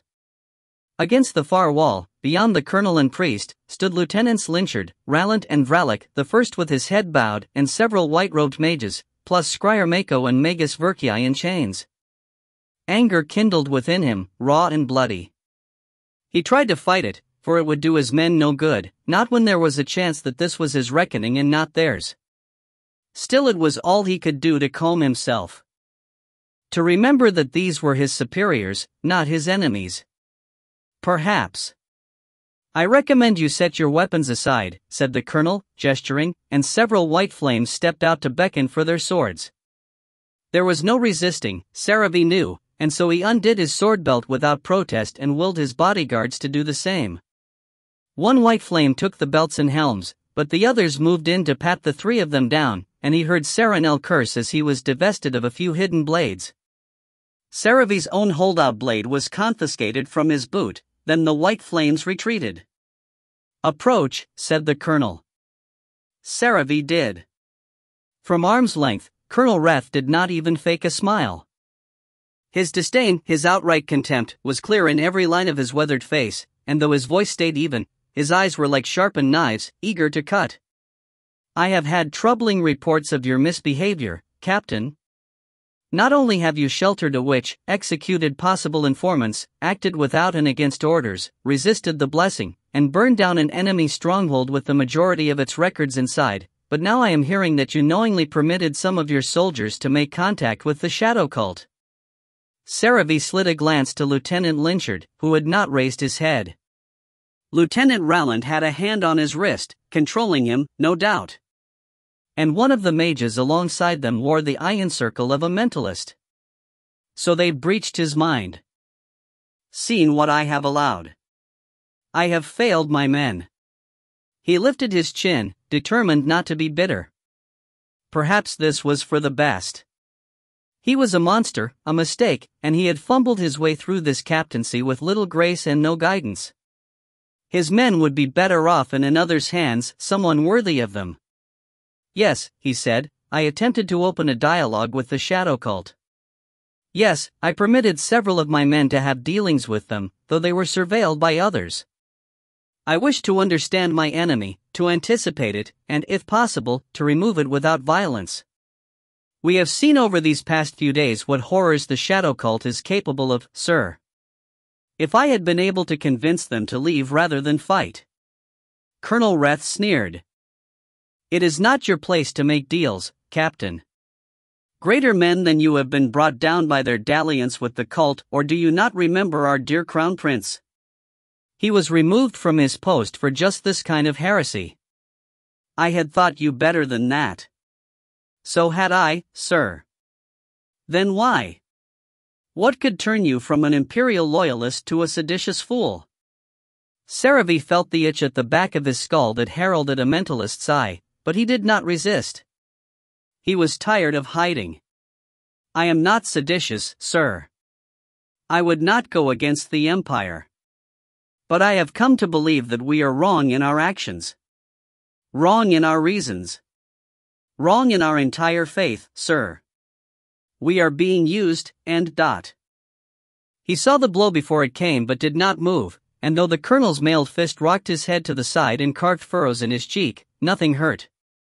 Behind him, his bodyguards hissed, and he made a show of straightening slowly, of facing forward without protest, so that they would not be moved to protect him. Retha's features strained with rage, his eyes flickering beneath their illusion, hazel to orange and back again, but though he raised his hand to threaten another strike, he did not follow through. "Wrong in our faith, are we?" "Yes, sir. I have seen our light, and it is cruel." Teeth like broken glass gleamed between Retha's lips. "Cruel." "Yes, cruel. What would you have it be, fool? Forgiving? Weak and mild? Our cruel light is all that holds our empire together. Before the Phoenix arose to lead us, we were no more than squabbling tribes, petty kingdoms perpetually at each other's throats. Even now, your people wrestle with the Riddish, the Avaronians and Drixie strain at their harnesses, and all of us fight the wretches that bite at our borders. You think we can remain in one piece by being kind?" Saravi narrowed his eyes. He did not need to be told about the bad blood between Trivists and Ridian or the conflicts with the Garnet Mountain territory. But he had not made peace with his wife through cruelty, and if she truly had not shunned him all these years, if she truly thought he was dead, and his letters had never been sent. "You crush us down," he said in a low voice. You constrict us with conditioning, bind us to armies. Force marriages to break up tribes. Convert the willing and the resisting. I do not know what you want from us, why you would do this to us. This is not rulership, this is," he trailed off, at a loss. "This is the word of your God," said Messenger Courtine. Saravi cast him a sidelong look. He had expected the priest to be more vocal before this, but Courtine seemed to defer to the colonel in this matter. Perhaps Reth was higher in whatever secret hierarchy these people had. His face, as usual, was placid, but there was a slight downturn to his lips. "Is it?" said Saravi. "I thought he wished redemption for us." "I do not feel redeemed." "You are a miserable, self-absorbed heretic," Colonel Reth snarled, "and a tool in the hand of the greatest of all traitors, that bastard Ankelan. Like him, you were granted all the favor of the light, and like him, you have squandered it. You have bent your knee to the darkness and believed what you saw in its depths." Saravi recalled his vision, the star in chains, imprisoned deep below the palace. Then a shiver ran through his mind, the mentalist groping at the memory, trying to catch it, analyze it, and he forced himself to think of the dark maw that had opened beneath him, and the tunnels under the Shadowland. Forced himself to feel that terror and revulsion again. The mentalist's grip failed. "I saw nothing in the dark," he said softly. "Nothing in the shadow but blood and wreckage. I have not turned from the light, I have faced it, and it is not what I want it to be. Who are you to make demands of our God? I make none. You cannot have what you want. I know." Bafflement crossed Retha's face, and Saravi felt a moment's cold satisfaction. Here was a man who could not handle uncertainty, who could not fathom doubt. Who could not accept questions. Things either were, or they were not, and those that fell in between made no sense. Then Retha's expression twisted, and he braced himself to meet another fist. Messenger Courtine caught the colonel's arm. "Sir," he said, "we have strayed from our task. It is not our place to punish the captain, only the judgment of the light will suffice. Until then." He turned his blank gaze on Saravi, his smile almost apologetic. "The palace does not allow access via portal during the midwinter rites. Your man Vislan was the last we could put through. It will be 5 days before access returns, so during that time, you will be under my command." "Yours?" said Saravi. "Not the colonel's?" "Yes. After reviewing the memories of your men, we have decided that Blaze Company is no longer fit to serve the Imperial armies. You will all be taken to the palace for purification, and those of you who do not submit will be decommissioned. The men who fled your side were wise, Captain. I am only sad that so few managed to escape your corruptive influence, but..." He wanted to deny that, but he had allowed the foreigners to dally with the shadow cult, had allowed his men to be treated by the trifold witch. "No. I did what was best for them. What was right. They are not to blame," he said. "I am the one who..." "It matters not, Captain. You have tainted these men. Your fate is theirs." The rage came then, hot and fierce, and he lunged for the priest. Not enough that he had volunteered, that he had sacrificed his old life, that he had died. Not enough that he had done his best to steer Blaze Company through the rocks, that he had clung to his own faith as the world came down around him. No, now he would be punished for his confusion and the internal scuffles of his superiors? Now his men would die because they were his. The colonel moved to block his way.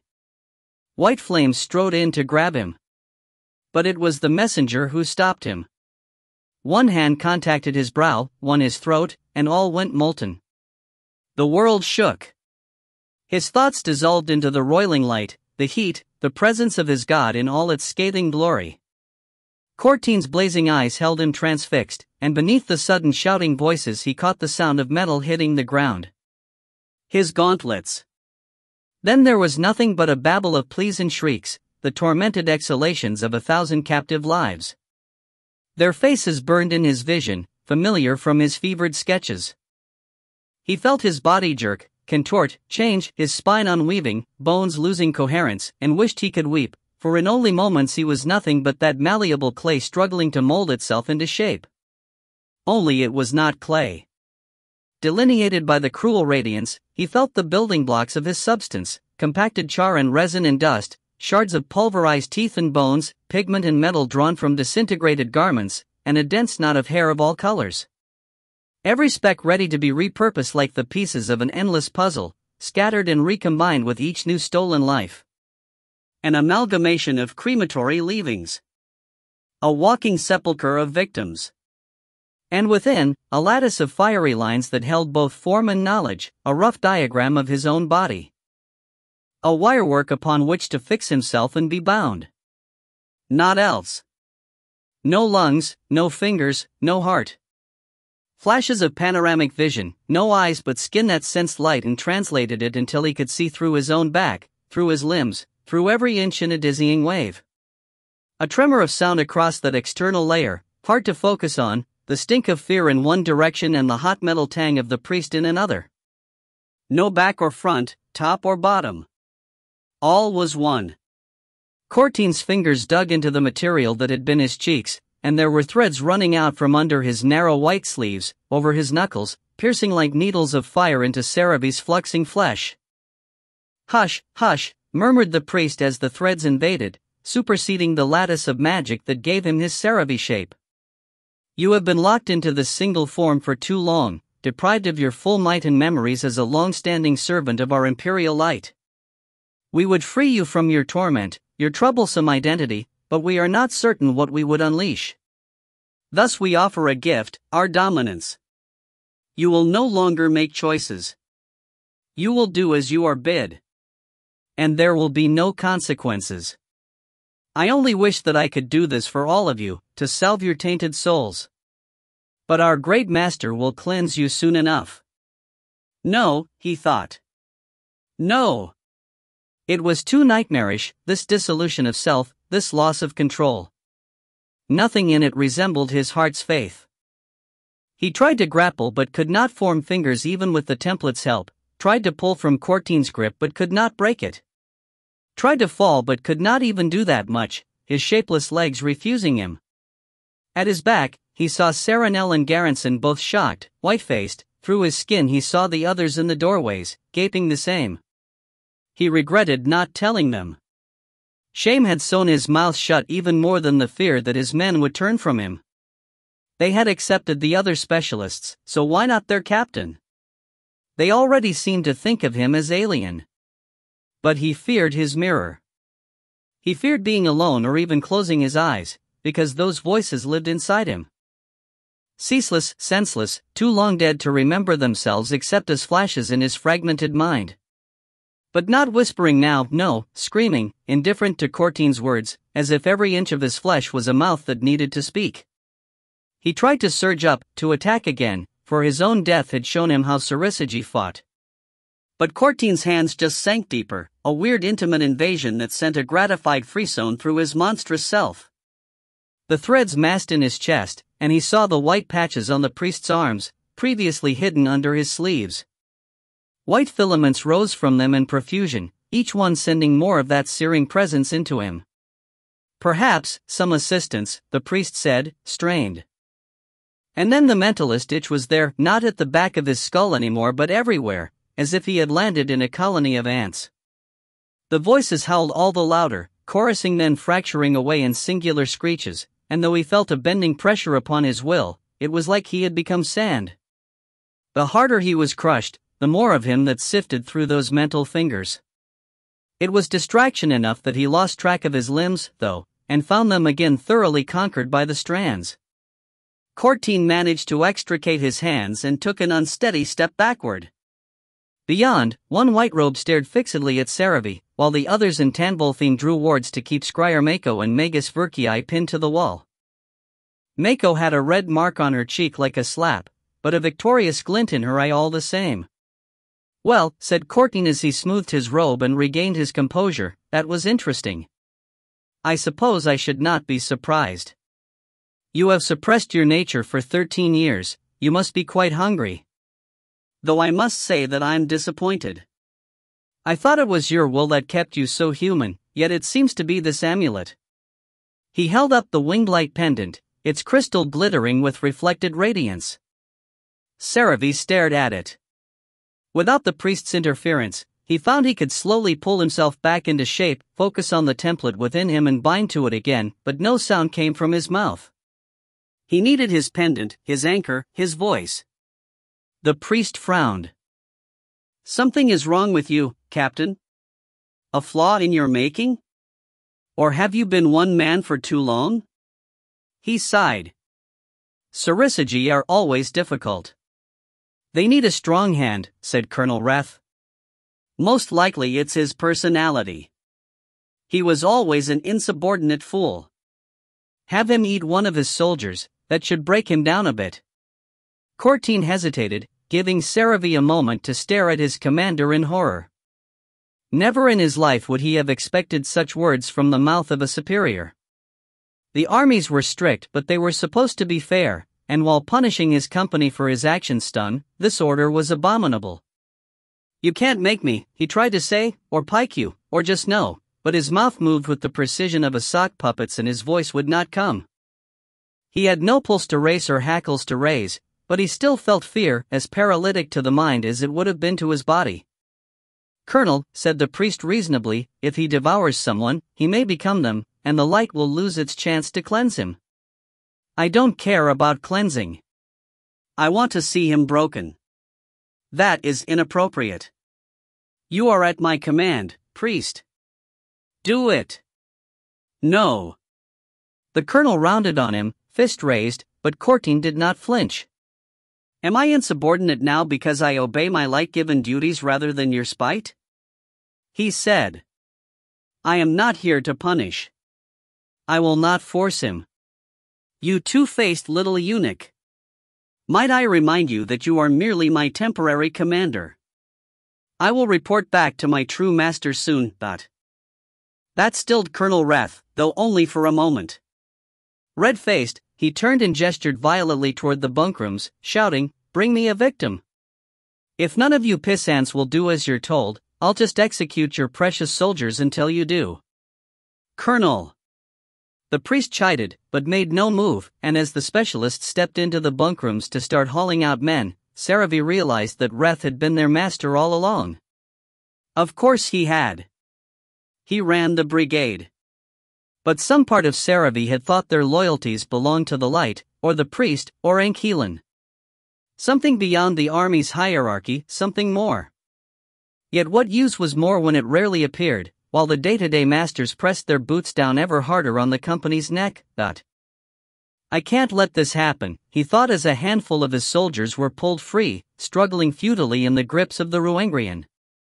As they were dragged forward, Colonel Reth drew his sword, arcane runes lighting up along its steel length. I can't. How many would he kill? By the nasty little smirk he wore as he directed the first man down before him, the answer was obvious, every single one.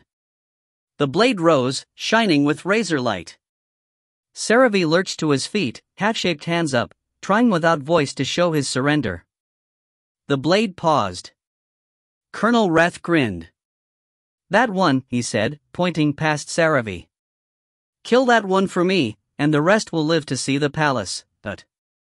Saravi did not need to turn his head, for he could see through his non-skin as Saranel behind him, both arms held by white flames, blanched hard. Were he flesh, his stomach would have sunk.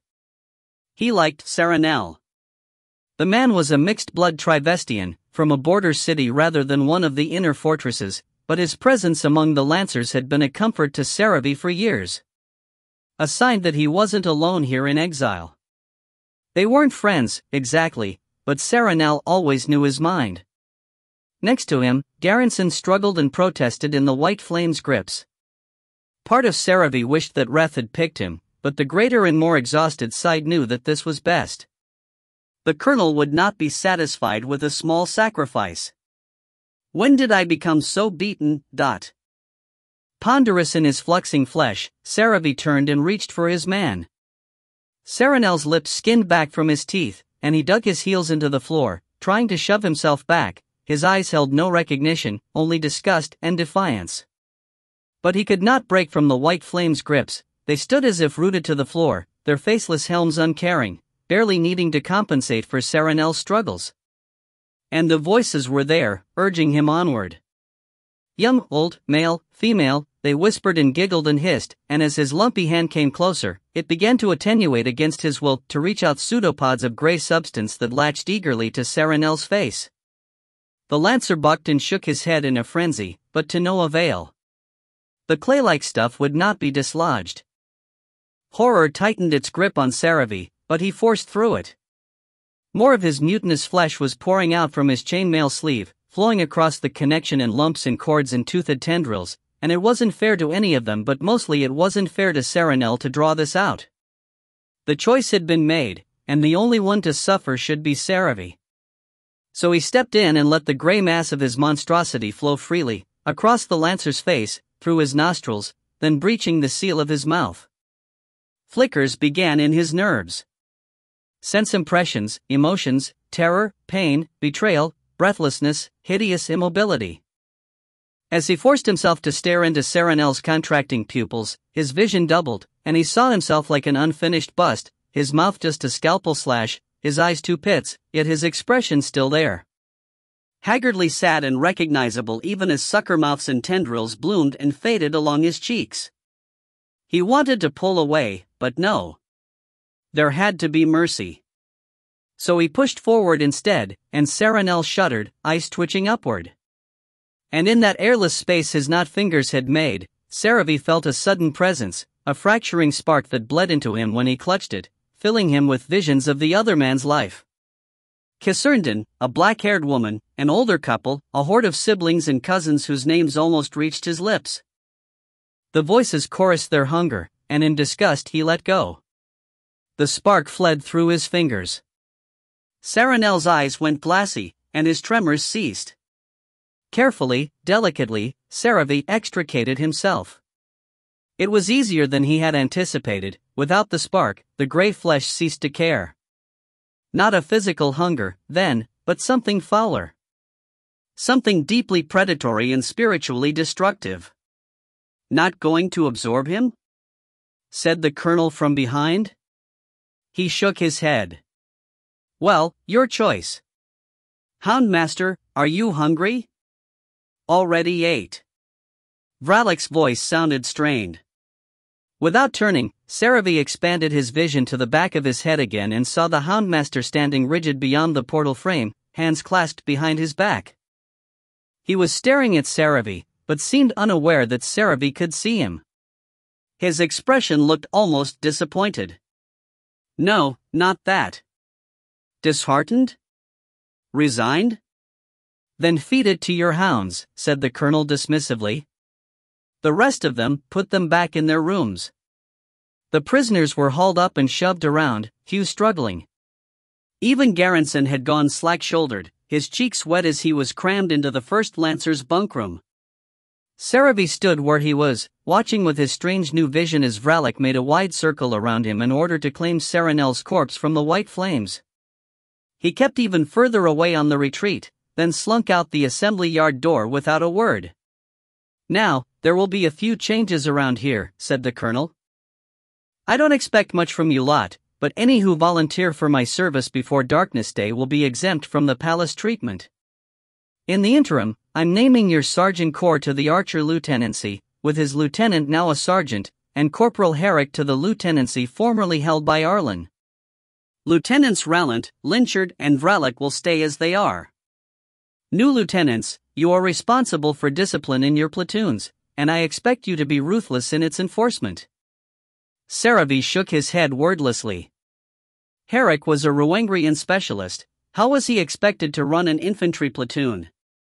Corps was a controller like Rallant and already had a foothold in his home platoon, but Herrick? We will also be replacing the wards, said the colonel. The Scryer and the Gajaran have opposed us and must be executed, but as they are holding many of the protections on this place, it can wait. If any of you see a dark spot on the walls, or flickering runes, inform your lieutenant immediately. It is for the safety of your souls. Had he hands, he would have clenched them.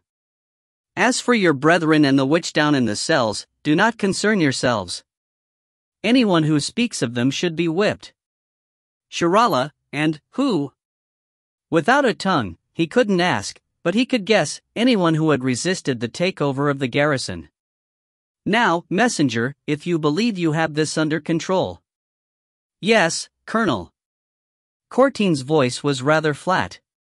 Captain, do you require your medallion? No.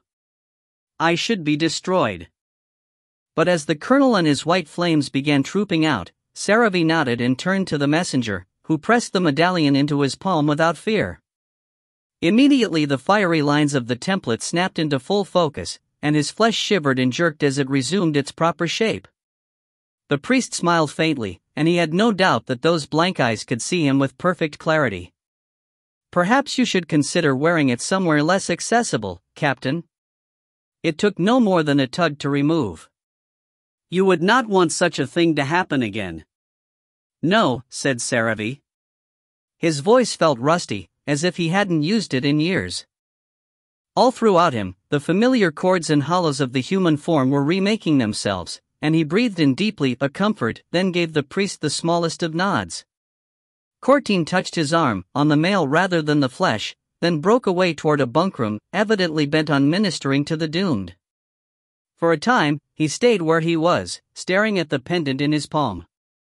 If he could have smashed it and dissolved into nothing, he would have. But he had no freedom, and only now was he realizing it. Finally, he pressed it to the base of his throat, and let the flesh swallow it smoothly. If this was what they had made of him, then so be it. Squire Mako caught Magus Verkiai's eye as they were led up the stairs toward the room where they'd been bunking, and where they would now be held. Verkiai raised a brow at her, and she crossed her forefingers like the Geshvan sigil for fight. He bared his tusks in a grin, then flung himself backward into the white robe bringing up the rear. Wards flashed and shattered as the two of them toppled in a mess of arms and legs. The mages in front of her, Tanbolthine and two more white robes, turned in alarm, and she scooted aside to let one go by, then hooked her foot around his ankle at the last moment. It was a smooth no-impact motion, the kind that most wards did not react to, and the mage tripped right over it with a satisfying yelp. The enemy's blocks on her mentalism weakened briefly, but did not fall. Pikes, she thought as Tanbolthine turned on her, quick-shaping a ward that rammed her to the banister. The disrupting collar they had placed on her prevented any non-mentalism, and the wards pinned her arms down, no chance of drawing the dagger hidden under her robe. While most non-artificers disdained physical weapons, no Riddish woman would be caught without a blade, like no wolf would be caught without teeth. Mako was no exception. Still, she could kick and squirm and headbutt the ward, which would force Tanbolthine to keep powering it. What do you think you're doing, woman? He snapped, attention skipping from her to the thrashing melee on the stairs and back. The Empire needs mentalists. They might not kill you if you behave. She snarled at him, then closed her eyes and focused her mind while her body maintained the struggle. Verkiai would only be able to distract the white robes for so long, and he had no mental protections beside his own will. The one she had given him had been stripped away in the first few moments of their capture. The enemy mentalist stood at the top of the stairs, unreachable but attention split, so if she could just bore a hole through the mind blocks, maybe she could send a distress call. A part of her wanted to obey Tanbolthine. It whispered, "It's always been this way, Mako. You didn't know it, but you've always served this horror. From the circle to the army to the company, you have aided and abetted the making of men into monsters. And more, remember that mother and her children? What do you think happened? Why fight it now? Because she thought they were better than this. Blaze Company, the Crimson, the Empire itself. She'd never been a militant woman, she was a scryer, for Pike's sake, but she'd believed in the need to protect the Empire, to expand its borders, to bring the pagans and heretics into the light. Not for any deep faith but for security. But what she had seen here, and heard from Saravi and Cortine and Ref. She could no longer be a part of this. She had to warn someone. Anyone. She was starting to break through, but there would only be one shot, and it had to be someone who could act, who wouldn't be torn apart the moment they voiced their intent, which meant no one in this garrison. If only Press was still out there. If only she knew someone loose in the city. Her eyes snapped open. She needed an enemy. Someone whose mind she had already touched. Her drilling thought broke through, and she grabbed for the psychic tether she had followed once before. Since that day, she had checked it regularly, hoping to catch the shadow bitch unaware, and it stood out bright and strong against her field of mind-blocked darkness. Active. A goodwill gesture changes nothing, said Enforcer Ardent to the widow Rinher. I would advise taking that money and leaving the city like Mistress Beltras. But it indicates that the company in the garrison and the ones on Old Crown are not in lockstep, said Gwydrain Greymark across the table. He wore his lion skin like a cloak now, the hood pushed back from his short steely hair and the foreclaws hooked into his chainmail between the heavy plates. With the new crimson swarming the streets, they were all armored up, him more than most. This is true, and unusual, said Mother Matriarch Ile-Rien at his side. Even she wore a bit of armor, though really it was padding, a quilted surcoat over her brown dress to keep the Ayats from pinching her black and blue every time she was moved to a new safe house. At the moment, they and a good 2 handfuls of councillors and district representatives were crammed into the back room of a Westridge apartment, drinking weak tea and trading news. The young girl that had come with Gwydrain sat in a corner, cold-eyed but listening. The dog was asleep. Not so unusual as to make us change our minds, Arden said, tired of this argument. That one man regrets an execution means nothing. That man is their leader, said Ile-Rien. It does not matter. Doesn't it?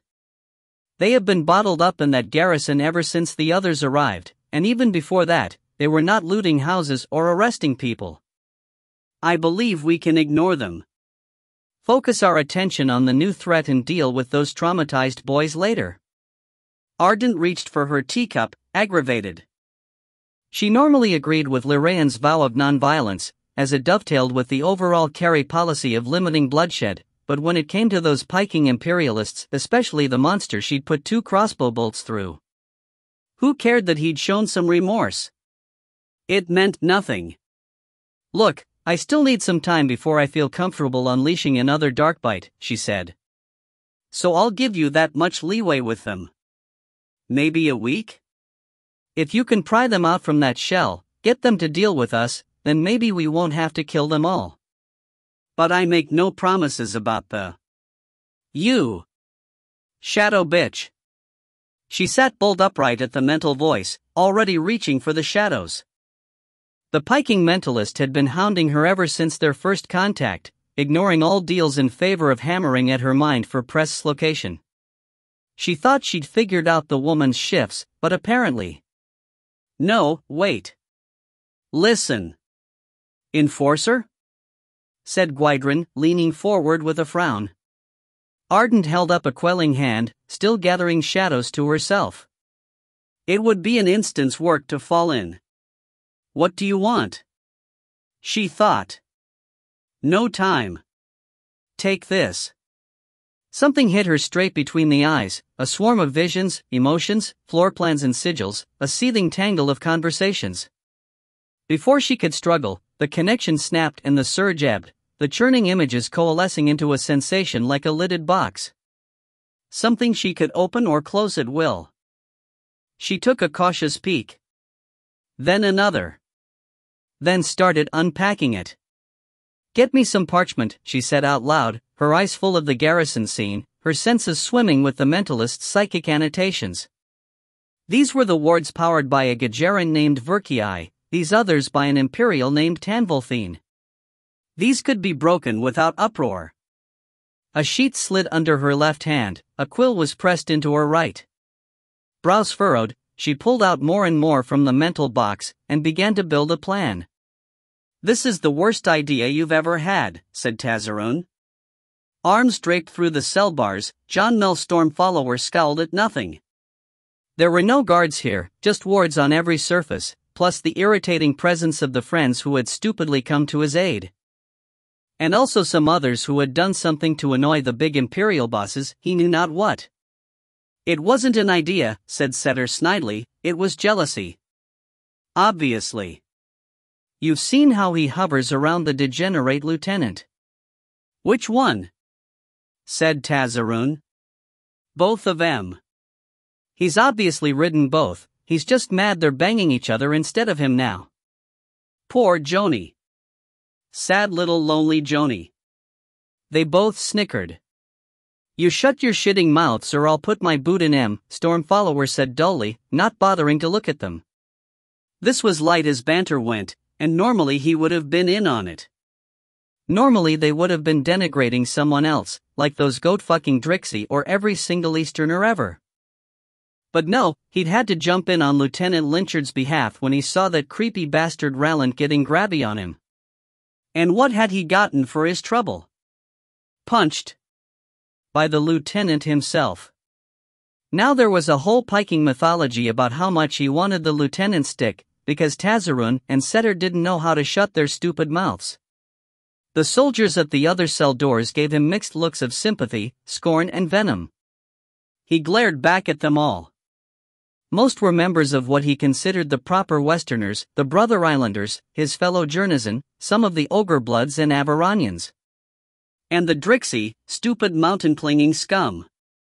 But they were all stuck here now because they weren't true Imperials, and something was going wrong upstairs. Even the medic was in his cell. Great Lion, what did we ever do to insult you? He thought bleakly. I wish I hadn't come here, even though. No, he couldn't regret it. Because he'd met Dahlia. The ex-corporal and lieutenant kept telling him she wasn't his girlfriend, but what did they know? They didn't do women, and she had said she'd be his girl if he paid her. Which was no problem.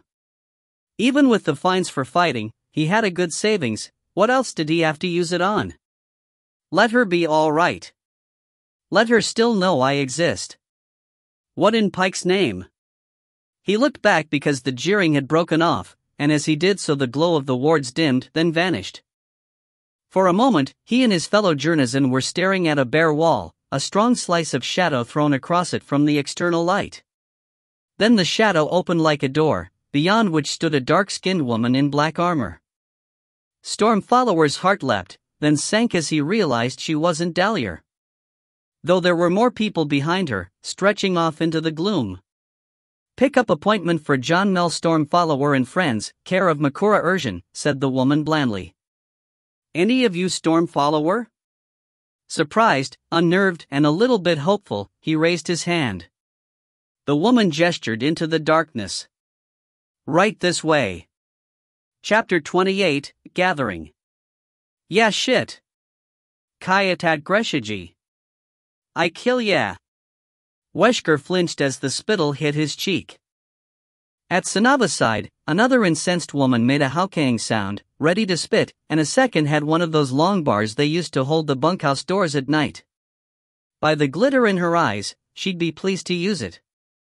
Fortunately, the scout's Wesker was with did not stop walking, and he exhaled his relief as the women's screeches faded in their wake. They knew better than to leave their area. You want us to pay them a visit sometime? Said a scout on his right. Wesker shook his head. Svine. Because we can.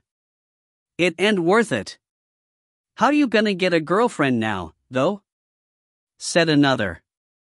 That Corvish bitch's got all the girls against you. We can mess her up for you at least. Right. Shut her whore mouth. Or give it something else to work on, head. It was hard not to flinch at that, and even harder for him to say, I done care. I done go around there anymore. Oh yeah, you're getting the special treatment, said the one on the right. Lucky piker. Those fancy-ass ladies with the field marshal. A chorus of approval rose from the others. There were 5 of them, Wesker included, walking their rounds of the Western Crimson Camp, not a typical scout task. In the last few weeks, mass reassignments had thrown much of the camp into chaos, with a constant outflow of slaves and free soldiers through the portals and a balancing influx of new men from Decia. Long-timers like these scouts had been tapped to assist the military police in their peacekeeping, not that Wesker knew what they could do if they came upon a band of rampaging Ile-Rien. So far, they hadn't seen much. It was early evening on the 1st of midwinter, and all non-watch assignments were cancelled so that the men could attend the temple ceremonies.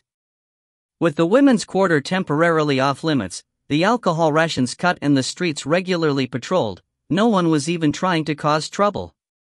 And while crows watched them from many a rooftop, Wesker was fairly sure he hallucinated those. "But really, you can count on us if you want them done for, yeah?"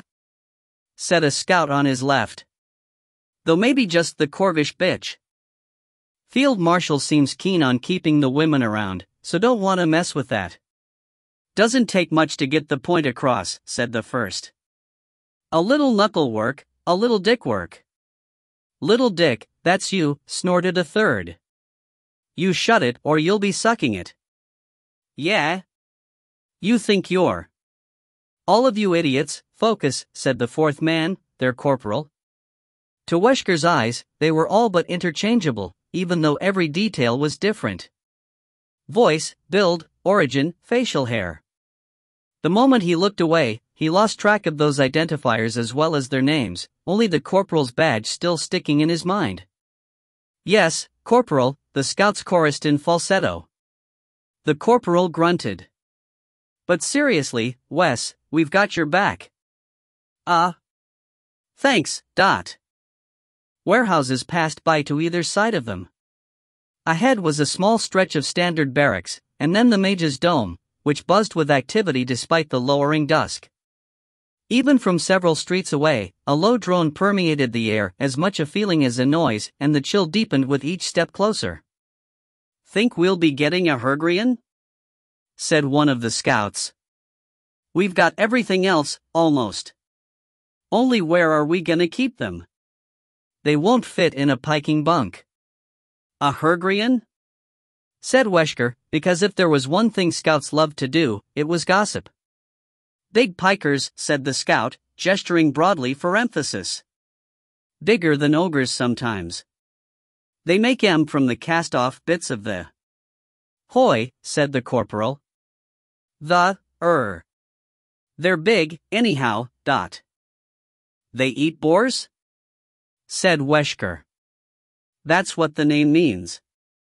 The scouts shared an unpleasant chuckle. "Bones and all," said one. "And they're part of the army?" "Not the Crimson so far," said the corporal, resigned. He walked in the lead to both set the pace and steer, and as they emerged into a cross street, he glanced both ways for miscreants, then quick-stepped toward the next set of barracks. Field Marshal might import them eventually. "I hear he made good use of them at the Kravchenkin front. Earned his general's torque there." "I remember that," said one of the scouts. "What was it, 10 years ago? 11? When he stole the gold army from that Ile-Rien coward, what's his name?" Wesker frowned. 11 years ago, he had been standing in the Tockernen compound as it burned to the ground, his sisters lost in the smoke. "Gold uniforms everywhere." "Piking Ile-Rien," said another. "It's their land on the line, but they don't seem to care. The whole gold territory is a shithole. I like it better here. Locals are less stabby." "Man, you must not have been in Felon." "Ha! Felon was nothing. You should have seen us pushing the Krovig border back in the 50s. Fire and blood everywhere. Not like these days." "Oh yes, Grandpa, tell us more." Amiable punching and shoving ensued, punctuated by the corporal's sighs. Wesker kept as far out of it as possible. He wanted to ask about the wars of Corvish suppression, and the field marshal's role in them, but it was difficult enough to feign amusement at their malice when it was directed at strangers. If they talked about his own kin. He lived in a nest of snakes now. Any wrong move and they would eat him. "At least they're shutting down the portals for midwinter," said the scout who hadn't joined the roughhousing. "That should give the newbies some time to settle." "We don't have to patrol during the festival, right?" "Haven't heard," said the corporal. They emerged from the bunkhouse alley to see the great domed sanctum rising ahead, surrounded on four sides by its operators' apartments. The usual lattice of red lightning guttered up from its peak, and the inner courtyard bustled with mages and even mix of colored robes and white. From there, the corporal turned east. It was not their job to nose around the mages' area, nor the kennels or the command post beyond, so they would skirt both and resume patrol at the edges of the high officer's territory. At only a few yards from the mages' apartments, the air was bitterly cold, and frost clung to the plaster walls. "Gonna wither this whole area if they keep this up," muttered a scout. "Good thing it's already a piking desert." "Yeah, but if they drain the place dry, they'll take it from us next." "Wait, what?" said Wesker. The scouts gave him pitying looks. "My GICSES energy Y," said the first, as if to an idiot. "Energy Y comes from leaving things." "Moving things," corrected the corporal. "They draw a lot from the wind and the river." The first one looked miffed. "It's still dangerous. The Crimson's been here for months. What if it's almost tapped out? Since when did you become a mage?" "I'm just saying. Look, they know what they're doing. It's their job. I'm telling you, though." "Ah, cram it. You cram it. You both cram it," hissed the corporal, stopping short. His attention was fixed not on the complainers but past the corner of the mages' apartments, where an access road stretched between the command post and the dome. A crowd had gathered there, not just mages but two bands of gold and sapphire soldiers fronted by high officers, who stood judiciously apart like enemies at a bargaining table. Facing them, with a dozen white flames at his back, was the field marshal, his grin so broad they could see it from here. "Shit, what's this?" said a scout. "The generals never visit in person." "I thought the field marshal hated Demetri," said another. "Corporal. Corporal, can we listen?"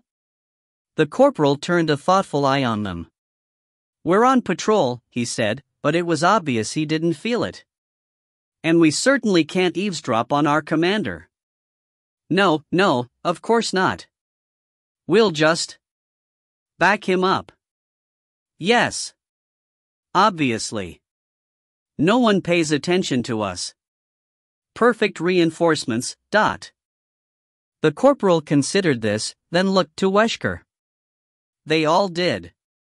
Somehow, despite the different faces and sizes, skin tones and rank marks, all their eyes were the same. He raised his hands defensively. "I'll just go back to the barack, eh?" "That sounds wise," said the corporal. "Dismissed." He stood back and watched them go, sleek and casual as alley cats, until he could no longer see them. Not that they weren't there, his eyes simply would not catch, and he knew that if he looked away, he'd forget where they'd been. For a moment he resented their easy monster magic. Then he realized he was standing in the street alone, in the peripheral view of three generals, and it was all he could do to mosey off instead of run. Once out of sight, his brain kicked in. Had he spotted Pendriel or Neris? He wasn't sure. But those white flames had looked like the field marshal's honor guard, so maybe the command post was unguarded. It was a ludicrous idea, but the only one he had. Even if going after the little girl was suicide, he couldn't let her languish there. Not the way Saneva languished in the women's quarters, or the way he had suffered in the slave camp. He'd mulled over the dangers every night since his purification, and it had to be done. Tugging the black bandana off his belt, he tied it over his hair to help mask his coloring. The act reminded him of those days among his comrades, now lost, the laughter, the scuffling, the life of a careless idiot. There was nothing he could do about his eyebrows or his chin tuft, but they were less noticeable from afar. As he strode past the military barracks and came in sight of the kennels, the hounds began to bay. 6 such structures surrounded the command post hill, their semicircular runs all pointed toward it, and dozens of hounds lined up along the reinforced chain walls to slaver and snap at the links. Houndmasters lurked within the runs, ugly Ruangrian no longer bothering to mask themselves, but paid Wesker no attention. Scouts Black was a free pass across most of the camp, since scouts were often used as message runners. No guards lined the dirt ramp that led up to the command post. Rain and river had both subsided, leaving the moat around the hill just an arc of mud, and he stepped across the little bridge without a squish. Above, the cabin loomed on its rock outcrop. It seemed too easy. Even as he started up the incline, he expected guards to pop out from under a veil, to drive him off with their pikes, or just kill him on the spot. But though the hounds below howled their deformed heads off, no one took interest. Halfway up, Wesker glanced east through the gaps between kennels and saw the field marshal's men still there at the mage's dome, engaged in their peculiar standoff. At the door, he steeled his nerves, swallowed his heart, and knocked. Silence. He tried again, suddenly unsure if it could be heard through the door. There was magic in the wood, he could feel the tingle on his knuckles, and wouldn't be surprised if it was soundproofed. Perhaps only the field marshal could unlock it, in which case he had no chance at all. He tried one more time, just in case. To his surprise, the door jerked and, with a sound like stuck layers separating, swung open.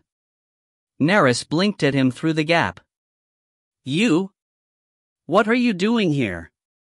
His throat clenched shut. He had been hoping blindly that the little girl would hear him, that she would open the door and he could just scoop her up and flee, but of course Nerys would be here. She was one of the field marshal's trusted agents, and also, apparently, his babysitter. I came to see if you were, he gabbled, short on persuasive lies. She raised a brow, then smiled slyly. If I was taking visitors? Well, I heard you've been having problems with your lady friend. That's such a shame. You shouldn't have come up here, though. He seized on her words like a lifeline. Well, I don't even know where ya bunk. I only ever see ya why the field marshal, so when I didn't see ya with him now, I thought maybe. Maybe what? She let the door gape wider, revealing the shape-hugging tooled leather of her so-called uniform. Her eyes were hooded, amused. I appreciate a man who will brave danger for me, but this is a bit much. Look, can I come in? The hounds are having a fit. She pursed her lips, then shrugged and stepped back, crooking a finger. Be my guest. A mix of relief and terror washed over him as he crossed the threshold.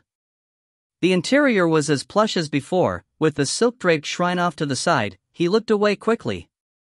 She must have seen a shade of unease on his face, because she pressed up to him, 2 fingers catching his chin, and purred, "Don't worry. We have time." The door sealed shut behind him.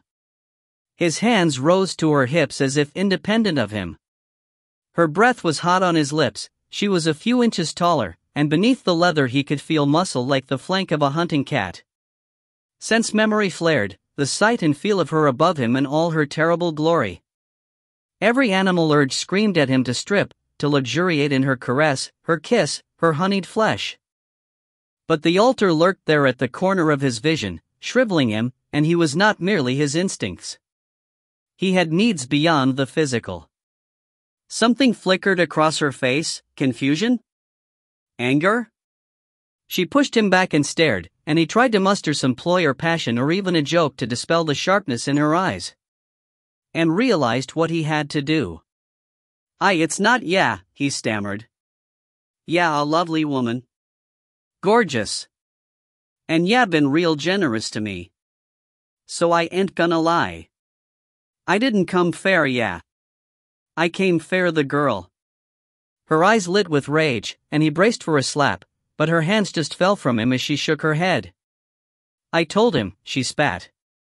It was too great a dose. You've been thinking about her, eh? Having some sweaty dreams? His skin prickled and he knew he had flushed. There had been dreams, yes, or rather, nightmares where the child stared down at him with eye sockets hollowed like a doll's and he couldn't breathe, couldn't struggle, couldn't wake up. Could only lay there in shame, with the altar candles burning low around them and her little dress slithering across his hips. He didn't want to acknowledge it. The last time he'd been within arm's reach of a child was when he'd been a child himself, so he had no basis of comparison. She was always there in his head now, but surely it was just guilt. Right? Yeah, he answered. I had tea, come see her. Nerys made an angry sound and turned away. After all your resistance. Faye. It's your own fault. I wouldn't have had to give you such a big dose if you'd just done it. I suppose men like you have to put up big solid walls to hide behind. Well, go on, I don't care. What? She gestured toward the curtain that led to the bedchamber. Go get it out of your system. The field marshal said you need more purification anyway, so you might as well. His jaw sagged. Part of him couldn't believe it had worked, the rest was horrified. You don't care if me and the girl. Do what you want, she said. Better her than me. She flapped a hand at him dismissively, just as well, because he had no good words. The curtains parted at his touch, sending another shiver of magic up his arm. Gut in knots, he pushed through to the bedchamber. Rune-marked walls bathed it with low, warm light. A great bed stood central, too large to have been brought in through the doors, and covered by a Gajeran tapestry quilt and half a dozen pillows. Armor racks and trunks lined one wall, with lids lifted to show silks and velvets and the glitter of jewels. Another wall held a glass-fronted liquor cabinet, shaving vanity with tools, a bathtub behind a privacy screen, and a writing desk with a small scroll rack at hand. A table and 2 chairs took up the space between entry and bed, the floor coated in rugs. In the right-hand corner, half hidden by a chest of drawers, was the girl.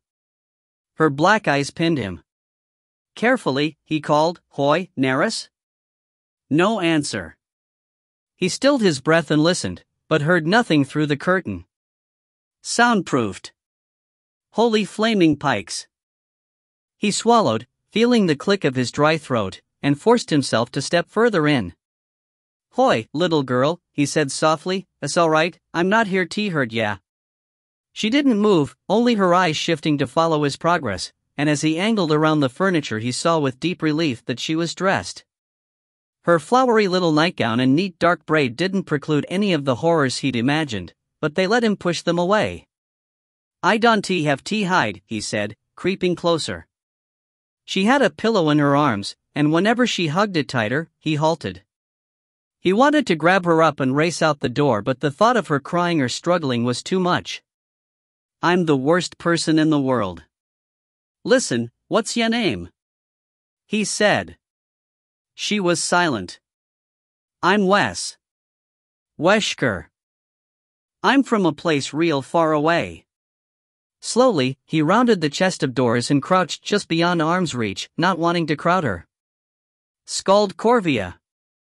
I got taken from there when I was little. Did ya get taken from ya mum? She nodded slightly. It's a terrible thing, ain't it? I miss my mum a lot, still. I want to go back and find her when I'm free, and all my family. Do ya have more family than ya mum? Another nod. Brothers and sisters and stuff? The girl unlocked an arm from the pillow and raised 2 fingers. Her eyes seemed to fill her face, welling with fear, and Wesker made an extra effort to stay low, to speak softly. Just 2, he said, that's lucky.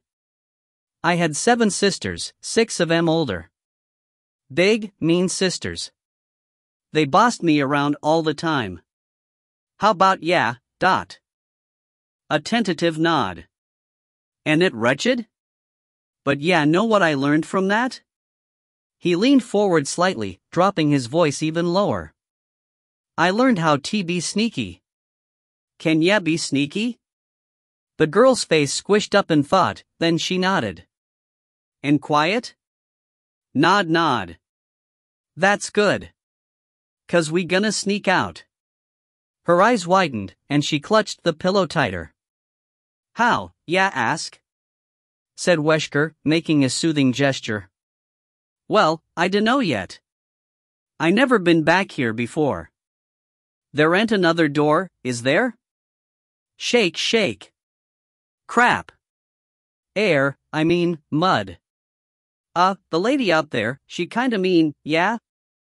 The girl nodded vigorously, fingers digging into the pillow's sides. So if I, had hurt her, ya wouldn't be scared? A slow shake. All right. Wesker swallowed and felt for the blades under his uniform jacket. Nerys had taken his old ones, but it had been a matter of moments to appropriate more once he'd regained enough strength to leave his bunkroom. He didn't know how good Lagelena were in a fight, or what effect her honeyed poison would have on him if he attacked, but it seemed the only way. Incapacitate her, creep out, carry the girl to the nearest women's barack, then get Saneva to smuggle her to freedom. It would work. It had to. Then that's what we gonna do. But I wanna say sorry first. The corners of his eyes prickled, so he squinted at the wall over her head to keep from succumbing. What I did. I didn't wanna, but it happened, and it was a terrible thing, and I can't let that happen to ya again. So if she rips em throat out, I just want ya to know, I am so sorry. She hugged the pillow tighter, face nearly hidden in it, and stayed still for so long he thought he'd die. But then she nodded, very slightly, and he exhaled a breath as heavy as a mountain. Thank you, he whispered. I don't want to be the man who did that anymore. That coward, you know? I'm scared. I've been more scared in this camp than I've been in my whole life, and I can't live like this. I can't do this, not fair anything in the world. Them other soldiers, maybe they ain't got sisters, or maybe they just don't get it. They happy to just do that shit and move on. But I can't. I ain't gonna be imperialized Wesker. Mom named me Vesha, so that's who I'll be. Vesha, she said, very quietly. His heart thrilled, and he nodded encouragingly. Vesha Giri. What did ya mum call ya? Giselle. That's a pretty name. Too pretty fair here. Let's go somewhere it belongs, yeah? A nod. A cautious attempt to rise. Then the runelight in the room fluttered, and she flinched. Wesker's heart sank. That's him, ain't it, he whispered, hands moving to the hilts of his daggers. He couldn't risk a fight. As much as he wanted Rakmar dead, he knew he was overmatched, and even if he got in a lucky hit there were still the guards and Nerys. Running was equally impossible, and he was out of convincing lies. He was trapped. They'd throw him in jail, or beat him, or execute him, and Giselle would never escape. There's another choice, came a voice from the back of his mind. The Corvish way. Death. He hated to consider it, but already he felt inevitability closing around him like a fist.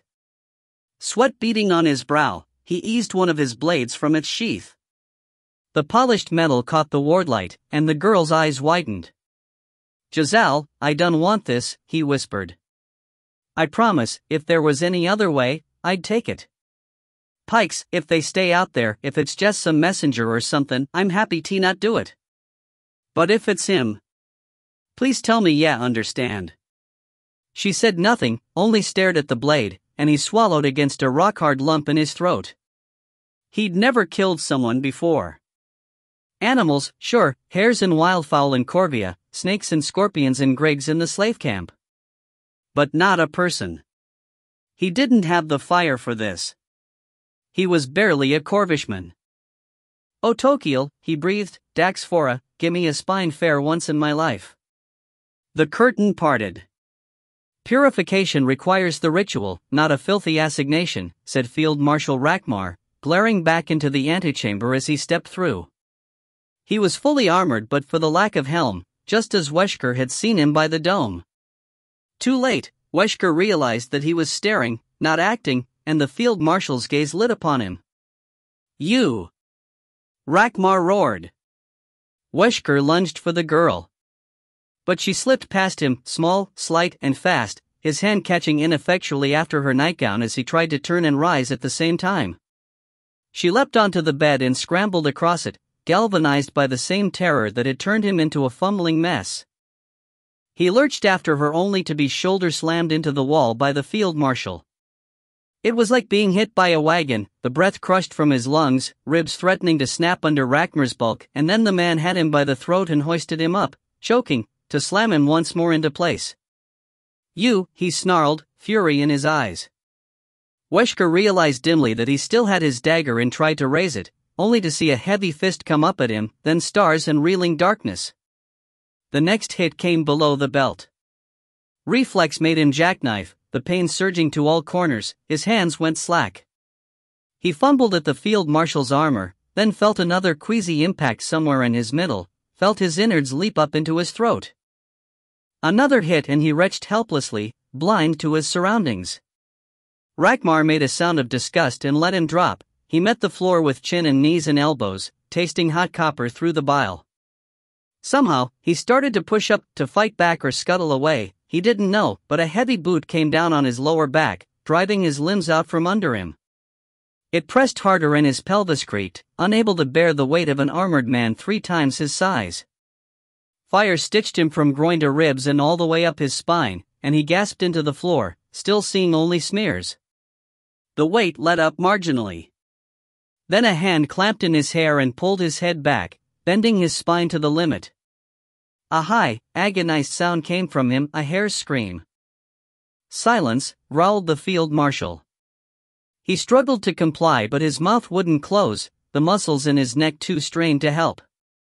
Air came to his lungs as if through a pinched straw. It was all he could do to gasp enough of it. "You miserable little shit," said his captor.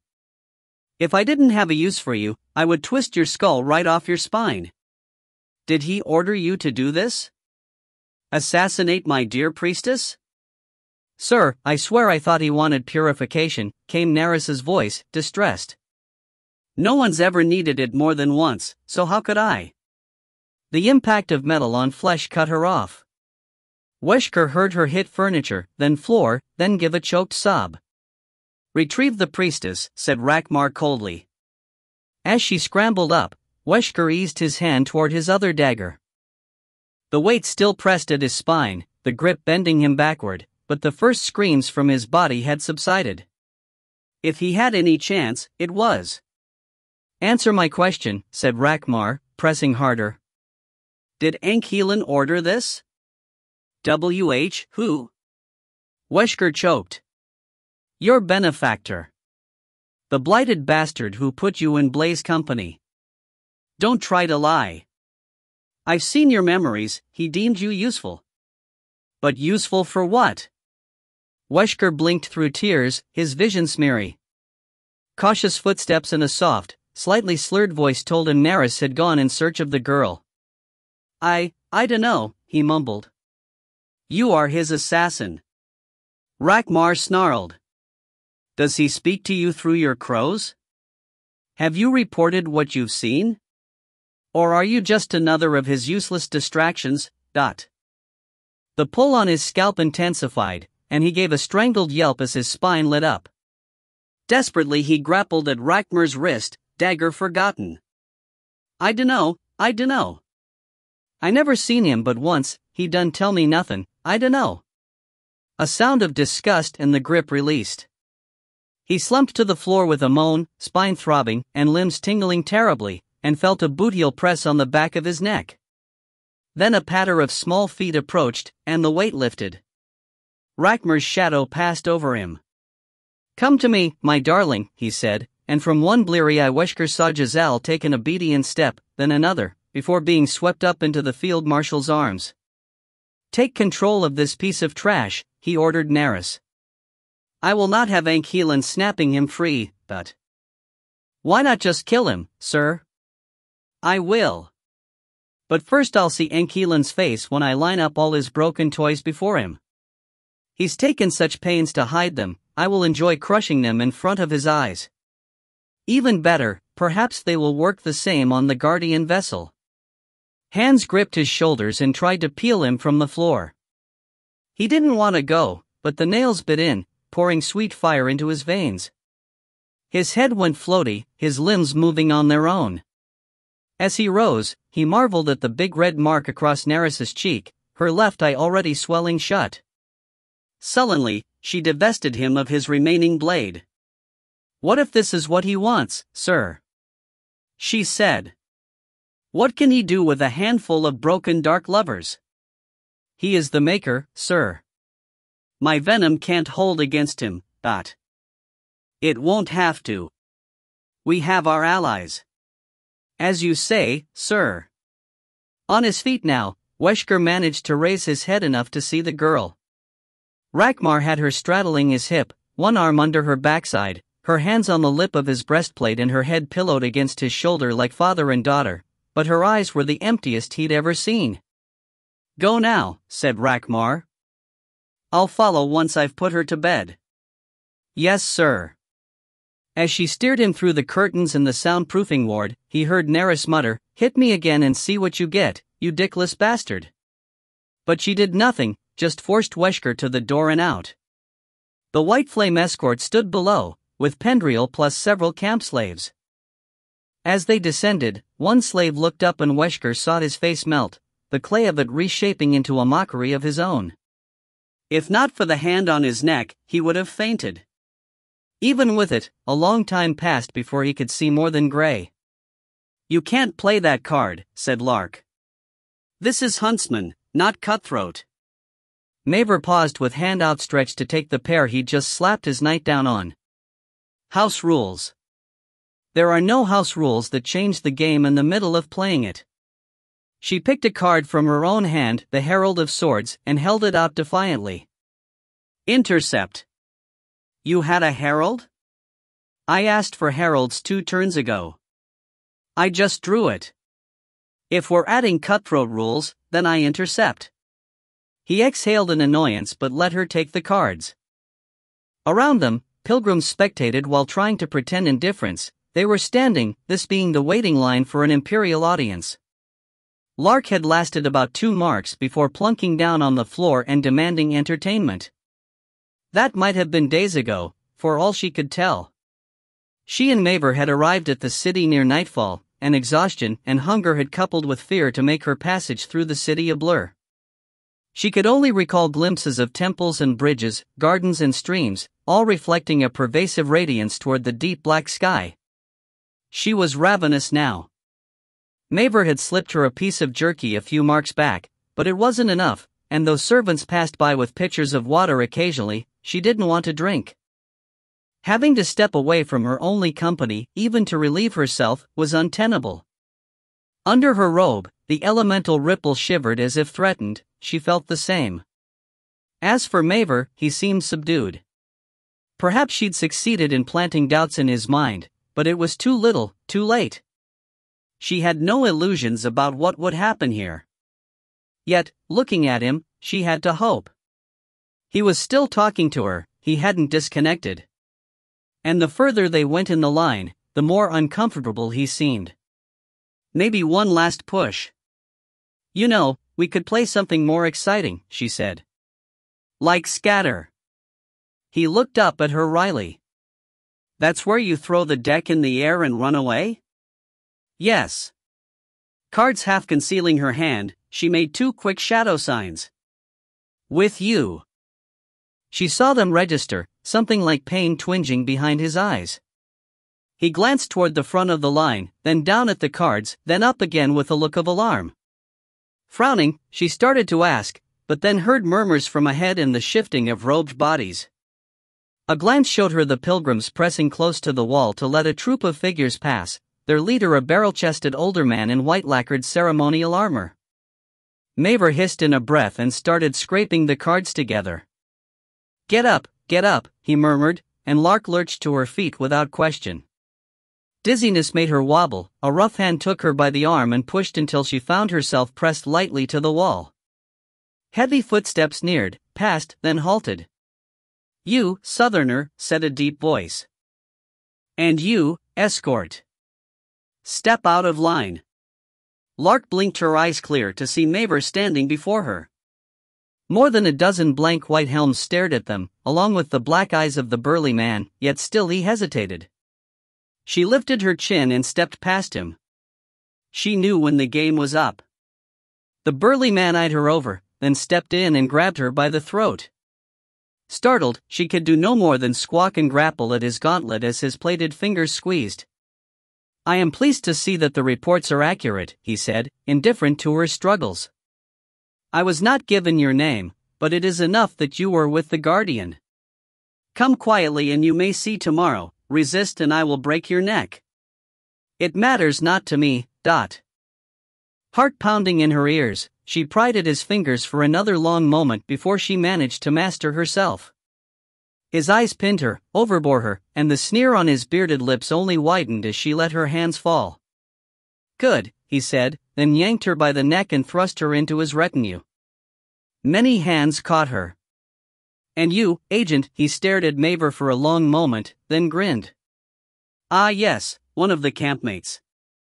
You come along too." "Field Marshal, sir, what is this about?" said Maver in a voice that sought to be courageous but quickly shrank. "I was told to bring her before the throne. We have a target. The throne can wait." With that, the Field Marshal strode onward, and the hands propelled Lark after him. She glimpsed Maver's crumpled face, and thought, run. If you know what's good for you, just run. No need for us all to die. Amala Cray sat as still as possible, trying to wish away the dizziness, the buzzing in her head, and the rest of this horror. "Just a bit more lip color, I think," said the tawny woman who sat before her, tiny brush in hand. She had introduced herself as Lady Annie Avila, but Amala did not think she looked very ladylike. Despite being covered in puffs of lace, the slit in her white brocade dress went down to her navel, and the neckline was wide enough to slide from her shoulders if she moved too quickly. Amala doubted it would be approved for any court. Overall, though, the effect of the lady was less sexual than doll-like. There was an unreal quality to her face, her figure, her ringlet hair. When Amala looked down at her own hands, she saw the same contrived perfection. "Eyes up," said the lady sternly, and Amala lifted her chin and allowed the tiny brush to trace her lips. Beyond the lady stood a white-robed female mage, fairer and somehow sickly-looking, who watched them through a mirror frame strung with wire. A golden object hung suspended at its center, the whole thing surrounded by a strange shimmer like heat haze.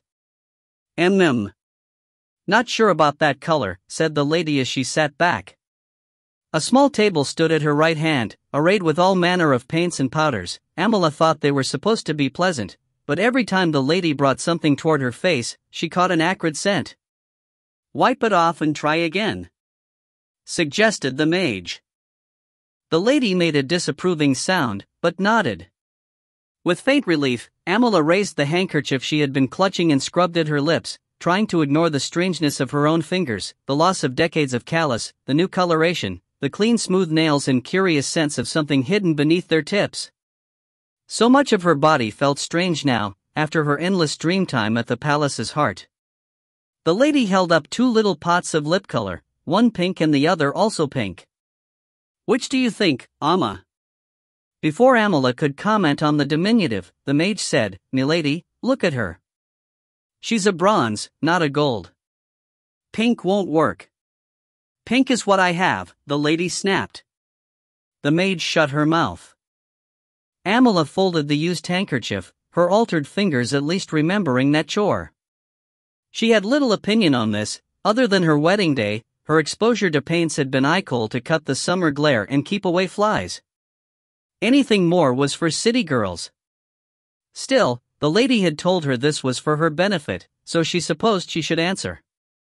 "My apologies," she said carefully, her mouth as strange and new as the rest of her, "but you said that this is meant to make me look natural. Should it not be natural for me, and not natural for you?" The lady huffed and flicked an errant ringlet back. "You should be thankful for my advice. Before me, there was no proper illusion-making process. Do you know how many times I had to have my pendant adjusted? And yet it doesn't work for her," said the mage. "You, dear, are meant to capture the image, not to critique it. I've done this for plenty of La Galena. I know how. If your face is an example of your own work, then I fear for them. I truly do." Amala's mouth flattened. She was not inclined to tolerate such behavior from anyone, toward anyone, but she was hardly in a position of authority. Instead she rose, tottered a moment on her altered feet, then started away. Where are you going?" sputtered the lady. Nowhere was the obvious answer. Their white-on-white chamber had no door, no windows, just a pervasive pale light from its domed ceiling and the strange texture of its rutilated surfaces. The chairs and side table seemed to have been extruded from the floor. In her fantasy, Amala lifted her husband's sledgehammer and began battering through the walls. In reality she was afraid to touch them. "I do not wish to participate in this," she told the whiteness. "You have no choice." She heard the rustle of the lady's dress, the faint clicking sound of her approach, and tried to pretend that her own bare feet hadn't made the same noise. "Amma, dear, I know it's difficult to accept, but you belong to the Emperor now, and the Emperor requires us to be discreet. If you need some private time to adapt to your new self, we can allow that and perhaps a pilgrim or two to help you. But we really should get the illusion out of the way." "A pilgrim or two?" said Amala, half-turning. The lady smiled encouragingly. "Or more, if your appetite requires. Conversion is draining, but we have no lack of men this time of year. The Emperor won't begrudge a few." "Men?" "Yes." She frowned. "You don't feel it? You should be ravenous by now." Amala stared at her askance. She was as fond of men as the next woman, and missed her husband Jeffrin day and night, but she felt no particular hunger. Agitation and restiveness, yes. Anger, frustration. Annoyance. The last thing she wanted was to wrangle someone's genitals. "Oh dear, that's not a good sign," said the lady. "You'll have to see the maker. But he'll be busy with the festival, so we might as well just finish your look. And if I refuse, will you tie me down and paint me?" The lady planted her fists on her hips. "Amma, I have tried to be understanding." Amala. "Amma, dear, don't be like this." Had there been normal furniture, Amala thought she might have flung a chair. Instead she crossed her arms and averted her gaze to the ceiling. She felt ridiculous, trapped, belittled, unheard. To be nearly 40 and yet primped with like an unwilling bride. "I want my children," she said tightly. The lady gave an unladylike snort. "Thrown sake, did they give you no conditioning at all? I know they're short-handed at this time of year, but they could have at least mind-washed you before they sent you to me." "Ah well, you'll forget your children soon enough, and you'll be happier for it." Amala imagined tearing into the lady with her sharp new nails, or the fawn-like protrusions she felt behind her teeth. She was a strong woman, used to exertion and hardship, while this court harlot probably got all her exercise while on her back. But her first stride toward the lady somehow became a spring, startling her into a stumble upon landing. Her legs felt strange, tense, and her jaw ached, a crawling itch covered her shoulders and neck. Now, watch your temper," teased the lady, but Amala saw that she had shifted stance, fingers curled, high heels braced on the white floor as if ready to flee or kick. "You're still new to this. It may take weeks to learn how not to run into walls when you get excited. But trust me, it's worth it. We may be required to dote on lordlings, even share their beds, but we have plenty of compensations." "Such as?" "Thralls, oh thralls. As many adoring eyes as you could desire." Her stance eased and she touched the golden medallion at her throat, the illusion briefly flickering to show honeycomb eyes. "I miss my thralls. Soon they'll be the only humans left, you know. But I had to leave them back in Finbel lest the palace overwhelm them." Lush lips pursed in displeasure, she stared into the distance, then shook her head. "You'll have thralls soon enough," she told Amala. "Maybe some of the northern lords, or those Ilanic governors. You're probably to their taste." Fury warred with curiosity, but after a few deep breaths, curiosity won. "The only humans left," Amala echoed. "Oh yes, as our worshipful servants and breeders. You can't breed anymore, I hope you don't mind. My generation could, but it was problematic, so the maker removed it. We'll have to rely on humans to increase our numbers until he finds the solution, but then, she gestured grandly. No barriers to our empire. Amala looked away, remembering the slaves and conscripts who had marched past her cottage, the blood-bright banners of the Crimson Army snapping above their bent heads and hollowed eyes. Though her son Pale had seen them too, he had chosen to join them, for her sake and that of his siblings. How many more boys had gone down that road, only to fall to predators like the lady? Like the empire itself. And how many girls? She had thought her family fortunate to escape conquest and ravishment, but now one monstrous man had taken Giselle, and another had Iselina. And Eden, poor Eden. Again she felt the tension in her legs, the muscular ease of this altered body, and she wondered what she could do with it. Now, are you done? Said the lady. I'd like to finish this. Amala opened her mouth, but the wall behind the lady suddenly dimpled open to reveal a white-armored man. Unlike the other palace guards, he had his helm off, and his face was strained, his fair hair unkempt. Though most of him was clad in a hazy shimmer, the weapon across his back, perhaps a sword, wrapped in heavy cloth, radiated something more like an aurora. The lady saw him, and her face transformed with pleasure. Kel, darling, oh, what's wrong? The man grimaced. He looked vaguely familiar to Amala, but in the same broad-shouldered blonde way of all those journeys and mercenaries. She'd never been drawn to that type, much preferring good sturdy Midland Illinites like her Jeffrin, whose dark eyes she could have drowned in. The field marshal is here, he said. I thought we were safe with the teleport block in place, but he must have gotten a portal opened on the road. He's been going through the cells, gathering the people he thinks Ankeelan's influenced. Helm in hand, he gestured to Amala. Isn't she one? Frowning, the lady looked from Amala to the man, Kel. Well, yes, I believe so, but... Then we need to go. The two of them are up to something. Even if I can only save one person, I... Save? What are you talking about, Dot? The man hesitated, turmoil evident on his face, then hissed, Rakmar wants to take Ankeelan down, but he doesn't know who he's dealing with. He thinks he can use Ankeelan's victims to manipulate him, but he's just going to get them all killed. I'm tired of tolerating this shit from them, Ania. I can't fight my father, but at least I can stymie his favored monsters. What good will that do? Said the lady. By the way she crossed her arms tight, Amala gathered she was worried, even though her expression had gone weary. You'll never be able to stop them. The more you struggle, the more they laugh. I'm tired of standing by. She scoffed. You think protecting one woman will ease your conscience? Or are you just here to gain access to the only Lagalena you haven't fucked yet, Don't start. If the field marshal demands this one in the name of the emperor, I will obey, because they are my masters. You have given me no better option. This isn't about us. Isn't it? If you only come to me when you want something. Pikes, Ania, this is not the time.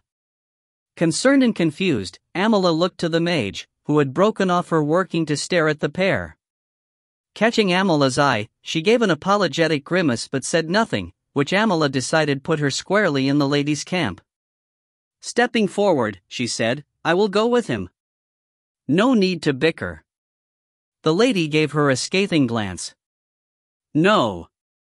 You sit in your chair.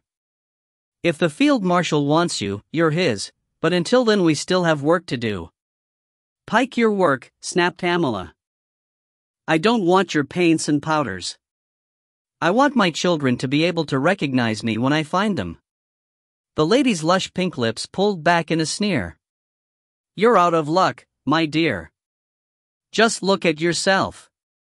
On cue, the mage tapped her mirror net, then held it out to Amala, the gap now filled with reflective silver. Amala took it despite herself. A monstrous stranger stared back at her. Dark eyes had been replaced by white less segmented orbs, farmer's tan by a mottling of bronze. The age lines on her cheeks and brows were gone, the skin smooth as glazed ceramic, and even her hair was different, not coarse but flowing like dark silk. When she opened her mouth, she saw the new sharpness of her teeth, the kittenish fangs slightly extended, and glimpsed the tip of the barb beneath her tongue. She dropped the mirror, forcing the mage to fumble for it with a cry of concern. "Take me out of here," she told the man, who nodded and beckoned. Flustered, the lady tried to get in her way. "This is foolishness for both of you. The field marshal is not a forgiving." Amala planted a hand square in her face and pushed by. Invectives followed them as she and the man started down the hall beyond. It was the same white substance as the chamber, but to her strained eyes it seemed like something moved within the walls and floor, at first steady but then in pulses, quickening and brightening as the man chose their route. Intersections breezed by, along with alcoves that perhaps were sealed doors, and spiral stairs, and upper hallways that crossed over theirs like bridges. The man trailed one hand along the wall, and where it touched, the pulse was brightest. She wanted to ask what she was seeing, or why he was helping, but they were not the only travelers. Men and women in white brushed past them in clumps, leaving little bare space in between. All their faces seemed drained, as the mages had the ruddiness gone from cheeks and lips, and in some she glimpsed patterns like white veins beneath the skin. Her eyes burned in the weird light, each pulse ratcheting her headache higher. Then, abruptly, the light fled from beneath the man's fingers. He kept going for a moment, then halted at a corner, staring down the crosspath as if expecting something. To his other side, the blank wall irised open. "My dear Crown Prince," boomed a voice that sent chills up her spine. The man whipped around, hand rising toward his sword hilt, then halted when he saw the speaker, a burly black-bearded fellow in matte white dress armor, a broad stole draped across his shoulders to bracket the etched iron gorget with its symbols of rank. Stepping out from his sides came two palace guards in their faceless white helms, hands clasped as if clutching invisible blades. Behind him, a line of guards mixed with oddball pilgrims snaked back into the depths of the structure. "Field Marshal," the man growled. She didn't need to hear the title. She knew him. The man who had taken Giselle. Without thought, her barbed feet propelled her forward. He was a mere 2 yards away, throat exposed, and her new instincts screamed for her to plunge her nails through his flesh. She was happy to oblige. But his faceless guards moved first, whip-like weapons extruding from their fists, and she couldn't brace her feet fast enough to backpedal, not with the strange spurs on her heels. The whips caught her arms and thrust them sideways, neatly stapling them to the wall. "Ah, and this must be what remains of Mistress Cray," said the field marshal, raking her over and dismissing her with one glance. "Where, precisely, were you going with her, my prince?" "To my bedroom." "Where else?" The prince snapped. A harsh sound emerged from the field marshal's lips, too humorless to be a chuckle. "Is that so? Alas, I must interrupt your newest liaison, for I have need of this woman. I imagine you can find many other willing distractions throughout the city." Rakmar. Contempt wiped out the remnants of the field marshal's false charm.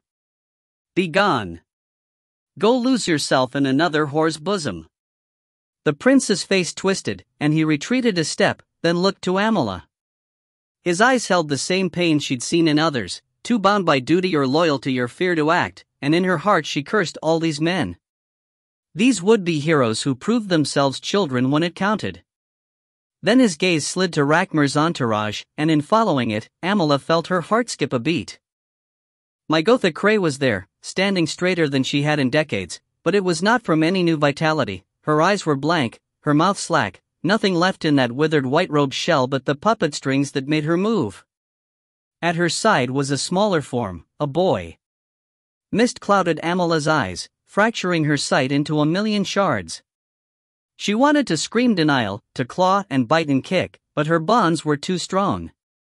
This nightmare held her like quicksand, with no hope of escape. Clenching her teeth, she blinked rapidly, determined not to let them see her weep. She tried to shoulder her husband's stoicism after his death, but it wasn't in her nature. Tears and wrath came long before acceptance. She'd driven Pale away like that. She couldn't afford it now. Goddess, grant me calm, she thought. Grant me the strength to avenge my mother-in-law and my sons, and the cleverness to find my daughters. Grant me a cold heart, just for now. I will weep when this is done. By the time her eyes cleared, the prince was gone, the last echoes of Ragmar's mocking laughter dying from the hall. Get her under control, he told his minions with a negligent wave. The two guards stepped aside, still maintaining their weird tendril lines, and a moment later Amala felt an itch in the back of her skull that swelled and spread until she could barely feel her limbs. Walk, said a voice in her mind, and like an automaton, her body obeyed. After several pulling, kicking steps, the tendrils released her into the crowd. She did not resist the psychic impulse, not even to approach her kin. The tightness in her chest told her it was best if she did not see them. She did not think she could stop the scream once it started. Instead, as the mind control eased, she raised her gaze to the field marshal's back. She could not reach him now, but if there was to be a conflict, his defenses might lapse. And she would have him. End Book 3, Part 3.